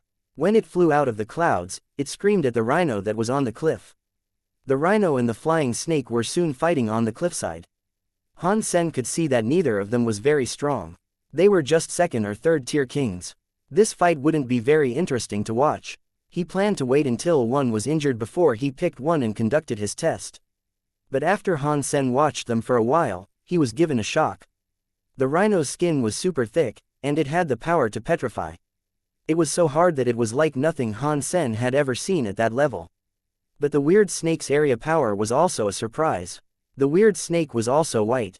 Its body wasn't made out of the jade-like material that composed the rhino, but it glowed with some sort of blurry light. The light formed a large seal around it. Within that seal, regardless of how much damage the rhino dealt to it, the snake could heal all wounds. In fact, its injuries closed so quickly that Han Sen could barely track the healing power with his eyes. There is an area power that heals. Han Sen murmured to himself. That sort of area power was rare. Han Sen, why are you here? Han Sen was continuing to focus on the fight when, out of the corner of his eye, he saw someone flying toward him. The figure was waving to him from afar. It was Gru, whom he had just turned away earlier. I'm here on business. Why are you here? Han Sen asked. The deified xenogeniac I mentioned is around here. Since you said you were busy, I thought I would go and try to take it down myself. I didn't expect to meet you here, though. What a coincidence. Gru smiled. 2716 Immortal Dragon, it seems very unlikely that this meeting has happened by chance, Han Sen thought in his heart. Gru didn't know what Han Sen was thinking, though. He looked down at the two xenogeniacs and said, a moon rhino and an immortal dragon. They are rare xenogeniacs, but it is a shame they are only king class. If they were deified, they would be worth a lot of money. That would be especially true of the immortal dragon. If an immortal dragon can become deified, then its substance chains can make others practically immortal as well. For as long as the immortal dragon retains its power, anyone it has vowed to protect is essentially unkillable. It is a shame that deified immortal dragons are incredibly rare. In all the history I have learned, I have only heard of 3 deified immortal dragons. Their powers aren't sufficient at king class? Han Sen asked with curiosity. Gru shook his head. King class immortal dragons have a decent area power, but the ability is only useful for healing some external trauma. For most elites, that isn't very useful. Taming one of the creatures for that ability alone is hardly worth it. Deified immortal dragons are a different story, however. They can keep you alive in all sorts of situations. Many deified elites would like to have a deified immortal dragon. Anyone would want something that has the potential to save their lives. When he heard Gru say this, Han Sen's heart jumped. He thought to himself, it is very lucky that I've found this immortal dragon to use in my test. If the black crystal really works, maybe I can get a deified immortal dragon. Brother Han, the deified xenogeniac I want to kill is in Full Moon River. It is only 200 miles from here. If you have the time, maybe we can go there. Gru said hopefully to Han Sen. I want to get a xenogeniac as a mount. Based on what you've told me, the immortal dragon doesn't seem too bad. I think I'll capture that immortal dragon. Once I have the immortal dragon, if you still haven't killed the deified xenogeniac on your own, I can go as well to help you out. If Gru's xenogeniac was really that nearby, Han Sen wouldn't mind going after it. Sure, I will stay here and wait for you. It is just an immortal dragon, so I am sure you will get it easily. Gru smiled. Han Sen didn't care if the man stayed. It would only be a matter of time before others found out he was catching a xenogeniac. There was no way to hide it, but neither was there a need to. The two of them waited where they were for a while. The immortal dragon was beating the pulp out of the moon rhino. With its immortal area active, the immortal dragon was impervious to the rhino's attacks. In the end, Han Sen and Gru watched the immortal dragon open its mouth and choke down the badly injured moon rhino. The rhino's body was much bigger than the immortal dragon's body. After the immortal dragon swallowed its foe, its body expanded like a big balloon. Han Sen wondered if the dragon could actually digest something so large. But for Han Sen, this was a very good opportunity. The immortal dragon had eaten the entire moon rhino, and it was now settling down to digest its meal. It wasn't paying much attention to its surroundings. Han Sen flew toward it and fired out an array of silks from his knife. Han Sen lifted his finger, and the knife silks tied up the immortal dragon. Immortal dragon was terrified. It shivered in fear, but when it tried to run away, the knife silks tightened and cut into the creature's body. Although its area was obscenely powerful, it wouldn't help much if the dragon sliced itself into pieces. Once it had recovered, the creature tried to struggle free again. It was worried about being cut, though. Eventually, the immortal dragon realized that it couldn't escape the knife silks without killing itself. It stopped moving, carefully trying not to touch the knife silks circling its body. It seems to be fairly intelligent, Han Sen said with a laugh. And then, he lifted a hand and drew slowly on the knife silks. The immortal dragon immediately responded to the tug, slithering forward across the ground to keep the silks from drawing tight again. But the moon rhino was still in the creature's belly. The roundness of its stomach made it difficult for the immortal dragon to slither forward. It moved way too slow, and the knife silks cut into the beast's scales. Each cut caused the creature to release a nasty screech. "You are good, brother Han. The power to create these silks and control them with masterful precision. You aren't too far off the talent of a genuine deified elite," Gru complimented him. "You're laying it on thick." Han Sen was still suspicious that Gru might be harboring ulterior motives. Even if Gru wasn't a part of the Bai family, there were many within the Extreme King that hated Han Sen. Han Sen doubted that Gru was as detached as he seemed. But now that he had agreed to go with Gru, he no longer had an excuse to delay their venture. He left the immortal dragon trapped in the knife silks. Every hour the fiend spent in captivity would grind at its mind. Han Sen then turned to follow Gru deep up Full Moon River. Han Sen still suspected that Gru might have a conspiracy up his sleeve, but when they reached their destination, Han Sen was relieved to find that there really was a deified xenogeniac on the riverbank. That xenogeniac looked like a wolf. Its hair was gray, but it had 4 eyes. Its fangs were like hooks. The beast looked extremely evil. As they made their way up the river, Gru had told Han Sen that the deified xenogeniac was talented with ice skills. Its eyes released an indestructible god light. The creature's attacks were shockingly fast. Gru wouldn't have lasted long on his own. The 4-eyed wolf saw Gru, and it howled angrily and got to its feet. Its 4 eyes opened wide, and a weird green light began to glow inside them. The beast suddenly released 4 green beams that shot right toward Gru. Clearly, the 4-eyed wolf really hated Gru. It was obvious that this wasn't the first time Gru had come to challenge the beast. Gru already had experience dealing with the wolf. When he saw the creature's 4 green lights coming, he pulled out a shield and used it to protect his body. Gru's shield looked oddly fragile. It resembled a silver mirror, and it seemed like a single punch would be enough to crack it. But when those 4 scary substance chains struck the weird shield, the reflective surface of the glass bounced them away. Gru remained unharmed. "What a strong shield," Han Sen said in praise. Gru was half deified, and yet he was able to use his shield to deflect the substance chains of a deified xenogeniac without much difficulty. Clearly, the strange shield was something truly unique. Gru laughed. "Mr. Shuan lent me this deified treasure. This shield can deflect eye skills and visual skills. I borrowed it so I could deal with this 4-eyed wolf. It is embarrassing, but the mirror shield can only block the 4-eyed wolf's highlights. It does not, however, lend me additional speed. And I still can't block the creature's physical attacks. I cannot hurt it, and yet, it almost kills me each time." After pausing, Gru looked at Han Sen and said, "Brother Han, you have the Apollo set. With the speed gifted to you by the armor's wings, you should be able to keep up with the wolf. When it uses its highlights again, I will use the mirror shield to block. Then, you take that opportunity to swoop in and strike. Sure, Han Sen nodded. However, Han Sen was silently thinking, I have just absorbed the Ice Geno Core, which should have given me some new powers. Now I can give it a spin and see what it does. 2717 Scary Ice Geno AR. The god lights that came from the wolf's eyes shot toward Gru like 4 bolts of lightning. Gru remained stalwart, though. He had already prepared his defense, and when the 4-eyed wolf unleashed the attack, Gru lifted his mirror shield. The green god lights slammed straight into the mirror shield, but they were reflected away. The attack was unable to damage the shield, and as he watched, Han Sen felt a little bit jealous. Before the 4-eyed wolf could gather its power to attack again, Han Sen made his move.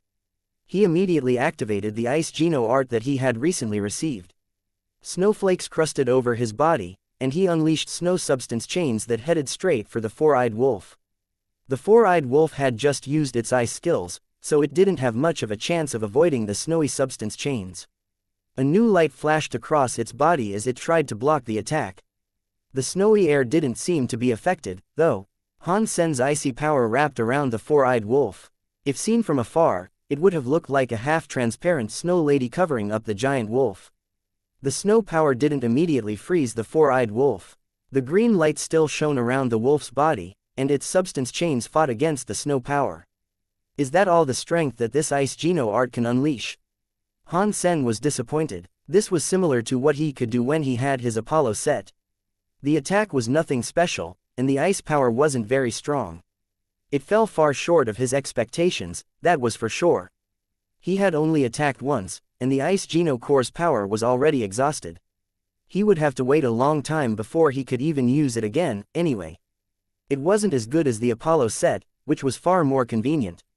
If this was all the Ice Geno Core could accomplish, then there was no reason for him to continue practicing with the Ice Geno Core. He could just keep on using his Apollo set. The snow air seemed to be growing a little more intense as time went on, but overall, the strike was unable to freeze the 4-eyed wolf. Han Sen thought it was all over. After all, the 4-eyed wolf had easily held off the attack. When the wolf summoned more of its strength, it would obliterate the snow power. But things developed in an unexpected way. The 4-eyed wolf's attempts to fight off the snow power did not increase. Instead, they weakened, and Han Sen's icy power affected the creature more and more. Han Sen was shocked. As he watched, the wolf's 4 eyes seemed to flutter. It looked very sleepy. The creature was going to fall asleep any second. Does the ice power have a tranquilizing effect as well? Han Sen was happy about this. The 4-eyed wolf could block the ice, but it couldn't resist the lulling power. Its will began to fade. The green light became dimmer and dimmer. The creature couldn't break the ice power that held it captive. The ice power wasn't a raging, destructive attack. It just lowered the target's body temperature. The wolf grew chillier, bit by bit. Not long after, the 4-eyed wolf succumbed entirely to the sedative. It closed its eyes, went to sleep, and froze like an ice statue. Gru was staring at the wolf in undisguised shock. He turned and looked at Han Sen for a long while before saying in an odd tone, "This is a very powerful Ice Geno art. It has already generated substance chains, too. Has that Geno art reached a deified level?" Han Sen nodded. "I got lucky when I received it. I managed to get my hands on a deified Geno core, and fortunately, I was able to refine it and receive this Ice Geno art." Gru was more interested, and he said, "So the power came from a deified Geno core. Deified Geno cores are so rare. Even the extreme king count themselves incredibly lucky to lay claim to one, and even then, only deified elites can learn the deified Geno arts that the cores offer. Your luck is too much. This is nothing. With the powers of the extreme king, I am sure Brother Gru will be able to get deified Geno cores easily, right?" Han Sen responded coldly. "I would have trouble getting a deified Geno core. And even if I somehow got one, I wouldn't be able to absorb it before becoming deified." After saying that, Gru fell silent. Then, he walked to the 4-eyed wolf. Now that it was solidly encased in ice, the 4-eyed wolf was soundly asleep. However, the freezing power hadn't actually killed the creature. It still had a life force. "It looks like I will have to ask Brother Han to kill it," Gru said. Han Sen had no reason to refuse. If he used his Apollo set, he should have a sufficient amount of power to strike down the 4-eyed wolf. Plus, the creature could no longer move. It couldn't even generate a power to block Han Sen's attack. The power of the Apollo set was unleashed. Han Sen slashed toward the sleeping four-eyed wolf, cutting deeply into the side of the creature's neck. No blood leaked from the wound, however. The blood was all frozen. Despite being attacked and badly injured, the four-eyed wolf didn't even wake up. Rather than howling in pain, it remained in a deep slumber. It took Han Sen 4 slashes to cut the wolf's head off. Then, the four-eyed wolf's life force disappeared. Deified xenogenic killed. Four-eyed wolf. Xenogenic gene found. This ice geno art is so powerful. It has both ice and sedative powers. It is very good. Han Sen was happy with its performance. He was now thinking about refining the 2 fire geno cores he had received. Gru complimented Han Sen's good luck in obtaining a new, powerful deified geno art. But he also looked annoyed, and he said, "I wanted to see more of your knife skills, but it seems that I didn't get the chance.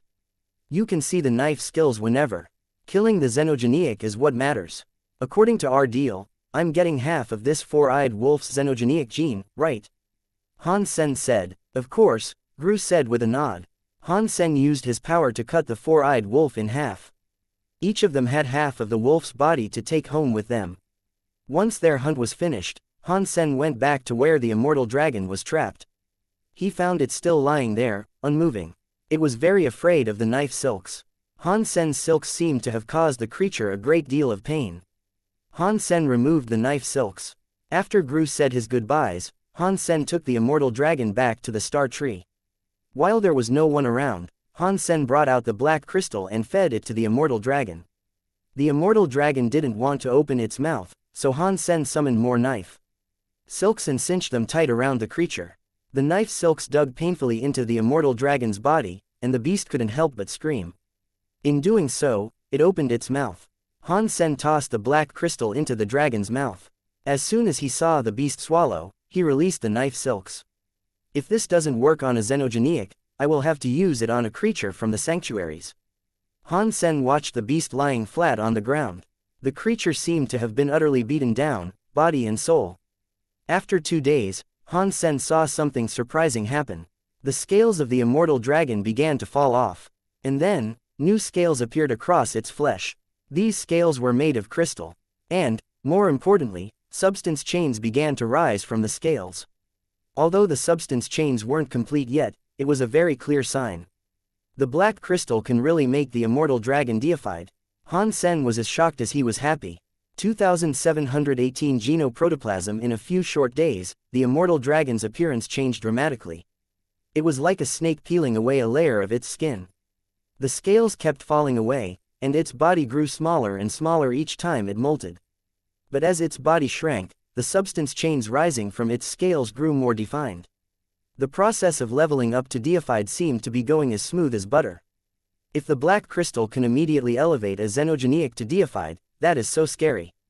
The fact that the black crystal could affect creatures in the sanctuaries was impressive, but it wasn't too shocking. Those creatures have good genes, but their life energy is low. The energy necessary for a king-class xenogenic to become deified is daunting, though. In elevating the immortal dragon to deified in just a few short days, the black crystal has revealed that it contains a truly terrifying amount of power, Han Sen thought to himself. He was in shock. Although Han Sen had set the test up himself, he was still struggling to come to terms with its success. The immortal dragon's body continued to change, and on the 10th day, the creature looked like it was made out of crystal. Its body shone and glittered in the light. Its body glowed with power as it merrily generated substance chains. All around the beast, the plants began to grow like mad. Han Sen stared at the sight in awe. It looks like the immortal dragon is really becoming deified, Han Sen thought. Then, he saw the immortal dragon raise its head in pain. It let out a strange screech, and its holy substance chains erupted like a volcano. Is it going to level up now? The holy light substance chains wrapped entirely around the immortal dragon, and the creature looked like a small sun. Han Sen had to squint slightly, but he still couldn't see through that blinding light. He could only feel where the immortal dragon was. It had scary energy swirling around it like a nuclear reactor. Han Sen had to teleport some distance away from the immortal dragon to keep from being injured by the intensity of that light. A few minutes later, the scary power started to fade away.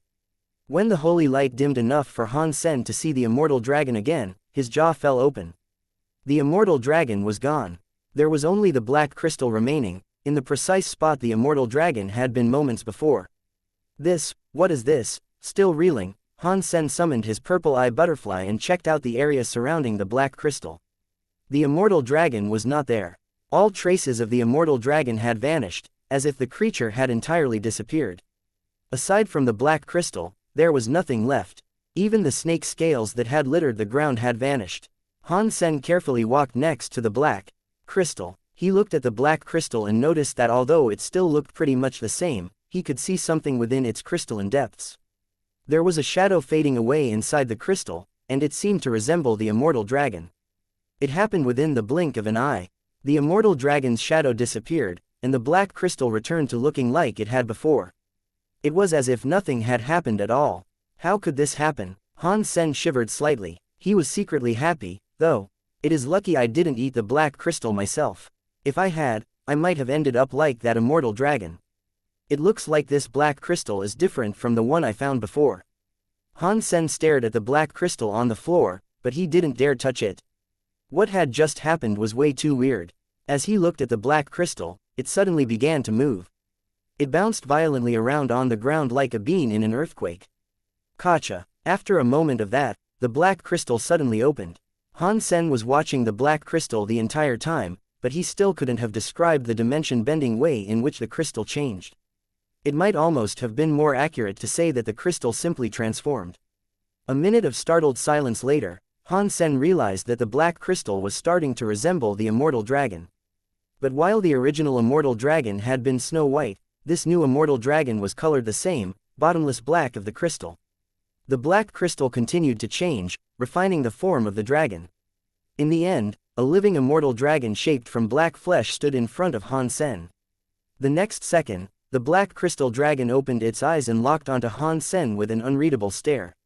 Han Sen stared back at the creature. He had no idea what was going on. He didn't even know if it was the same immortal dragon.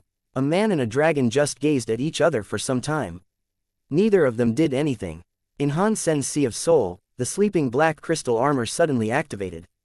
It flew out of Han Sen's Sea of Soul and grabbed the immortal dragon that had once been a black crystal. The immortal dragon didn't try to resist as the black crystal armor grabbed it. A miraculous scene began to unfold. As the black crystal armor touched the black dragon, the dragon returned to looking like a crystal again.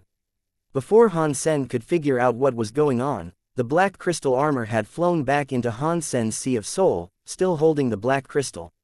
At the same time, the black crystal unleashed a mysterious power that sealed Han Sen's body and his Sea of Soul.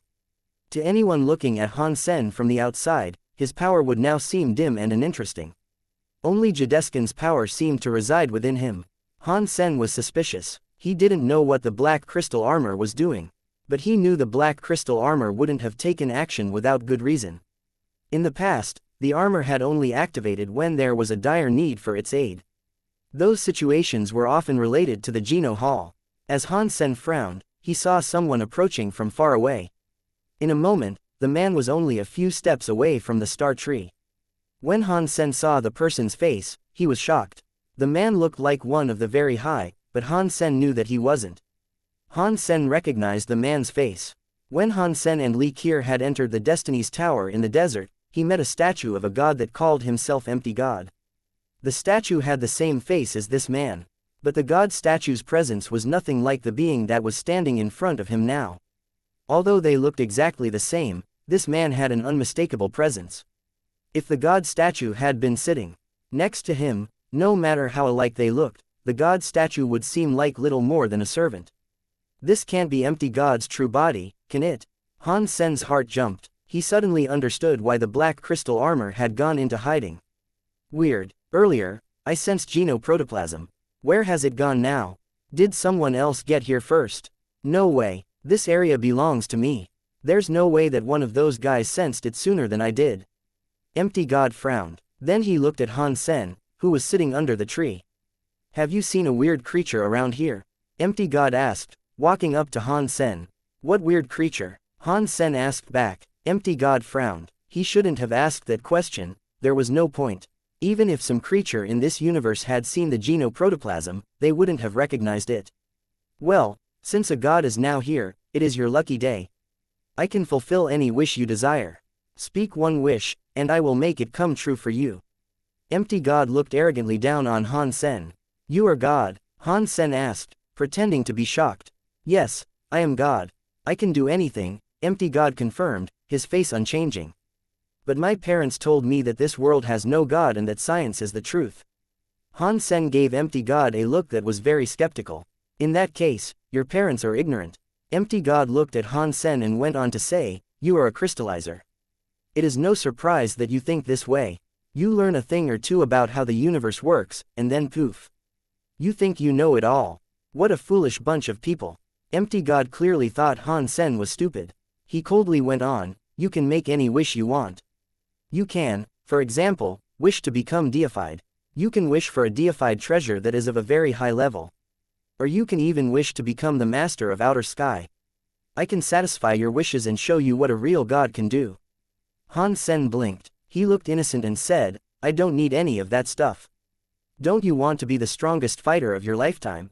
Do you not want to claim the universe for yourself? For me, giving you such power would be a piece of cake. If you make a wish, I can make it come true for you, Empty God said, trying to tempt Han Sen. Yes, but what would I need any of that stuff for? Han Sen asked Empty God again, looking confused. Empty God seemed prepared to answer the same question many times. Then you can have anything you want.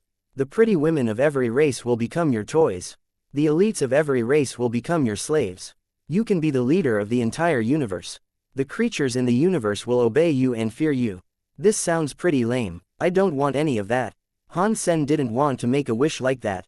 Not to mention that if he did make such an expensive request, Empty God would probably pick his bones clean in taking payment. Then, what would you like? Empty God asked with a frown. This man in front of him seemed pretty dumb, but the simpleton was harder to tempt and convince than most. I'm very happy with the way I am now, thank you. I don't need anything. If you really are God, you should save these wishes and spend them on the people who are really suffering and require the help, Han Sen said to Empty God in the most condescending tone that he could manage. He knew that gods like King Zhen couldn't directly attack beings of the universe, so he wasn't really afraid of what Empty God could do to him. Empty God's face darkened. Whenever he encountered people of this universe, he always found a way to make them wish for something. But on this particular day, he was intent on finding the genoprotoplasm. He wasn't in the mood to waste time talking to Han Sen. After staring coldly at Han Sen for a second, he turned away and ignored Han Sen. He wanted to walk around and see if he could find a lead on the genoprotoplasm. When he saw Empty God taking his leave, Han Sen suppressed a sigh of relief. But the black crystal was still keeping his sea of soul and body locked down. It was too soon to be happy, because Empty God was still around. If you are refusing to leave, then I will instead, Han Sen thought. He would stay away from the star tree until Empty God decided to leave as well. But Han Sen hadn't been flying away from the star tree for long when he saw Empty God appear in front of him again. He was coming toward Han Sen. Empty God had found no sign of the genoprotoplasm anywhere, so he had come back for Han Sen. Han Sen was the only person in the area. If there was genoprotoplasm in the vicinity, Han Sen was the likeliest person to have seen it. Empty God wasn't happy about being unable to read Han Sen's mind. Han Sen's face remained expressionless. He kept going forward. He was neither fast nor slow. He didn't want Empty God to become suspicious of him. When Empty God was near enough that Han Sen could hear him, he spoke again. Have you considered my offer? You still have the chance to make a wish. I really don't have a wish I want to make right now. You should go and ask someone else, Han Sen said. Then, he tried to maneuver past Empty God. I've asked you to make a wish, so make a wish. Stop talking crap. Empty God's face looked icy. He waved his hand, tearing a frightening rip in the fabric of space. Han Sen felt as if the world was shattering in front of him. Empty God was a rather foul-tempered individual. At least King Zhen usually tried to trick Han Sen, but Empty God couldn't even be bothered to make the effort. He was just trying to blackmail Han Sen. Han Sen wasn't about to let himself be intimidated, though. He understood the nature and some of the limitations of these self-proclaimed gods. He wouldn't be pushed around that easily. It seems that you don't know me very well. It doesn't matter how badly you want me to make a wish, because I'm not going to do it. What can you do to me, huh? If you really are God, you should be able to kill me pretty easily, Han Sen growled, his expression unyielding. Empty God looked surprised. Tearing space open with his bare hands should have startled Han Sen out of his wits. Even deifieds would be shocked speechless by Empty God's power. But somehow, this brainless person was wholly unfazed by his display of strength. It made Empty God unsure of what to do. If he had been able to attack, Empty God would have slapped Han Sen to death and stolen his memory. But he couldn't attack Han Sen like that. Not in this universe, at least. Very good. Empty God didn't say another word. He turned and left, vanishing after a few steps. And then, the broken space returned to normal. These guys really can't do anything in the Geno universe. Maybe there are certain conditions that render them unable to attack. But even so, it means I'll be alright even if all the gods become my enemies. As long as I don't make a wish, they can't do anything to me, Han Sen thought to himself. But the black crystal armor still hadn't released the seal on his body, so Han Sen knew that Empty God hadn't truly left the vicinity. Han Sen returned to the star tree, but Empty God remained hidden. Only not long after, Exquisite and Li Kier brought Bauer with them to the star tree. Han Sen's stomach sank instantly. Empty God hadn't been able to get anything from Han Sen, but the god might try to collect wishes from the people around Han Sen. Exquisite and Li Kier would be easier to break. Han Sen put his worries into the small jade figure so Exquisite and Li Kier could feel his worries and be wary. Exquisite and Li Kier felt Han Sen's concern, and so they asked what was going on. Han Sen told them about meeting Empty God and advised them to remain wary. While the three of them were talking, Bauer climbed up the star tree. She was playing on the surface of a star fruit when suddenly, a man appeared on the branch next to her. "Little kid, do you want this?" Empty God was holding a beautiful gem. He smiled at Bauer and swung the gem around as he spoke to her. Han Sen had been right to expect that Empty God would target the people around him, but he had misjudged which person Empty God would go after. The god hadn't chosen Exquisite or Li Kier. He was aiming for the innocent Bauer. Bauer looked at the shining gem in Empty God's hands. Her eyes opened wide with surprise. Chapter 2720 Star Gauge Mirror. "That is a very beautiful gem," Bauer said as she peered at the gem in Empty God's hand. Her eyes brightened with interest. Empty God's lips curled up at the corners. He looked cocky as he said, "Do you want it? Just say you want it and it is yours." "Really?" Bauer looked surprised. She gazed at Empty God with disbelief. "Of course. As long as you say what you want, a cute little girl like you can have anything you've ever dreamed of," Empty God said chivalrously, his voice smooth and coaxing. "You're a great guy," Bauer said with excitement. Empty God laughed. He held the gem in front of Bauer and smiled. "Just say you want it, and this gem will then belong to you." Bauer looked longingly at the gem, and her hands slowly reached out for the gem. Empty God hid a snide smile as he thought to himself, female creatures are all alike. They are just like those ugly dragons. No matter how old they are, they love all things shiny. But Bauer suddenly pulled her hand back. With a look of disappointment, she said, "I actually don't want it." "What? Why do you suddenly not want it?" Empty God asked in surprise. He had been caught off guard when the girl changed her mind. "Mom says that I can't take gifts from strangers." Bauer's face looked very serious when she said this, but her eyes were still locked on the gem. It looked as if she was struggling to keep herself from reaching out and taking it. "I see," Empty God said with a smile. "You can't accept things from strangers, of course. But I'm not a stranger. I'm a good friend of your father. You can take something from me because of that, can't you?" "You are a good friend of my father?" Bauer asked, her eyebrows rising. "Yes, we are very, very good friends." When Empty God said that, the words he spoke were stressed. Each word was pronounced heavier than the last. "If you are Dad's good friend, then we really aren't strangers." Bauer said happily. "Of course we aren't," Empty God said with a shake of his head. "Thank you, Uncle. In that case, I'm going to take the gem." Bauer reached out her hand to grab the gem in Empty God's hands. As she reached toward it, Empty God wasn't sure if he should let it go or continue holding onto it. Bauer hadn't declared her wish yet. If she took it now, Empty God wouldn't receive anything in return. Empty God didn't respond, and Bauer stared at him with confusion. She said, "Uncle, do you not want to give me the gem?" "If that is so, then that is fine. Mom told me not to steal other people's items, anyway." Bauer's words might have been gracious, but her face was filled with disdain. She thought Empty God was very cheap by not giving her the gem. Ahem, You still haven't told me whether or not you want it, Empty God said. He was looking a bit uncomfortable now. Uncle, this gem is obviously important to you. You should keep it for yourself. With those words, Bauer lowered her hand and turned around to leave. Although she didn't say anything more, she had a look of scorn as she turned away. It made Empty God feel more depressed than he had in a long time. He was Empty God, but he was despised by a child. Don't go, Bauer. Your uncle was planning on giving you this gem as a gift. I wasn't in my right mind. You should take it from me now. Empty God didn't really care about the gem, and giving it to Bauer might allow him to gain her trust. He wasn't going to let her run off so easily. You are really going to give it to me? Aren't you going to miss it? Bauer looked wonderingly up at Empty God. To me, this gem is just a measly rock. It is worthless compared to the other things in my possession. Empty God placed the gem in Bauer's hands. Thank you, Uncle. You are a good guy. Bauer held the gem and smiled. I'm glad you like it.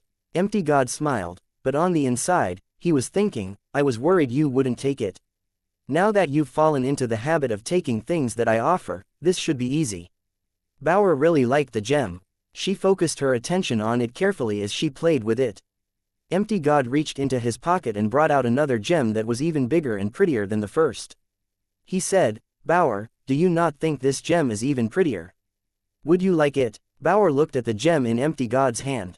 It was as large as a man's fist. She blinked at the sight of it and said, it is way too big. I'd feel rather snobby if I had it. I like this one more. After that, Bauer went back to playing with the gem in her hands, completely ignoring Empty God. Empty God felt depressed. He had assumed that offering a bigger and prettier gem would get Bauer to put blind faith in him. Instead, however, the gem had led to his abandonment. It looks like using gems to attract Bauer will no longer work. Empty God rolled his eyes and came up with something new. Bauer, look at this. Empty God stepped over to Bauer and pulled out something to show her. Bauer was sitting atop the star fruit, but she raised her head to take a look. Empty God was holding an old bronze mirror. The mirror was only 10 centimeters long, and it looked very delicate.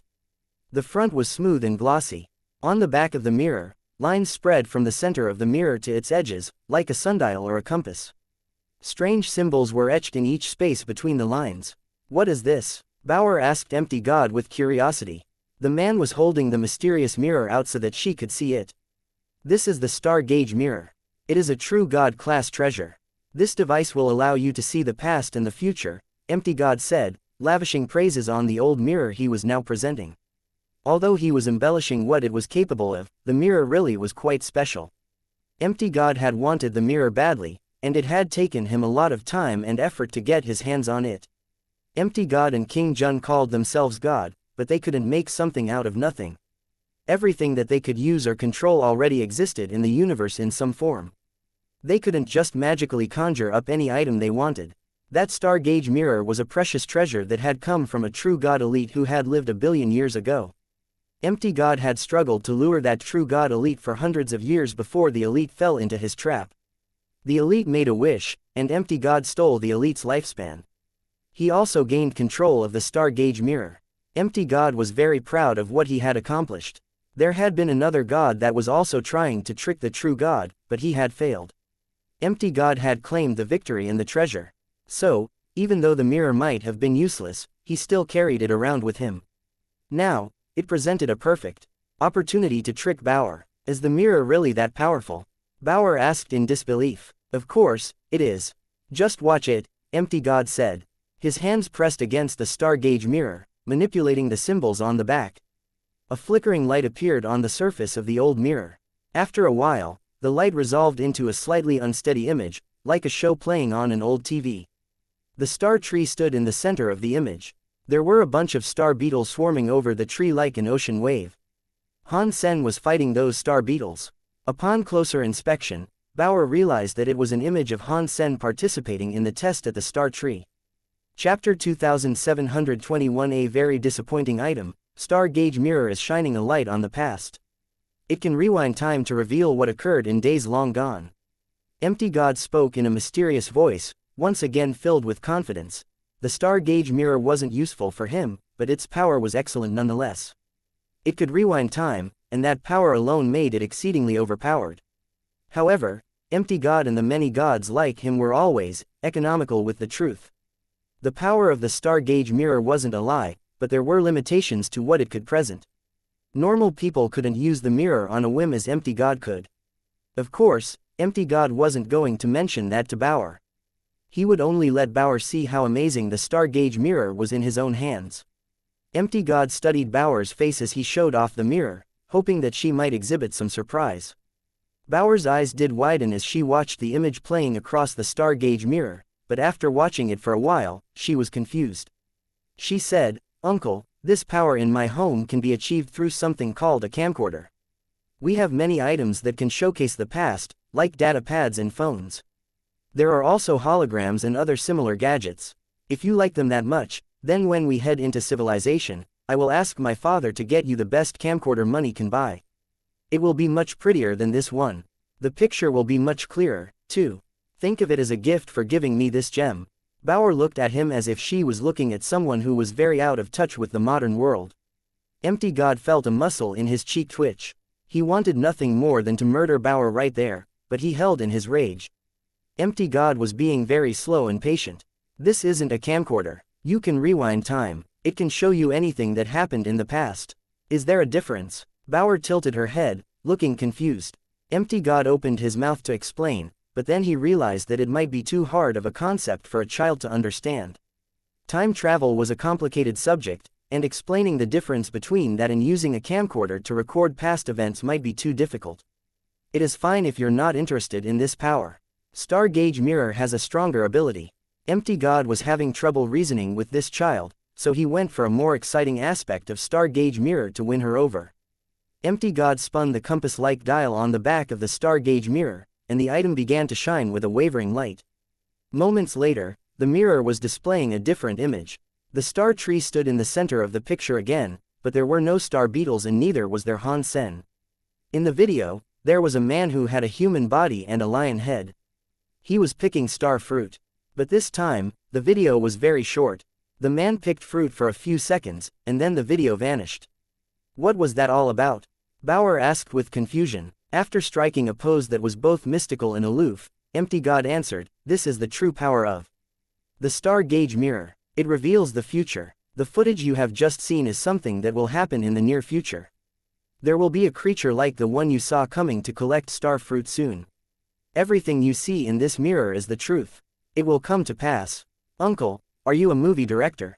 Bauer looked at Empty God. She blinked, looking curious. A muscle in Empty God's cheek spasmed. He suppressed his urge to kill the D*MN kid, and answered her, "Director. I didn't hire people to film this. I don't know who this creature is. This is the star gauge mirror showing you what will happen in the future." "Ah, it can see the future. Its power is that magical." Bauer finally looked surprised. She stared at the star gauge mirror in wide-eyed disbelief. Seeing Bauer's face, Empty God finally felt a bit better. He laughed and said, "This is one of the best true God items in existence. There is no other like it in the whole universe. Just say you want it, and I can give it to you." "Really, Uncle, you are such a good man." Bauer looked at Empty God with surprise. "You want it?" Empty God extended the star gauge mirror, holding it out in front of Bauer. But this time, he reassured himself that he wouldn't let her touch the mirror before she made a wish, just in case something embarrassing happened. Bauer opened her mouth. Judging from the expression on her face, it definitely seemed that she was about to express her desire for the mirror. This filled Empty God with joy. If Bauer spoke the 3 words, "I want it," then she would be making a wish to him. Then, he would gain control of her. And in regards to the star gauge mirror, he would no longer have to give it to her. There were many explanations for making someone's wish come true, and Empty God already had several different excuses ready for use.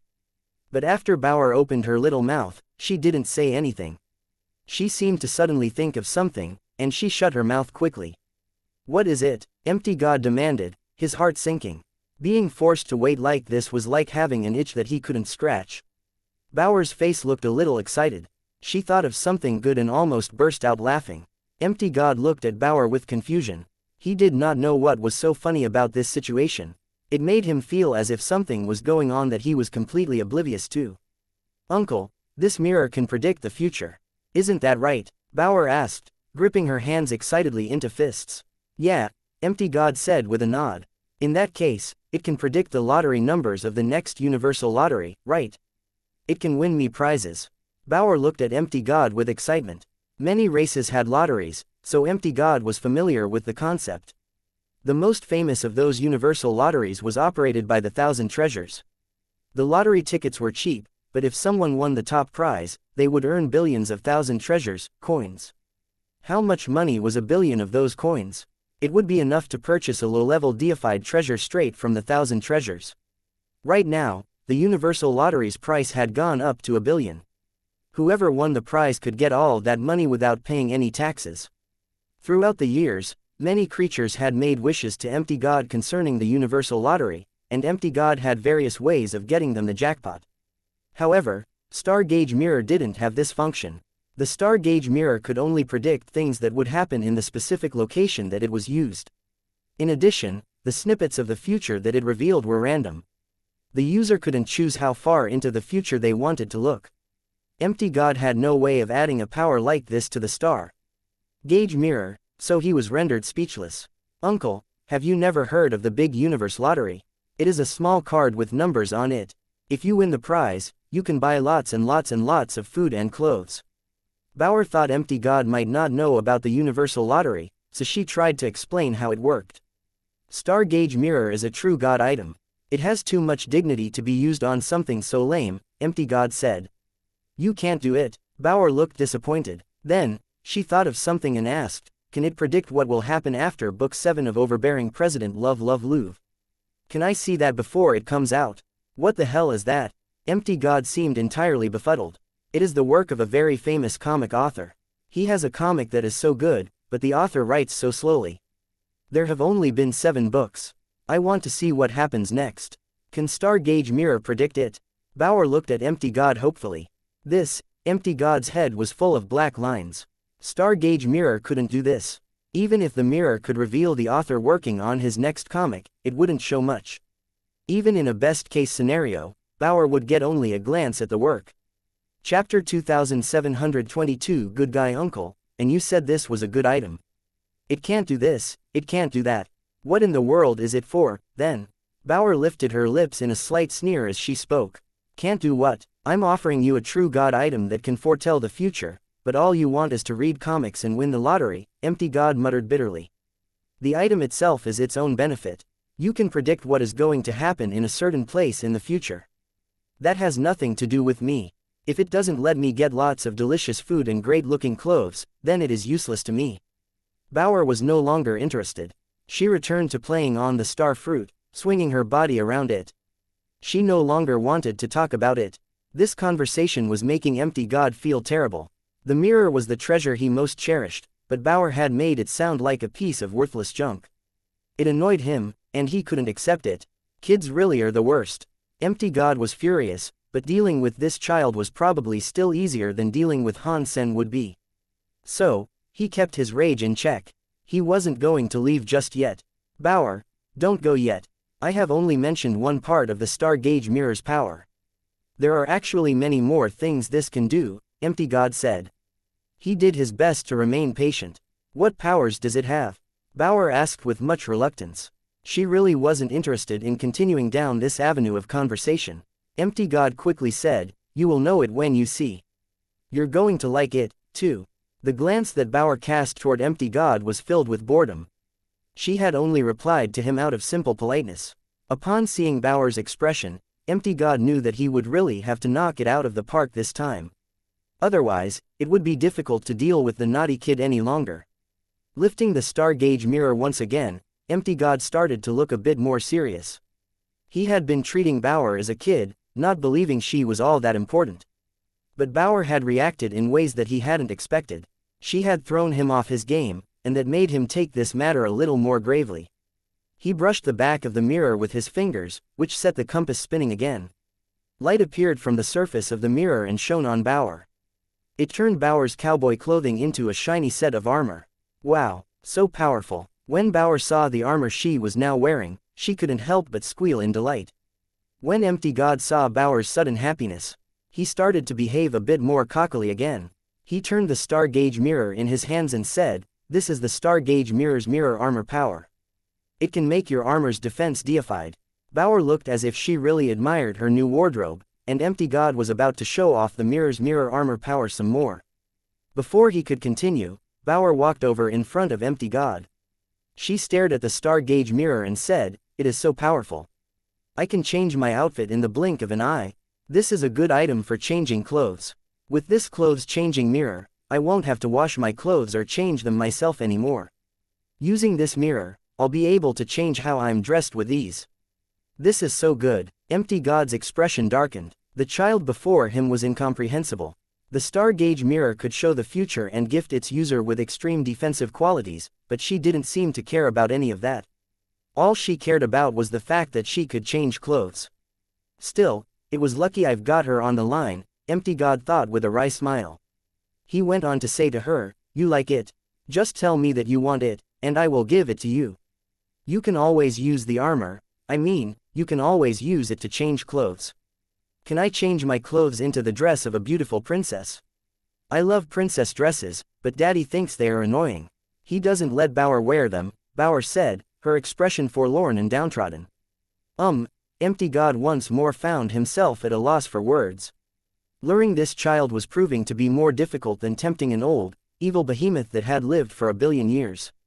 Those ancient creatures would at least have some sense. Empty God could guess what they wanted and needed. But after all this time talking to little Bauer, he still couldn't figure out how her mind worked. "I can't, then that is a shame. If I can only let me change into one set of clothes, then there's no point. That would be pretty boring." Bauer looked very disappointed. Empty God was on the verge of giving up. Tricking Han Sen suddenly seemed easier than dealing with this little girl any longer. Empty God thought about it for a bit, then decided that he should just change targets. He had no idea why Han Sen was keeping Bauer as a companion, but there was no reason for him to waste his time with a naughty kid that had a mind that could not be understood. Lifting the star gauge mirror and shining it on Bauer once more, Empty God removed Bauer's armor and returned her cowboy clothing to her. "Don't move," Bauer shouted at Empty God, her eyes suddenly wide. "What is it?" Empty God remained stock still. Bauer's face turned from shock to pleased surprise. Then, she flew toward Empty God and said, "This is so awesome. How can this mirror be so good?" While she was talking, Bauer jumped in front of the star gauge mirror and stared into it happily. "What do you mean by powerful?" Empty God still didn't understand what Bauer was talking about. He hadn't triggered any of the star gauge mirror's powers. It shouldn't have been doing anything right now.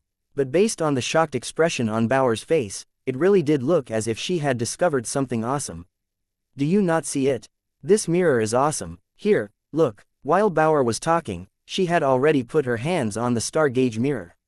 After Bauer's continual rejection of the second gem and now his precious star gauge mirror, Empty God actually became excited when she appeared to show genuine interest in the item. He let her pull the mirror out of his hand, curious about what she had discovered. Bauer was holding the star gauge mirror and examining it closely. She mumbled over and over, "This is awesome. This mirror is so awesome. What is so awesome about it?" Empty God put his head next to Bauer's to try to figure out what she was seeing. He could see the mirror, perfectly polished as always, but there was nothing special going on. He could detect no weird powers within the item. It was acting just like it had when it was lying around without any active powers. He really couldn't tell what Bauer found so enthralling. "Uncle, haven't you noticed? This mirror doesn't show my face," Bauer said while looking at the mirror.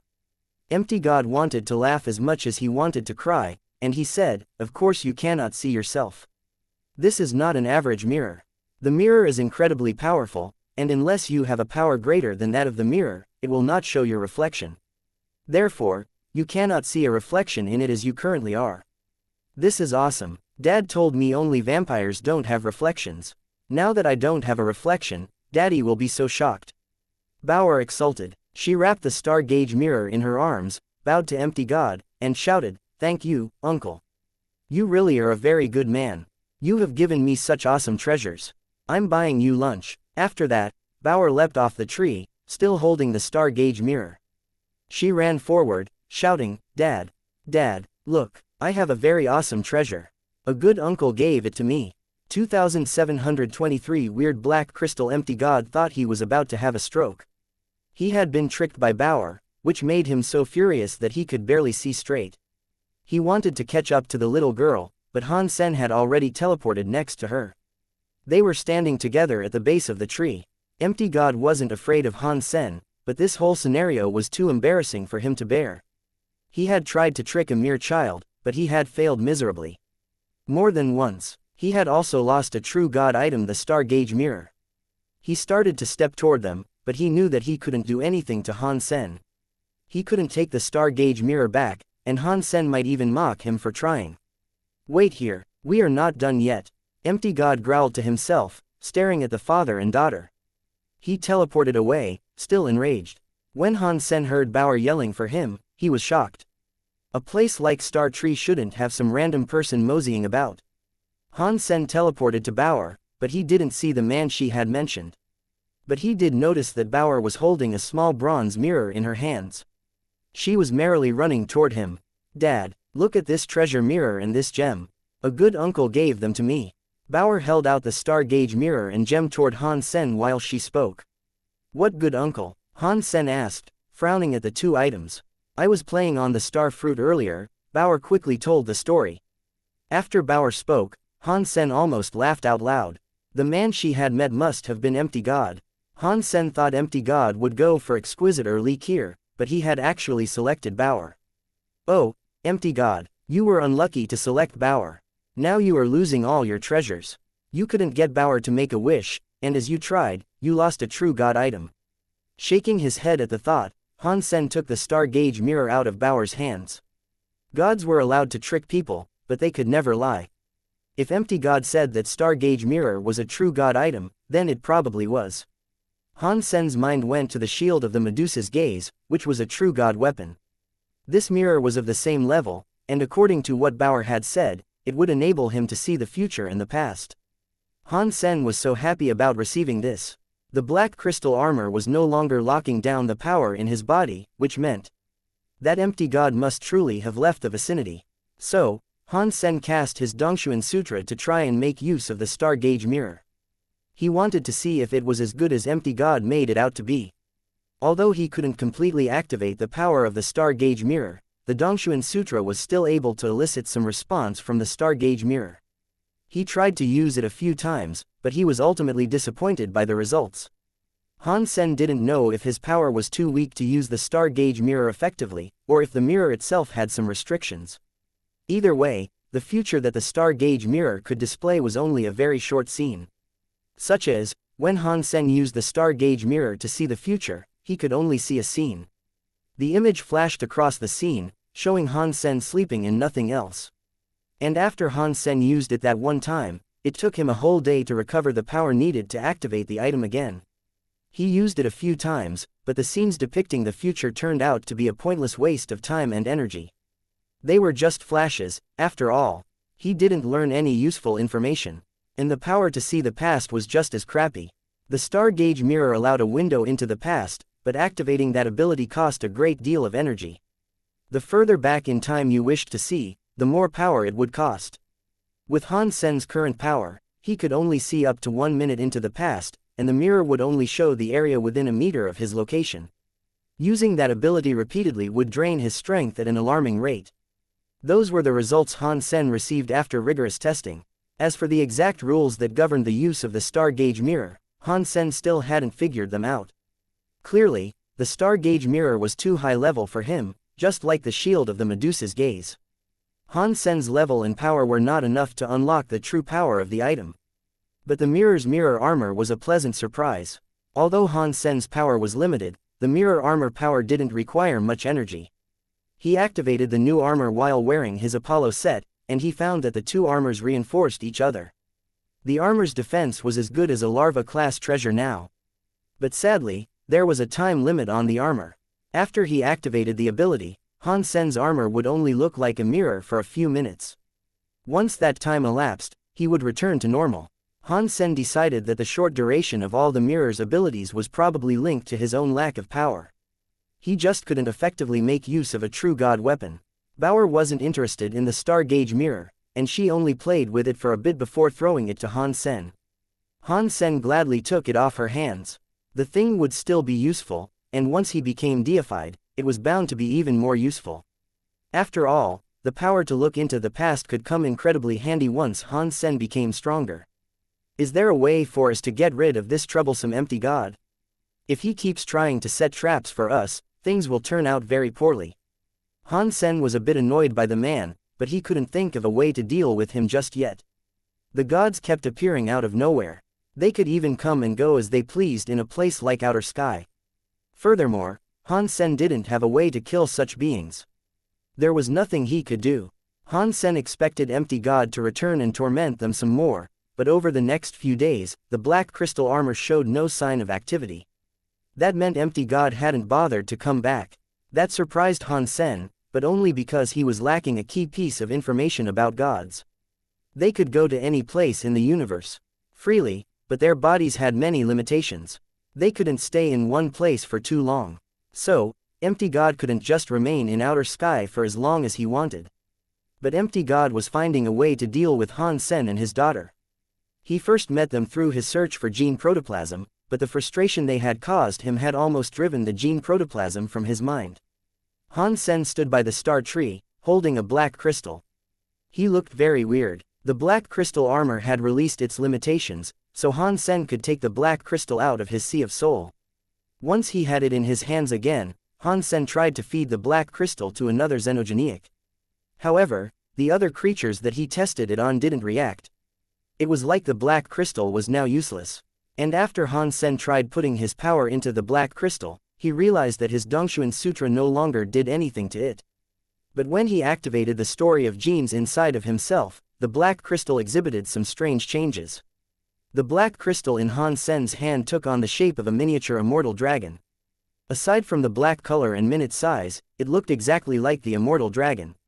Han Sen passed the power of the story of genes into the black crystal, and the crystal rose out of his hand and flew down to the ground. It swelled to become a life-size immortal dragon. The dragon stared straight at Han Sen, just like the first time they saw each other. Han Sen's heart leapt. The immortal dragon's body released a strong, holy light. It covered a wide area around them. There was a scar in the tree's surface nearby, which was probably the result of a bug bite. The damage was healed by the immortal dragon's holy light. 2724 golden-haired monkey, this new black immortal dragon still has a healing power. When Han Sen saw this, he was very happy. The black crystal that had transformed into an immortal dragon could follow commands that Han Sen gave it telepathically. And it had a healing power that was deified class. This new black crystal wasn't exactly what Han Sen thought it would be, and it didn't have the power of his first black crystal. However, the power it had just demonstrated didn't seem too shabby. With this immortal dragon, Han Sen could fight carelessly. He wouldn't have to worry about getting hurt. As long as he didn't die, the immortal dragon could simply heal his body. The strangest thing about it was that the immortal dragon could be reduced to a black crystal. In many ways, it was like a beast soul. He could lob it into his sea of soul for easy storage, which meant he could take it with him wherever he went. Han Sen couldn't wait to fight a deified xenogeniac so he could give it a try. The idea of fighting while the immortal dragon's immortal area backed him up was very exciting. Bauer had grown quite bored as she lounged comfortably on a star fruit. She spent some time playing with the gem she had gotten from Empty God, but eventually, she put it away. It didn't take long for her to lose interest in it. Right now, Bauer was missing Empty God. He was the only person who had been kind enough to give her so many toys for free. As Han Sen was practicing under the tree, someone teleported to the boundaries of the star tree. Han Sen raised his head and realized that person was Shale. Brother Han. Shale. Han Sen looked surprised to see him. Han Sen hadn't seen Shale since the silkworm bout. He didn't know why Shale would have come all the way to the star tree. I received the leader's permission to come here and collect a star fruit. Shale pulled out a notice to show Han Sen.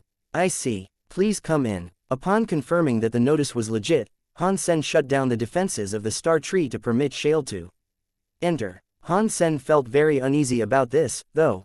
After the star tree's original guardian left, star fruit was forbidden to be consumed by anyone. But the very high leader had still permitted Shale to come and take fruit. That wasn't normal, for sure. Shale wasn't shy or hesitant. He walked right into the star tree zone. Han Sen commanded his legion of xenogeniacs to not harm the man, and Shale made it safely to the star tree. When Bauer saw Shale, she looked curious. That was because when Empty God had shown her the future using the star gauge mirror, she had seen Shale picking star fruit. With Shale now arriving, her curiosity had been piqued. Shale walked toward the tree in a straight, determined path. He didn't stop or wander around. He seemed to have a pre-selected target. Han Sen didn't think this was weird, though. If the very high leader had given him such unusual approval to come and claim a fruit from the star tree, then they wouldn't just leave his reward up to chance. He must have a target already. Han Sen was curious, so he followed behind Shale. He wanted to see what star fruit Shale was going to collect. A few minutes later, Shale arrived at the star fruit of his choosing. Han Sen couldn't see what was so special about this particular star fruit. Shale didn't immediately pick it, however. He turned to face Han Sen and told him, "Brother Han, we might have a fight on our hands later. I hope you can protect the star tree and keep it from being harmed." "Sure," Han Sen nodded. That was his responsibility, but Shale was a primitive deified, and he spoke to Han Sen like he wasn't confident in his ability to control whatever it was that lurked inside the fruit. That gave Han Sen a bit of a shock. The xenogenics that came out of the star fruits were always asleep, and there was a secret skill to make a contract with them before they awoke. If the person who opened the fruit didn't want to make a contract with the creature inside, they could kill it while it was still asleep. But Shale, who was a primitive deified, said there would be a fight. That cast this entire fruit opening scenario in a more ominous light. Once Han Sen had prepared himself, Shale flew to the top of the star fruit. He knocked the star fruit down from its branch.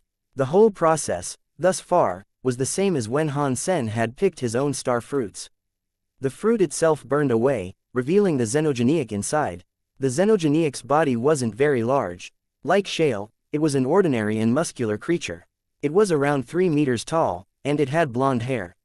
A golden-haired monkey. Han Sen was shocked. That xenogenic had short legs and long arms.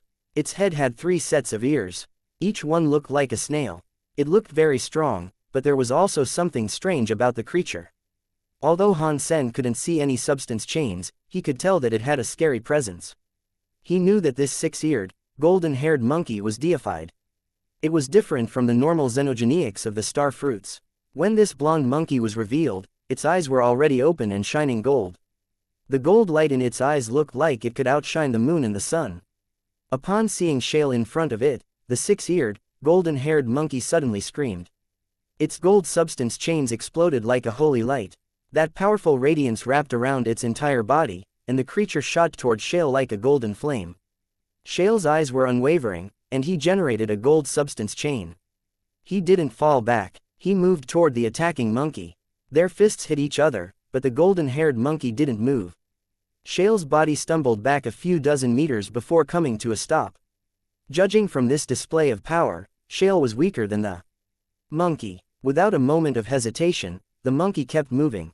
It rushed toward Shale with blinding speed. Its body was releasing a scary presence. But Shale didn't seem worried by the creature's power. He moved with almost casual elegance, and he shook the pursuit of the 6-eared monkey.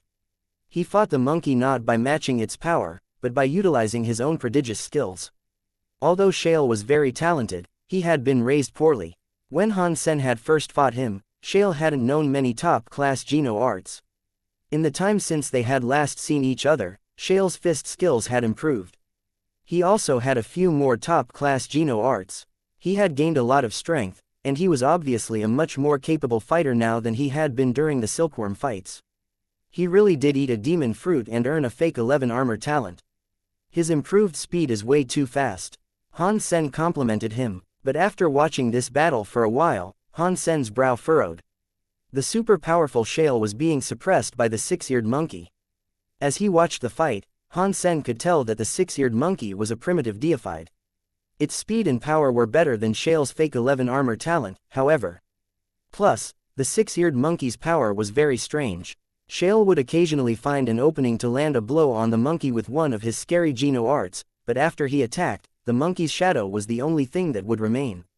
The 6-eared monkey's real body would appear elsewhere. It would then send a dangerous strike back toward Shale. Shale stayed calm and managed to avoid losing his head each time, but the monkey's attacks left cuts across his body. He was bleeding continually now, and he looked terrible. 2,725 cocky noobs, this golden-haired monkey is very powerful. It can suppress Shale, who is at the same level as it. The xenogenics that come out of the star fruits are really special. Han Sen looked at the creature with interest. A powerful elite like that gave Han Sen a lot of inspiration. The most special thing about it was the ability of the monkey to clone itself. Not even Han Sen could tell when the monkey was using its true self or its copy during the battle. The real monkey and the fakes were far too difficult to distinguish. Anyone who wasn't careful would certainly end up falling for its tricks. But Han Sen was hesitating, trying to decide if he should help Shale. Eventually, a very high man approached him. Han Sen jerked slightly in surprise when he saw the man. He hadn't noticed when the very high man arrived next to him. Li Chunchu. Han Sen recognized the man upon seeing his face.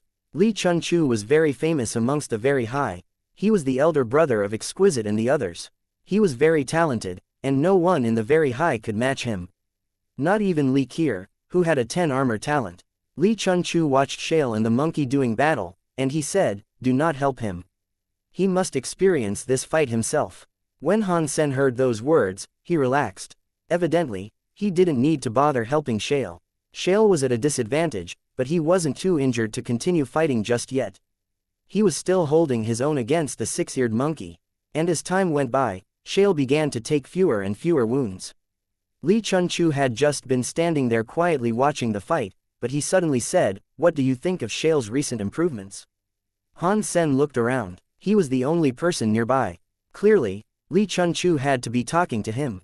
But Li Chunchu was still watching the fight, and he hadn't looked at Han Sen while he asked the question. "He has improved very quickly. It makes sense that he has an 11 armor talent," Han Sen said. And it was truthful, mostly. Shale's improvements did impress him. Li Chunchu didn't move. As he watched the battle unfold, he said, "This blonde monkey is an ancient xenogeniac called the six-eared macaque. Its genes are very strong, and it is born with a 10 armor talent. And its flesh is so powerful. Its mind is very tricky to discern. It is always hard to tell whether you're looking at the real monkey or another fake. It is hard to find an enemy like this at the same level. Even Shale, who is a born deified, cannot beat the six-eared macaque easily. With Brother Shale's power, he simply needs a little time. He will beat the six-eared macaque eventually," Han Sen said. Li Chunchu nodded and said, "I'm not worried about that. The six-eared macaque is a small task for Shale. Taking it down won't be very difficult." Speaking of that, Li Chunchu finally turned to look at Han Sen. He said, "Actually, the only person that can be considered a serious obstacle to Shale is you." "You must be joking, sir. I'm just a half-deified. I don't have what it would take to impede Shale's growth." Han Sen wasn't going to accept some random compliment to boost his ego. Li Chunchu didn't reply to that. He went on to say, "I'm in charge of the very highest good fortune pool. If you need to, I can let you visit it." "What does that mean?" Han Sen asked, struggling to follow the conversation. Li Chunchu jumped around a lot when he spoke. He had just been describing Han Sen as Shale's biggest impediment, and now he was telling Han Sen that he could go to the very highest good fortune pool. Opportunities to enter the very highest good fortune pool weren't granted to everyone. Han Sen had heard about the pool before he even came to the very high. Even Exquisite and Li Kier had never received approval to enter it. Therefore, Han Sen hadn't yet had a chance to go there. Now, Li Chunchu was offering him the opportunity to go. It was confusing. Li Chunchu knew what Han Sen was thinking, so he coldly said, "You have become Shale's demon. If he cannot beat you for real, it will be an impediment to his growth and ascension. He might lose the chance to become a true god. So, I hope you can become deified soon. Then, Shale will have a chance to defeat the demon that ravages his soul." Li Chunchu seemed to think that even if Han Sen became deified, Shale could probably beat him. But Han Sen didn't mind that. Han Sen was used to other people being arrogant around him. Where was the harm in letting someone else be a bit cocky? "If you are really making this offer, then thank you very much, sir. When can I go to the very highest good fortune pool, if you don't mind me asking?" Han Sen wanted to pin this down as quickly as he could. After all, Han Sen still had another 2 Geno arts he needed to raise to half-deified. Maybe he could use the very highest good fortune pool to break through with them. The good fortune pool of the very high was quite mysterious. It could increase the potency of one's genes and blood exponentially. Han Sen had wanted to go there for some time, and now this was his chance. "Take this good fortune spell. After today, you can go whenever. Li Chunchu handed Han Sen a small spell. Han Sen accepted the spell, and he noticed that the object was only 2 fingers in width. It looked crystal clear, and it said good fortune on it in an ancient language. Thank you, sir. I'm going to try to become deified so that Brother Shale can put his demons to sleep. Han Sen put the good fortune spell in his chest pocket. Then, he smiled at Li Chunchu. Inside, however, he was thinking, the very high really are quite rich. He is just randomly giving permission for someone to enter the good fortune pool. And in a way, he gave it to an enemy. Li Chunchu glanced at Han Sen with interest, and he said, "You are a really interesting character. If it wasn't for Shale and Yu Shangxin, I would say you were the most interesting silkworm in this generation." Li Chunchu's words seemed to indicate that he thought Han Sen was weaker than Shale and Yu Shangxin. Within that generation of silkworms, he was only number 3. Han Sen was in no mood to argue, though, in a way, he was quite happy. As the two of them talked, Shale had become more and more stable. The 6-eared macaque no longer had the advantage, and it was on the verge of being suppressed by Shale. Its real and fake bodies were no longer confusing Shale. Han Sen had to admit that Shale was a genius. In a short amount of time, he had been able to study the 6-eared macaque. Han Sen suddenly thought of a question about the 6-eared macaque. He looked at Li Chunchu and asked, "Mister, how did you know which star fruit held the 6-eared macaque?" Exquisite and Li Kier told him that the xenogenics inside a star fruit couldn't be guessed from the outside. But Li Chunchu and Shale obviously knew what to expect from the fruit they had chosen. They knew it would be the 6-eared macaque. The very high sense can grant a useful predictive ability, Li Chunchu answered. I spent some time looking over this tree thoroughly, and after much deliberation, I came to the realization of where this creature lay. Plus, this star fruit was born strangely. It was easy for me to guess what was inside. Born strangely, Han Sen tilted his head to the side as he looked at Li Chunchu. When this fruit was formed, a weird, gold shadow fell over the star tree. I wasn't too far away from the star tree when I saw this strange scene. Based on what I saw, it wasn't difficult for me to determine what xenogenic might have been found in that fruit, Li Chunchu said levelly. Pang! Shale's punch struck the 6-eared macaque solidly and sent the creature's body soaring through the sky. He hit the real body. Han Sen instantly refocused on the fight. The 6-eared macaque had managed to escape using its fake body this time. Shale's blow had landed on the real monkey. Shale chased after the flying monkey like he was part of its shadow. His punches were like a river, bursting its banks to flood over the 6-eared macaque. The creature's body started to crack, and deified blood poured everywhere. No matter how many movement skills it used or fake bodies it summoned, the creature continued to lose ground. It no longer had the power to battle Shale's mighty fists. Under the continuous stream of hits, the powerful 6-eared macaque was badly injured. It squealed as many fissures and wounds appeared across its body. But the 6-eared macaque's body was so strong, and as of yet, Shale hadn't managed to inflict any serious injuries. Only its skin was being injured. Ha! Shale suddenly stopped attacking. He wanted to give the 6-eared macaque a chance to retreat and compose itself. Shale watched it from afar, giving it a moment to breathe. He slowly waved his fists and shouted. After Shale's shout, the space around him shone with a striking power that looked like the sun. Countless gleams of that striking power flooded out of Shale. It was like a meteor shower ceaselessly raining down on the 6-eared macaque, and each gleam exploded on contact like a nuke. Boom! The scary explosions almost destroyed everything. Under the never-ending attacks of that scary power, the 6-eared macaque's body was unable to hold up. The creature's godly body was slowly being torn apart. Han Sen watched the display in amazement. Shale's punch was rather similar to his own under the sky knife skills. The punch Shale had just cast was summoning power that had been previously dispersed. The attack wasn't exactly like under the sky, however. It was only similar. This is the sea's return to the stream. It is very similar to your under the sky knife skills. Do you think Shale performs it well? Li Chunchu asked calmly. He is very strong, Han Sen confessed honestly. In such a short amount of time, Shale had become very proficient with such a challenging Geno art. It meant he was very strong. Shale had lacked knowledge in Geno arts in the past, but the very high had been kind enough to fix those flaws. The more Geno arts that Shale learned, the scarier he would become. It would be just like leveling up again. I hope you become deified soon.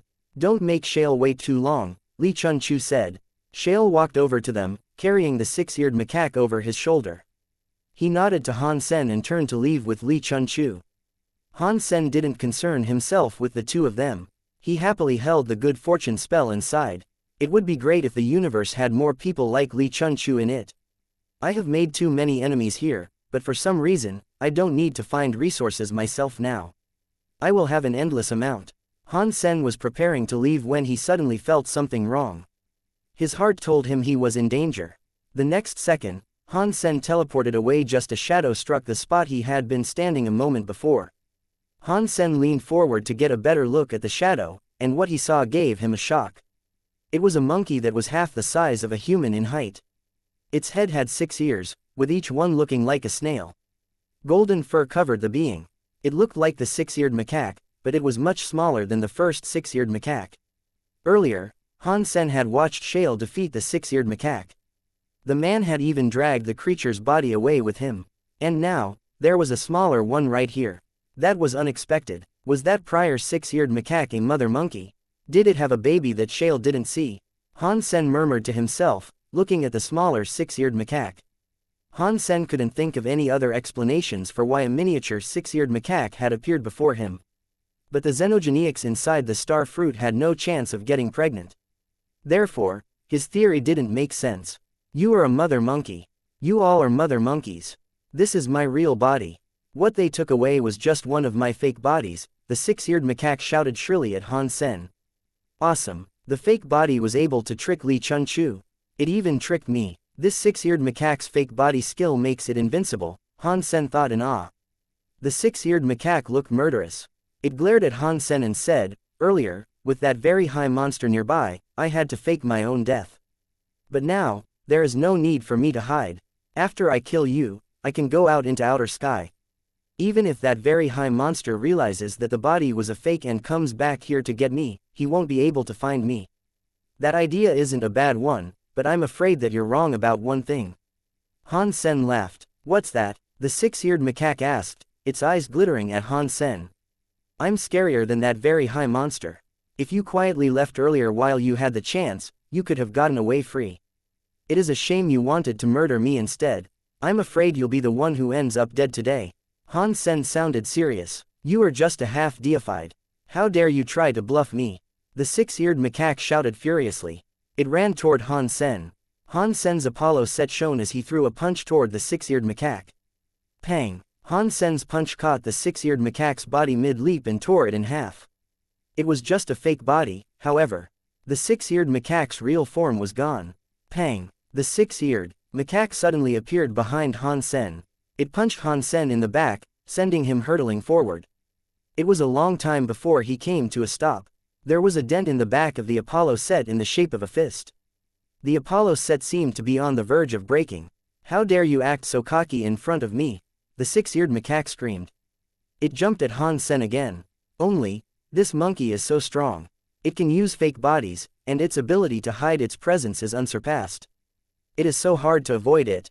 Han Sen eyed at the six-eared macaque, but he didn't fall back. He threw a punch to meet the beast. The six-eared macaque's body was destroyed, but once again, it was only a fake body. Han Sen didn't know where the real body had gone. Han Sen's heart leapt, and he cast the Dongshuan Sutra. Everything in the universe became a cogwheel in his eyes. Although he couldn't see the body of the six-eared macaque, he could see the cogwheels of the universe that were moving while the six-eared macaque remained invisible. The six-eared macaque was so angry. Its eyes were shining with rage, and it flashed toward Han Sen with great speed. It stared into Han Sen's eyes, raised its claws, and tried to slash Han Sen's eyes out. Seeing that it was almost in front of him, Han Sen swung his fist. He sent his punch toward the invisible albeit real body of his foe. The six-eared macaque was shocked. It had no idea how Han Sen had discovered where its real body was. It was too close, and it had no time to dodge. It sent a punch of its own to counter Han Sen's fist. The six-eared macaque found itself wrapped up in a soft snowfall. The shadow of a snow lady covered its body. 2727 I am not convinced the six-eared macaque didn't pay much attention to the snowy attack in the beginning. It was focused on fighting Han Sen, but that snow lady continued to envelop the six-eared macaque. Although the monkey wasn't affected by the cold power, it wasn't long until its eyes started to become heavy. Soon, it slumped down on a star fruit and fell into a deep sleep. Han Sen saw that it didn't have a single flake of ice sticking to it. He had expected that the ice power might not work on the six-eared macaque, but the sleeping powers that came with it were not something the six-eared macaque could withstand. As the creature slept deeply on top of the fruit, its arms and legs spread in an undignified sprawl, Han Sen wanted to kill the six-eared macaque. But then he thought, right now, the six-eared macaque is sleeping. I wonder if the very high contract can work on it. This monkey's power is so unique, if I can make a contract with it, it might be useful. With that thought, Han Sen activated the very high contract skill. He didn't have much hope of it working, but when he actually tried it, he felt the contract click into place. I didn't think it would actually work. The six-eared macaque was still sleeping, with the shadow of the Snow Lady hovering over it. Han Sen waited until the Snow Lady was gone. Although Han Sen had performed the Snow Lady attack himself, he couldn't control it fully. It had a mind of its own. That was the biggest con of the deified Geno Core's Geno art. After a few hours, the shadow of the Snow Lady finally disappeared.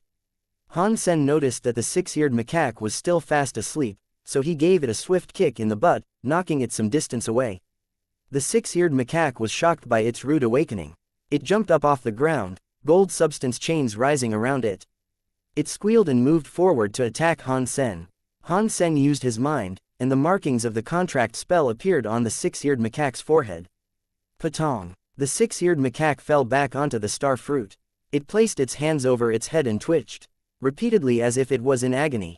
When he saw that a deified xenogeniac was in too much pain to use its powers, Han Sen was more than surprised by the effectiveness of the very high contract skill. Monkey, are you going to obey me?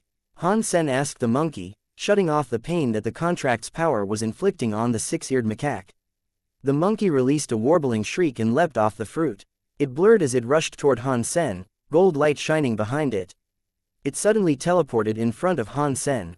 Han Sen swallowed. Just as the six-eared macaque was about to touch Han Sen, the beast grabbed its own head and fell backward. It bounced off a nearby branch, then a piece of star fruit, then it fell all the way to slam into the ground. It created a big hole in the ground when it landed. Monkey, are you going to obey me and adhere to my every command? Han Sen asked again, stopping the flow of the contract's power. You used a trick to fool me. I'm not convinced. If you are this strong, then beat me for real. This time, the six-eared macaque didn't jump forward with its fist swinging. It looked murderous, and it squealed at Han Sen fiercely. Beating you wouldn't be hard. Han Sen laughed. Huh, you couldn't even beat that star beetle. I really don't think you can beat me. If you hadn't used a trick, I would have raised my hand and killed you. The six-eared macaque looked angry.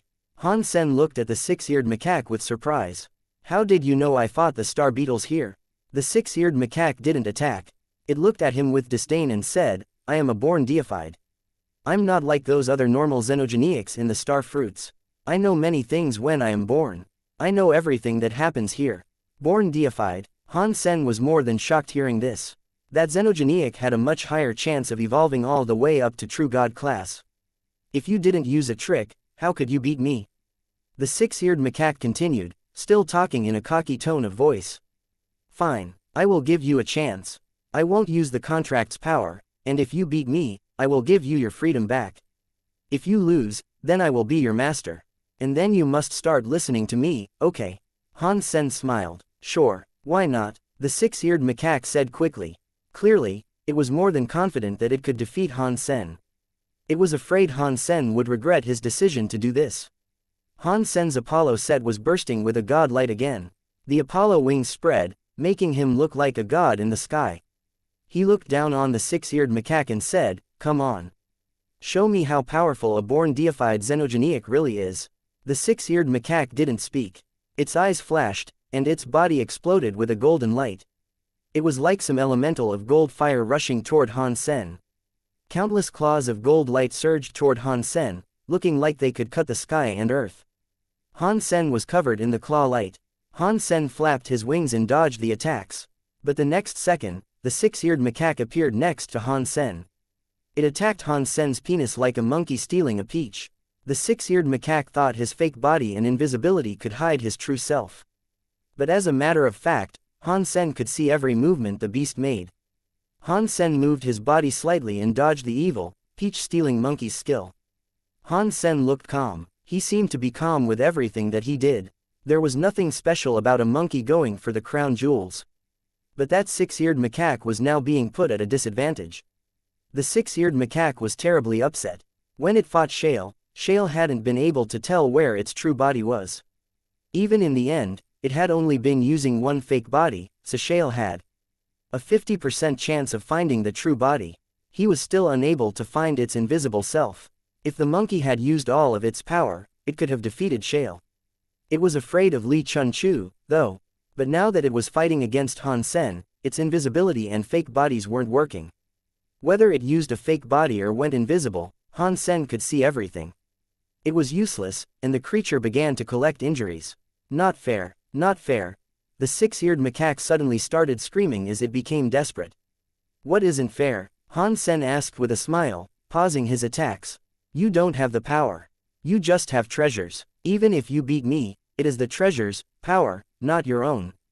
I'm not convinced. The six-eared macaque looked scornful and said, if you didn't use treasure, I could defeat you with my pinky. Fine, I will not use treasures, then. And if I don't use treasures and you still lose, will you listen to my commands? Han Sen remained smiling, and he didn't move. Ha, if you don't use treasure, I will rip you to shreds, the six-eared macaque said. Then let's give it a try, Han Sen said. Then, he took off his Apollo armor. Before Han Sen could say anything, the six-eared macaque squealed loudly. It leapt at Han Sen, its eyes full of murderous intentions. Without the buffs of the Apollo set, Han Sen's power and speed were worse than the six-eared macaque's. It would be very difficult to avoid its attacks, and he couldn't fight it now. But Han Sen didn't try to avoid a strike. A gleam entered his eyes, and his face had a weird blush. The Blood Pulse Sutra was running in reverse. Chapter 2728 can't even be a sung when the Blood Pulse Sutra reversed, it became the Zhen Yellow Sutra. As the six-eared macaque jumped in front of him, Han Sen threw forth a slap. The Zhen Yellow Sutra's power smacked into the six-eared macaque. The six-eared macaque was deified, and Han Sen wasn't being supported by any treasures. In the eyes of the monkey, he was a barebones half-deified. The monkey didn't bother dodging Han Sen's strike, and so Han Sen's attack swept over it. The monkey had become too eager with the thought of tearing Han Sen to pieces. But when the Zhen Yellow Sutra's power came upon it, the six-eared macaque's body shook. Its blood pulse reversed, and its power just disappeared. Its body and fur were changing, shriveling as if it was dying. What is going on here? The six-eared macaque saw its body withering away, more and more. It looked horrified. Han Sen didn't answer. He calmly looked upon the six-eared macaque. The changes to the six-eared macaque's body became stronger and stronger. Its gold hair that shone like a sun suddenly dimmed, and its gold eyes no longer had their shine. And then there was a weird snapping noise. The six-eared macaque's substance chains fell apart. In a moment, it went from deified to king class. It still had half-deified power, but it was much worse than it had been before. Previously it had been high in the sky, but now it was on the ground. How can this be possible? The six-eared macaque's eyes were wide with terror. It couldn't believe it had become king class. What did you do to me? What sort of trick have you used on me again? The six-eared macaque snarled, then it spun toward Han Sen. Monkey, did you know that I have a title here in this universe? Han Sen asked, smiling at the six-eared macaque. I don't give a wet fart about your title. What trick did you use on me? The six-eared macaque kept jumping around and shouting, but it didn't dare to attack Han Sen again. One strike had reduced him to a lowly king-class being. He never imagined such a thing was possible. He was now quite scared of Han Sen. He didn't dare to attack Han Sen again. Han Sen ignored the squealing of the six-eared macaque. He laughed and said, in the universe, people call me the Father of God. Do you know why I earned this title? How do I, God's father? You are so cocky. Upon hearing Han Sen's title, the monkey looked even more annoyed. That monkey was deified, but Han Sen seemed to be claiming to have a higher rank. It was clear that the monkey didn't agree with him. Han Sen looked at the six-eared macaque, and with a disdainful tone of voice, he said, the people in the universe call me God's father because deified elites are like children before me. I let them become my sons and daughters, if they are qualified. If I don't permit a man to become my son, then his best hope is to become my grandchild. Just like you. You aren't qualified to be my son. The monkey was frozen. He wished to say something, but when he thought of how Han Sen's strike had reduced him to king class, what Han Sen said seemed to make sense. I don't care. You must have used some sort of trick on me. If you think you have what it takes, shut up. Han Sen hissed coldly, cutting the monkey off. He stared icily at the monkey and said, I saw that there is talent in you, and I wanted to keep you alive, but you still didn't appreciate my mercy. Do you really think I won't kill you? The gods, in my eyes, are a bunch of rubbish. I let them live. They live. If I want them dead, they die. I let them be gods. If I am not happy, the gods are mere toys to me. After that, Han Sen's body shone with a godly light. He raised his hand, ready to kill the monkey. The six-eared macaque was very scared already. Now, it was super scared by the might of Han Sen. It shivered violently and shouted with fear, saying, Don't kill me. I'm willing to obey, don't worry about it. There's no need to push yourself. Han Sen glared at the six-eared macaque. His hands rose, ready to kill the creature. The six-eared macaque quickly said, I'm not pushing myself. I'm really not pushing myself. It would be a glorious thing to follow an elite like you. Can you return me to deified class? That isn't difficult. Come over here. Han Sen looked like a god as he stared down on the six-eared macaque from above. The six-eared macaque looked hesitant and unwilling to come close to Han Sen. If I wanted to kill you, all I would need to do is raise my hand. It wouldn't be that difficult. Han Sen looked at the fiend with disdain. The six-eared macaque forced a smile. No, I'm not suspicious of your intent. The six-eared macaque ran over to Han Sen.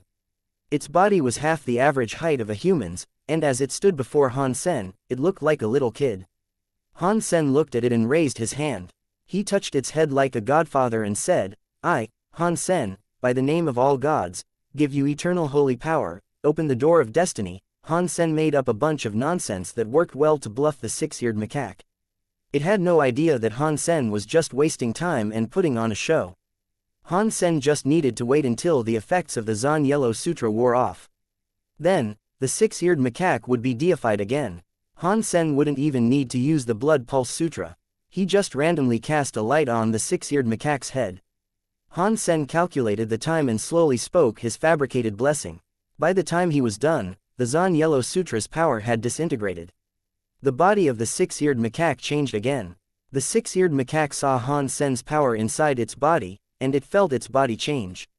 It quickly became deified again, which filled the creature with joy and relief. It was so happy to be deified again. And it was scared of the man before it. He could reduce or raise the monkey's level on a whim. This guy is too scary. It looks like, it might be true that he is some sort of father of God. He might be king class, but I am inferior to him in every way. I can't fight him. For a while, at least, I need to stop trying to beat him. The six-eared macaque tried to comfort itself. It was terrified, and it no longer dared to fight Han Sen. When the six-eared macaque was back to deified class, it immediately kneeled before Han Sen and said, I'm willing to follow you, now and forever. I hope you let bygones be bygones and are still willing to take me under your wing. While its mouth spoke, in the six-eared macaque's heart, it was saying to itself, let me find out your true self. Then, I will find a chance to escape this trap and maybe even kill you. Han Sen could discern what the six-eared macaque was thinking, but he didn't confront the beast. He coldly said, you should think this through. Once you start following me, there is no chance for regret. I have thought about it. I will only follow you for the rest of my life, and I will only ever pledge allegiance to you, the six-eared macaque said dramatically, but his true intent was the opposite. Get up and tell me your name. Han Sen allowed the six-eared macaque to stand up. I am the six-eared macaque. I do not have a name, the creature said. In that case, I will give you a name. Han Sen fell silent for some time, and then said, since you are a monkey deified xenogeniac and a six-eared macaque, I will call you Little Number 6. The six-eared macaque froze when it heard Han Sen's grand pronouncement. Its heart complained, that is a crap name. He was quiet for so long, and he ended up giving me such a childish name. 2729 Good fortune pool. After Shale and Li Chunchu teleported away from the star tree, Shale set down the six-eared macaque's body so that they could examine it. As Li Chunchu looked it over, he realized something was wrong. He swung his fist, throwing a punch at the corpse. When the blow landed, the six-eared macaque's body turned to dust. How could this happen? Shale's face had gone blank with shock. He shook himself, turning to go back to the star tree. Li Chunchu stopped him and said, "It is too late to go back now. We've been gone for too long, and the creature must have escaped into outer sky and disappeared by now. With Han Sen guarding Star Tree, I don't think it will have been able to run off so easily," Shale said. "If I was unable to detect the real six-eared macaque, I don't think Han Sen could have done so, either," Li Chunchu said emotionlessly. "And even if he did discover it, do you really think he could stop the six-eared macaque from escaping the Star Tree? It was all my fault. I couldn't distinguish the fake body from the real one," Shale said. Li Chunchu shook his head. "There is no need to blame yourself. The six-eared macaque's fake body was really good. Not even I was able to detect the real one. This blame doesn't lie on your shoulders." After pausing, Li Chunchu provided further comfort by saying, "Outer sky has countless xenogeniacs. You'll be able to hunt some more creatures soon, but don't leave just yet. Han Sen will visit the Good Fortune Pool soon. We can go after he does it." Shale nodded. "The Good Fortune Pool will certainly change his power, but it affects every creature differently. I wonder how much Han Sen will benefit from it." "I don't believe any will receive a benefit as grand as you received," Li Chunchu said flatly. Han Sen thought Li Chunchu and Shale would come looking for the six-eared macaque, but after waiting a while, he didn't see them return. The next morning, Han Sen told Little Number 6 to guard the Star Tree with the other xenogeniacs. Bauer decided to stay behind as well, and Han Sen headed to the Good Fortune Pool by himself. Han Sen was in a rush to get to the Good Fortune Pool because he wanted to use it before Exquisite and Li Kier found out about it. He wanted to use the pool to bring Jadeskin and the Dongshuan Sutra up to half-deified. If the two girls were there, he couldn't risk using those two Geno arts in front of them. In truth, the Good Fortune Pool wasn't really a pool at all. It was more like a well. According to what Han Sen knew about it, the water inside the Good Fortune Pool wasn't really water. It was a fluid created from the remains of dead xenogeniacs. That was what the Very High had told Han Sen, at least. Whether or not it was true, he didn't know. No one knew for certain what lay at the furthest reaches of the Good Fortune Pool. Not even true god deifieds could reach the bottom. Although the Very High elites couldn't physically reach the bottom of the pool, they had analyzed it and determined that it contained the bodies of a giant group of deified xenogeniacs. Those powerful deifieds must have died there billions and billions of years ago, and their deified flesh had remained there ever since. Over time, their essence had liquefied and filled up the whole of their grave to become the Good Fortune Pool. The process had worked something like the formation of oil. Because the Good Fortune Pool had many deified genes inside it, it could reinforce the genes of the creatures that bathed in it. The benefits that a person received were determined by how long they could stay inside the pool and how much of it they could absorb. All this information on the Good Fortune Pool was just guesswork on the part of the Very High, though. As for the truth, no one knew for sure. But when people entered the Good Fortune Pool, some could trigger the water of the pool to create something weird. Once in the past, a golem had entered the Good Fortune Pool. He reacted with the water, and everyone nearby had a vision of an ancient deified xenogeniac hitting a sky statue. Because of this weird vision, that golem seemed to absorb far more water than other creatures. The water seeped all the way through his body, and then the golem went on to achieve so much. It almost became a true god. Although it failed in the end, it was a miracle that a golem had been able to accomplish as much as it did. Han Sen didn't expect himself to be able to trigger some sort of vision. He merely hoped to absorb as much Good Fortune Pool water as he could. The Very High theorized that the reason some people could trigger the strange scenes inside the Good Fortune Pool was because they could reach the deeper parts of the pool. When the swimmer encountered the remains of beings whose power operated on the same wavelength as his own, a vision could be triggered.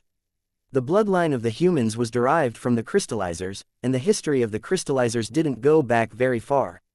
There was no way they had reached the outer sky all that time ago, only to end up buried inside the Good Fortune Pool. So, Han Sen didn't think his presence would activate a vision. According to the Very High, the Good Fortune water accumulated as the deified genes in the grave began to mutate. Those mutations always yielded something good. Of course, if someone absorbed too much and mutated too far, it might harm their bodies. The key was in how much one could take. Overindulging in the water was risky. If a person took too little, the changes in his body wouldn't be obvious. In regards to how much they should take, it all depended on the swimmer's fitness and durability. Han Sen stood outside the palace that housed the good fortune pool. He didn't see Li Chunchu, but Shale was also standing outside the palace. It looked as if the lion-headed man might have been waiting for him. "Brother, Shale, can I use the good fortune pool now?" Han Sen handed the good fortune spell to Shale. "Of course, I was waiting here so I could open the good fortune hall for you," Shale said. He accepted Han Sen's good fortune spell, then took out a similar spell of his own. He slid the two spells into the locks on the door. Ka-cha-cha, the good fortune hall's door slowly opened. Shale made a welcoming gesture and said, "I hope you can use the good fortune pool to gain strength and become deified." "I hope so as well, brother Shale. I'm going in now." Han Sen gave the man a nod and walked into the good fortune hall. In the center of the palace, there was a pool made of jade stone. The water was utterly still, without a single wave or ripple upon the surface. The water should have been transparent, but because the pool was so deep, it was completely dark. It looked like a portal to hell. Although the pool was as calm as a deep well, Han Sen could feel the scary presence coming from it. The quiet pool of water was surging with energy like an erupting volcano. It was hundreds of thousands of times scarier than the life force of a deified creature. Just standing next to the pool, Han Sen felt as if his body would melt. What an insanely powerful life force. No wonder this good fortune pool is legendary, Han Sen said quietly to himself. Without hesitation, he jumped headfirst into the good fortune pool. When Han Sen jumped into the pool, Li Chunchu suddenly appeared next to Shale. He watched the good fortune pool with Shale. "I wonder if Han Sen will become deified inside the good fortune pool," Shale said to himself. "He is just a crystallizer. Unlike you, he won't receive old xenogenic blood and trigger a vision. There's no way for him to gain much. He won't become deified, but he will earn a few benefits to help him along," Li Chunchu said dispassionately. 2,730 crazy consume. When Han Sen entered the good fortune pool, it felt like he had jumped into a hot spring. Heat rushed into him through his pores, pouring through his body. Han Sen grinned widely at the sensation. That hot air was some kind of life force. The good fortune pool should also reinforce his genes, but that life force alone would benefit him a great deal. Under the cleansing power of that intense life force, Han Sen felt his body filling with energy. It was like he could play mahjong for 3 days in a row without getting tired. But the pure life force wouldn't be enough to cause changes in Han Sen's actual body. Han Sen cleared his head and started casting the Dongxuan Sutra, so he could absorb the gene powers of the pool in the hopes of achieving a breakthrough. As soon as Han Sen began to cast the Dongxuan Sutra, he felt like there was an unstoppable channel of energy surging into his body. It made each cell of his body come alive and rapidly change. A mere second later, Han Sen felt something thicken within his Dongxuan Sutra. The Geno art was showing signs of the 9 tiers condensing into one. Too strong. It's too strong. This good fortune pool is unbelievable. Han Sen was as shocked as he was happy. The good fortune pool's energy was so strong, and it was giving him more power than he had expected. By a substantial margin, too. If I had known what an incredible resource this pool is, I would have found a way to come here sooner. I would just need to take a bath. Becoming half-deified that way would be easier than giving myself a scrub. If I had come here sooner, my 4 Geno arts would have become half-deified a long time ago. I would have saved myself a lot of trouble, Han Sen thought as he continued to run the Dongxuan Sutra as rapidly as possible. Buzz. A moment later, Han Sen felt like his body was exploding with power. It felt like countless universal cogwheels were spinning with the Dongxuan Sutra. The force of it pushed Han Sen's Dongxuan Sutra's cogwheel, easily spurring him on to become half-deified. Han Sen was surprised, but he didn't have time to explore the differences that had come by reaching half-deified with the Dongxuan Sutra. He immediately cast Jadeskin. He wanted to use the frightening power around him to boost Jadeskin, as well. Everything was going swimmingly because the good fortune pool was giving Han Sen so much power. When Jadeskin absorbed the power, Han Sen didn't feel any resistance. The Geno art went straight into the condensing sequence, and all its tiers combined into one.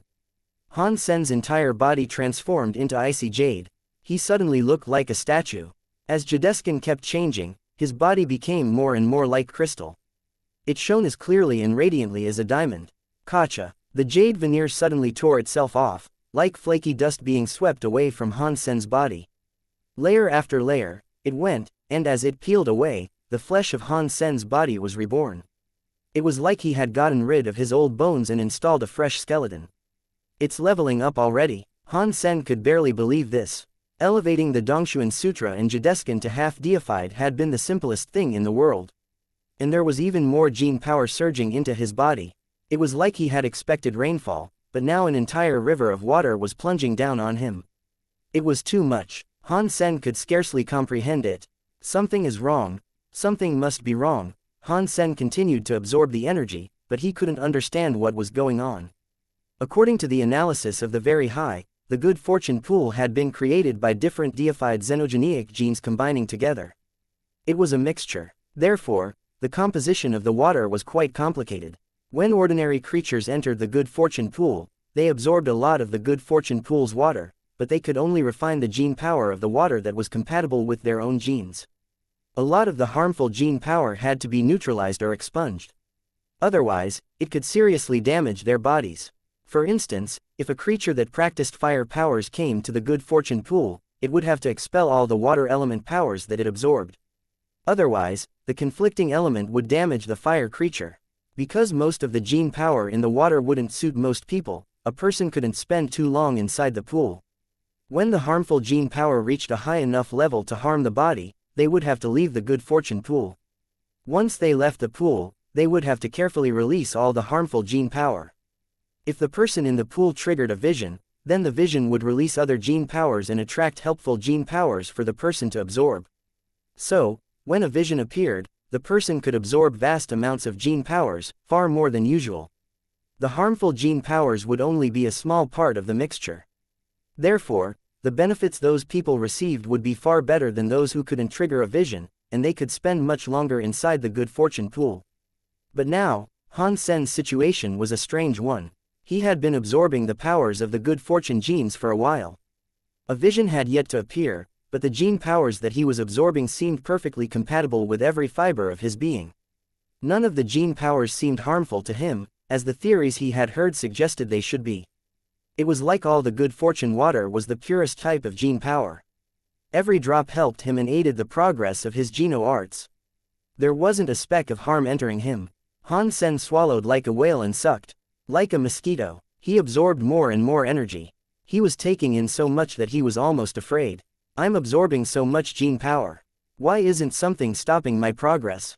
It is like I can keep on sucking down as much as I want to. This is so weird, Han Sen thought, slightly disturbed. It felt as if he had gone to a steakhouse buffet. Most people could eat 3 steaks before being full, while Han Sen had already eaten a dozen, and he was still going strong. His belly seemed to have endless room for him to keep on munching. Even Han Sen was surprised by this unusual situation. He was almost afraid to keep on eating. Is it because my body doesn't have any special elements, so I can absorb any elemental gene power? Is that why this weird situation is happening? Han Sen thought to himself. Although this explanation seemed a bit unconvincing, the good stuff that was coming into his mouth wasn't something he was going to refuse. This is a lot of energy. If I keep on taking it in, will I become deified straight away? Han Sen was both awed and pleased by that thought. If that is true, that would be awesome. Han Sen cast the story of genes like crazy. Over the years that he had practiced it, the geno art had always demanded more sources than he had to give. He didn't know where or when he would find an opportunity like this again if he didn't take advantage of it now. Han Sen absorbed the power from the good fortune pool like mad. Shale and Li Chunchu were watching the changes occur from outside the good fortune pool. The good fortune pool's life force was as insane as it always was. The spring water was swirling like a vortex, but other than that, nothing weird was happening. They didn't see Han Sen come up to the surface. It has been half an hour. Why has Han Sen not come out yet? Shale asked with confusion. For a king that hadn't triggered a vision, half an hour was usually the longest they could last. Even the best half-deified would end up harming their body after that. But Han Sen had neither activated a vision nor emerged from the good fortune pool. It wasn't only Shale who was curious about this. Li Chunchu was, as well. Han Sen really isn't bad. It is impressive for a crystallizer to last half an hour inside there. He is a very rare specimen, Li Chunchu said while staring into the water. But after another half hour, Han Sen still hadn't emerged from the good fortune pool. Now, Even Li Chunchu's face looked stunned. It has been an hour, and he still isn't out yet. This should be what a primitive deified can achieve, right? Shale said with shock. Li Chunchu nodded and said, according to our best theory, half-deifieds can only last half an hour at the most. Unless they manage to trigger a vision, that is. Then, they can last more than an hour. A primitive deified can last 1 hour, Li Chunchu trailed off. He was wondering why Han Sen was taking so long, and why he had yet to come out. Little did they knew, Han Sen himself was just as confused as they were. He had already consumed more power than his body had previously contained, but he wasn't stopping there. He felt like he could still absorb more and more. It was like his nervous system was impaired, and he didn't know when to feel full. Deified Gene +1. Deified progress. 31/100ths. Suddenly, a voice sounded inside Han Sen's ears. It shocked him. When he heard what it said, he was so happy. Holy sh*t. The water inside the good fortune pool can increase my tally of deified genes. Is it just like the very high predicted? Are these waters here because the deified genes melded with the water itself? Han Sen was floored. It had been so long since he had earned a deified gene. He couldn't believe he could get them here. Han Sen had tried to consume deified genes before, but he hadn't been able to digest them. These mutated deified genes, however, were being absorbed without issue. Right now, Han Sen didn't care how long he had to stay underwater. This was a fantastic opportunity, so he wasn't going to stop until he was stuffed to the gills. Deified Gene +1. Deified progress. 41/100ths. Not long later, Han Sen's brain played a similar announcement. After hearing the announcement again, Han Sen tried even harder to absorb the power of the good fortune water. His body was sinking lower, driving him deeper and deeper into the pool. And the further he went, the stronger the gene power became. Han Sen floated inside the good fortune pool, continuing to absorb what he could. Shale and Li Chunchu were still on the outside, looking pretty freaked out.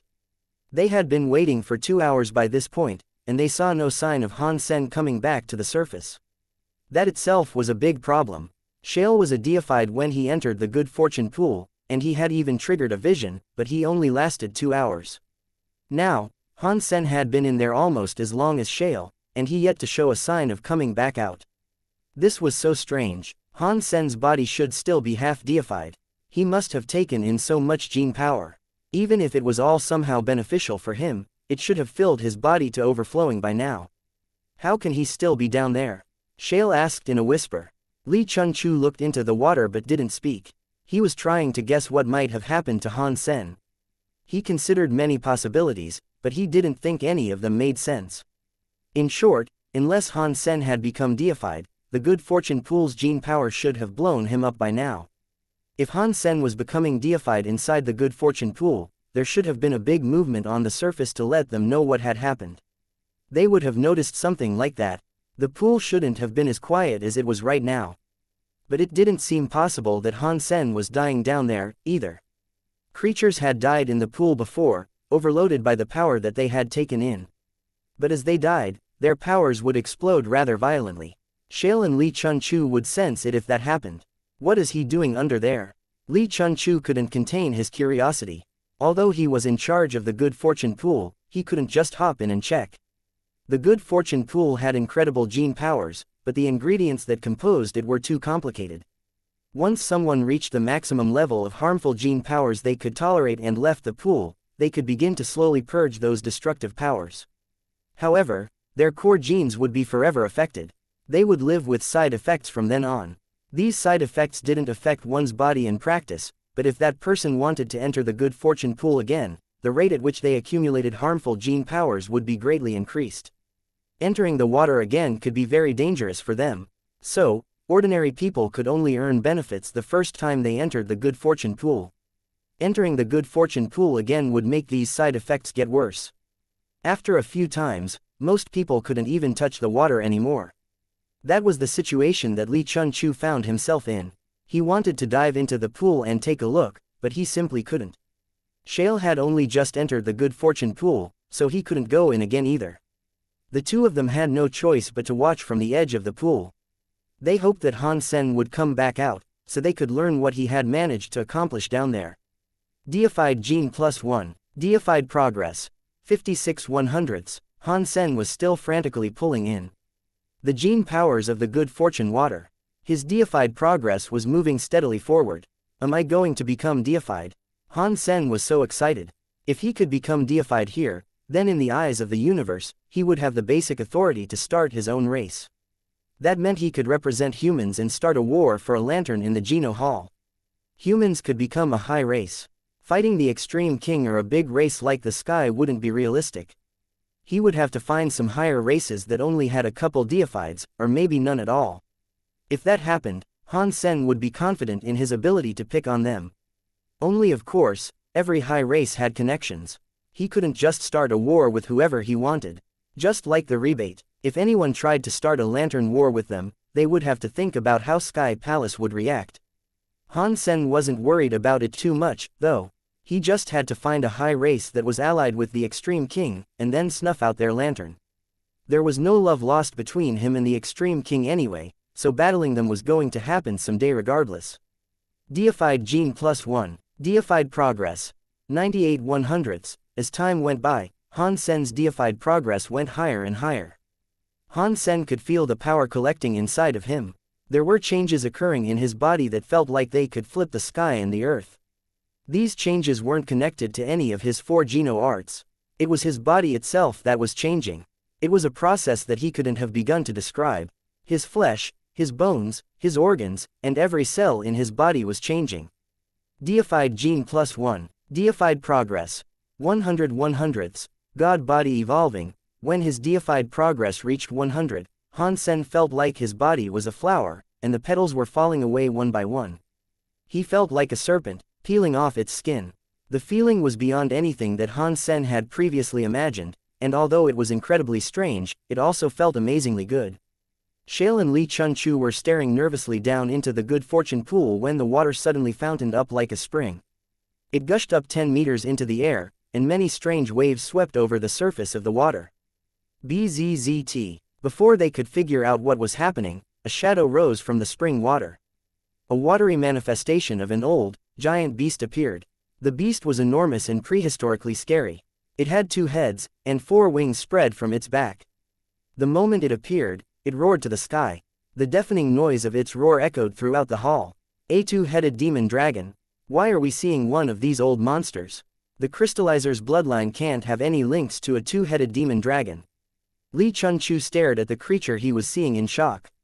His head was filled to the brim with questions. Before he could find any answers to those questions, the image of the 2-headed demon dragon disappeared. A second later, another creature rose from the pool. Its shape was huge but elegant, like some ancient bird from legend. It flapped its wings as it rose from the water. It flew around the good fortune pool and released a hawk-like cry. God Phoenix. Li Chunchu had practiced the very high sense to an extreme degree, but his face was still turning white. He could no longer keep his heart calm. Han Sen hadn't triggered one vision, he had activated 2. It was difficult to believe. The 2-headed demon dragon and the god phoenix were old xenogenics. Their bloodlines had long since gone extinct, and it would be difficult to find any trace of them left in the universe. Even if some remnant of their presence lingered in the universe, surely it wouldn't be found in a crystallizer, of all beings.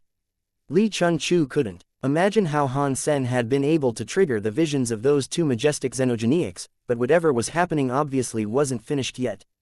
When the image of the god Phoenix faded, the good fortune pool was still being rocked by wave after wave. Another image appeared. Shale was frozen now. He had the bloodline of the lion, and it had been incredibly lucky that he was able to trigger the lionhead lion vision in the good fortune pool. Han Sen was just a crystallizer, but he had managed to trigger 3 visions of old creatures. It was hard to believe that their eyes weren't playing tricks on them. Even more frightening was the fact that the visions kept appearing. The xenogenics were appearing casually one after another, as if this was a daily occurrence. It made the skies above the good fortune pool look like a zoo. Li Chunchu and Shale stood before the pool, frozen in place. They stared at the unfolding visions, stupefied. Their brains weren't functioning anymore. They couldn't form logical thoughts about what they were seeing. They couldn't imagine why the good fortune pool was displaying so many grand visions. These creatures couldn't have been related to the crystallizer inside the pool. How could they all be showing up because of Han Sen, who was from a weak race? Han Sen didn't have any idea what was going on, either. His deified genes had reached 100 now. After his god body evolved, the visions appeared deep in the good fortune pool, then rushed past him and vanished over his head. Each time, Han Sen felt something strange in his body get peeled away. There was a phantom sensation deep within Han Sen, one that he could barely even sense. He felt something peeling away inside him, but it didn't seem to affect him. And when those weird visions appeared, they made the gene powers in his body purer.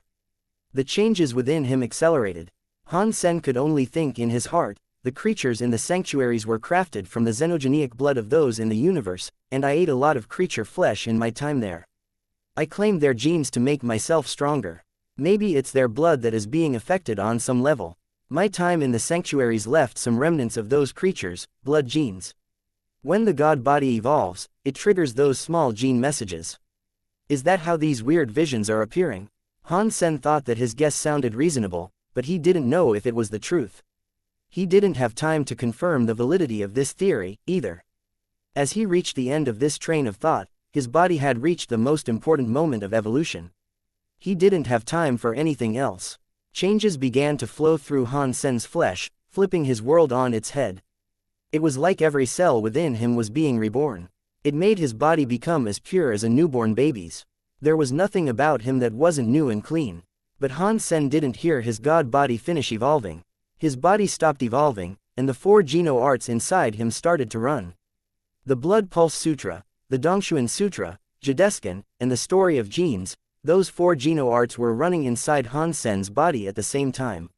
His mouth went dry in shock. There were many aspects of these 4 Geno arts that were the same. If they ran simultaneously, there could be a conflict. It might even mess up his chi. In a worst-case scenario, Han Sen's body might even collapse. But despite his worries, the 4 Geno arts ran smoothly on their own, and Han Sen's body seemed unaffected. There was no conflict or clashes between them. The Blood Pulse Sutra and Jideskin were xenogenic powers. They affected the cells of his entire body. The changes they wrought on Han Sen were thorough and strange. But the focus and purpose of the 2 skills were different from each other. Although both of them affected Han Sen's cells, the Blood Pulse Sutra had a heightened focus on one's blood and organs. Jideskin directed its power into a person's bones. Under the influence of those 2 powers, Han Sen's whole body was unleashing its deified potential. Many illusory substance chains were forming across Han Sen's body. The Dongshuan Sutra and the Story of Genes were the powers of gene armaments. They affected Han Sen's body, but the biggest changes came from the armaments themselves. Only the Dongshuan armor and spell changed quickly, releasing substance chains as they did. These 2 substance chains were clearly different from one another. The substance chains of the Dongshuan armor were black. The formation of each link in the chain was very complicated, as if the chain represented every law of nature that governed the universe. Spell's substance chain was white. Somehow, it seemed to be completely independent of the rules of the universe. It existed on its own, devoid of any attachment that might weigh it down. Aside from Spell's connection with Han Sen, it was like it was outside the universe. As the 4 Geno arts kept changing, Han Sen's body started to change, too. His body became a xenogenic gene. He looked like a scary, humanoid xenogenic. Just as the 4 Geno arts were about to finish evolving, when he was about to become deified, he suddenly felt the power of the 4 Geno arts overtake his body. It created a conflict. Peef. Han Sen coughed up blood. The cells of his whole body were crushed under the conflicting force of 4 different powers. He could barely withstand the pressure, and his power twisted painfully. The 4 powers that had almost become deified were now gone. The substance chains that had almost formed had now collapsed. The 4 powers inside Han Sen's body kept colliding with each other, doing grievous injury to Han Sen's body. His blood pulse was disrupted and fractured. It was a mess. Luckily, although Han Sen wasn't deified yet, his body was already as strong as a deified. If he was an ordinary half-deified, his body would have been completely crushed by the 4 disrupted powers. Although Han Sen hadn't been completely destroyed yet, the situation wasn't good. When the 4 powers fell out of rhythm, they began to impact each other with explosive force. No matter how strong Han Sen's body was, it couldn't withstand that type of collision for long. Han Sen was doing his best to cast his Geno arts. He needed to get the messed up powers back into their rightful places, but he quickly realized it would be almost impossible. When he cast the Blood Pulse Sutra, it made the Blood Pulse Sutra's power so strong. The other three powers would gather and counter it. The constant surge of powers made it difficult for Han Sen to get back on track. Casting the other three Geno arts led to a similar result. Han Sen could only cast one Geno art at a time, too. He had no way of casting all four at the same time. His Geno arts were in chaos as they sought to balance themselves out. Han Sen was left unsure of what to do. Try as he might, he couldn't find a way to make them all work together. I have to take a risk. Han Sen could feel his body growing more damaged with every passing second. If he didn't find a way to bring his powers under control and get them back on track, he would probably end up dying at the hands of his own abilities. Han Sen didn't have time to second-guess his decision. He split his mind into four, and he cast the four Geno arts at the same time. He wanted to control the four Geno arts simultaneously and put them back on track, so he would be able to maintain the balance of the four powers. He had only managed to cast all four Geno arts at the same time once before. Han Sen hoped to replicate that moment and enable his four Geno arts to run together. That was his only hope for putting them back on a normal track. Han Sen quickly discovered that casting four Geno arts at the same time was a difficult thing to do. Before Han Sen's body was injured, casting the four Geno arts wouldn't have been as difficult. But now, his pulse had been badly damaged. Plus, the four powers were messed up. Pulling the Geno arts back into rhythm would be harder than casting them had been before. The instant that Han Sen cast his four Geno arts, he felt the conflict inside his body grow even more severe. Now the powers were tearing even deeper into his body. The pain was like having his heart and lungs ripped loose. Han Sen couldn't suppress a scream. It felt like his pulse, his vessels, and his organs were being torn to pieces by some wretched power. He knew he couldn't stop, though. He had to put those four powers back on the right track. If he didn't, it would be a miserable ending that awaited him. Han Sen held strong against that pain, and he continued trying to cast the four Geno arts. He wanted them to go back to normal. But every time he cast them a little, his body became more and more injured. Blood was pouring out of his wrecked flesh. Immortal dragon. Han Sen's heart leapt. The black crystal came out of his sea of soul, looking like the immortal dragon. It began using its immortal substance chains to fix up Han Sen's body. Han Sen's body was being torn apart, but the immortal dragon was fixing it just as fast. Han Sen held strong against his pain and focused his mind on forcing the four Geno arts back into order. The entire process was excruciating. Anyone with a poor will would have failed. Han Sen struggled to hold strong against the pain that felt like his heart was being torn apart and the flesh was being scraped off his bones. He was slowly guiding the four Geno art powers back onto the right track. Fortunately, the immortal dragon had strong healing power. Otherwise, even if Han Sen had been able to hold on against that pain, his body would simply have been ripped to pieces. After 1 hour of torture, Han Sen finally put the four Geno arts back onto the right track. But that wasn't the end of the matter. Once the four Geno arts were put onto the right track, they kept running at an insane speed. They began to generate their prototype substance chains again, and Han Sen started leveling up to deified once more. Han Sen realized that he had fallen into an endless cycle. His body had fulfilled the requirements for becoming deified. In any normal situation, he would already have ascended. But the powers of his four Geno arts were all trying to become deified at the same time. When they leveled up, they each needed his body to support their development. Each power tried to take over his body completely. That was why there was conflict, and that was why he had failed to level up the first time. Fixing his body would lead him to leveling up, but attempting to level up would always end in failure. If this kept going, Han Sen would die eventually. Even his powerful will couldn't sustain him forever. Han Sen tried to cast only one Geno art so that it could become deified, but he couldn't do it. That was because his body had reached 100% deified progress. It was forcing all four of Han Sen's Geno arts to activate. His body wanted him to level up completely. It wasn't possible for him to suppress all but one Geno art. It was like a baby growing. It was impossible for the baby to only grow one arm or one leg. A child couldn't let one limb develop but forbid another part to grow. Now, Han Sen's situation was like that. He was leveling up completely. He couldn't choose a particular part of himself to ascend. If he leveled up, everything about him would become deified.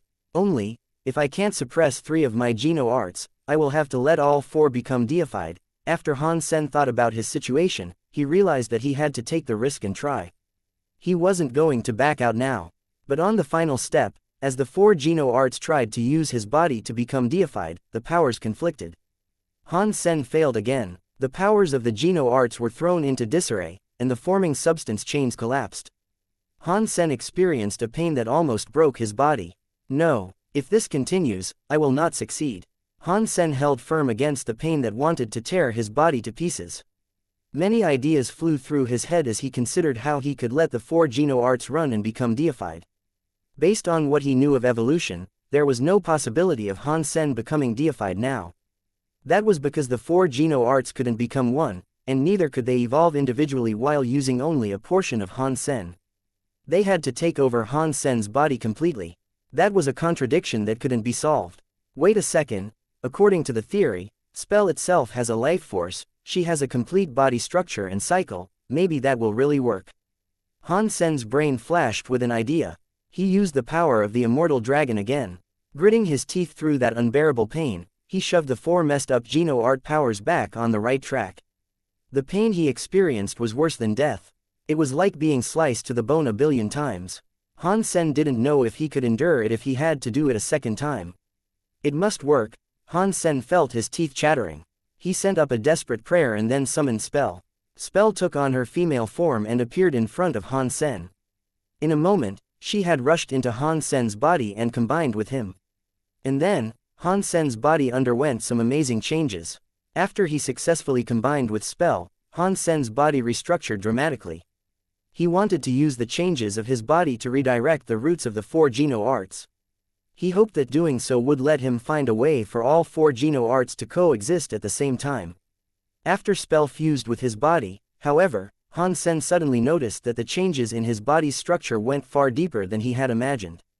All 4 Geno arts were thrown off the roots they sought, and their powers were disrupted. In this mess, the 4 Geno arts were leaking energy freely. They began searching for new roots to channel their power, and that sudden search created a small and temporary balance. Han Sen could barely keep up with what was happening in his own body, though. Lines of power were running everywhere. In such a chaotic situation, Han Sen had no other choice. He needed to keep running the powers of the 4 Geno arts. It was his only chance of progressing. To Han Sen's surprise, he discovered that after he combined with Spell, the compatibility of his powers seemed to have increased. The 4 powers were running together without conflicting.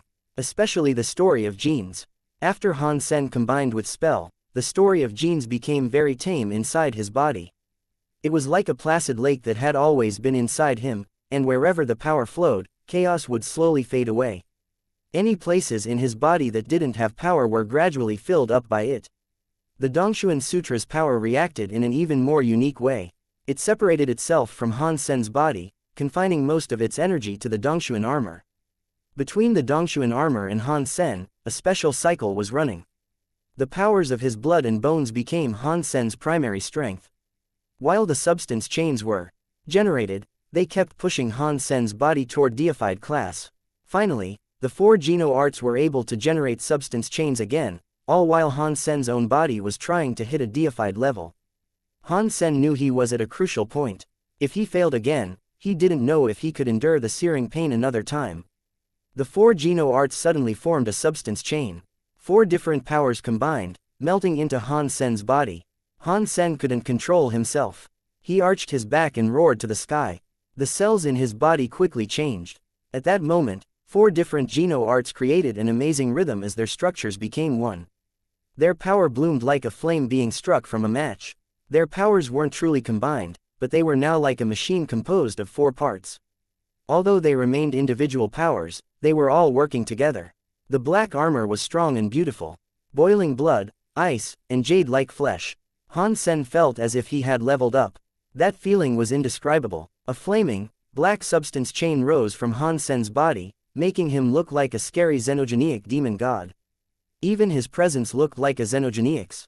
God body evolution complete. Battle body leveled up to deified class. When Han Sen heard the notification, informing him he had successfully leveled up, he checked out his information. Han Sen, Super God Spirit Body Gene Battle Body, Xenogenic Primitive Level, Deified Percentage, 0% lifespan, 2,658 inches. Did these 4 Geno arts combine into one? Han Sen saw that his Gene battle body was listed as xenogenic, and the 4 previous battle bodies were gone. Han Sen's heart jumped. He tried to pull spell out of his body, and when he did, he felt as if some balance within his body had broken. The Geno powers cracked apart from each other, weakening Han Sen's power. Although his power was weaker, he wasn't pulled out of deified class. He still had a substance chain power. Han Sen looked at his information, and he noticed his Gene battle body was broken into 4 familiar sections again. Mutant blood primitive, Jadeskin primitive, Dongshuan Sutra primitive, spell primitive. The 4 of these battle bodies were the same. They had all reached primitive class. The reference to the xenogenic battle body had vanished. Weird. Han Sen shook his head at the strangeness of the situation. But before he could figure out exactly what was going on, the small jade figure started to shiver and shake. Li Qir and Exquisite were on their way. Regretfully, Han Sen swam toward the surface of the good fortune pool. Han Sen breached the surface, and after coming out of the water, he found Li Qir and Exquisite standing near the hall's door. They were with Shale and Li Chunchu. All 4 people were staring at him. You really became deified. Exquisite and Li Qir looked at Han Sen in shock.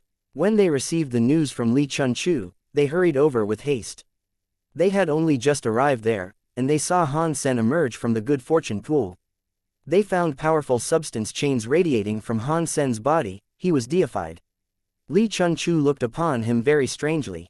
He had been waiting for Han Sen to come out of the good fortune pool for too long. That was why he called Exquisite and Li Qir.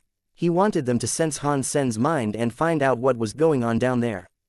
But who would have known that as soon as Li Qir and Exquisite arrived, Han Sen would come out of the pool? And he emerged as a deified. This was all too strange. Li Chunchu couldn't even begin to guess how Han Sen had done this. A half-deified had remained inside the good fortune pool for 7 hours. He had triggered countless weird visions. And on top of that, he had become deified. That wasn't what Li Chunchu expected. Han Sen, you really became deified? Shale asked Han Sen. Han Sen laughed and said to Li Chunchu, thank you for giving me a chance inside the good fortune pool, sir. Had you not done this for me, who knows when I would have leveled up to deified. This is perfect. Now you and I can fight fairly. Shale's eyes were aflame with the idea of the fight. Is it appropriate to do it here? Han Sen was eager to flex his new deified powers, but this was the good fortune pool. It wasn't an ideal battleground. Go to the valley, Li Chunchu said coldly. Then, he teleported away. Exquisite and Li Qir rounded on Han Sen. They looked at him with anger, saying, you became deified without calling us. I did not expect to become deified inside the good fortune pool. It was all just a happy little accident. Han Sen spread his hands innocently. He had hoped to level up the Blood Pulse Sutra and Jadeskin to half-deified. He had never expected that he would suddenly become deified. His becoming deified was something of a surprise. Let's go. Let us see how strong you have become, now that you are deified. Exquisite walked over to Han Sen and put a hand on his shoulder. They teleported into the valley. Han Sen was no stranger to the valley. The last time he had been there was during the silkworm bout. Now that he was back in the valley, Shale was his opponent once again. But things were different this time. Han Sen had changed a lot since their first fight. He had become deified. Shale wasn't the same person Han Sen had fought the first time, either. He had learned many more Geno arts in the interim. Although there were still flaws in his execution of certain skills, he was stronger than he had been. Li Chunchu stood outside the valley, but his eyes never left Han Sen.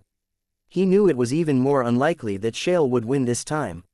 He hadn't thought that Han Sen would become deified so soon, so Li Chunchu wasn't expecting Shale to take part in a fight already. He hadn't completed his instruction of Shale. The Geno arts Shale needed to learn took a long time to practice, especially when it came to fixing the issues arising from the simplicity of his previous skills. But this didn't matter. At the end of the day, real fights were how true fighters grew. Fighting an opponent like Han Sen would be beneficial for Shale's development. Li Chunchu also wanted to know what Han Sen was like now that he was deified. In the valley, Shale looked at Han Sen and said, I've found a way to break your under-the-sky knife skill. You won't defeat me the same way this time. I wasn't planning on using under the sky, anyway. Han Sen smiled and summoned spells dual pistols. The dual pistols of spell had become deified class now. There was even more detail in the engraving that covered the weapons, and the texture of the grips was even comfier. The two pistols were carved with mysterious flower symbols. Let me try how strong spell has become now that she's deified. Han Sen raised one of his hands and pulled the trigger. With a roar, a bullet went flying out the barrel and shot directly toward Shale. Shale remained still. Instead of attempting to dodge the bullet, one of his substance chains rose. He threw a punch to meet the bullet. Pang! The fist and the bullet hit each other, creating a scary impact. Shale's body was strong like a lion, but he was hit badly. His legs cleaved two long trenches through the earth as he flew back a few hundred meters. Shale's face changed. He turned his hand over to look at it, and he saw the bullet lodged inside one of his fingers. Blood oozed out from the bullet wound. Li Chunchu frowned. Shale's power was the best out of all primitive deifieds. Yet with pure power, the lion-headed warrior was at a disadvantage. It appeared that he was much weaker than Han Sen, who had just leveled up. How can Han Sen be so strong? Li Chunchu wondered to himself, turning his gaze back to Han Sen. Crystallizers were notorious for their poor fitness, but Han Sen's body was better than a born deified at the same level. This was so weird. Li Qi and Exquisite, on the other hand, were very happy. Han Sen had leveled up to deified, and he was so strong. He was stronger than any very high of the same level. This was very scary. What impressive power. Shale's eyes were on fire while he watched Han Sen. His resolve for battle hadn't been lessened. Seeing Han Sen's strength had actually stoked a greater fire in his heart. Substance chains danced madly around him. The atmosphere sizzled like an unstoppable volcano that was about to erupt. Clearly, Han Sen's gun had triggered Shale's desire for victory even more. This explosion of power wasn't just pure force. It was a special skill. Shale has learned quite a lot of stuff recently. This will be a perfect way for me to gauge the extent of my deified power. Han Sen didn't attack. He was waiting for Shale to build up his strength first. Last time, Shale had lost to Han Sen because he didn't have a decisive power to beat him. That was why Han Sen had a chance to trigger a hidden ability of Under the Sky. After his failure, Shale had spent a lot of time thinking about how he might defeat Han Sen. He considered many different potential tactics. With Li Chunchu's help, Shale settled on two different methods. One method employed a punching skill that was similar to Under the Sky. It was called Return to Origin. It could generate a lot of punching power, and it formed a scary punching light that flowed through the sky like a river. Using this, he could go against Under the Sky and trace its movements. The other method was known as Star Explode. For a short amount of time, this Geno art could greatly increase the fitness of Shale's body. His power and speed would receive a major boost. He could use the skill to defeat Han Sen through absolute, sheer power. It would limit Han Sen's ability to use powerful knife skills. But Star Explode's weakness was its short duration. Because it was an exploding power, it would give Shale less than 10 minutes to beat Han Sen. If he couldn't beat Han Sen within 10 minutes, his body would become weak because he exploded too much. When Star Explode's power erupted, Shale's whole body shone with silver light. It was like a star exhausting all of its power in one burst. Everything outside of his body darkened against the background of his radiance. Han Sen, try out my punching skills. Shale roared and threw a punch toward Han Sen. He was still using his old punching skill, but it was so powerful that it seemed almost invincible. It was simpler than the last time it was used, but its power and speed had grown as well. He unleashed his punch, and his substance chain spread like the dust from a supernova. It was like that punch could destroy everything. No power could rival that almighty strike. That punching power carried the condensed light of 1,000 suns. Han Sen didn't choose to dodge it, though. He straightened his arm in front of him, lifting one of his pistols into line with the incoming attack. That star-like power surged toward him. His finger calmly squeezed the trigger. Pang! The bullet streaked out of the barrel, shooting straight toward the massive incoming strike. Only boom! A bright light exploded within the valley, blinding everyone who was watching the fight. For several long moments, no one could see anything. When the light finally dimmed a bit, they could see what had happened. Their faces went blank. Han Sen's bullet hadn't been stopped by Shale's punching power. It slid straight through the stardust to strike Shale's fist again. But after passing through the star explosion, the bullet had become weak. It hit Shale's fist, but it hadn't hurt him as the first bullet had. It simply bounced off and dropped to the ground. Although the bullet hadn't hurt Shale, its performance still left Li Chunchu exquisite, and Li Qiu speechless. After Shale used Star Explode, his power had grown by an order of magnitude. One punch should have been able to destroy a deified at the same level. And the bullet that Han Sen used had been built from the power of a substance chain. It wasn't even solid. The fact that it could go against Shale's Star Explode without being destroyed was beyond shocking. My solidifying powers have become stronger. It generated a bullet that wasn't damaged by such a powerful explosion. I think it has reached an eternal level now, Han Sen complimented in his heart. The desire to win that raged in Shale's heart was almost immeasurable. His scary punching powers came at Han Sen like a hailstorm. Han Sen kept firing his 2 pistols without reprieve, countering each of Shale's punching powers. No matter how strong Shale's punches were, none of them could come close to touching Han Sen. It had taken Li Chunchu mere moments to confirm that when Shale used Star Explode, his power only equaled Han Sen. His expression looked strained, and he thought to himself, if this is Han Sen's base power, then that is too scary. Li Qiu and Exquisite were even more stunned, because they knew for sure that they were only seeing Han Sen's base power. He wasn't using a power-enhancing Geno art like Shale was. His base power was enough to fight back Shale's Star Explode.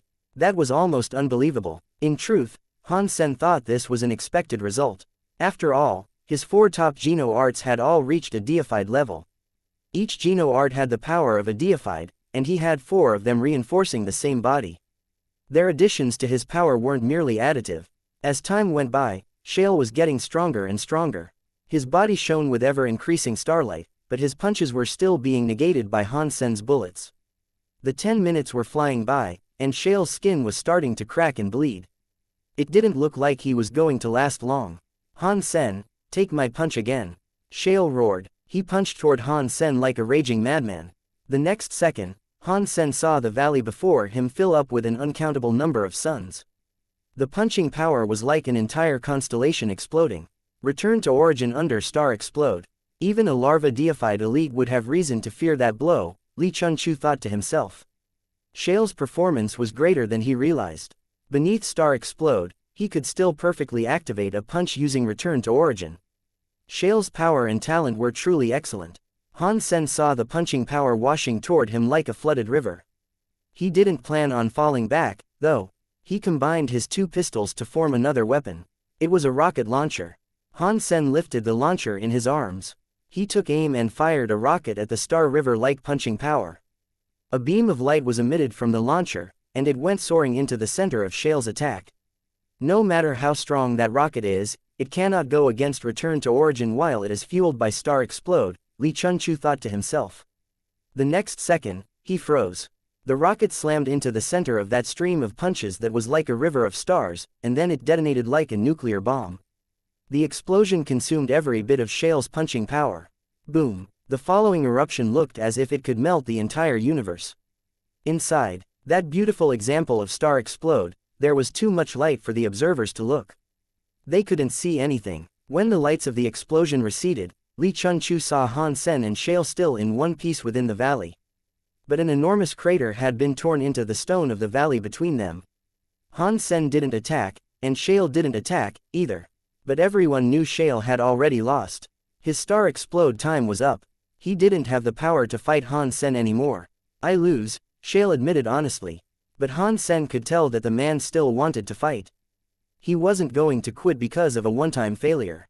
Li Chunchu didn't say anything. Han Sen really had won. Anyone could tell Han Sen had far more power than Shale.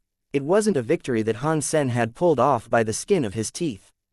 But Li Chunchu was confident that if he had more time to raise Shale to the peak of his power, he would have a chance to beat Han Sen.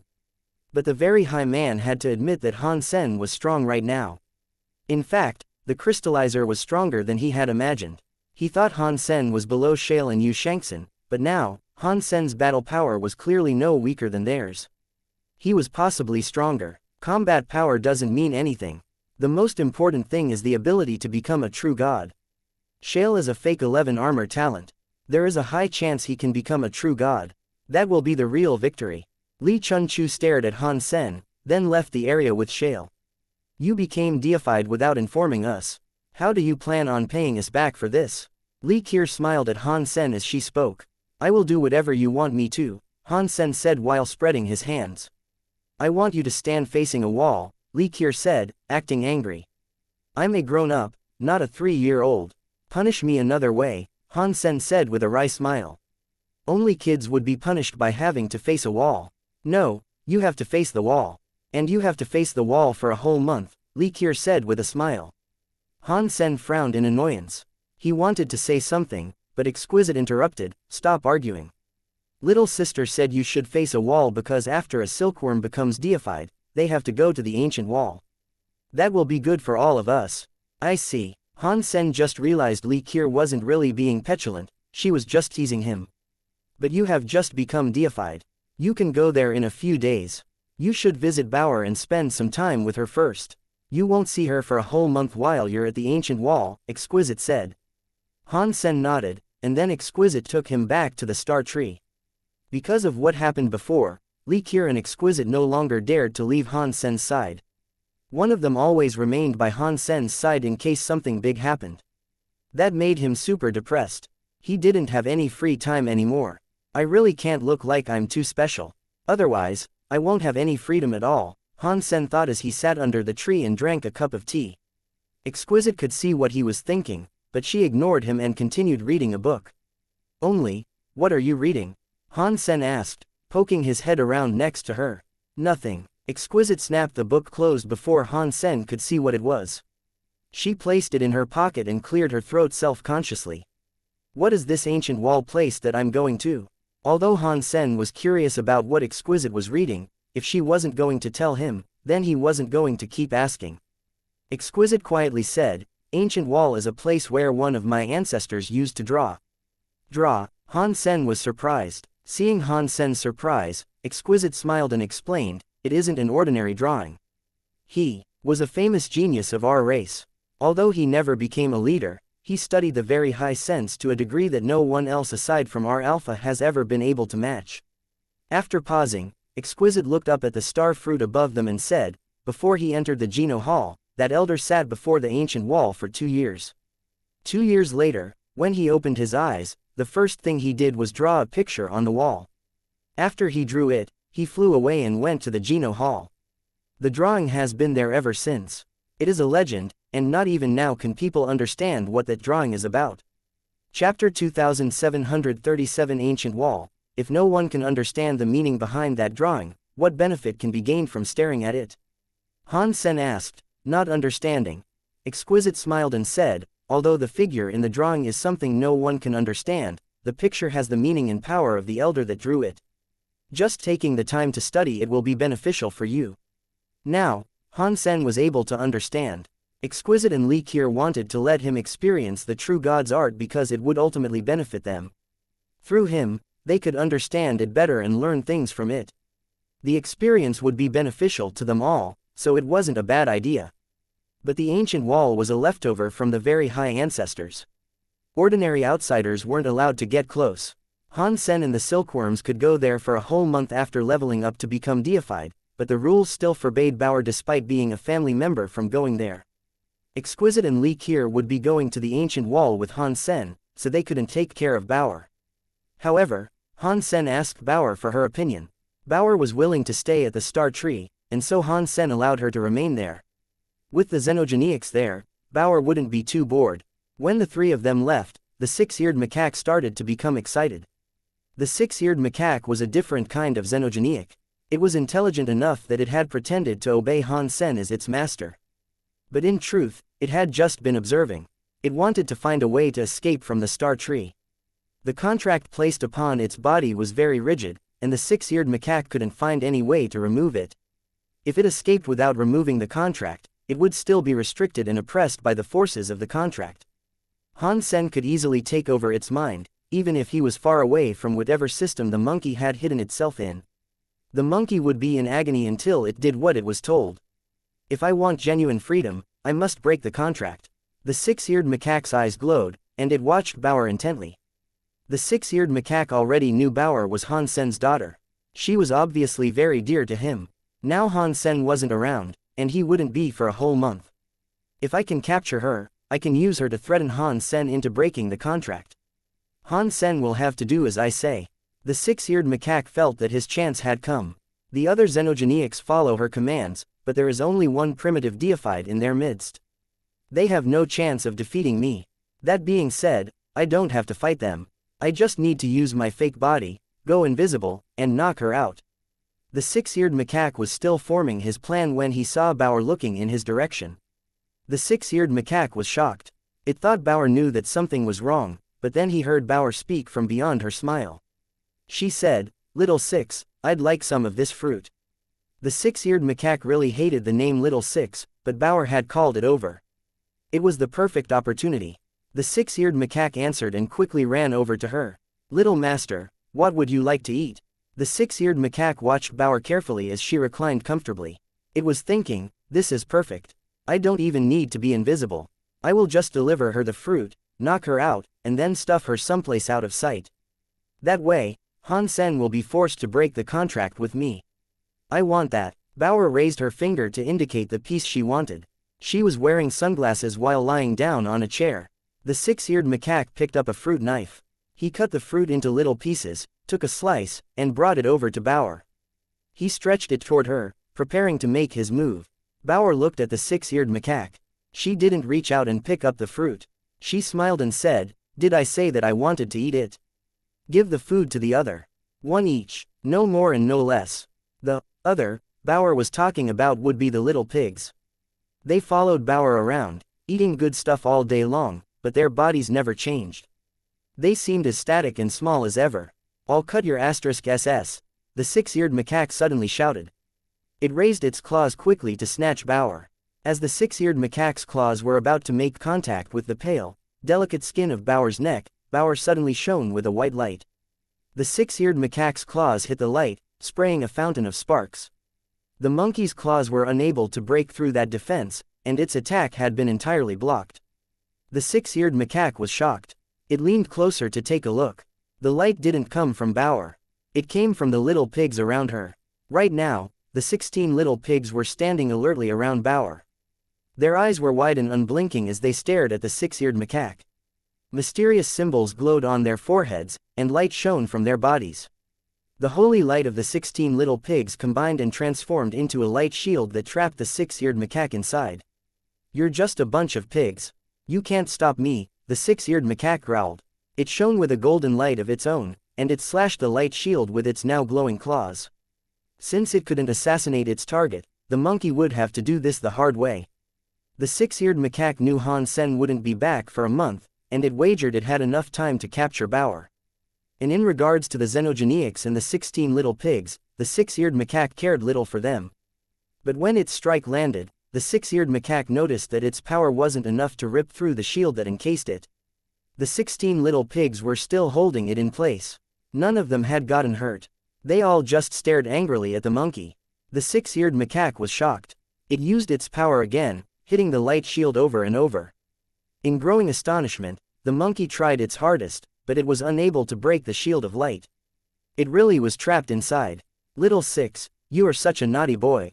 Befuddled, the six-eared macaque watched Bauer stand up, take off her sunglasses, smile, and walk over to him. For some reason, the six-eared macaque felt a chill run down its spine. It had a bad feeling about this. Tang Ming'er had only just entered Star Moon Shelter when someone recognized her. "Tang Ming'er, are you Tang Ming'er?" A pretty boy wearing armor approached. He was riding a tiger beast soul mount. He was leading a group of knights, but he looked surprised as he stopped in front of Tang Ming'er. "I am Tang Ming'er. Who are you?" Tang Ming'er looked at the pretty boy. She tried digging into her memories, but she could not seem to recall who he was. "I am Ning Bi Yuao." The pretty boy got off his mount and looked at her with glee. "Ning Bi Yuao, you are Uncle Ning's son." Tang Ming'er suddenly remembered. She had seen Ning Bi Yuao a few times, but she had only been 7 years old at the time. She didn't remember him too well. The pretty boy in front of her did look like the boy she used to know as Ning Bi Yuao. Ning Bi Yuao looked passionate as he said, "Ming'er, your timing in arriving in Star Moon Shelter is most serendipitous. Since I am here, I can guarantee no harm will befall you. If you want any type of beast soul, just let me know. I will give you any in my possession. I even have sacred blood beast souls to give you." "Sister Ming'er, you guys chat." I'm tired and need to rest. A voice sounded near Tang Ming'er. Ning Bi Yuao saw she had a little boy next to her.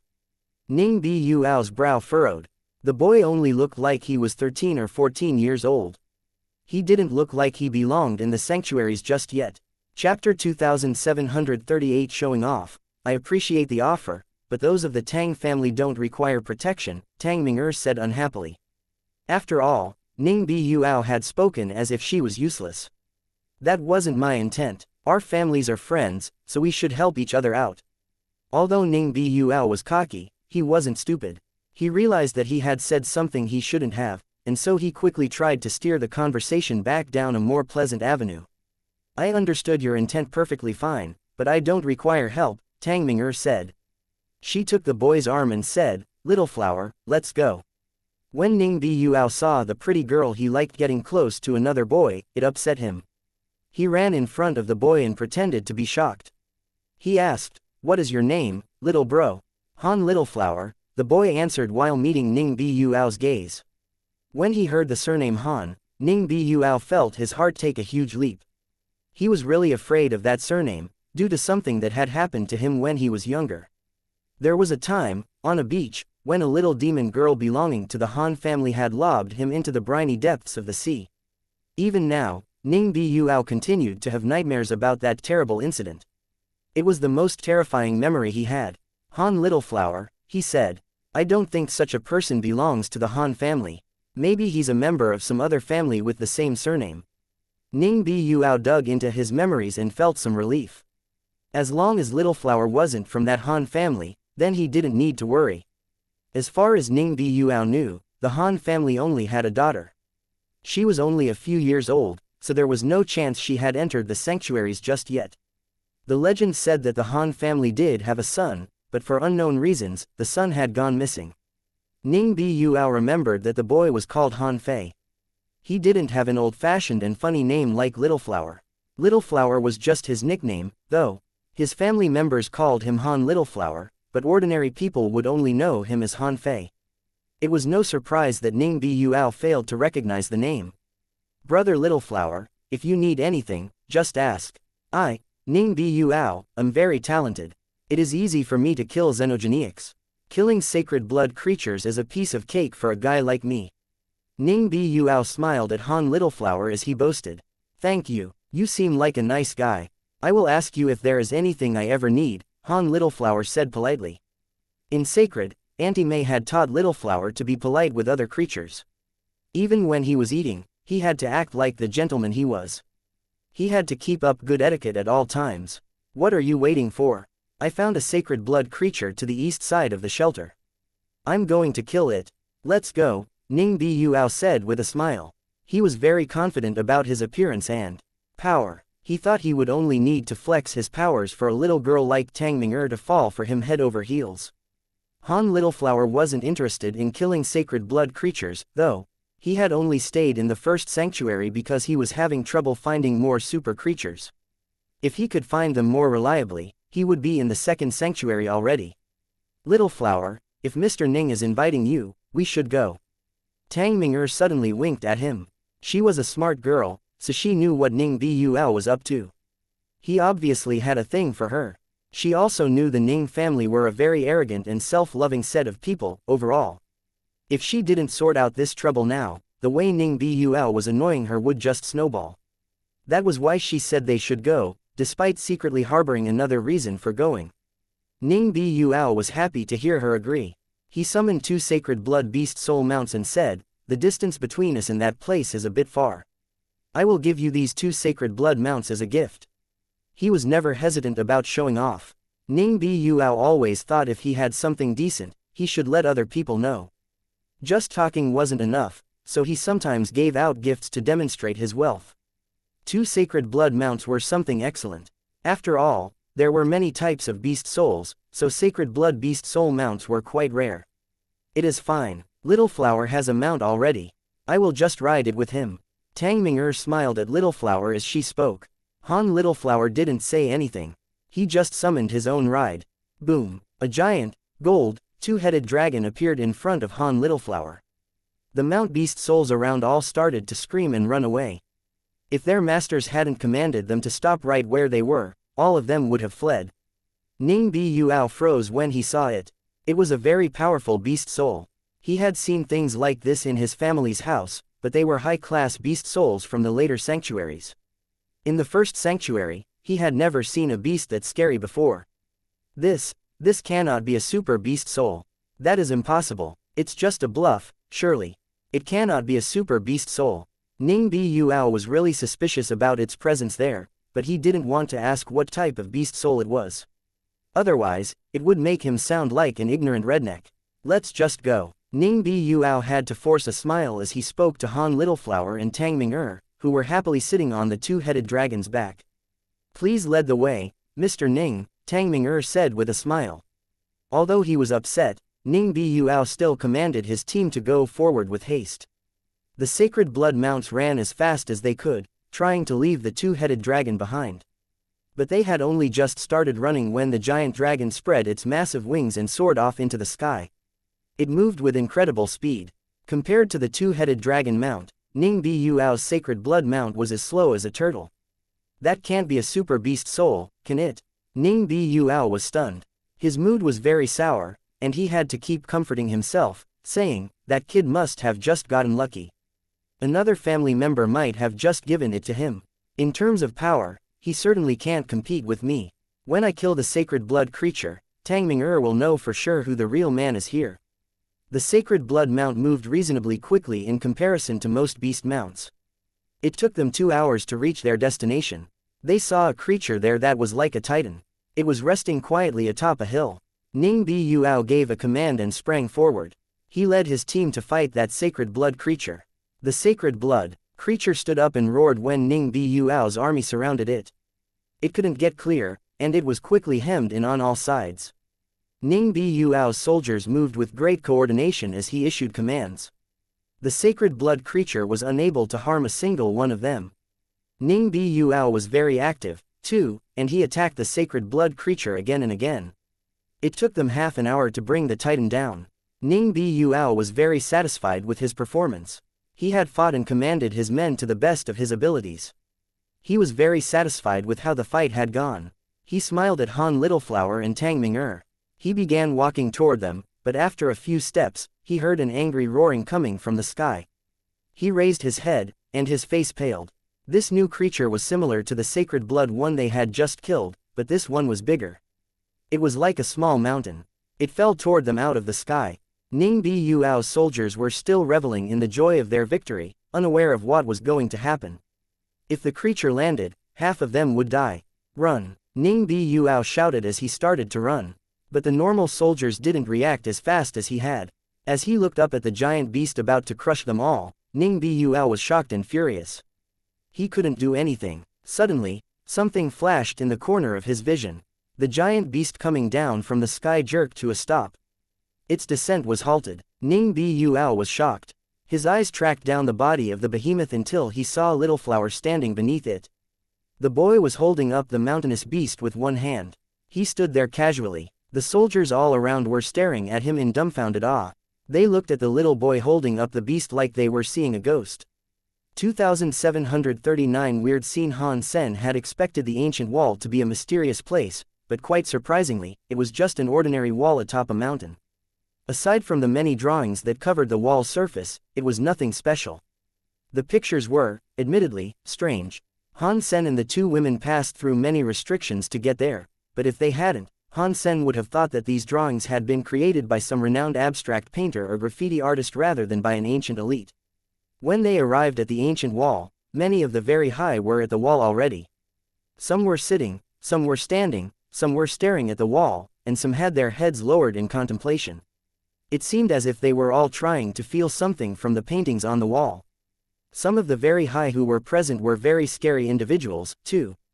Even among their powerful race, they were probably considered top-class elites. Han Sen started to say something, but Exquisite gestured for him to remain silent.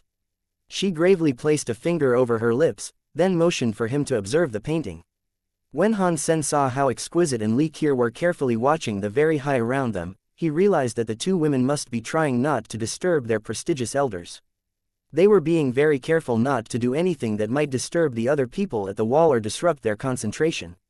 Han Sen didn't say anything. He just moved to examine the drawings on the wall.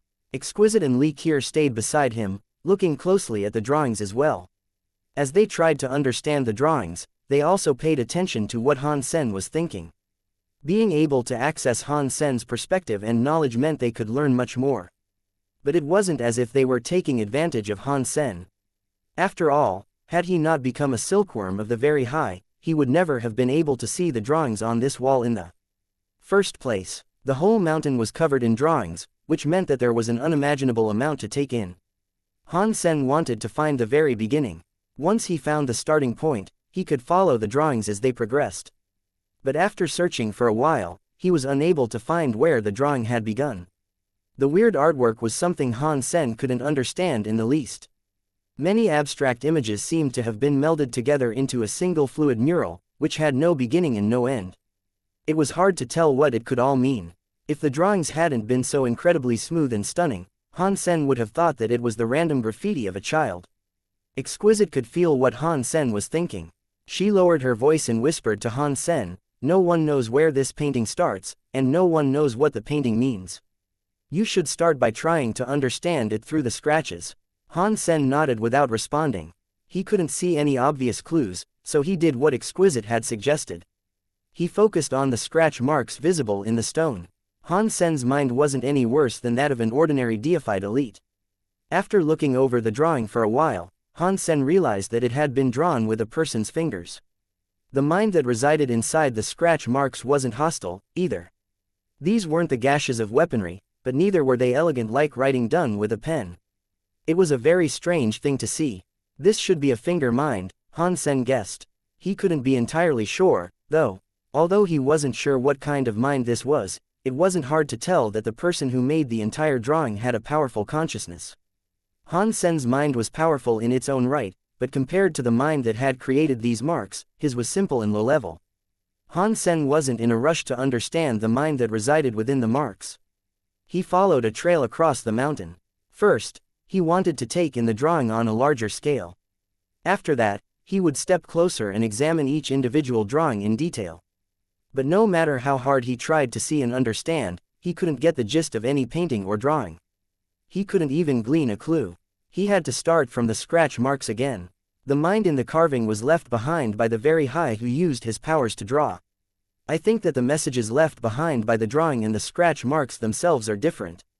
Revealing the secrets of the painting wouldn't help me understand the mind carved into the rock. But then again, no one expects me to reveal the secrets of the painting. If I can understand the meaning of the scratches, then this entire venture will be worthwhile. Han Sen grew calm and focused on trying to understand the meaning of the lines. The marks gave Han Sen the impression of drifting clouds, but as his understanding of the marks deepened, it made him think of an unstoppable force. It gave him the desire to delve deeper into the depths of his own emotions. It was the feeling of someone who loved reading books, but then they discovered the most spell-binding novel in existence. Han Sen was drawn to it, and he didn't want to tear himself away from the tale for a single second. He just wanted to keep reading and find out what happened next. The second impression he gleaned was the word, strange. Every mind tended to have a theme. In Han Sen's Under the Sky, for example, the theme was that everything in the universe was just a chess piece. But the mind in this painting was unique. If you described an ordinary person's mind, you could say it was like a tree, a mountain, or a river. But if those things represented ordinary minds, then the mind of this painting would be like a scroll that was 10,000 miles long. Every line and every curve had a different mind. One section could be a mountain or a body of water. Another part might be a cloud or a speck of soil, or a pavilion or a building. A single curve of the drawing could be a flower, a bird, a bug, or a fish. The changing of the minds drew the observer in further and further, leaving them unable to stop. With a single step, Han Sen could witness 3 different scenes. Every line and every turn filled him with amazing thoughts. It left him unable to guess what the next scene might be. No wonder Exquisite said any creature that visited the ancient wall would receive a boost to their mind. The mind on this wall seems to encompass everything. Any creature that practiced any power or element could find a mind there that matched well with their Geno arts. Although Han Sen was looking at it with his own eyes, it was rather difficult to believe. Han Sen wondered what sort of genius this very high elder must have been to be capable of drawing a painting like this on his own. If the very high hadn't confirmed that the ancient wall's drawings were done by one person, Han Sen would have thought that this drawing was the work of many people. How could one person be the master of so many minds? It didn't make sense. Even though Han Sen had a voracious intellect and an impressive ability to learn, he could only walk one path. He couldn't learn everything there was to be learned in the universe. If this was drawn by one person, then that very high elder's mind is very impressive. He must have been the smartest person in the whole universe, Han Sen murmured as he examined the drawings. Han Sen continued working his way through the drawings, one by one. Although he couldn't learn all of it, just feeling all those kinds of minds was good for expanding his own knowledge. It was helping him develop new perspectives. Han Sen was continuing his observations when he was delivered a shock. Goosebumps flared across his skin at the sensation. This mind was simply too twisted and weird. As he explored, Han Sen had felt too much of the mind and realized that it was too complicated. He was sinking into it, which shook his faith to the core. It was like a university student who had just graduated. Countless large companies sent invitations to the graduate. One of them said, "Come to my company and be a lawyer. Being a lawyer has all sorts of benefits. You will earn a lot of money." Another company said, "Come to be a doctor in my company. Being a doctor can make you incredibly famous, and your reputation will grow by leaps and bounds." Everyone said they were the best, and all of them seemed generous and attractive. A new graduate, being pulled in so many different directions, could quickly lose track of themselves. 2740 in the painting. Unless someone possessed a very stable will, they would lose themselves without even noticing what had happened. But in this case, losing oneself wasn't a bad thing. When people were uncertain of which path they wanted to traverse in their life, they could lose themselves in the drawing and choose a mind to complete their purpose. For people who were still establishing their own identity, finding a mind within the drawing that they could claim as their own could help them in the future. Han Sen was different. He already had a path to walk, and if he allowed himself to be influenced by the mind of the drawing, the core of who he was would be destroyed. Han Sen forced himself to close his eyes and escape the grasp of that mind, but all sorts of minds rose against him, trying to keep his vision fixed on the drawing. Fortunately, Han Sen had a very stable will. He was able to tear his gaze away from the wall. He slowly soothed his mind. Having the ability to turn away from the ancient wall with a single try proves that your mind isn't bad, said a voice beside Han Sen. Han Sen opened his eyes and turned to the speaker. There, he saw a middle-aged man sitting on a stone. The man was looking in Han Sen's direction. This middle-aged man's appearance and clothing were fairly unremarkable, but there was something about his presence that captured Han Sen's attention. It made him a difficult person to ignore. "Are you talking to me?" Han Sen was confused, not knowing who the man was. Han Sen had been so engrossed in the drawing that he had walked quite a distance. Exquisite and Li Qier were still a ways behind him, so there was no one else around that the man could have been addressing. Exquisite and Li Qier had been drawn into the mind on the ancient wall. They were too absorbed to pay attention to anything else, so they hadn't noticed when the man addressed Han Sen. They were totally drowned in the mind of the ancient wall. The middle-aged man laughed and said, "Aside from you, I don't think anyone else has made it all the way here on their first try." "Right, after all, geniuses like me are difficult to come by," Han Sen said, quirking a smile as he touched his nose. The middle-aged man looked surprised, but then his grin widened. He stepped down from the stone he had been sitting on. He stood next to Han Sen, facing the ancient wall. The very high can feel everything. Even though this universe can be incredibly complex and intricate in nature, we can feel the core of every object. However, the ancient wall has been here for billions of years, and no one has been able to understand its secretive nature. "Do you know why?" "I don't know why," Han Sen answered quickly. If he didn't know, there was no point in pretending that he did. The middle-aged man's question had been rhetorical. He nodded when he heard Han Sen's answer, and he looked at the ancient wall. He pointed to one spot in particular and said, "The reason no one can understand its secrets is because of this." Han Sen looked at where the middle-aged man was pointing, following the man's finger to a single symbol hidden among the rest.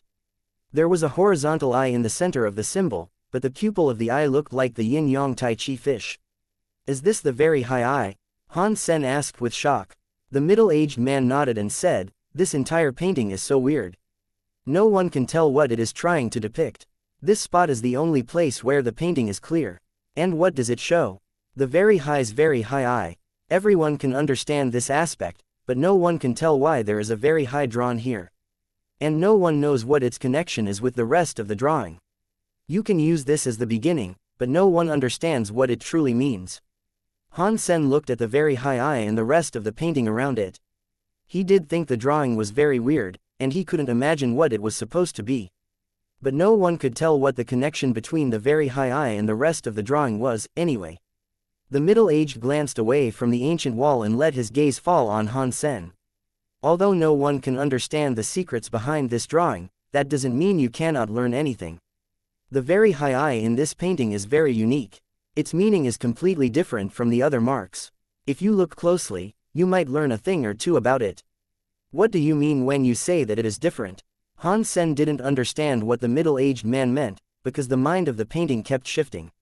Every line and curve in this entire, enormous drawing was unique. How could you look at any one particular part of the painting and claim that it was special? The middle-aged man fell silent, then said, "This elder was a genius who stood just below the leader. He practiced the very high sense to the max. He could sense everything in this world within his own chest. That was how he could draw a painting that included everything. Although the mind inside this painting seems capable of endless variation, it was produced using the very high sense. This mind came from the talents known as very high forget love, big love, and loveless. This mind is powerful and nuanced, but it doesn't include the elder's own emotions. Only this very high eye drawing is different.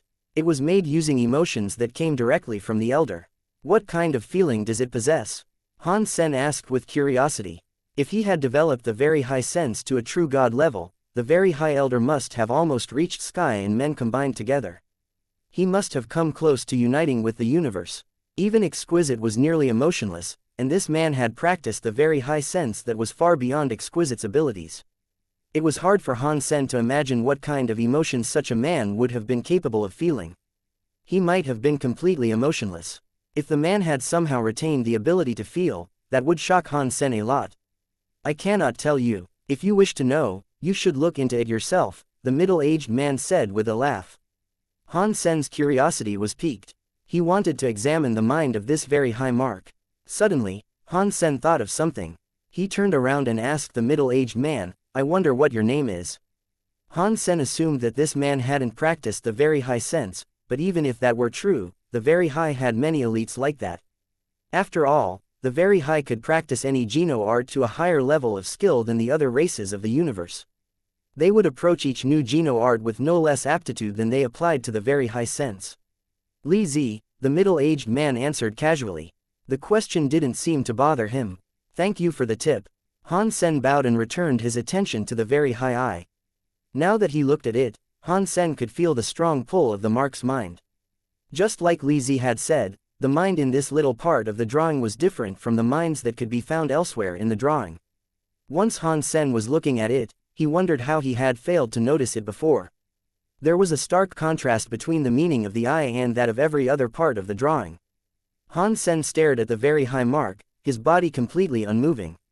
He was so still that he looked like a piece of the landscape. He didn't even blink. Not long later, tears suddenly began to leak from Han Sen's eyes. He didn't so much as twitch, however. He kept staring at the eye as tears rolled down his cheeks. The tears kept coming, soaking his face and wetting his clothes. He just stood where he was, observing the very high eye on the wall without blinking. And then, the wells of Han Sen's eyes seemed to go dry. Next, his eyes started to bleed. The crimson tears fell, tracing 2 tracks of red across his cheeks. A deep, lonely sadness claimed Han Sen's brain. Although Han Sen knew that the emotion was not his own, he felt it sink deep within him. The sadness was as broad and powerful as the xianxia, rolling forward with the steadiness and implacability of a river. The sensation rocked Han Sen. The sadness was clear, yet it wasn't a raw or passionate emotion. It wasn't painful like losing your family, and it wasn't the heartache of being betrayed by a loved one. It wasn't the soul-rending anguish of losing everything that you cherished. It just resided in Han Sen's chest, softly. The ache was so gentle that sometimes Han Sen could barely even sense it. It floated like a mountain stream, but there wasn't a single ripple to be seen. But this kind of sadness was subtly powerful, and it was infectious. It left Han Sen unable to do anything except cry his eyes out. He couldn't get a grip on his emotions, and he couldn't move his eyes away from the very high eye mark. He just stood in front of the stone wall, staring at the stone with eyes rimmed in blood. Han Sen's brain knew that if things continued like this, the blood in his body would run dry and he would die. But he couldn't move his feet to tear himself away from that sad scene. To one of the very high who had practiced the very high sense to an average level, the emotions conveyed by a painting would be fairly weak. But to a very high that had practiced the very high sense to a high level, it would be confusing to see how much scary sadness could be conveyed by this piece of artwork. Why would this elder have felt so much sadness? He was already in the true God class. He was at the top level of the pyramid of universal power. What could make him this sad? This depression is too strange. It is completely different from any of the emotions that I have endured. It makes me think of the phrase, sadness that is greater than the heart dying. This sadness is a little like that, but then again, it isn't quite the same, Han Sen thought. This very high elder left all this behind before heading for the Geno Hall. Was his sadness related to the Geno Hall in some way? Han Sen thought about it a lot, but he couldn't come to a conclusion. Regardless, he couldn't rid himself of the infectious sadness. Even with Han Sen's strong will, he couldn't pull his eyes away from the drawing. Exquisite and Li Qier had synced their minds to the ancient wall when they first arrived, so they had spent most of the trip ignoring the feelings Han Sen was sending to them. This sadness was too potent to be ignored, however, and so it managed to reach them. It pulled Exquisite and Li Qier away from the ancient wall's minds. They were also infected by the sadness, and they soon found tears leaking down their cheeks. What is going on? Why is it so sad here? Exquisite's face suddenly paled. She felt the sadness, but at the same time, she understood. Oh, no, Han Sen has seen the ancient wall's very high eye mark. Li Qier also realized what had happened. Her face looked haggard, and bloody tears fell from her eyes as she said, how was he able to trigger the eye mind? I thought only the very high who had practiced the very high sense could activate it. Although Han Sen hasn't practiced the very high sense, his under-the-sky knife skills seem to emulate sky and man combined together. It is similar to the very high sense. Maybe that is why he was able to trigger the very high eye mind, but now isn't the time to discuss this. We must quickly find a way to pull Han Sen away from that mind. If we don't, he won't be the only one who is damaged by that mind. Exquisite's eyes were full of blood, and it was on the verge of spilling down across her face. How do we pull him away? The eye of the ancient wall is no joke. Even if we move his body away so that he can't physically see the mark, we can't stop the mind from dealing damage to him. And if we move him away, he might even get consumed by the mind. Don't you remember the stories? Li Qier said. Exquisite didn't respond. She knew what Li Qier meant. Anyone who triggered the very high eye mind had to make it through themselves.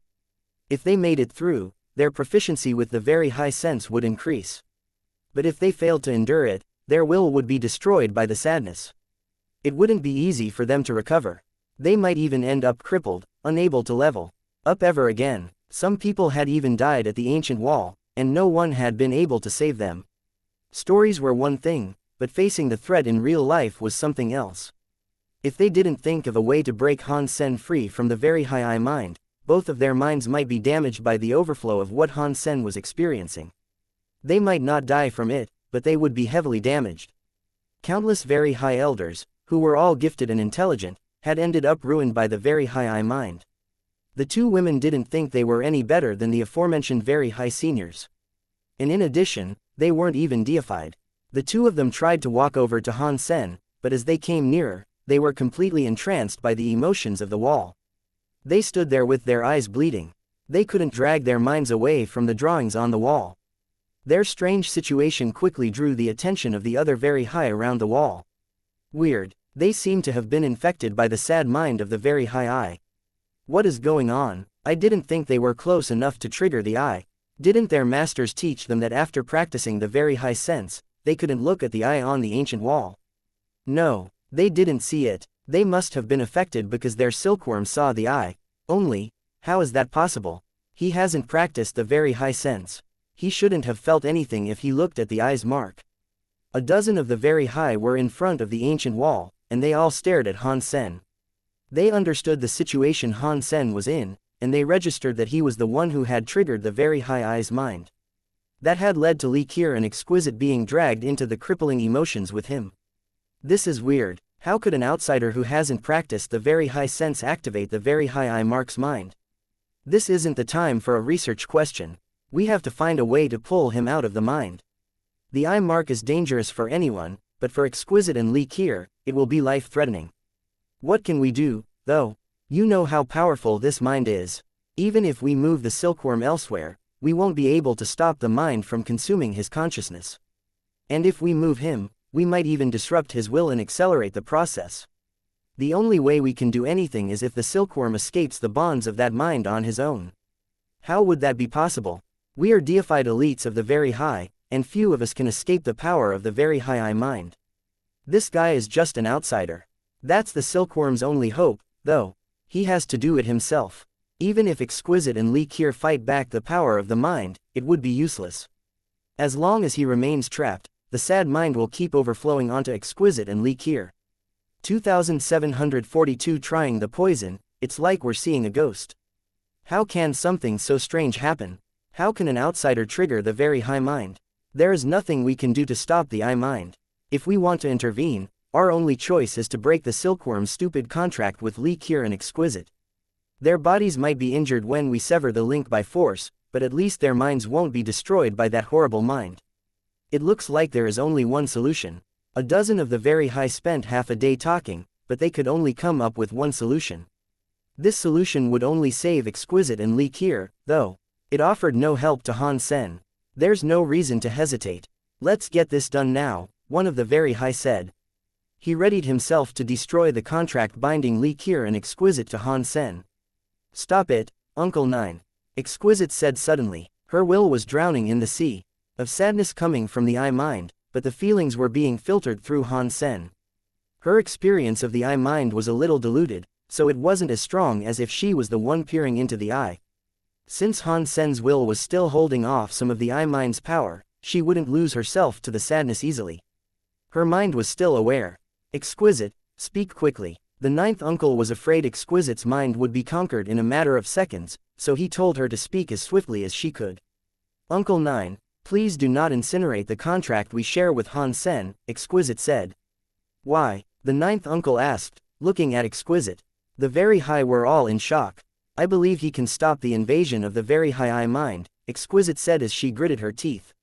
She was in the middle of the sad mind, and just speaking those few words cost her a lot of strength. After hearing Exquisite's answer, the very high who hadn't practiced the very high sense were in shock. Exquisite, you think too highly of him. Even very high like ourselves cannot withstand the eye mind once it has entered our consciousness. He is just a silkworm from another race. Exquisite, I know how difficult it was for you to find a decent silkworm. But right now, you have to make a hard decision. A strong man breaking his wrists is a challenge that requires courage.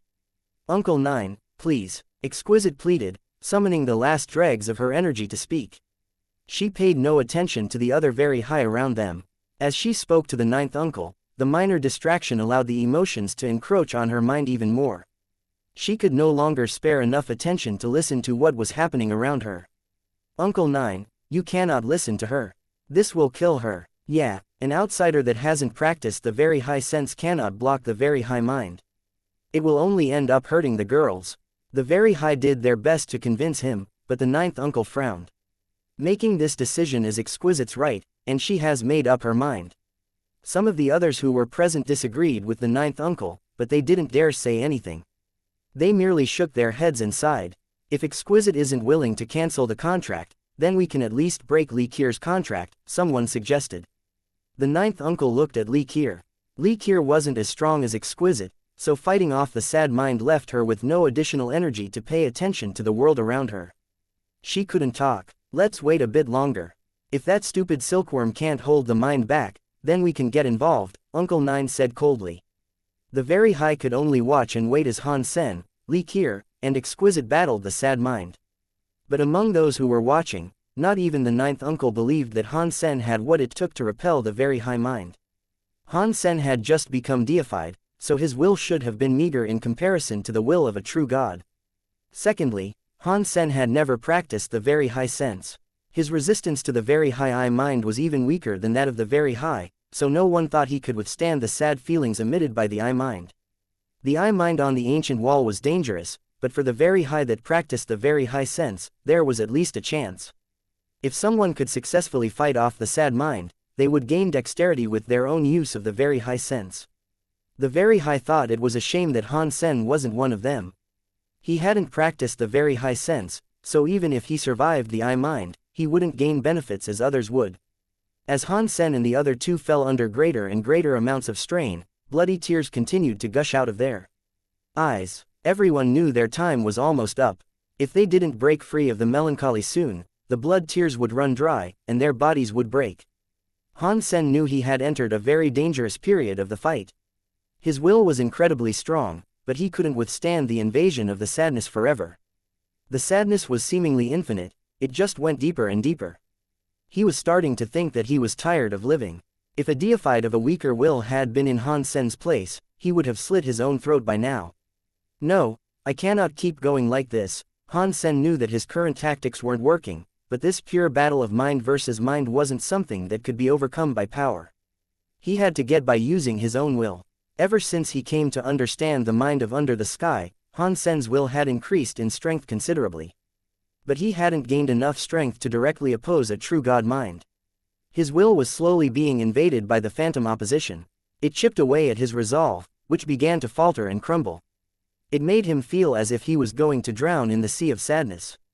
Han Sen was hoping that the black crystal armor would help. He had expected it to intervene a long time ago, but the black crystal armor hadn't moved a single inch. Therefore, Han Sen had to stand strong and fight his way through the pain with white knuckles. You can't get good help these days. I'll have to depend on myself once more. Something will appear. Han Sen was the type of man who grew calmer the more danger there was. Now, his heart was completely unperturbed. He weighed his situation, and it made him think, if the very high haven't set up restrictions to prevent people from seeing the eye mark, that means there has to be some way for me to fight back against the sadness of this mind. But what am I supposed to do against it? With my mind, going against the sadness face to face doesn't seem realistic. My only chance is to understand where this sad mind is coming from. If I can understand what inspired the very high elder's feelings, perhaps I will find a way to break it. When he came to this realization, Han Sen gave up on trying to fight back the sad mind. Instead, he tried to feel and analyze the origin of that mind and its emotions. Han Sen knew this would be dangerous. It was like he was holding a vial of poison, but he would have to taste it to learn its composition. Tasting it would increase his chances of death, yet it was also the only way for him to figure out an antidote. Even the magical knives of the rebate were forged in a sea of fire. Han Sen was embarking on a treacherous path, but waiting around like a sitting duck wasn't his style. Just as Han Sen had noticed before, this sad mind wasn't related to romance. And not familial love, either. Han Sen kept exploring the sadness, and he thought to himself, what kind of sadness is this? When the very high named their skill forget love, they meant it literally. With this very high elder's level of advancement, he must have been very close to quelling all emotions within himself. What could possibly make an elite that had reached such a level so upset? Han Sen hadn't developed any Geno art to such an extreme level of proficiency, so he couldn't understand what that very high elder must have been thinking. Therefore, he had to risk poisoning himself by intentionally exploring the eye mind. He needed to let himself go and dive into the sadness. He had been trying his best to fight off the sad mind, so he had only experienced the surface of the emotion. Now that he was letting himself go and allowing his mind to freefall into the sad mind, however, he could understand it at a deeper level.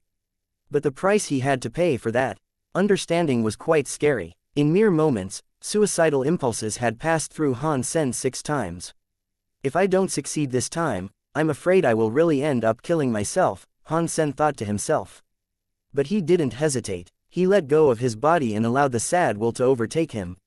Through the ages, many very high had triggered the eye mark, and most of them started off like Han Sen. They chose to fight against the overwhelming sadness. Everyone knew that experiencing that level of depression was dangerous. The emotions of sadness ran way too deep, and anyone who experienced it for too long had a high chance of killing themselves. Even if someone was willing to completely let themselves go and learn all they could about the sad mind, there were limits. When they felt their wills grow weaker and the thoughts of suicide started to come out in full force, they would turn away and stop trying. The very high that studied the very high sense were smarter. Rather than seeing the emotional dead ends ahead, they would press on until the end. They would find another way to get out of the emotional darkness. But Han Sen was different. He was a very stubborn man, and there was no way for him to retreat. He wasn't like the very high who studied the very high sense. Even if they didn't continue, they still had a chance of escaping with only a small amount of damage incurred. Now, Han Sen would have to walk the full path. Even though he was fighting for his life with every moment that passed, he had to understand the real mind of the very high elder. The sad mind sank deeper and deeper into his own mind. Han Sen learned more and more. Han Sen never thought that such a pure sea of sadness could exist in the universe. It wasn't self-loathing or hatred of everything else in existence. Rather, it was a sadness that was more like mercy. When that realization flashed through Han Sen's mind, he jerked in surprise. Mercy for sadness. He had never thought of this before, but at this moment, he truly felt it. His whole body was overtaken by merciful sadness. These are the last tears I will shed in this universe. In that infinite sadness, Han Sen heard a sound come from the nothingness. That sound was too dynamic to describe. Once he heard it, Han Sen's chest ached more deeply than he ever could have imagined. He wanted to drop to the ground and weep, but he knew that his tears of blood had almost run dry, and he couldn't cry anymore. After hearing the empty voice in his brain, Han Sen felt even sadder. This was a different kind of sadness than he had felt before, though. This sadness also made him feel helpless and lonely. The next second, Han Sen's heart was stricken with absolute fear. That was because he discovered that his sadness wasn't coming from the very high I mark. It came from himself. It was a paralyzing emotion, and it made him feel like he had lost the most important thing in his life. It felt like there was no point in living. He couldn't wait to kill himself. Han Sen slowly realized what was happening, but he couldn't control it. He felt more and more hopeless and lonely. He slowly raised his hand, ready to crush his own skull and kill himself. A dozen of the very high gathered near the ancient wall could see that the sadness Han Sen was fighting had intensified. They knew it was a bad sign. Li Qi and Exquisite were in rough shape, as well. Oh no, Han Sen has stopped resisting. The sad mind has overtaken his body. The ninth uncle's expression became grave. There was no need for him to say that, though. The others could tell what was going on. I can't believe Exquisite believed in him so much. He's going to give up so soon. A very high said angrily. You must consider that he is only an outsider, after all. Someone said with a sigh. The very high who practiced the very high sense quietly looked at Han Sen and Exquisite. They were waiting for the moment to arrive. The ninth uncle was prepared. When that moment came, he would sever Li Qi and Exquisite's contract with Han Sen. He would rather they be injured than killed. Indeed, not long after, what everyone expected finally happened. Han Sen raised his hands and moved them close to his head. Everyone could tell he wanted to kill himself due to the influence of the sad mind. Almost at the same time, Li Qi and Exquisite raised their hands just like Han Sen had. They touched their foreheads, their faces utterly devoid of hope.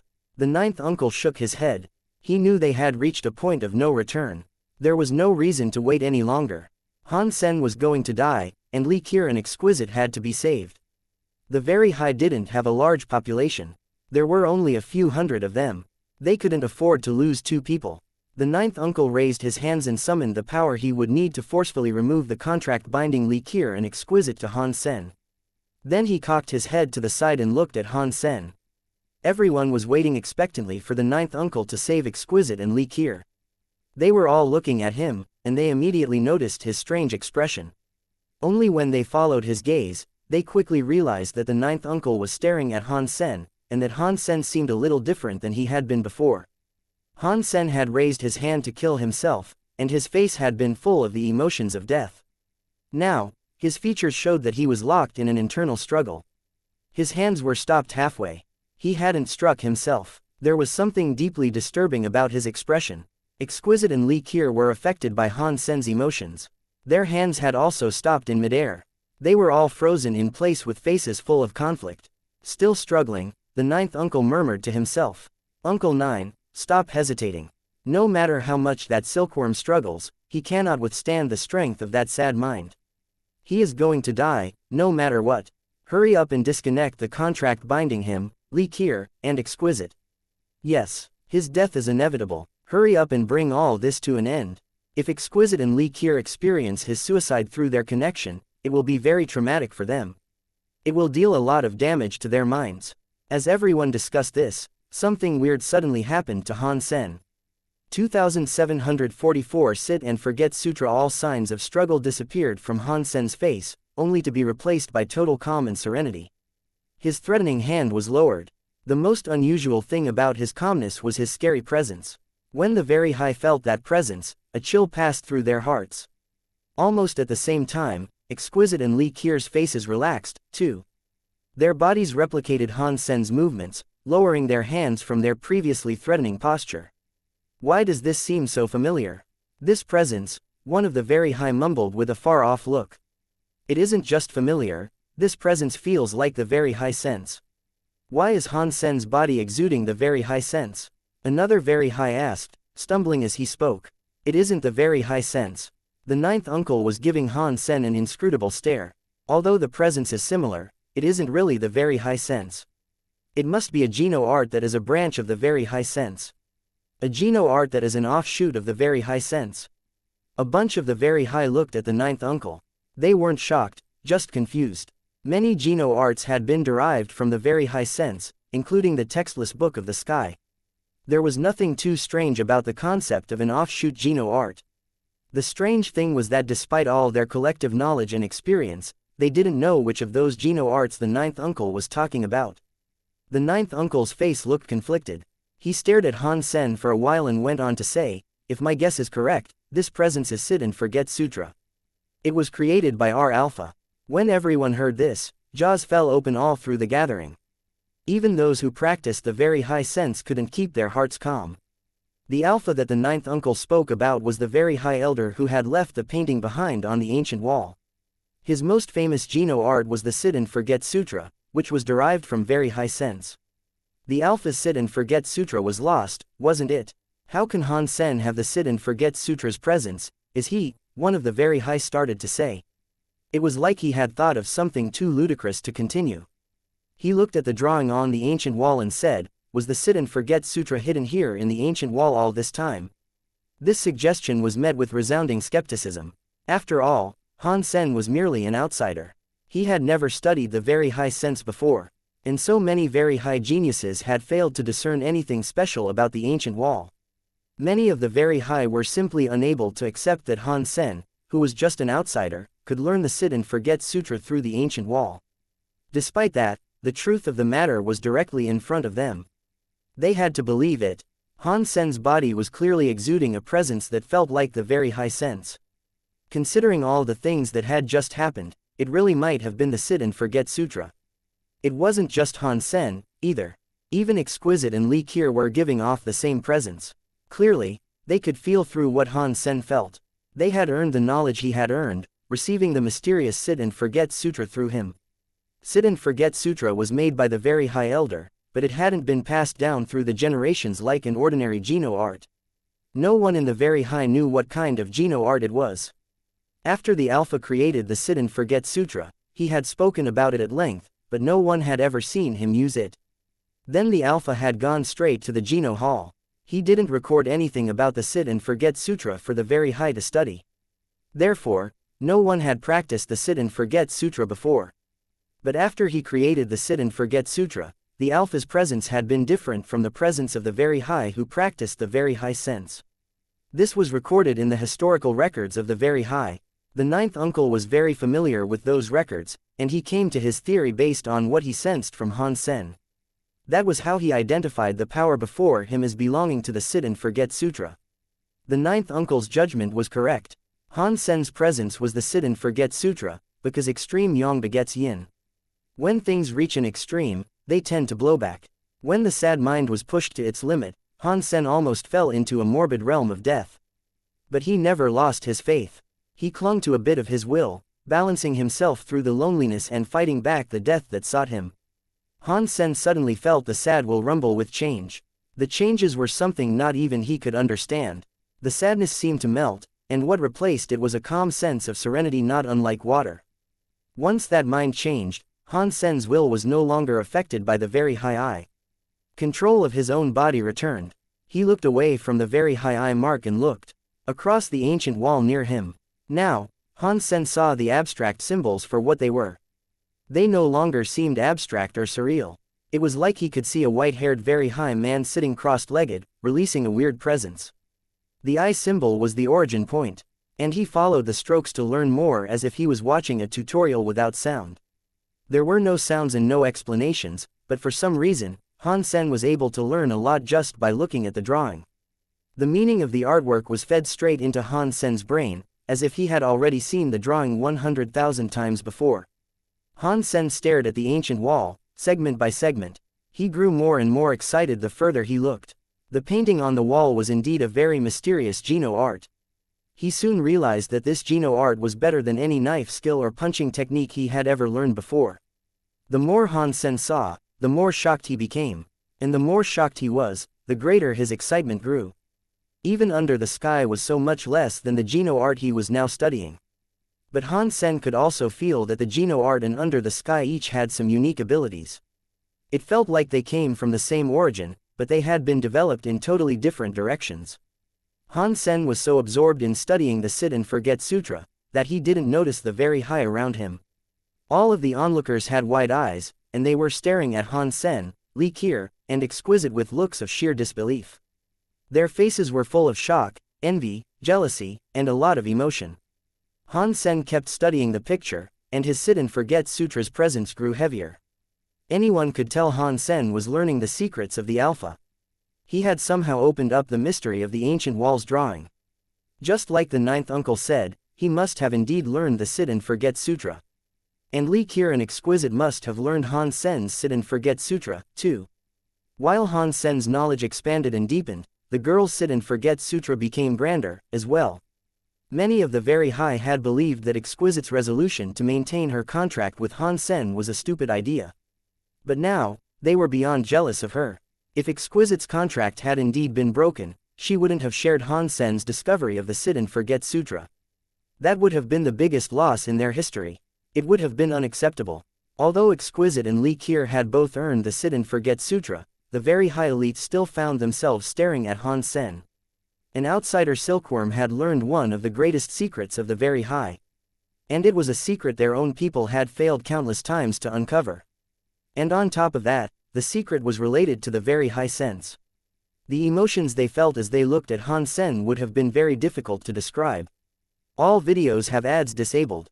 YouTube doesn't pay me enough to cover electricity costs. If you are well off, please consider donating via PayPal or becoming a member of this YouTube channel. Thank you.